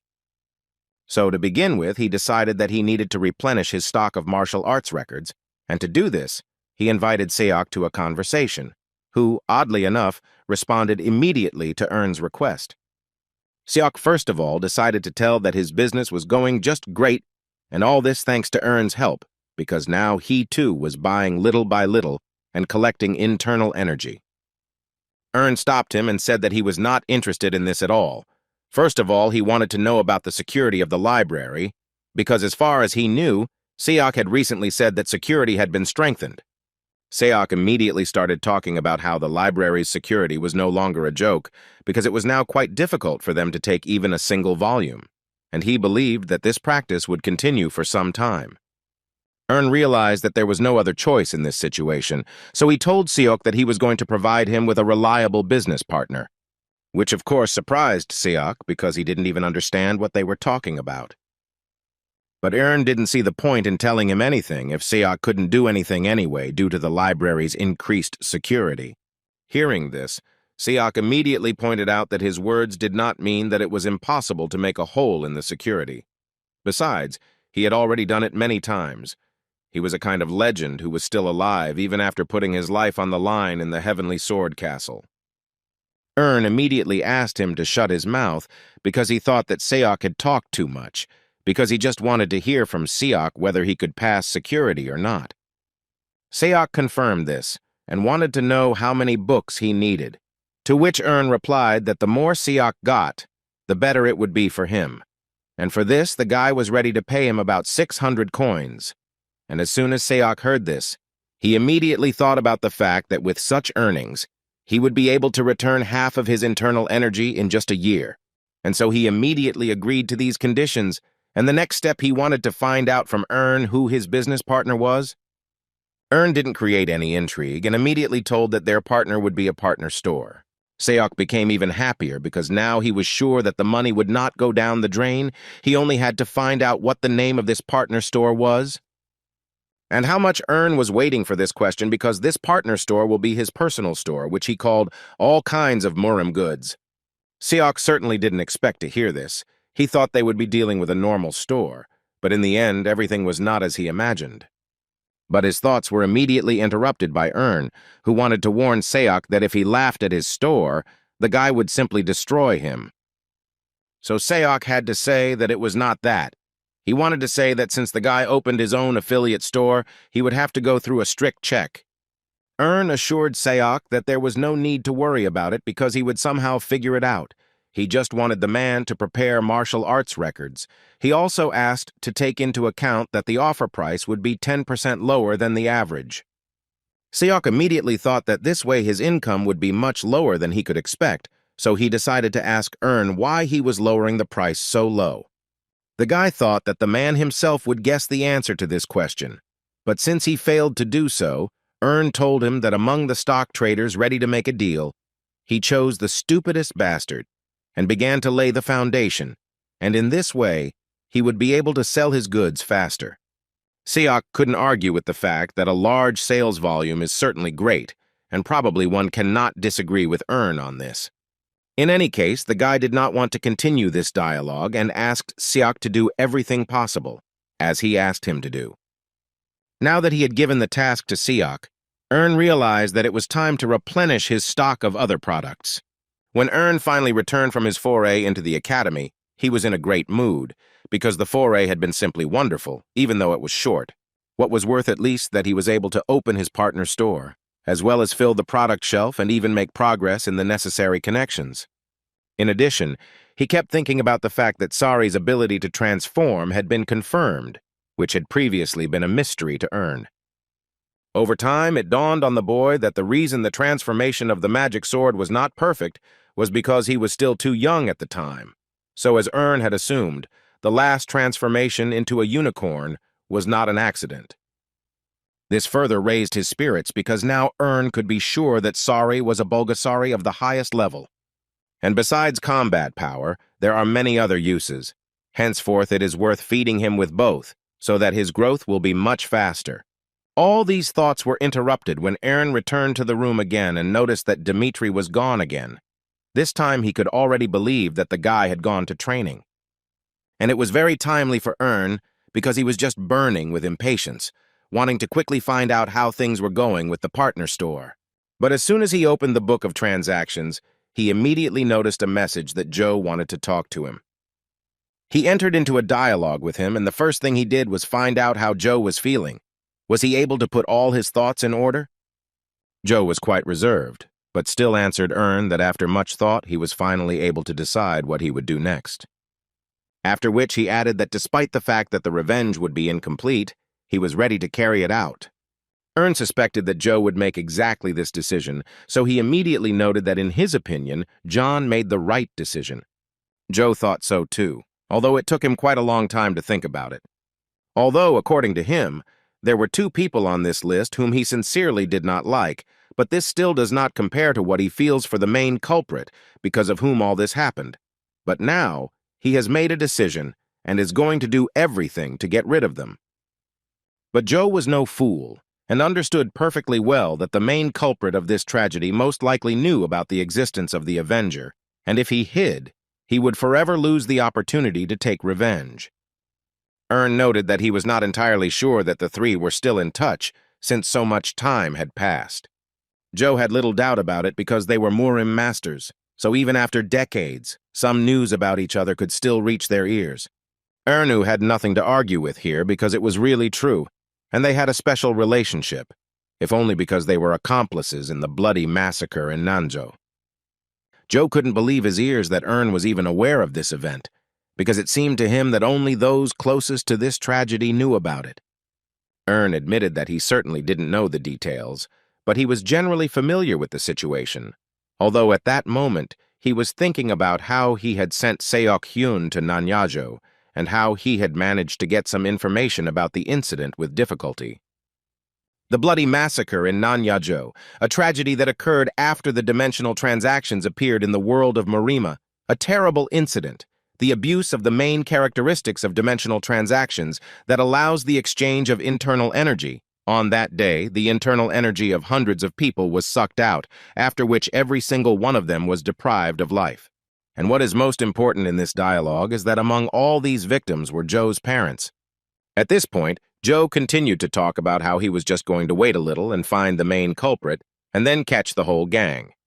But when he finally managed to find the enemy, he realized that he did not have enough strength to wait.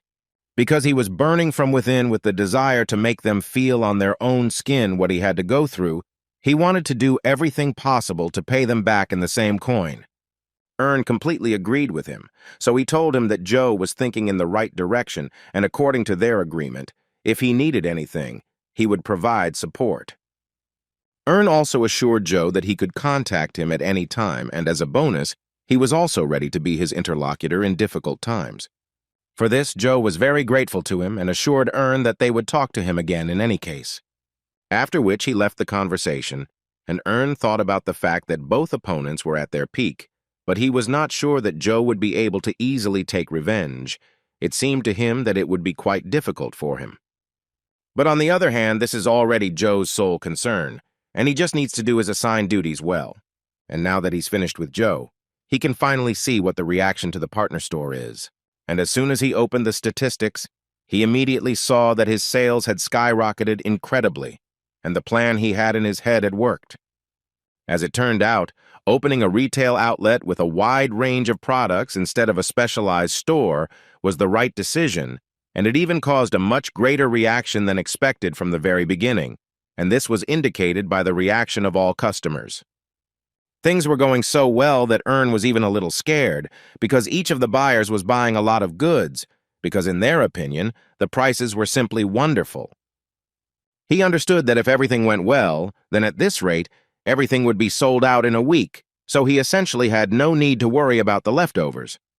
Therefore, Ern thought about the fact that the minimum plan was to achieve a heroic wound and enter the second system of dimensional transactions. And from the very beginning, he had set the bar at 2 years, but with this scenario, he can already move on to the next step. Suddenly his thoughts were interrupted when he felt a rather strange energy behind him, and what was most surprising was that this energy was familiar to him. Before he could turn around, the man standing behind Ern asked him why the guy had been hanging around here all this time. Ern noted that he came to him quite quickly, and after all, only 1 month had passed since he was enrolled in the academy, and so much had already happened. This infuriated his interlocutor, so he immediately told him that if Ern had behaved quietly, then there would have been no need for them to meet throughout the year. Ern began to rise and talk along the way about how it sounded like a real brotherly affection that brought tears to one's eyes. And the whole point was that his interlocutor was Jason Stilgard, the second son and third child of Count Stilgard, a knight of the 4th rank. Jason immediately wanted to know what had happened to Ern during all this time, but Ern asked him to clarify what exactly he meant. According to Jason, he was sure that he would end up in the lower class, but the middle class, and even 72nd place in the ranking, it seemed to him that this was impossible for Ern, and he clearly arranged something to get to such a place and in such a class. Ern sighed and asked his older brother if it was really that surprising to him. Jason told him again that it was not just surprising because it was about Ern and not someone else. Ern understood that, in fact, this was exactly the reaction he should have expected from Jason, because he only remembers the Ern who was weak and incapable of anything. So it was so surprising for him to watch how the guy was becoming stronger every day more and more. But of course he couldn't tell Jason anything, so he just said that this was his life now, and apparently that was why his older brother was so surprised. Looking back, Jason also did not live up to Count Stilgard's expectations, Even Kieran, who graduated from the academy as a second-class knight, often heard cries of regret, and Jason is only a fourth-class knight. Luckily, in his past life, he simply didn't have any outstanding skills, and Jason was finally broken when he couldn't overcome the wall of aura owners. That's why there was always a slight sense of anxiety in his gaze when he looked at Ern. Ironically, he was the one who ignored Ern the most and the one who watched him with the greatest wariness. Jason always said that he would never defeat Kieran, but if he tried his best, he could take a position in the middle, and then no one would reproach him too much, and for him, that meant that it would be enough to become better than Ern. Ern himself did not know about this in his past life until a certain point, but now, looking at Jason, he understands perfectly well how pathetic and insignificant he is. After all this thinking, Ern simply couldn't help but say that he didn't think Jensen had come here for a tearful reunion with his younger brother, and therefore he wanted him to quickly tell him what business he had with him. Jensen wanted to talk to Ern about the fight with Cassian. He wanted to ask his brother how he managed to do something like that. Ern immediately asked Jensen not to make him laugh, because in this case everything was very simple. It was all just a matter of calculations, but this angered Jensen even more, because he believed that all this was complete nonsense, and his fight with Cassian could never end in a draw. The boy didn't quite understand what his older brother wanted from him. Was he really telling him that he shouldn't have done that? Jensen told him that it wasn't that. He didn't understand how the number 1 ranked guy and the number 72nd ranked guy could enter into a duel and then end the fight in a draw. Ern assured him that there was always a way, and as soon as Ern started talking about this way, Jensen conveyed that someone wanted to see him. It was unexpected, so Ern immediately wanted to know who they were talking about and who wanted to see him so much. Jason thought for a moment about whether he should even tell this information, but then he finally admitted that Thane wanted to see him. And as soon as Ern heard this name, he asked several times, or were they really talking about that same Thane Carson? Jensen didn't know what to say in response to these words, so he simply nodded in agreement. Erna laughed a little at this, after which he said that since Thane had something to say, he could always come here himself. Why was it necessary to send Jensen here? And as soon as he said this, his older brother immediately asked him to speak more quietly, or better yet, not to say such words at all. Ern himself understood that his words were too rash, but it seemed to him that there was no one here except the two of us, so there was nothing wrong with him saying such things. In any case, he asked where Thane wanted to see him and where he needed to go. Jensen immediately told the guy that his outfit did not match what Thane wanted to see, and in general, did Ern really think that Thane would meet with him personally? And right after these words, he took out a small envelope and said that the guy should come to the address written here. And he also didn't forget to remind Ern that he needed to wear his best suit so as not to embarrass himself. In other words, Jensen wanted Ern to understand what an honor he had been given, since being invited to the freshman club was something out of the ordinary.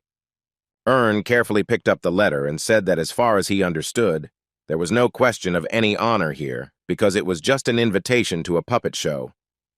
Jensen got tired of listening to this, so he turned around and started to leave, and at the end he shouted to his younger brother that he should not be late under any circumstances, because it would have serious consequences. After this conversation, Ern began to think that maybe he really should go there, since he had the chance. After all, he knew perfectly well that there would be those with whom he would have to meet sooner or later, and those whose faces he sincerely wanted to see. Club 21 is an unofficial high society club of Theros Academy, and since the number of members is limited to 21, only students from high-ranking and noble families are invited to participate. The connections made here last a lifetime. So many strive to be among the chosen ones. In a nutshell, this means a gathering of the rising stars of the current generation of Navarro on whom great hopes are pinned. And apparently today another member will appear in this club, whose name is Ern Stilgard. As soon as Ern entered the hall, all the people began to whisper that they were seeing him for the first time, and some recognized him and said that he was actually a freshman. At that moment, Ern was thinking that their wariness was completely natural, because in front of them was a body with a tag on it. A few minutes after he entered the club, he turned his attention to the girl. Ern knew that her name was Selena Loufre, and Ern remembered very well that she was also in this club in a past life. She tried to wave at him, But Ern decided for himself that in this life he should never get involved with this girl, so he just walked past.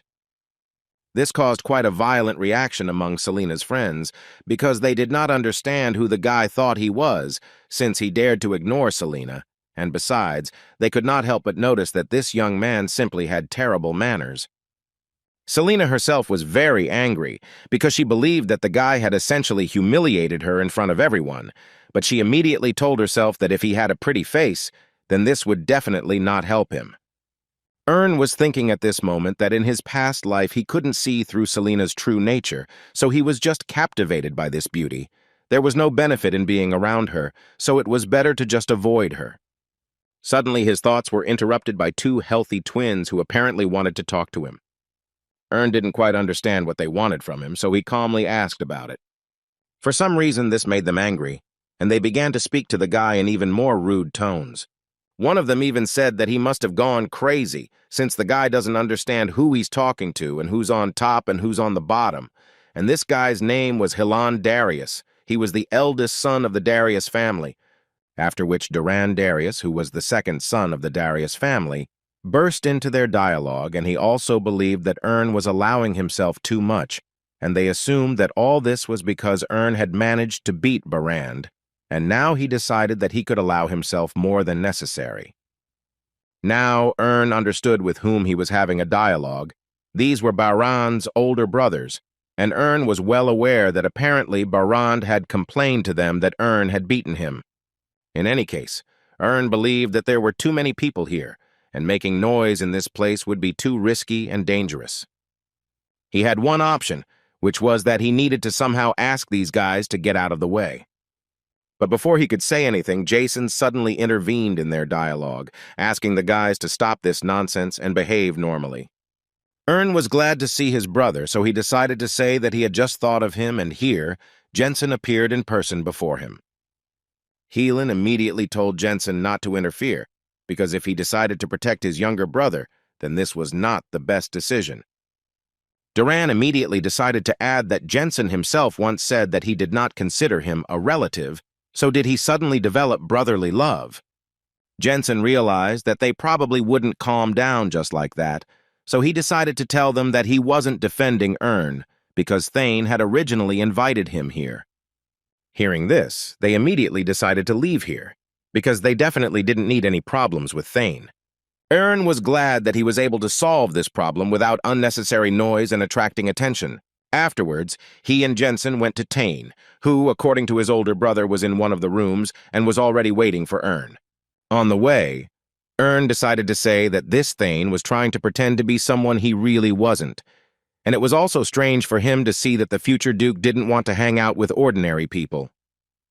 This immediately angered Jensen, because he had already asked Ern to watch his language and not to say too much, because in his opinion, while they had not seen each other, Ern had apparently completely lost his sense of fear and now allows himself too much. Ern thought that his older brother was worrying too much, because as far as he knew, no one really listened to them at this academy anymore.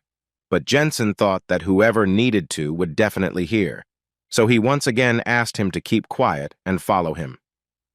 As they walked, Ern thought about the fact that apparently in this academy, everyone is quite afraid of Thane, even the impudent Darius brothers. But in fact, Ern could understand them because behind that guy was a noble family, unrivaled fencing skills, and icy charisma. Such qualities make not only students, but also teachers tremble with horror, so in his past life he also tried his best not to go against that gentleman. However, he was still always very curious about how Thane would look in his eyes now. In Navarro, there are 3 nobles grouped by similar nicknames, the Steel Count Rabadan Steelguard. No less famous is the ardent Marquis Dorian Albret, the same father of Kunz. Well, and the last, the most unpleasant and dangerous in appearance, cold-blooded Duke Luther Carson, and the 3 of them named the 3 main lords of the continent.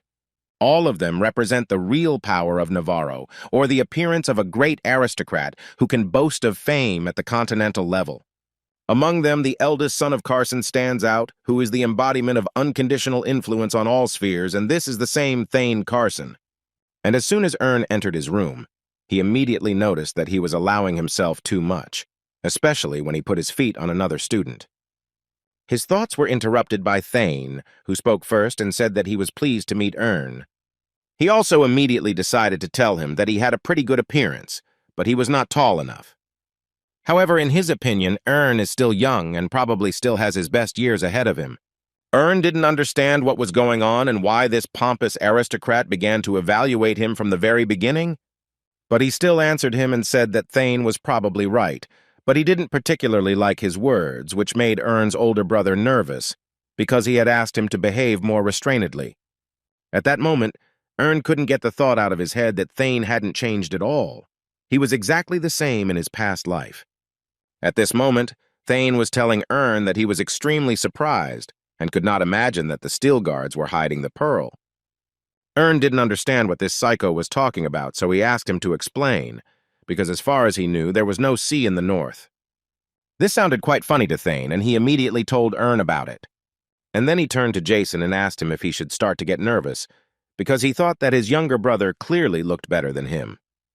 This clearly offended Jason, so he immediately started shouting and asking how he was better than him.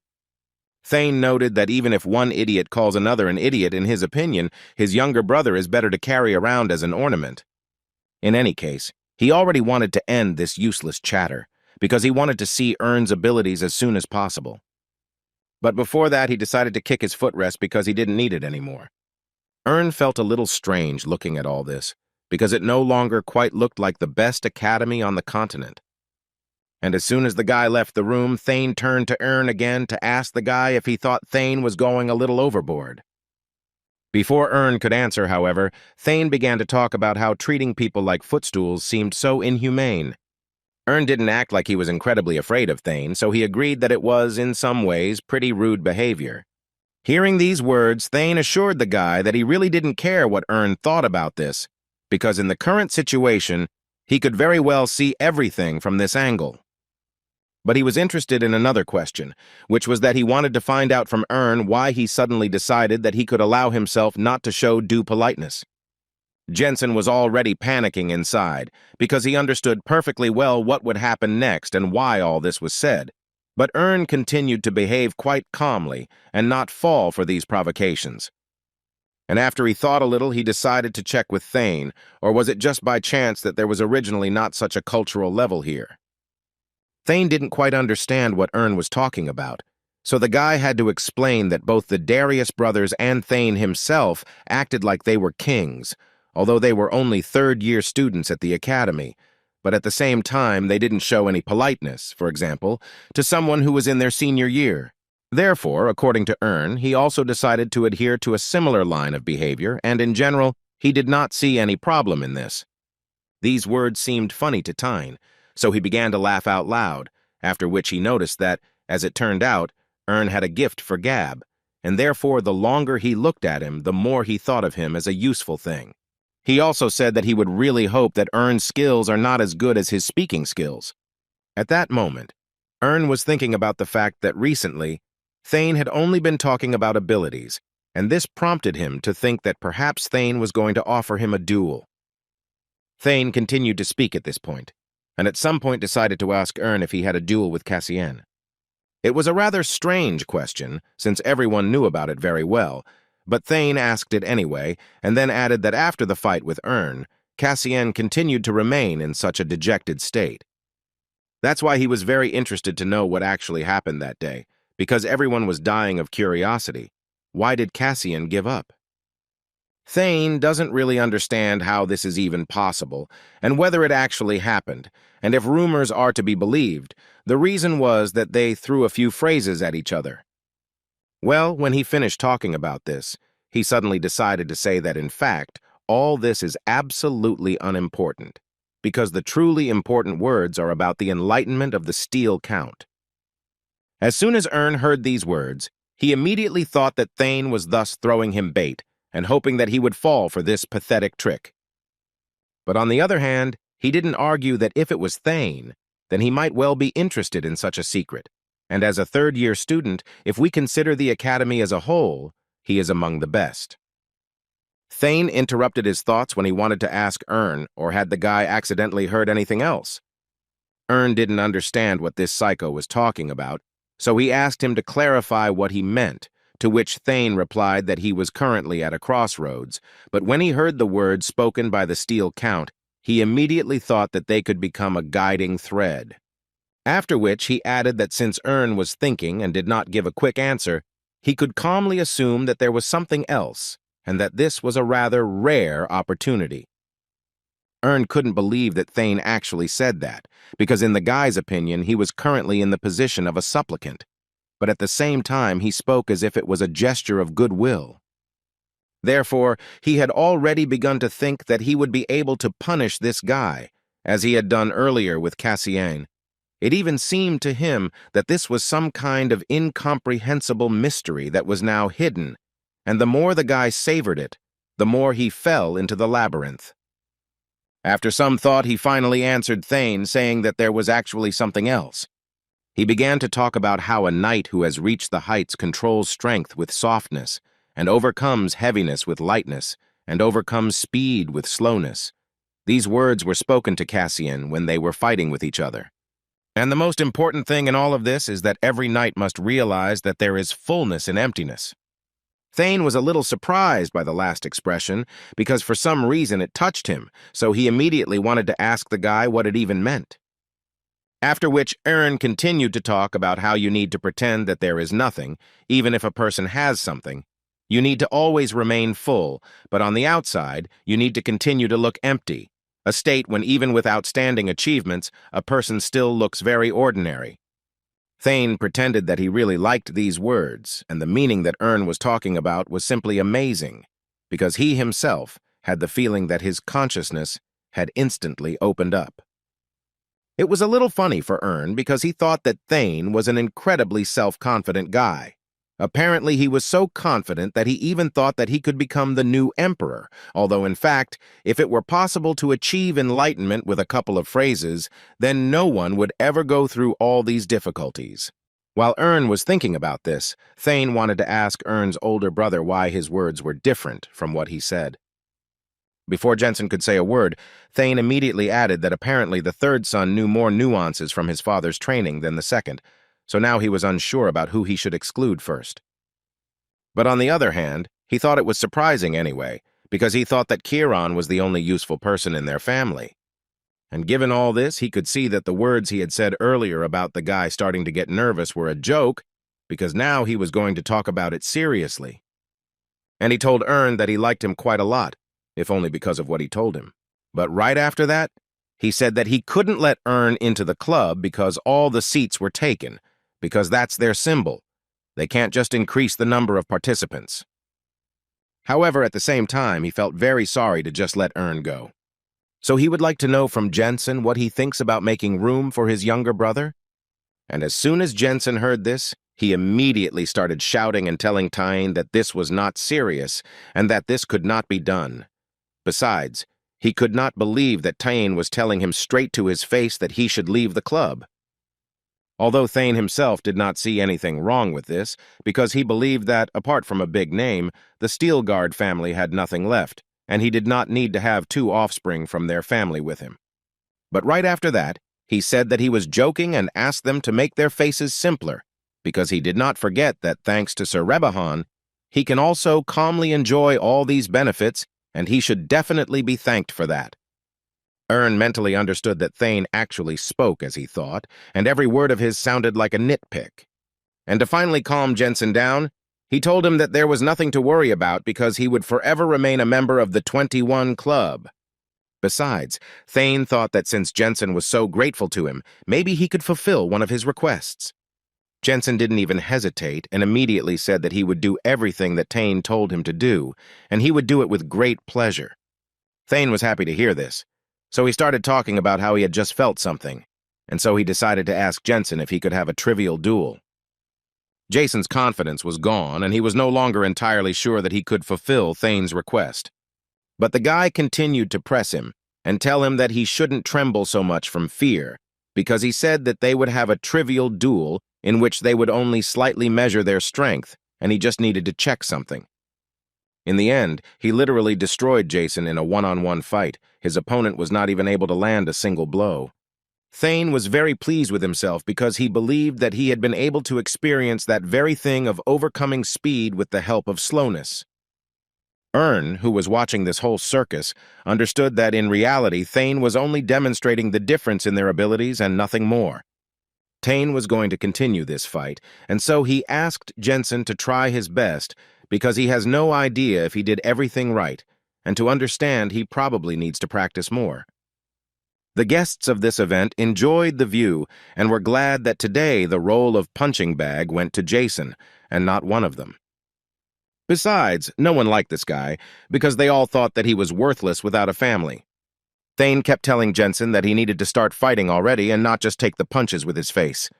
At some point, Jason got angry, so he immediately ran into the attack and was going to do everything to deliver at least one successful blow to Thane's body.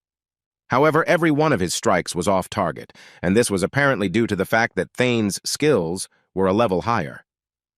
Thane simply beat him and believed that he was thus overcoming heaviness with lightness, although he still didn't deny that it was much harder than he could have imagined.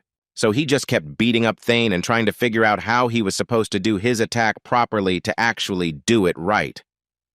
Ern continued to calmly watch this at this moment, but with each passing second he became more and more disgusted. At some point, Jason fell and did not get up again, and this in turn angered Thane a little, because he thought that he had only hit him a few times, but he had already fallen and stretched out his legs.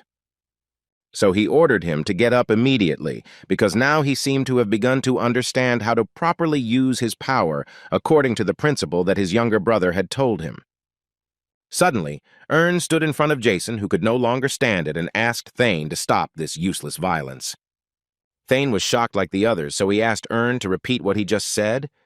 Ern did not remain silent and continued to talk about how such a spectacle cannot be called a fight at all, because he only sees a one-sided beating.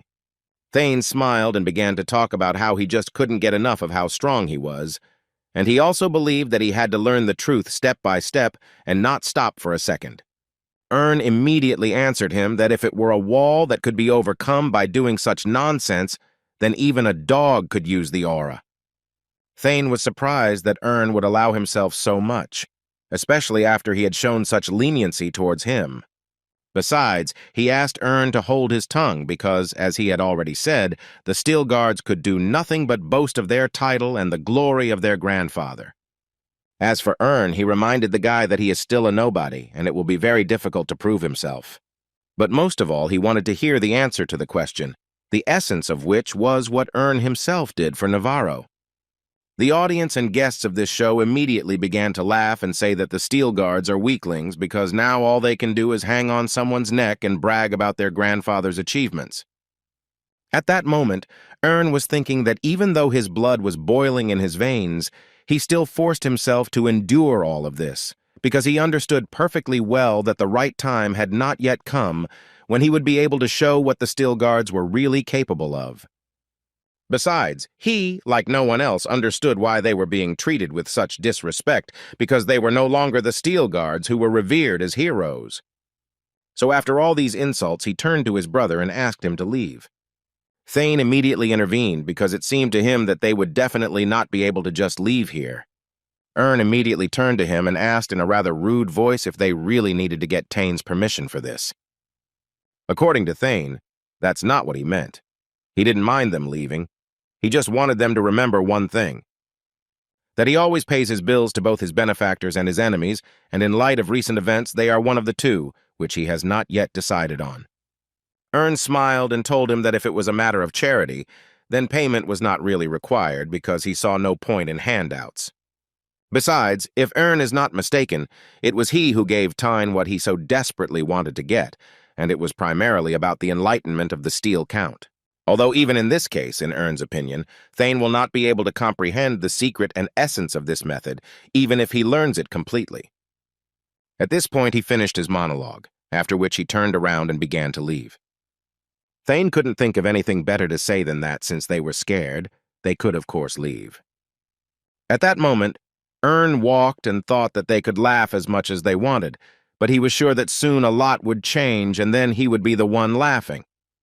Moreover, he believed that everything would change so much that the deep-rooted humiliation of the Stilgard family would be shattered into pieces, and no one would be able to afford something like that. But no matter how confident he was of his victory, he still felt a little unpleasant realizing that he had held back, thus leaving him with a bitter aftertaste.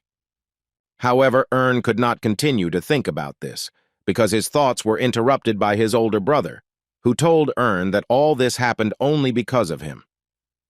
According to Jason, Ern did too wrong because such actions will now get him kicked out of the club and made an outcast in the class.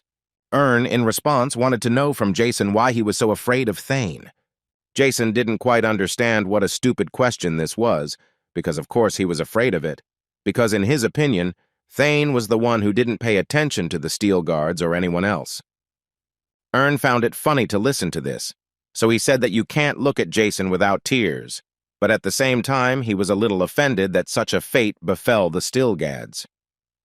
Jason became quiet, but Ern continued to tell him that at the moment, it was all about them. At least the older brother would not have been treated like that, because at least he had some strength. Looking at Jason after these words, Ern realized that, given his facial expression, Jason was thinking exactly the same thing. But he still wasn't sure what he should do in such a case, because to be honest, he had been holding himself back for a very long time, and now he had enough excuses and witnesses. He was already too angry about all this, so he decided that this time he couldn't be lenient, which meant that he would go right now and paint them properly. And before he went and did this, he told his older brother that he continued to be overcome with doubts, but thanks to him, he made a firm decision. Jason didn't understand what was going on and what Ern was doing and why he was heading towards Club 21 again. Ern believed that he himself could answer this, and if not, then he asked not to forget that Ern did not have any particularly warm feelings for him, but he still considered him his older brother, even though they pretended not to know each other. But Thane, with his words and actions, has definitely insulted the Steelguard family, for which he must receive what he deserves. As soon as Ern approached the club, he was immediately met by the twin brothers, who wanted to ask him why he had come again. Ern couldn't understand what was wrong with these guys and why they kept getting in his way. These words sounded very offensive to them, so they began to call him names and tell him that he should not forget who was standing in front of them. But before hitting Ern, they turned to Thane and asked him if the guy had any business left with Stilgard. Thane made it clear to them that they could do whatever they wanted with Ern, and that he didn't care about him at all. They were very happy to hear this because they were essentially officially allowed to beat up this impudent fellow. But before they did this, they wanted to tell him that he had come here in vain without Jason, because they wouldn't mind giving him a few blows either. Ern started laughing at them and saying that apparently Barand hadn't told them anything, and that was very bad for them. The brothers began to smile and tell him that of course Barand had told them everything. They knew perfectly well that he had used dirty tricks during the competition, but they were more than sure that this would not happen to them. Ern was glad that they thought so, because it once again proved that they were just as pathetic as their younger brother. This was the last straw for the brothers' patience, so they were going to show Ern what he was doing wrong and what he had done wrong. But as soon as they said this, Ern immediately dealt them several blows so that they would not relax. From their facial expressions, it was clear that the guy's blows were strong enough to make them shut their mouths. And Ern only added to them that they suffered such a fate only because their younger brother kept silent about many things. Everyone who saw this immediately stood still and opened their mouths in shock. Ern wasn't going to just stand there, so he turned to Thane to ask him if he thought about having a trivial duel. He immediately noticed that Thane instantly cowered in fear, so he decided to say once again that this would be just a trivial fight and that they would only slightly measure their strength. No one could believe it because everyone clearly saw that Ern was literally provoking Thane, and he was just a freshman from the middle class. The entire hall froze in anticipation of whether Thane would accept the challenge, because everyone understood that even if Thane won this challenge, he would still not receive any benefit from this duel, but on the other hand, if he suddenly decided to refuse, his reputation would immediately be shaken. Thane finally spoke up and started by saying that he thought Ern was a pretty strong guy, but he turned out to be just an upstart who had no idea about social relationships.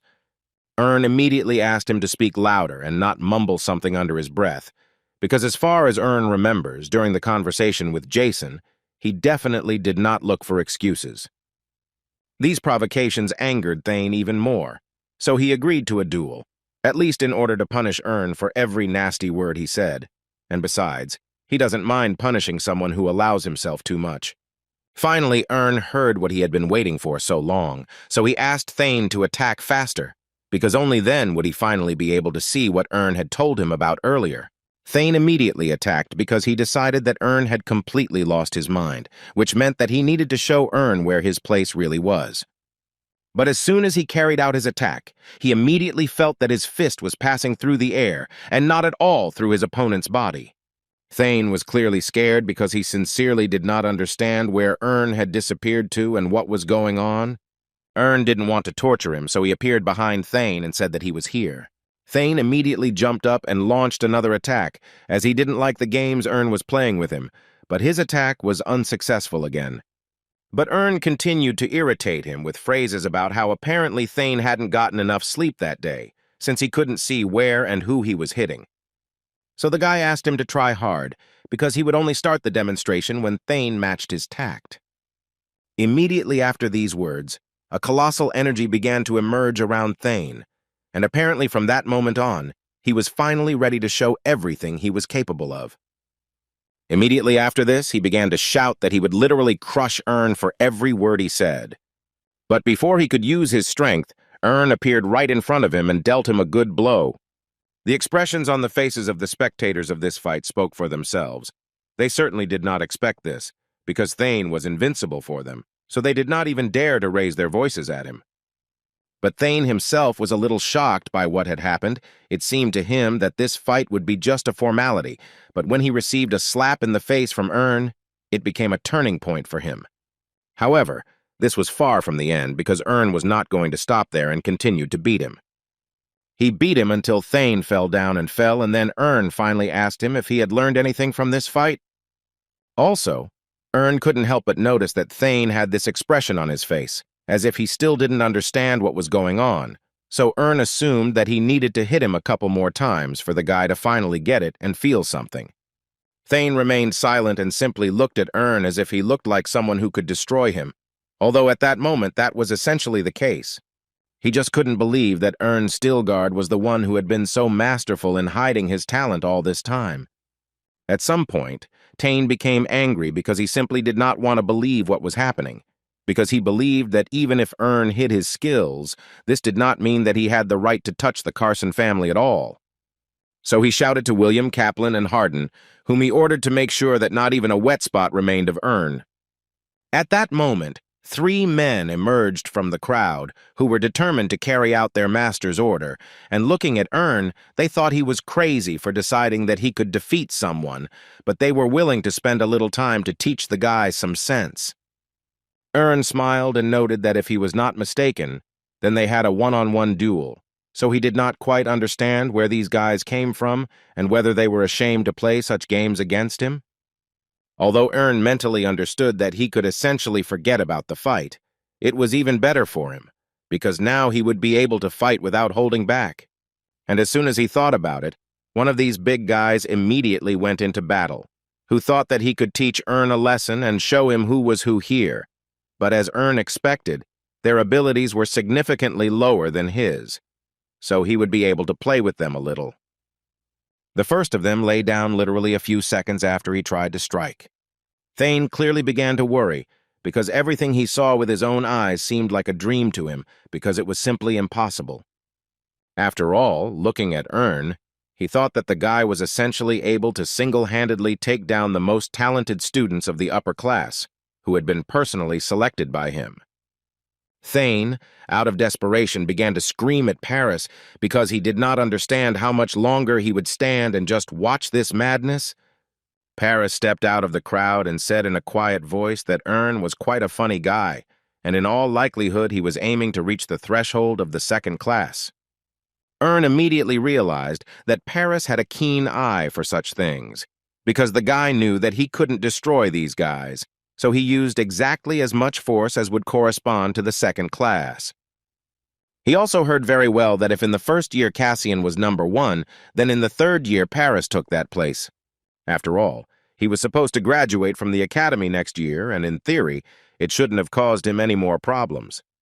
Paris at one point began to say that with such abilities as Ern's, it is permissible to behave arrogantly, and he understands this perfectly well. However, he decided to remind Ern that he still had to restrain himself until he graduated from the academy.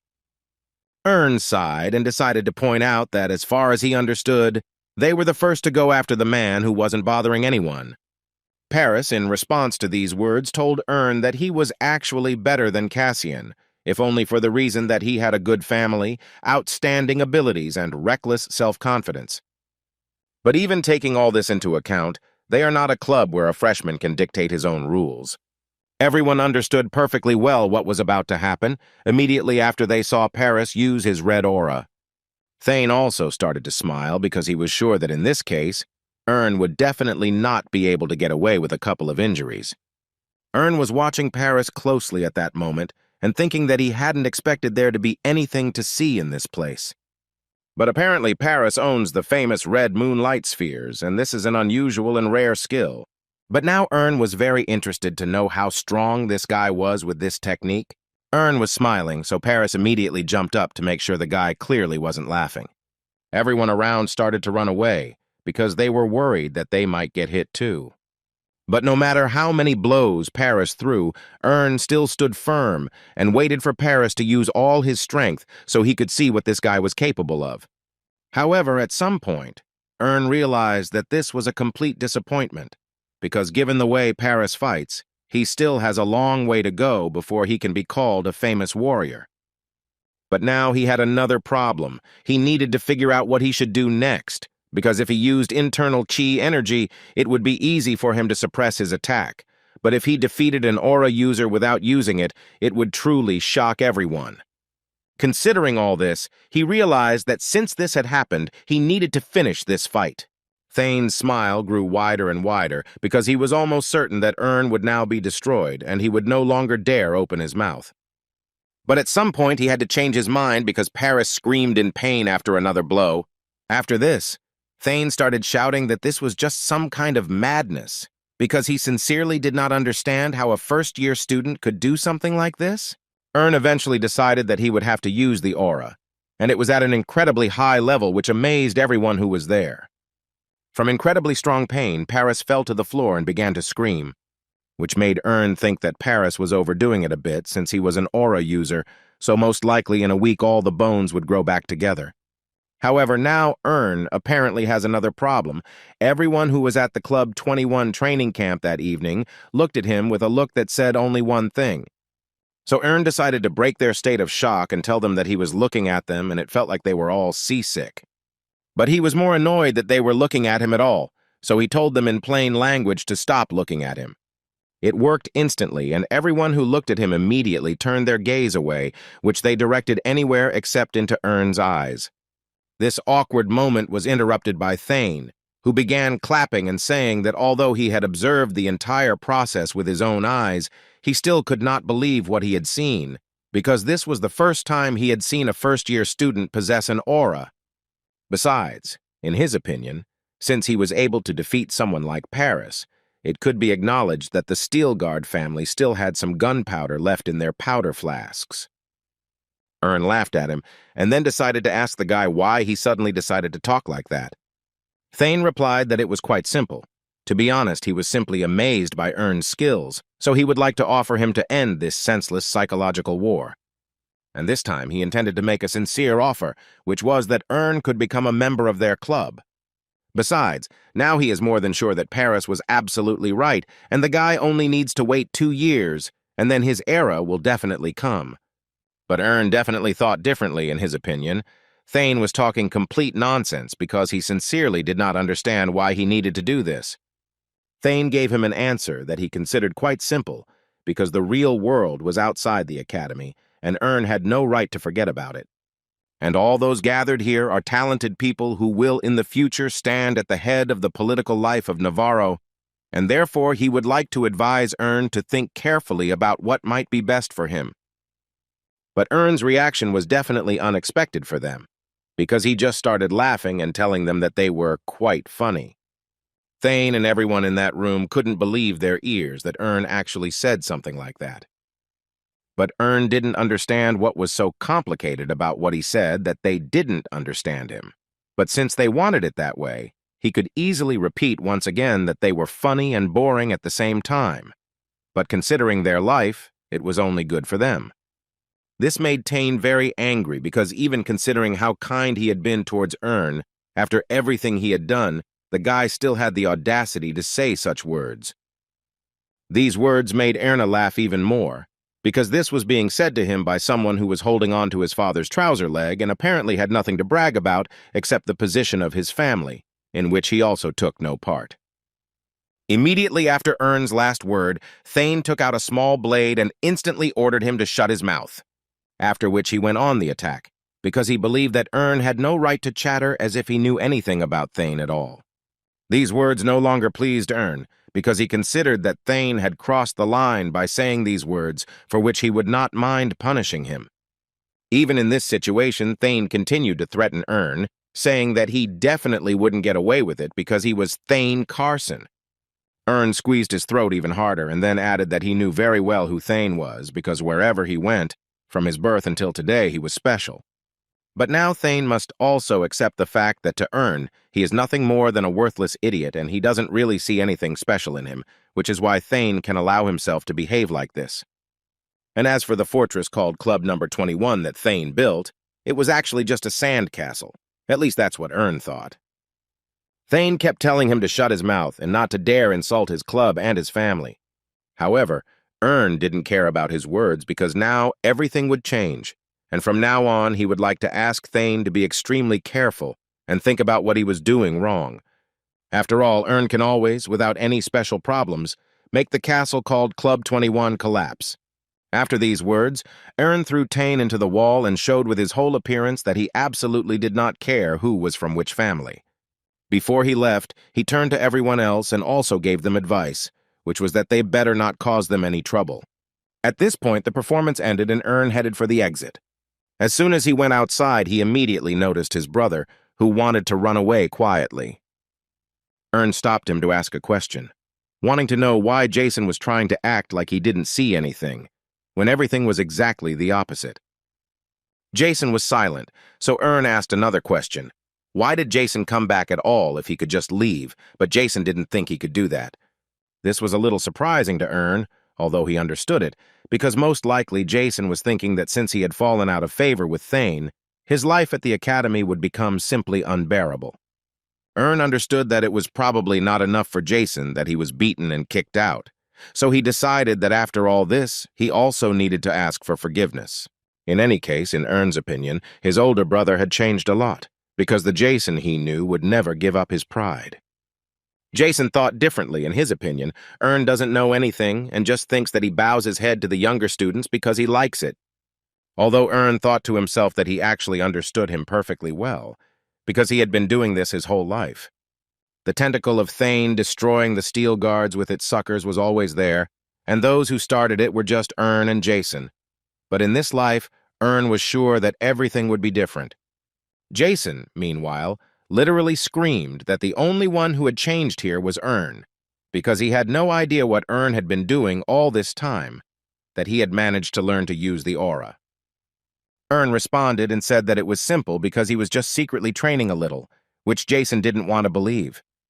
But Ern assured him that even if Jason found it hard to believe, he was still telling him the truth, and there was absolutely no point in him lying to him.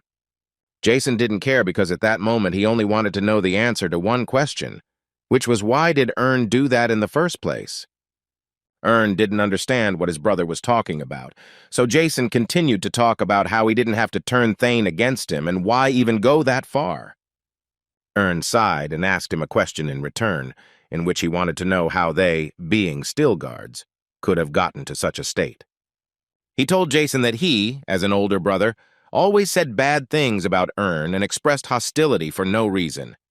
But even considering that his older brother was like that, Ern still didn't reject him and didn't say that he didn't know him. And if you think about it, Only Ern has the right to beat Jason for his words, but not Thane, who has nothing to do with their family. Suddenly, Jason woke up and asked Ern to hit him hard, which Ern thought was a pretty funny request. After which he decided to clarify once again, or was Jason watching closely as Ern conducted his duel with the 21 Club? Jason decided to clarify that he should not hit him too hard, but just so that he would not die. At that moment, Ern thought that his older brother must have gone crazy, since he was asking him about such things. He even scared him a little. He still wasn't going to hit him, and so Jason wanted to find out from Ern what he was going to do next, because Thane most likely wouldn't back down so easily, and Paris would also try to pay back for the humiliation at all costs. Ern reassured him when he said that he actually had an idea, but he didn't want to tell him about it yet. Jason didn't understand the reason why he didn't want to tell him about it. Did he really think that Thane would run to tell Thane about it? Ern laughed at these words and asked him if he thought it was interesting to watch a play when you already know the ending. Jason didn't understand at all why Ern said this, but if you answer this question, then the answer is quite obvious, not the least bit interesting. Ern wanted to hear this, and as soon as Jason said it, the guy simply suggested his older brother to enjoy and wait for that very ending. Thane, after coming to his senses, immediately began yelling at his people and telling them that they were just a bunch of nobodies who attacked and were unable to defeat one freshman. Moreover, he immediately wanted them to understand that he would never fit them into his circle after such a prank. He told everyone else who was in the hall the same thing in his words: if someone dares to stir up trouble, then in that case you need to unite and teach the impudent fellow a lesson, but they all just continued to stand and watch it. Paris interrupted his screams when he asked Thane to calm down because this noise wouldn't change anything anyway, and therefore there was no point in talking about it. But Thane wasn't going to listen to Paris, and as soon as he finished speaking, Thane immediately started yelling at him and telling him to shut his mouth because in the guy's opinion, he hadn't behaved in the best way either. Paris was very angry about this, but Thane still continued to tell him that he was the best in the stream and at the same time should feel ashamed of what happened. But soon he calmed down a little and exhaled, and then asked how Paris's arm was. Did it hurt a lot? Paris replied that everything would be fine with her, and then Thane wanted to know what happened to him and why he couldn't defeat him. According to the senior student, he was simply careless, and all because his opponent had hidden from the very beginning that he was the owner of an aura, and a very powerful one at that. And even with such a flawless attack, he was only at the initial stage of the second grade. And this meant only one thing, that in the next fight, he would certainly be able to defeat him and do it quite confidently. Thane was glad to hear this, but he still decided to tell him that if he didn't succeed, he would have to ask the seniors for help, and this was incredibly humiliating for him. After which he turned to all the spectators and said that they must remember that everyone present here must keep their mouths shut. Because if there is a leak of information about what happened today, he will definitely find out who exactly let it slip, and then that person will not be in a sweet place. Ern was listening to everything Tyene said at that moment, and clearly heard the guy saying that he couldn't tell his friends, his family, his distant relatives, anyone, because this problem had to be solved in a close circle. How Ern liked to listen to this, because Thane essentially acts strictly according to the plan that he came up with in his head, and the situation develops even better than he expected. He understood that for some time everyone would remain silent, as if they had water in their mouths, so Ern had nothing to worry about, and no one would know about his skills for now. In that case, he decided that it was time for him to move forward to meet him, time to move towards the true purpose of his visit to Club 21. Huin, meanwhile, held the blade in his hands and was about to plunge it straight into his stomach. But as soon as he decided to do this, he was interrupted by a voice that asked him if the guy would like to make a bet with him. It was Ern who was ready to bet him that Huin could not stab himself. Hyen didn't quite understand what was going on and why Ern had suddenly come to him, but Ern continued to say that whatever it was, he understood him perfectly well, because he clearly saw how his older brother was going a little too far, and even though they had different mothers, in Ern's opinion, he really was saying and doing unnecessary things, especially when he made a stand out of Huin. The guy Ern was talking to was the second son of the Carson family. He was the half-younger brother of Thane Carson, and his name was Huin. Hyun immediately wanted to know from Earn how he even knew that he and Thane were brothers, to which Earn replied with a smile that there probably weren't any people in this academy who didn't know about it. But Hyun was referring to the information that he was an illegitimate son, because he did not share this information with absolutely anyone. Earn, of course, knew this from knowledge from his past life, but he told Hyun that he would not tell where he knew this from. In any case, Earn believed that Hyun would not be able to pierce himself with this blade, and therefore he had a question as to why the guy was still standing and holding this dagger in his hands. It would be better to give it to Earn. This angered Hyun, and so he decided to prove Earn that the guy was wrong, and to prove it, he tried to plunge this dagger straight into himself. But in the end, he felt a force that did not allow him to do this. It was Earn who stopped Hyun at the last moment. After which Earn added that, to be honest, Hyun surprised him a little, because he couldn't even think that the guy would actually strike. He also couldn't help but say that the problem in their family was that the older brother was too strong, but the younger one was too weak, and it seemed to him that it would be good if the strength was mixed in moderation. Hyun was already starting to get nervous because he had absolutely no idea what Earn was even talking about and why he was talking about it. But Earn just kept talking and went on to the point that when he looked at him again, he assumed that Hyun had quite a temper. And when he finally finished speaking, he wanted to ask his younger brother Tyne if he let go of his hand. Would he try to cut himself again properly? Hyun understood what Earn was hinting at, so he asked to let go of his hand and he would no longer try to cut himself. Earn immediately let go of his hand and asked him to calm down so they could talk to him. Immediately after this, Hyun threw the dagger to the ground and began to cry. And in a fit of tears, he began to talk about how he really didn't want to die. Earn pretended not to understand what the problem was, so he suggested that the guy just continue living. But according to Hyun, if he continues to live, he will be no different from the dead man. Earn mentally understood that the guy was right in some ways, because the whole point was that his older brother was good at bullying others. Moreover, looking at Hyun, he saw in him an uncertain expression and attitude, a weak impression without a drop of dignity. Given all these facts, Earn knew that if he decided to mold something worthwhile out of this guy, he would clearly have to try hard. But first he decided to ask the guy how they treat him in general in his family a little better.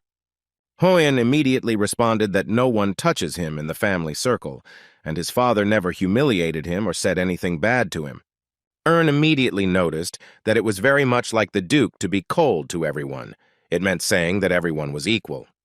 And so he decided to immediately assume that this was the reason why Thane hated his older brother. Hyun said that while he was at the ducal residence, Thane had some boundaries, but immediately after they arrived at the academy, Thane decided to build his own kingdom, and he became its prisoner, who receives only the hatred of his king. Earn wanted to ask the guy, or had he never thought about just running away? Hyun thought that this was not entirely possible, because they still did not consider him a human, but only continued to point fingers and say that he was no better than an animal, which is why he was almost certain that his father would soon abandon him.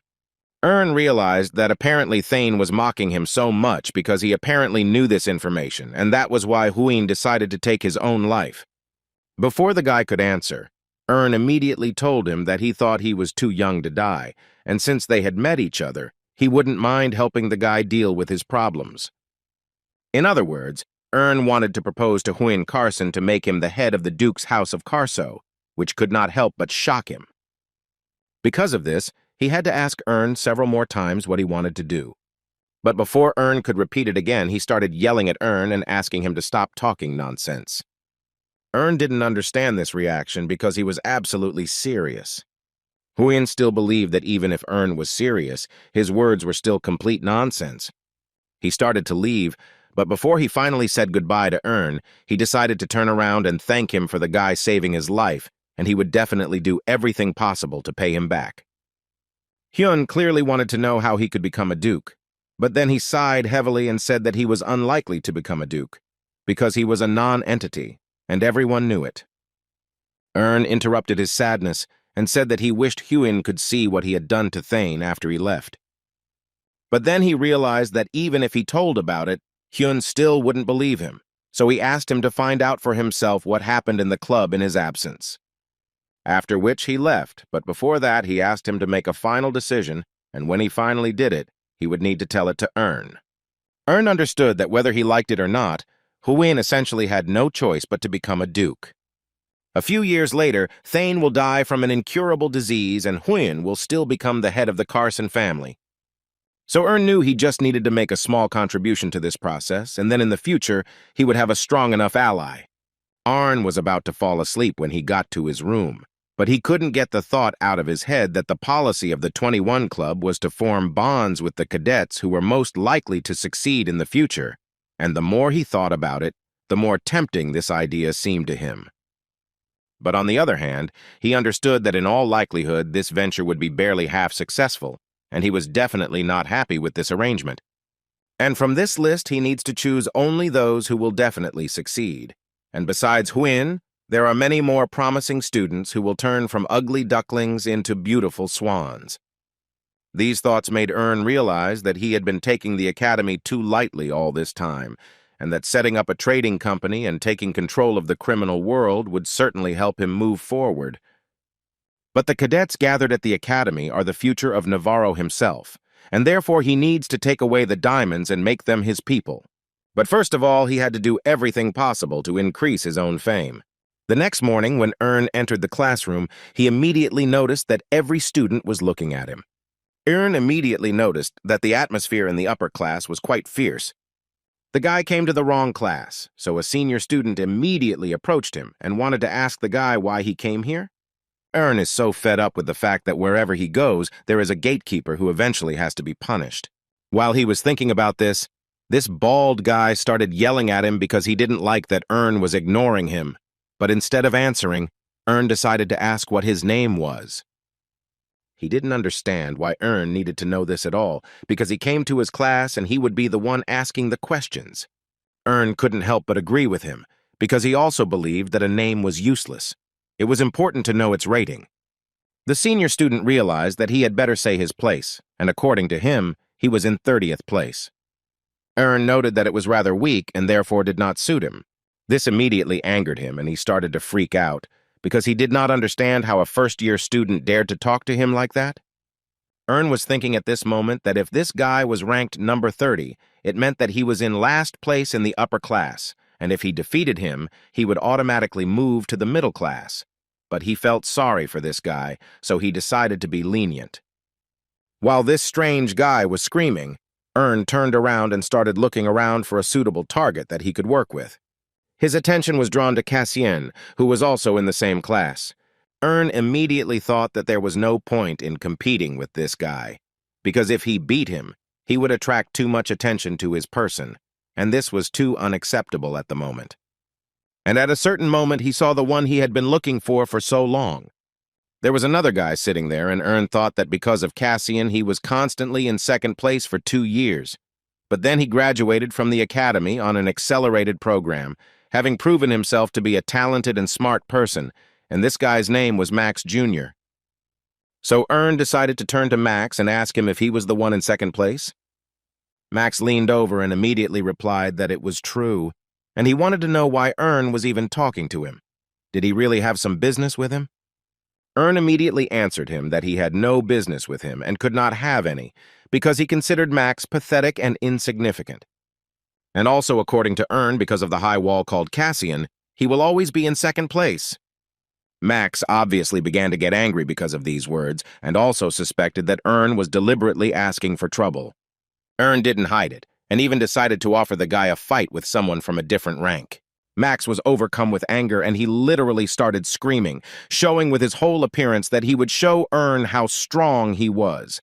But as soon as the fight began, Max immediately began to receive blow after blow from Earn. The duel eventually ended on the orders of the instructor, who stopped the fight because Earn's sword had reached Max's neck.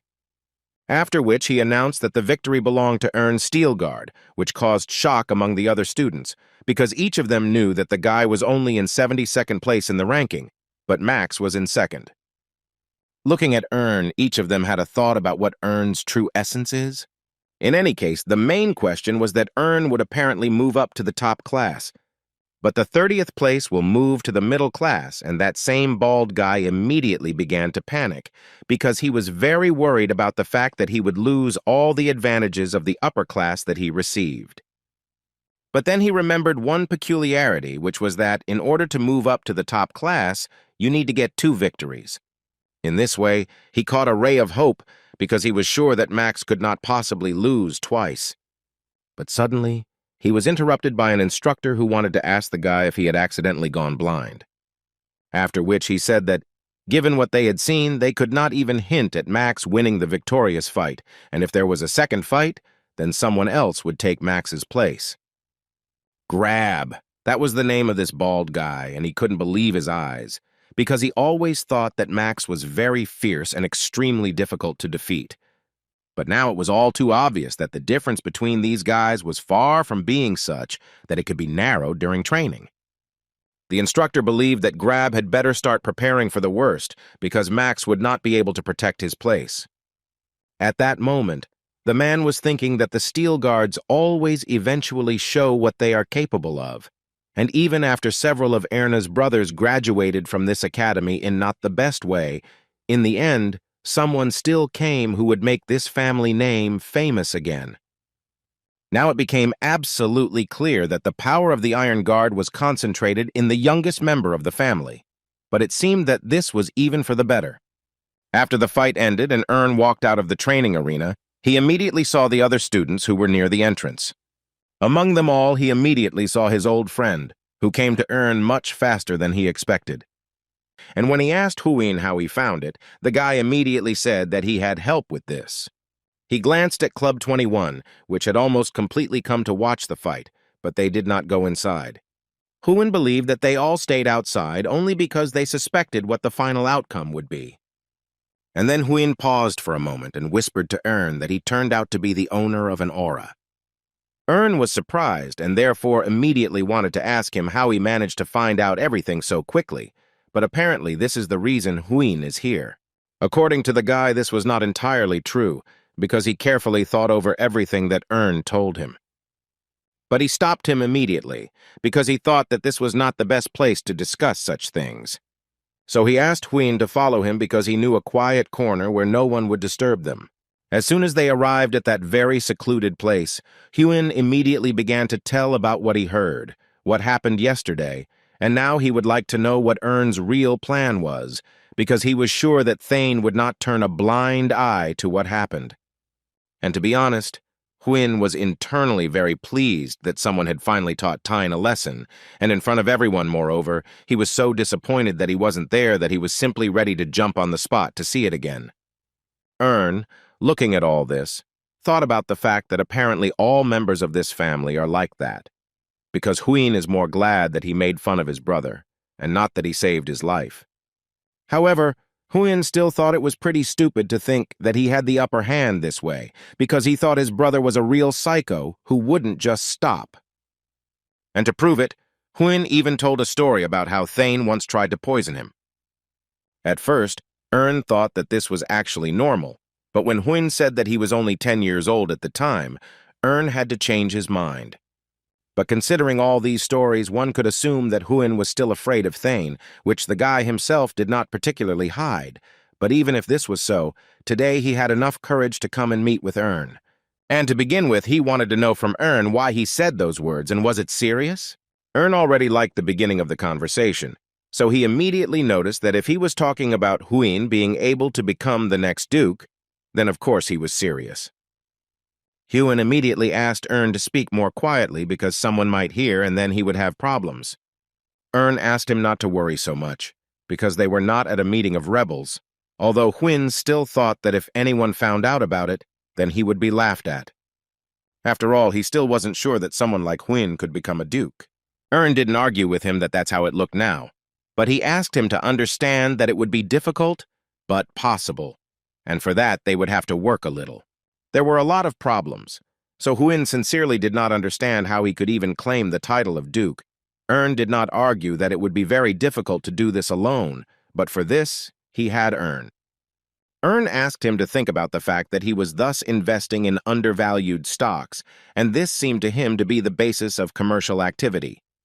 And to begin with, Ern suggested that he correct his rotten thinking, but first he needed to think carefully about this.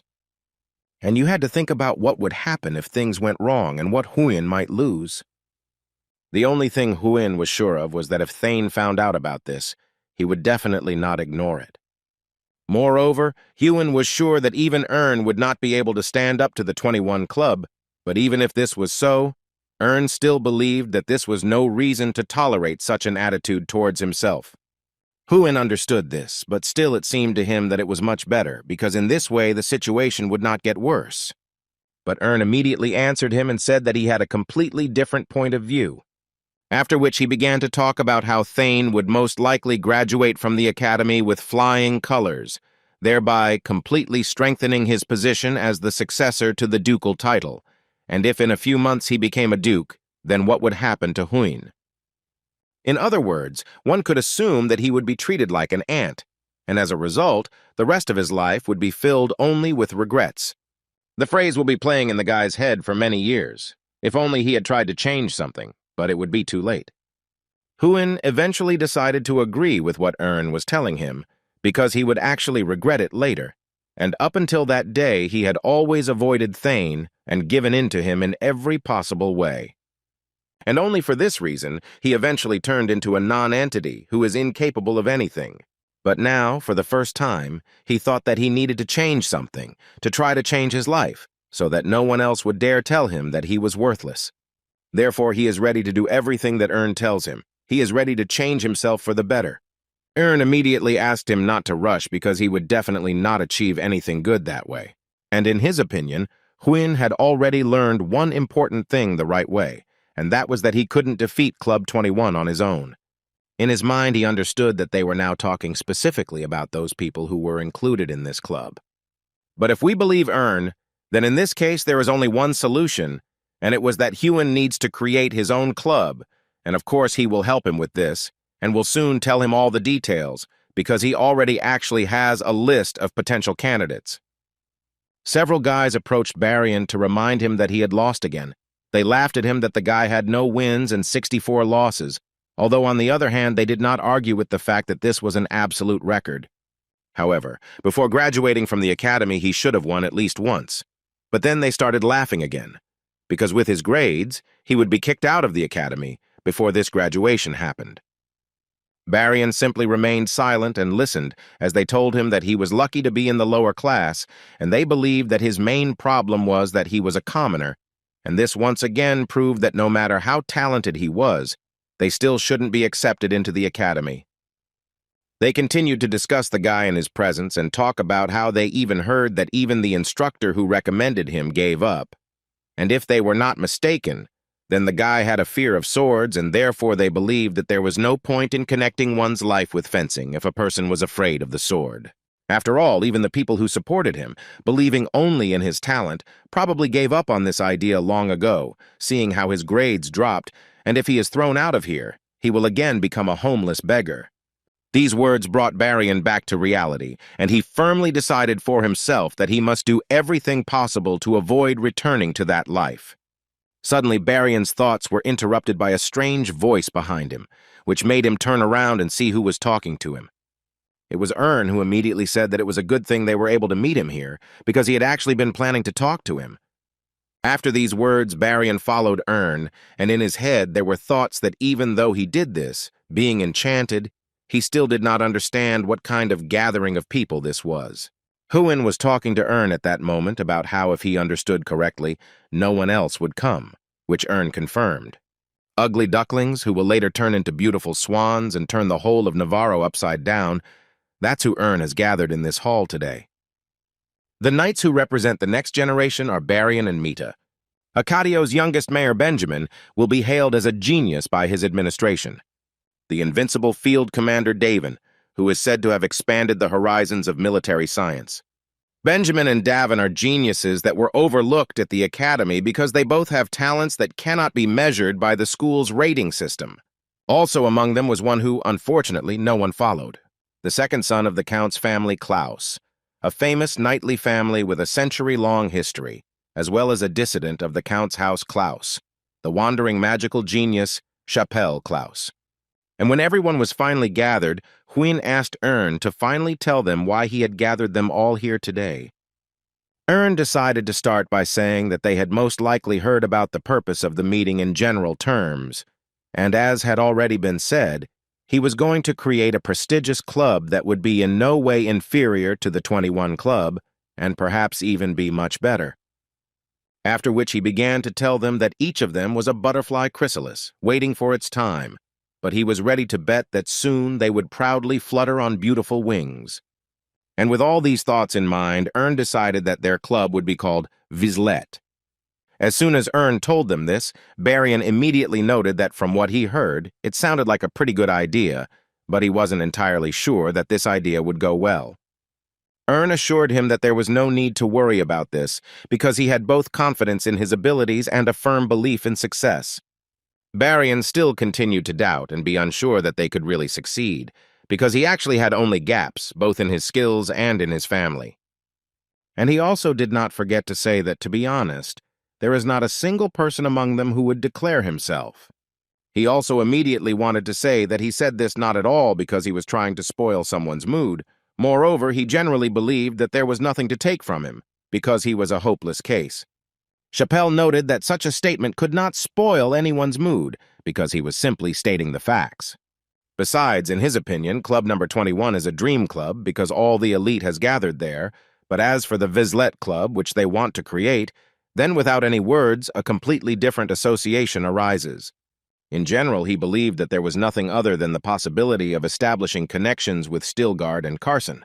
Ern believed that this was the only thing that made them feel so insecure, and it was because the club had no advantages. But they thought there was little point in focusing on it. Ern realized that they were incredibly unsure of themselves, so he decided that he had to demonstrate his obvious advantage. They thought he was going to show them some skill, but instead he asked someone to come in.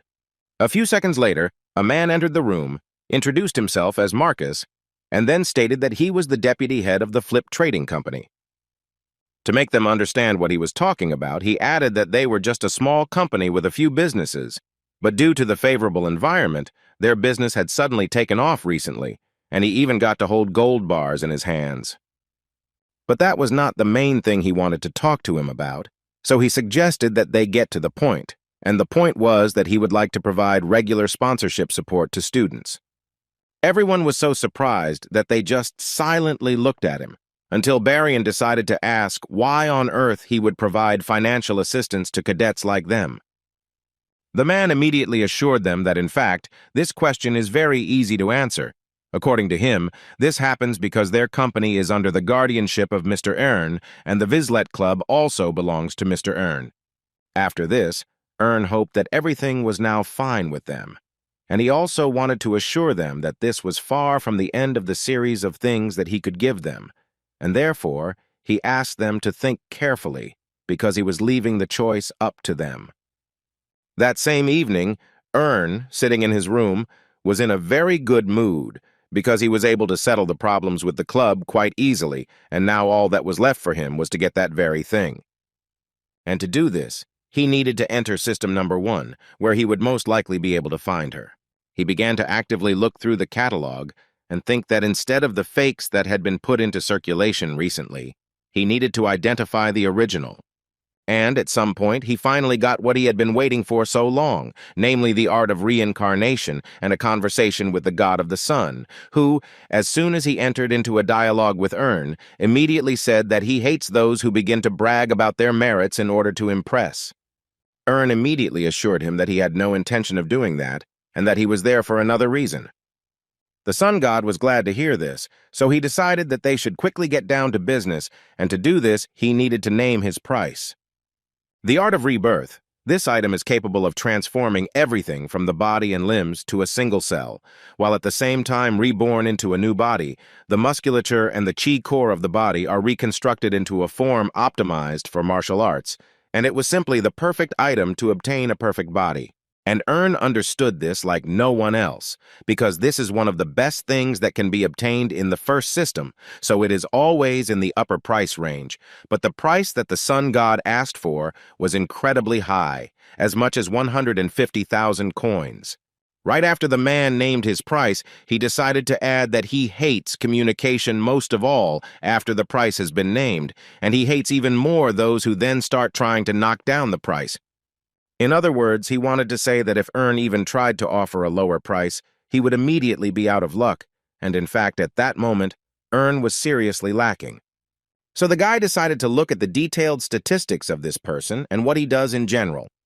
The most excellent above the first class, the highest limit soaring above the summit, the border of which having reached, you look down on everything equal to God.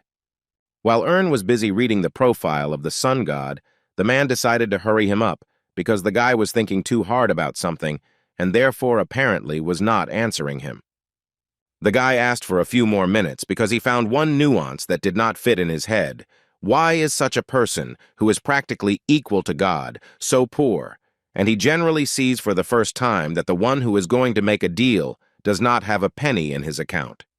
Therefore, he decided that he needed to conduct a thorough investigation, after which he learned that Li Ji was the god of the sun, the supreme ruler of the Sun Palace, and the young master of the first world of Marima.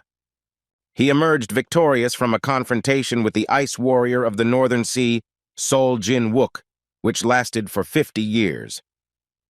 But with Li Ji Ham, who was honored as the winner, not everything was all right either. The extremely strong ice energy that hit his body destroys his blood vessels, so he is in critical condition. Thus, Earn had a general picture. Apparently, for the sake of one battle, the god of the sun had to bet everything. But what interested him most was that he was short about 90,000, and even if he used all the price privileges, he would still need more than 40,000 coins. However, in order to create a body that will support the attainment of the awakened level, he desperately needs the art of reincarnation. The sun god was already tired of waiting, so he asked the guy to give him an answer right now, because he doesn't like it when. But before he could finish speaking, Earn continued the phrase for him and said that apparently the man doesn't like being forced to repeat something twice, which made him a little angry, and he wanted to know how the guy knew that he wanted to say exactly that. To which Earn replied with a smile that apparently the man doesn't like it when someone else hits the bull's eye. The sun god did not react to this in any way, but only said that if the guy was not going to make a deal, then he would immediately leave the conversation. Ernu had to stop him right away because he said he wanted to make a deal, but in his mind he was thinking that he would have to go all in now to try to benefit from the information he had received. So before making this deal, he decided to ask the man a question. Or was the reason he was in such a hurry to reach an agreement by any chance, because he needed to quickly extract the ice energy from his body? The man immediately reacted and decided to ask the guy who he was and how he knew this information. In response to these words, Earn began to talk about the fact that the god of the sun and the ice warrior of the northern sea and on the channel of the first system, there probably won't be a person who doesn't know about the battle of two such powerful titans. He pretended that this was how it should be, and then added that it was all because there were quite a lot of observers of that fight. However, in his opinion, one thing was still quite strange, that Earn somehow found out about the ice energy that was causing him torment. Earn immediately said that there were rumors that the Palace of the Sun had turned into an ice residence, and there were also rumors in society that it had become as cold there as the ice palace of the northern sea. The sun god realized that the guy was probably one of those people who knew how to listen to what people were chatting about. And, according to Earn, this is actually his advantage at the moment, because considering all these facts, a man simply has no right to ask for double the price. This immediately made him angry, so he started screaming and freaking out because he didn't understand at all how this could be connected. Earn understood that this situation was so serious that he even decided to go and sell such a valuable art of reincarnation. And that is why he was so confident that if he put a little pressure on the man, he would lower the price. This confidence allowed the guy to speak directly about the fact that he was struck by the ice energy. And so, in the guy's opinion, if he wants to extract it from his body without a trace, then he will obviously need a high-quality basic essence or a lot of heavenly-level elixirs, and all this costs a lot of money in any case. And Earn understands so correctly that he doesn't have enough coins now to buy all of this. And if everything continues in the same spirit, then they could see how the Lord of the Palace is trying to get money, and apparently the giant clan, bearing the name of the Palace of the Sun, is now enduring difficulties. And these words became the last straw in the patience of the god of the sun. So he began to shout at the guy and tell him to immediately shut his mouth. Couldn't help but notice that the man apparently did have an explosive temper, but on the other hand, it was a little surprising to him to watch the man tremble with anger over such a trifle. Every word made him even more angry, and of course he yelled at the guy, thus he tried to prove to him that he was absolutely not afraid. Despite everything, continued to talk about how a man walks with his head held high day after day, being a ruler, so he looks at those who make deals as his subordinates. But he was sure that the sun god was too much mistaken in this, because in trade it does not matter at all. And since the guy had already started this conversation, he decided to point out that most likely the man should regret the second heavenly stem to a greater extent, and the first heavenly pillar Jia to a lesser extent. But he still wanted the man to answer which of the two parties would regret the failure of the deal more. The man didn't understand why the guy was even telling him about this and what he was hinting at. Tried to explain it to him in simple words, and for this he began to say that if he in turn did not receive the art of reincarnation, then he would definitely not die from this. But as for the man, it seemed to the guy that he was currently on the verge of life and death, so he didn't really have a choice. After thinking a bit about Ern's words, the man finally answered the guy at some point that he apparently froze his brains because of this ice technique, but immediately assured him that there was nothing to worry about. The sun god immediately admitted that he had never dropped the price in his entire life, but today he was ready to do it for the first time, and therefore dropped the price by 10,000 coins. Answered him rather unexpectedly and said that, in fact, there was no need for this, because he just wanted to offer him to change the terms of the deal. After all, in the guy's opinion, it's quite funny to value the life of the sun god at some miserable 150,000 coins, with which the man couldn't help but agree. Therefore, began to talk about the fact that he was primarily interested in the technique of reincarnation, and as they already understood, the man needed a way that would help him get rid of the icy energy. In other words, he offered him to satisfy each other's desires, and now he listened to his respected customer. What exactly does he want to buy in Ern's store? After some time, already watched as the process of loading the art of reincarnation began, and he immediately became interested in finding out how long the absorption process would take, because he had spent several days before this. But suddenly, his thoughts were interrupted when he felt a strange itch on the back of his throat. And after a few more seconds, he saw a tooth appear in his hand. Was a little scared at first because he didn't expect the process to start so quickly. But as it turned out a little later, this was only the beginning, because after a few more seconds, he felt incredibly strong pain, and he immediately had the feeling that all his bones and muscles had been turned into a pancake. As for his internal organs, they were no exception either. He literally began to go crazy and curse the god of the sun for giving him some kind of wrong technology. But if this is the technique, then he still should have warned about what awaits him. The loading process became unbearably long due to the colossal pain. But at the same time, understood perfectly well that if he lost consciousness from this pain, he would simply die. He started screaming as loud as he could, but he continued to endure and did not give up until he mastered this technique completely. The next morning, as soon as went outside, the students of the academy immediately noticed him. They recognized him immediately, because it was that same crazy freshman who rose to 70th place in the rankings after just one fight. But looking at the guy now, each of them was sure that a completely different energy was emanating from him. Heard every word they said, and at that moment he thought that it simply couldn't be any other way, although he still wonders if this is really his body. Last night, when he tested his new abilities, he was able to understand how natural-born geniuses see the world. After all, if in his old body he needed to apply tenfold force to get tenfold return, now the ratio has changed to 1 to 10, and this is simply crazy efficiency. It was safe to say that if he had been born with such a body, everything would have been easy and simple for him from the very beginning. But now, at least from this moment on, natural geniuses looking at him will feel that fate has treated them unfairly. After several days of intense meditation, he was able to complete the final achievement to raise his rank in the transaction sphere, and thus he was able to gain access to a new channel, which he himself does not know well. In fact, He was not able to organize his affairs very well in the first system either, but only bitter memories remained from contact with the second system.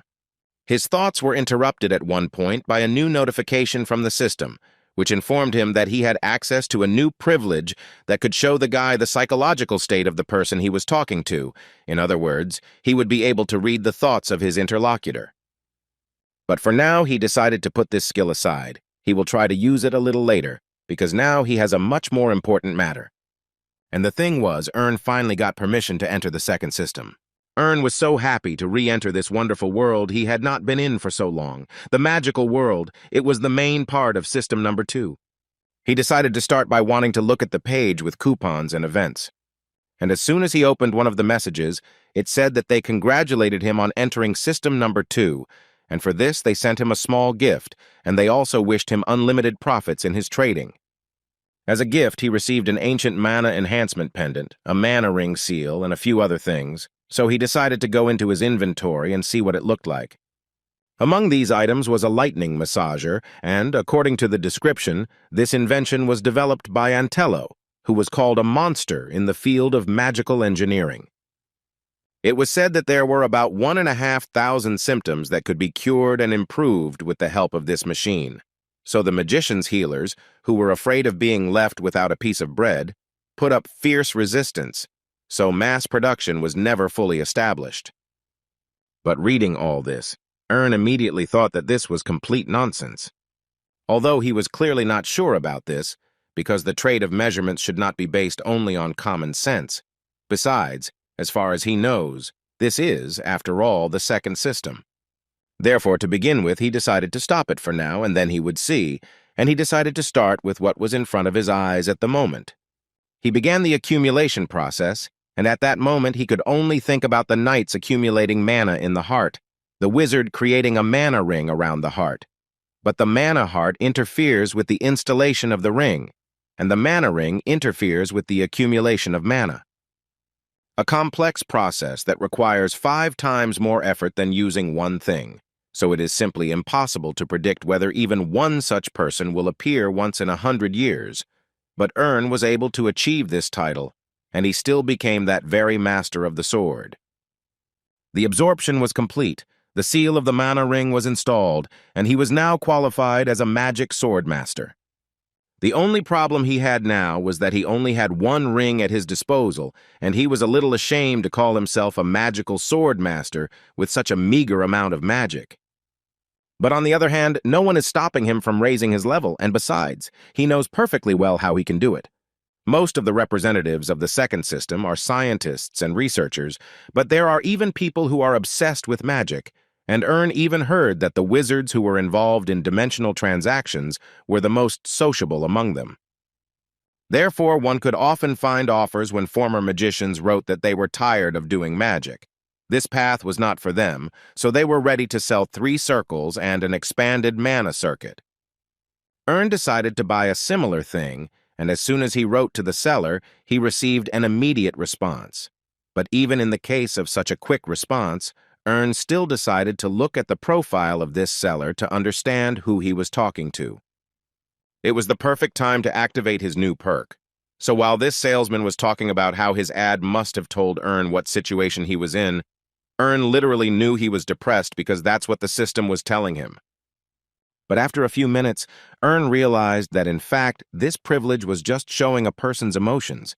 So he decided that it was a terribly useless privilege, and besides, it was clear without any hints. Ern tried to keep his cool and not get angry, so he continued to talk to the man about how the ad only said that it was selling rings and additional contours. The magician told the guy that he had actually planned to sell only this from the very beginning, but in the end, he decided to sell all his knowledge, but had not yet had time to edit the ad. Ern was glad to hear this, although he wasn't sure that there would be anything useful there, and he really didn't want to buy something completely unnecessary. But suddenly the system notified the guy about new information, which was also available to him thanks to his new privilege, and it said that the man was thinking that if he sold all of this, then 10 years of his life would go down the drain, but he had no other choice because he urgently needed money. Now it dawned on Ern that this privilege was not so useless, because he not only now knew the man's emotions, he was literally aware of what was going on in his soul. But he still didn't understand how to use it to its full potential, so he decided to figure it out later. But for now, he decided to check with his seller what kind of knowledge he was selling. The man sighed heavily and told the boy that in this world he could only sell magical knowledge. After which he listed what exactly he meant, and there were quite serious skills, and also at the same time Ern used his privilege, and each time he understood better and better how it actually works. Although he understood that all privileges were fraudulent, this one literally represented a shield. In the end, Ern did acquire the knowledge that the man offered him, and as soon as they made this deal, the man immediately thanked Ern, because now, thanks to the guy, he can again be treated like a person. Ern noted that in fact this deal was beneficial to both of them, and he was also very pleased that they were able to carry it out, and if fate so wills, then perhaps they would meet again in the future. The tone of the heart is a truly worthy privilege, and the fact that it is the second system does not mean that there are no liars here. And since there is Seok Hyun in the first system, then there is most likely a similar seller in the second system who is only looking for an opportunity to deceive someone. The moment he shows up, Ern will pierce his soul with a pair of daggers, which in this system are called the eyes of providence and the tone of the heart. Ern was very happy with what was happening to him lately, because if you analyze everything, you could say with confidence that his weekend was just great. 3 rings of mana surrounding the heart, 1 extended circuit, and 3 important manuscripts of wizards, and now Ern is a full-fledged wizard of 3 rings. Now Ern decided that he needed to quickly finish his morning training and start honing his new powers. But suddenly his thoughts and joyful mood were interrupted by a rather familiar voice which asked the guy, or was he really already going to train so early? The owner of this voice was the same girl from club number 21, whom Ern promised himself to ignore, but apparently she was not going to just let him go, and therefore asked for a few minutes. Ern agreed and waited for her to start the conversation, but in the end they were just silent for a while until the girl asked him to say at least 1 word.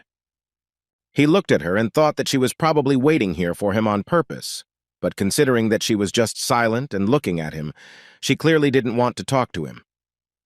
Ern started joking about how fashion must have changed a lot over time, because in his opinion, it looks so hidden. Selena pretended that she had no idea what they were talking about and asked Ern to explain. He looked straight at her and said that he was now talking about her true face, which she was trying so hard to hide. For a few minutes she pretended not to understand what was being discussed, but in the end she had to say that apparently over time she was losing her grip and that one day a first-year student would figure her out. At that moment, Ern was thinking that he really couldn't know this because in his past life he had fallen into her net, because Selena is a woman like a drug, beautiful appearance, a wonderful family, and a good knight. In addition, Ern did not forget that she was incredibly cunning, and over time mastered the skill of manipulating other hearts, and how many years Ern tried to get out of her spell, which sucked him in like a swamp. She interrupted his thoughts when she asked him the same question again, to finally find out how he had obtained this information.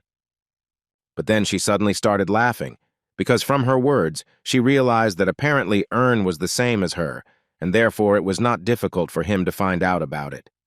The guy continued to remain silent and not answer this question, which turned the girl on even more, and she wanted to know even more where he was going to use his hidden talents. Looking at him and considering all the recent events, she had only one option, that he was going to show his skills in that new club called Takeoff.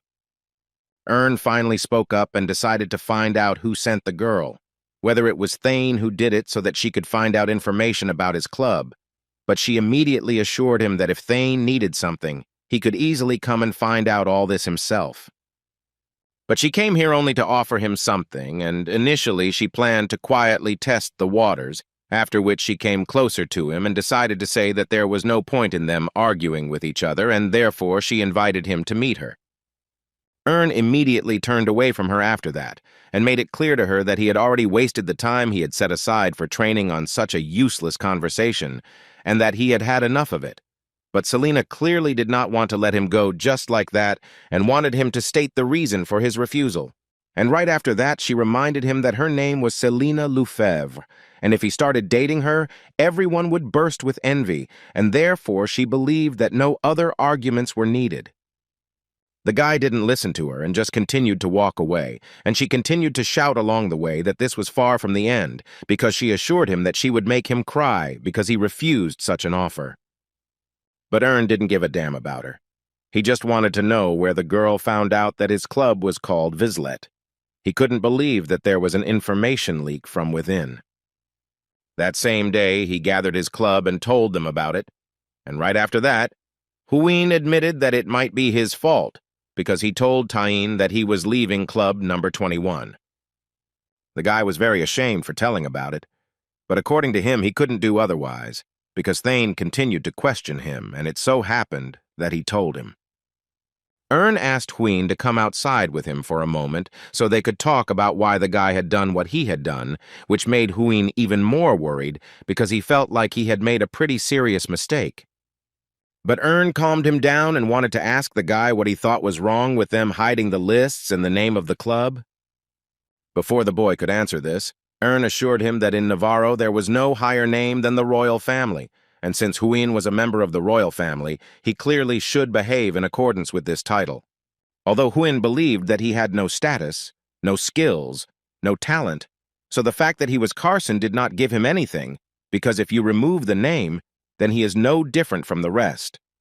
Ern understood that it would be ideal if the guy himself realized the whole situation and changed himself, but apparently it would not be as easy as it might seem, so he decided that first he should take care of the equipment. And for this, he asked Huin to give him his hand. He tried to ask why, but Ern asked him to ask unnecessary questions and not waste time. And as soon as he extended his hand, Ern put the ring of courage on him, and from the name it was clear that this ring is capable of awakening courage. Right after that, Ern decided to ask the guy if he felt any changes, to which Huin answered uncertainly, but he still said that for some reason he suddenly felt calmer in his soul. He wanted to ask Ern what was supposed to happen, but Ern did not answer his question and suggested that they go back inside. As they walked down the corridor, Ern thought that it would be enough to slowly move Huin in the right direction, and if he were to press on him in vain, he would cause him even more serious injury instead of correcting him. As soon as they approached the office, they heard one of the members of their club saying that Huin was so narrow-minded that he was not even able to figure out what was worth saying and what was not. The guys didn't stop there and continued to talk about how, compared to what they had heard, he seemed even more weak-willed, and it was hard to even call it weak-willed, and apparently the problem lay in his level of intelligence. But what they couldn't understand most was how a cold-blooded duke could have such a son, but apparently the best went to the older brother. They believed that although Tain could not be called sane, he was much smarter, more capable, and more handsome than Huin, and as soon as they finished speaking, someone grabbed one of them by the clothes. It was Huin, who apparently couldn't stand everything that these two were saying about him, so he decided to punish them for such words. He literally yelled at them and ordered them to repeat what they had just said.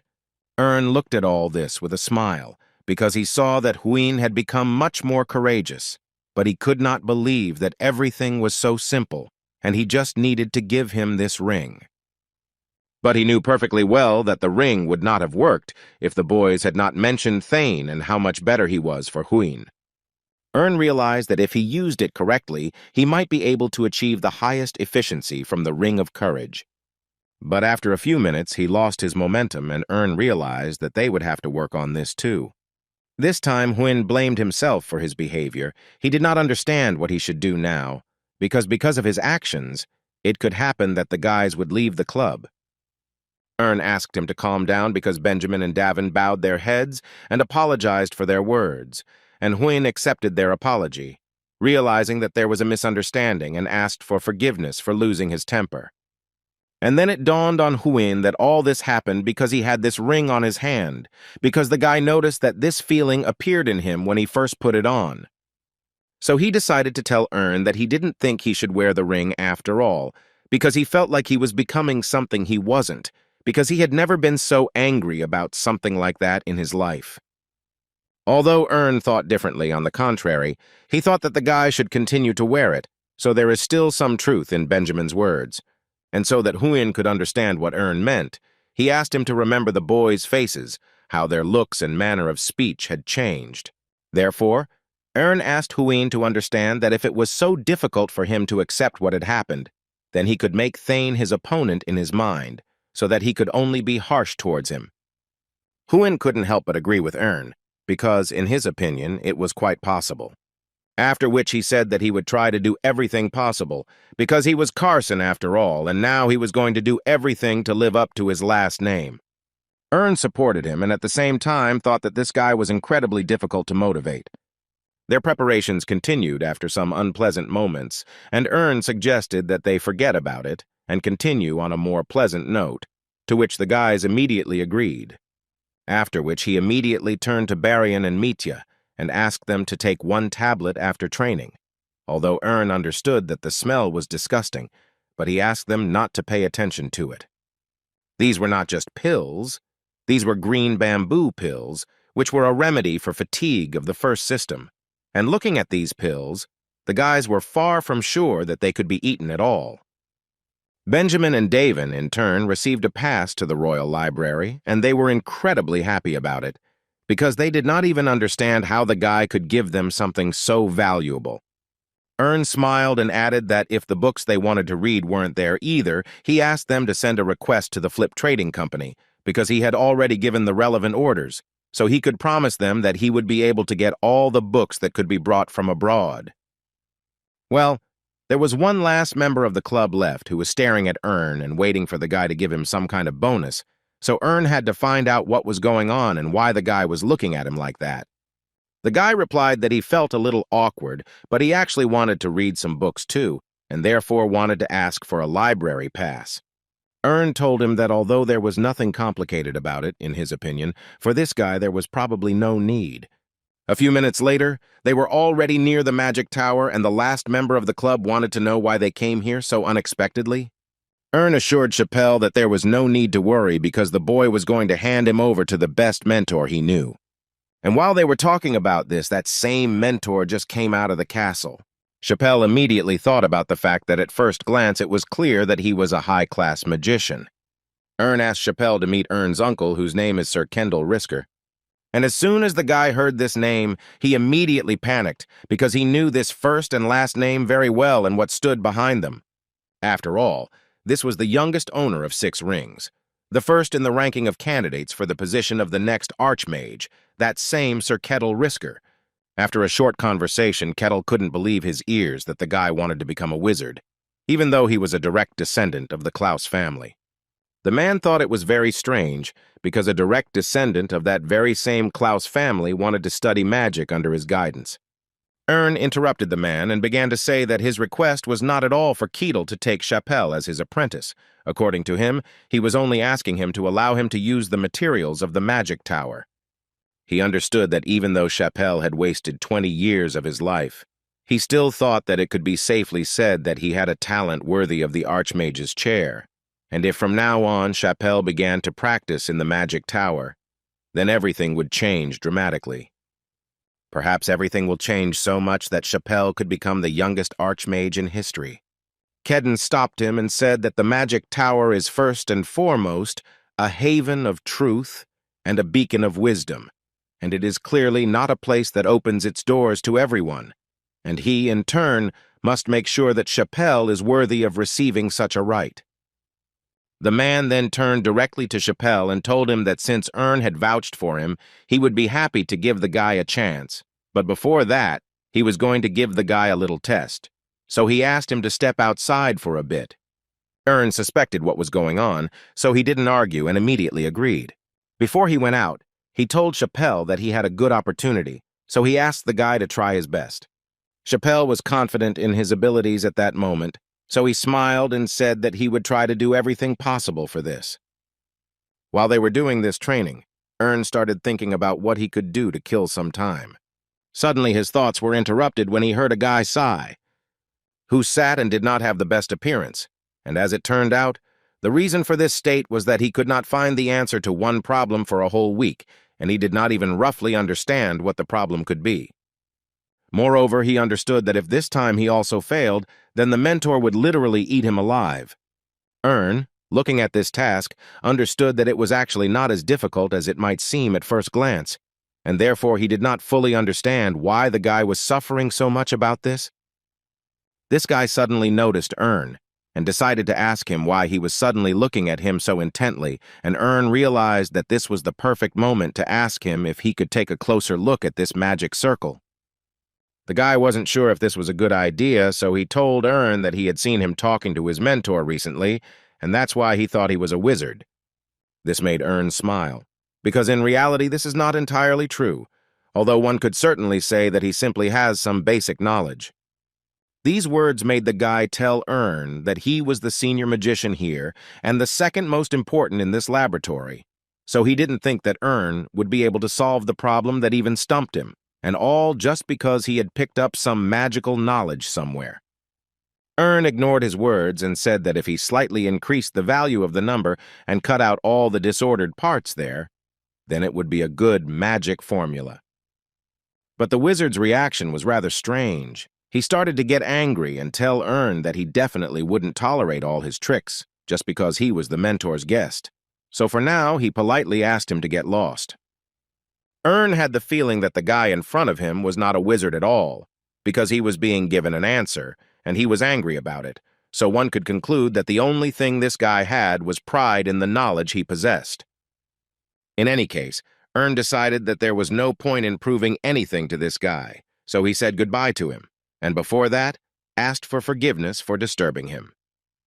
After which Ern thought about the fact that since he is a senior mage, this could mean that he should have at least 4 rings, but Ern doubted this, because this guy does not see what Ern sees, who only has 3 rings. But thanks to these thoughts, he seemed to have found the answer to the question of what he could do while Chappelle was being tested, and the activity consisted of him deciding to try solving test problems. Standard wizard exam questions, high difficulty, for which they give 90 minutes, and the first task was that the guy had to correct the wrong path of the presented scheme so that it became correct.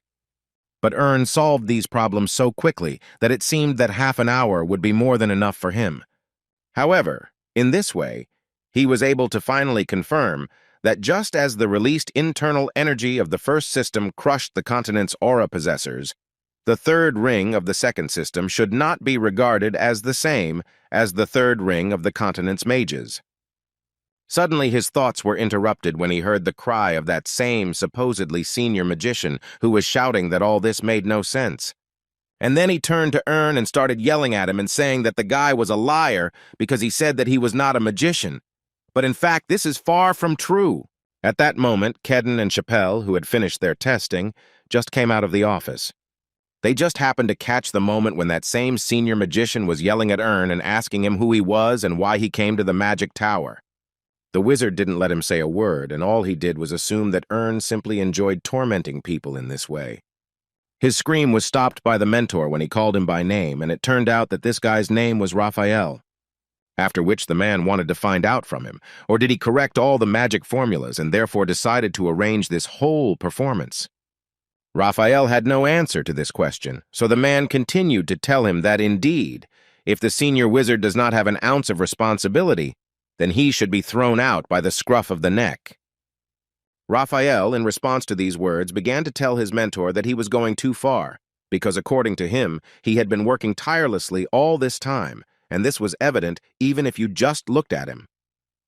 He also couldn't help but add that because of one task he hasn't been able to go home for a week, because of the hard work on the research, he can't even wash or eat normally, let alone sleep.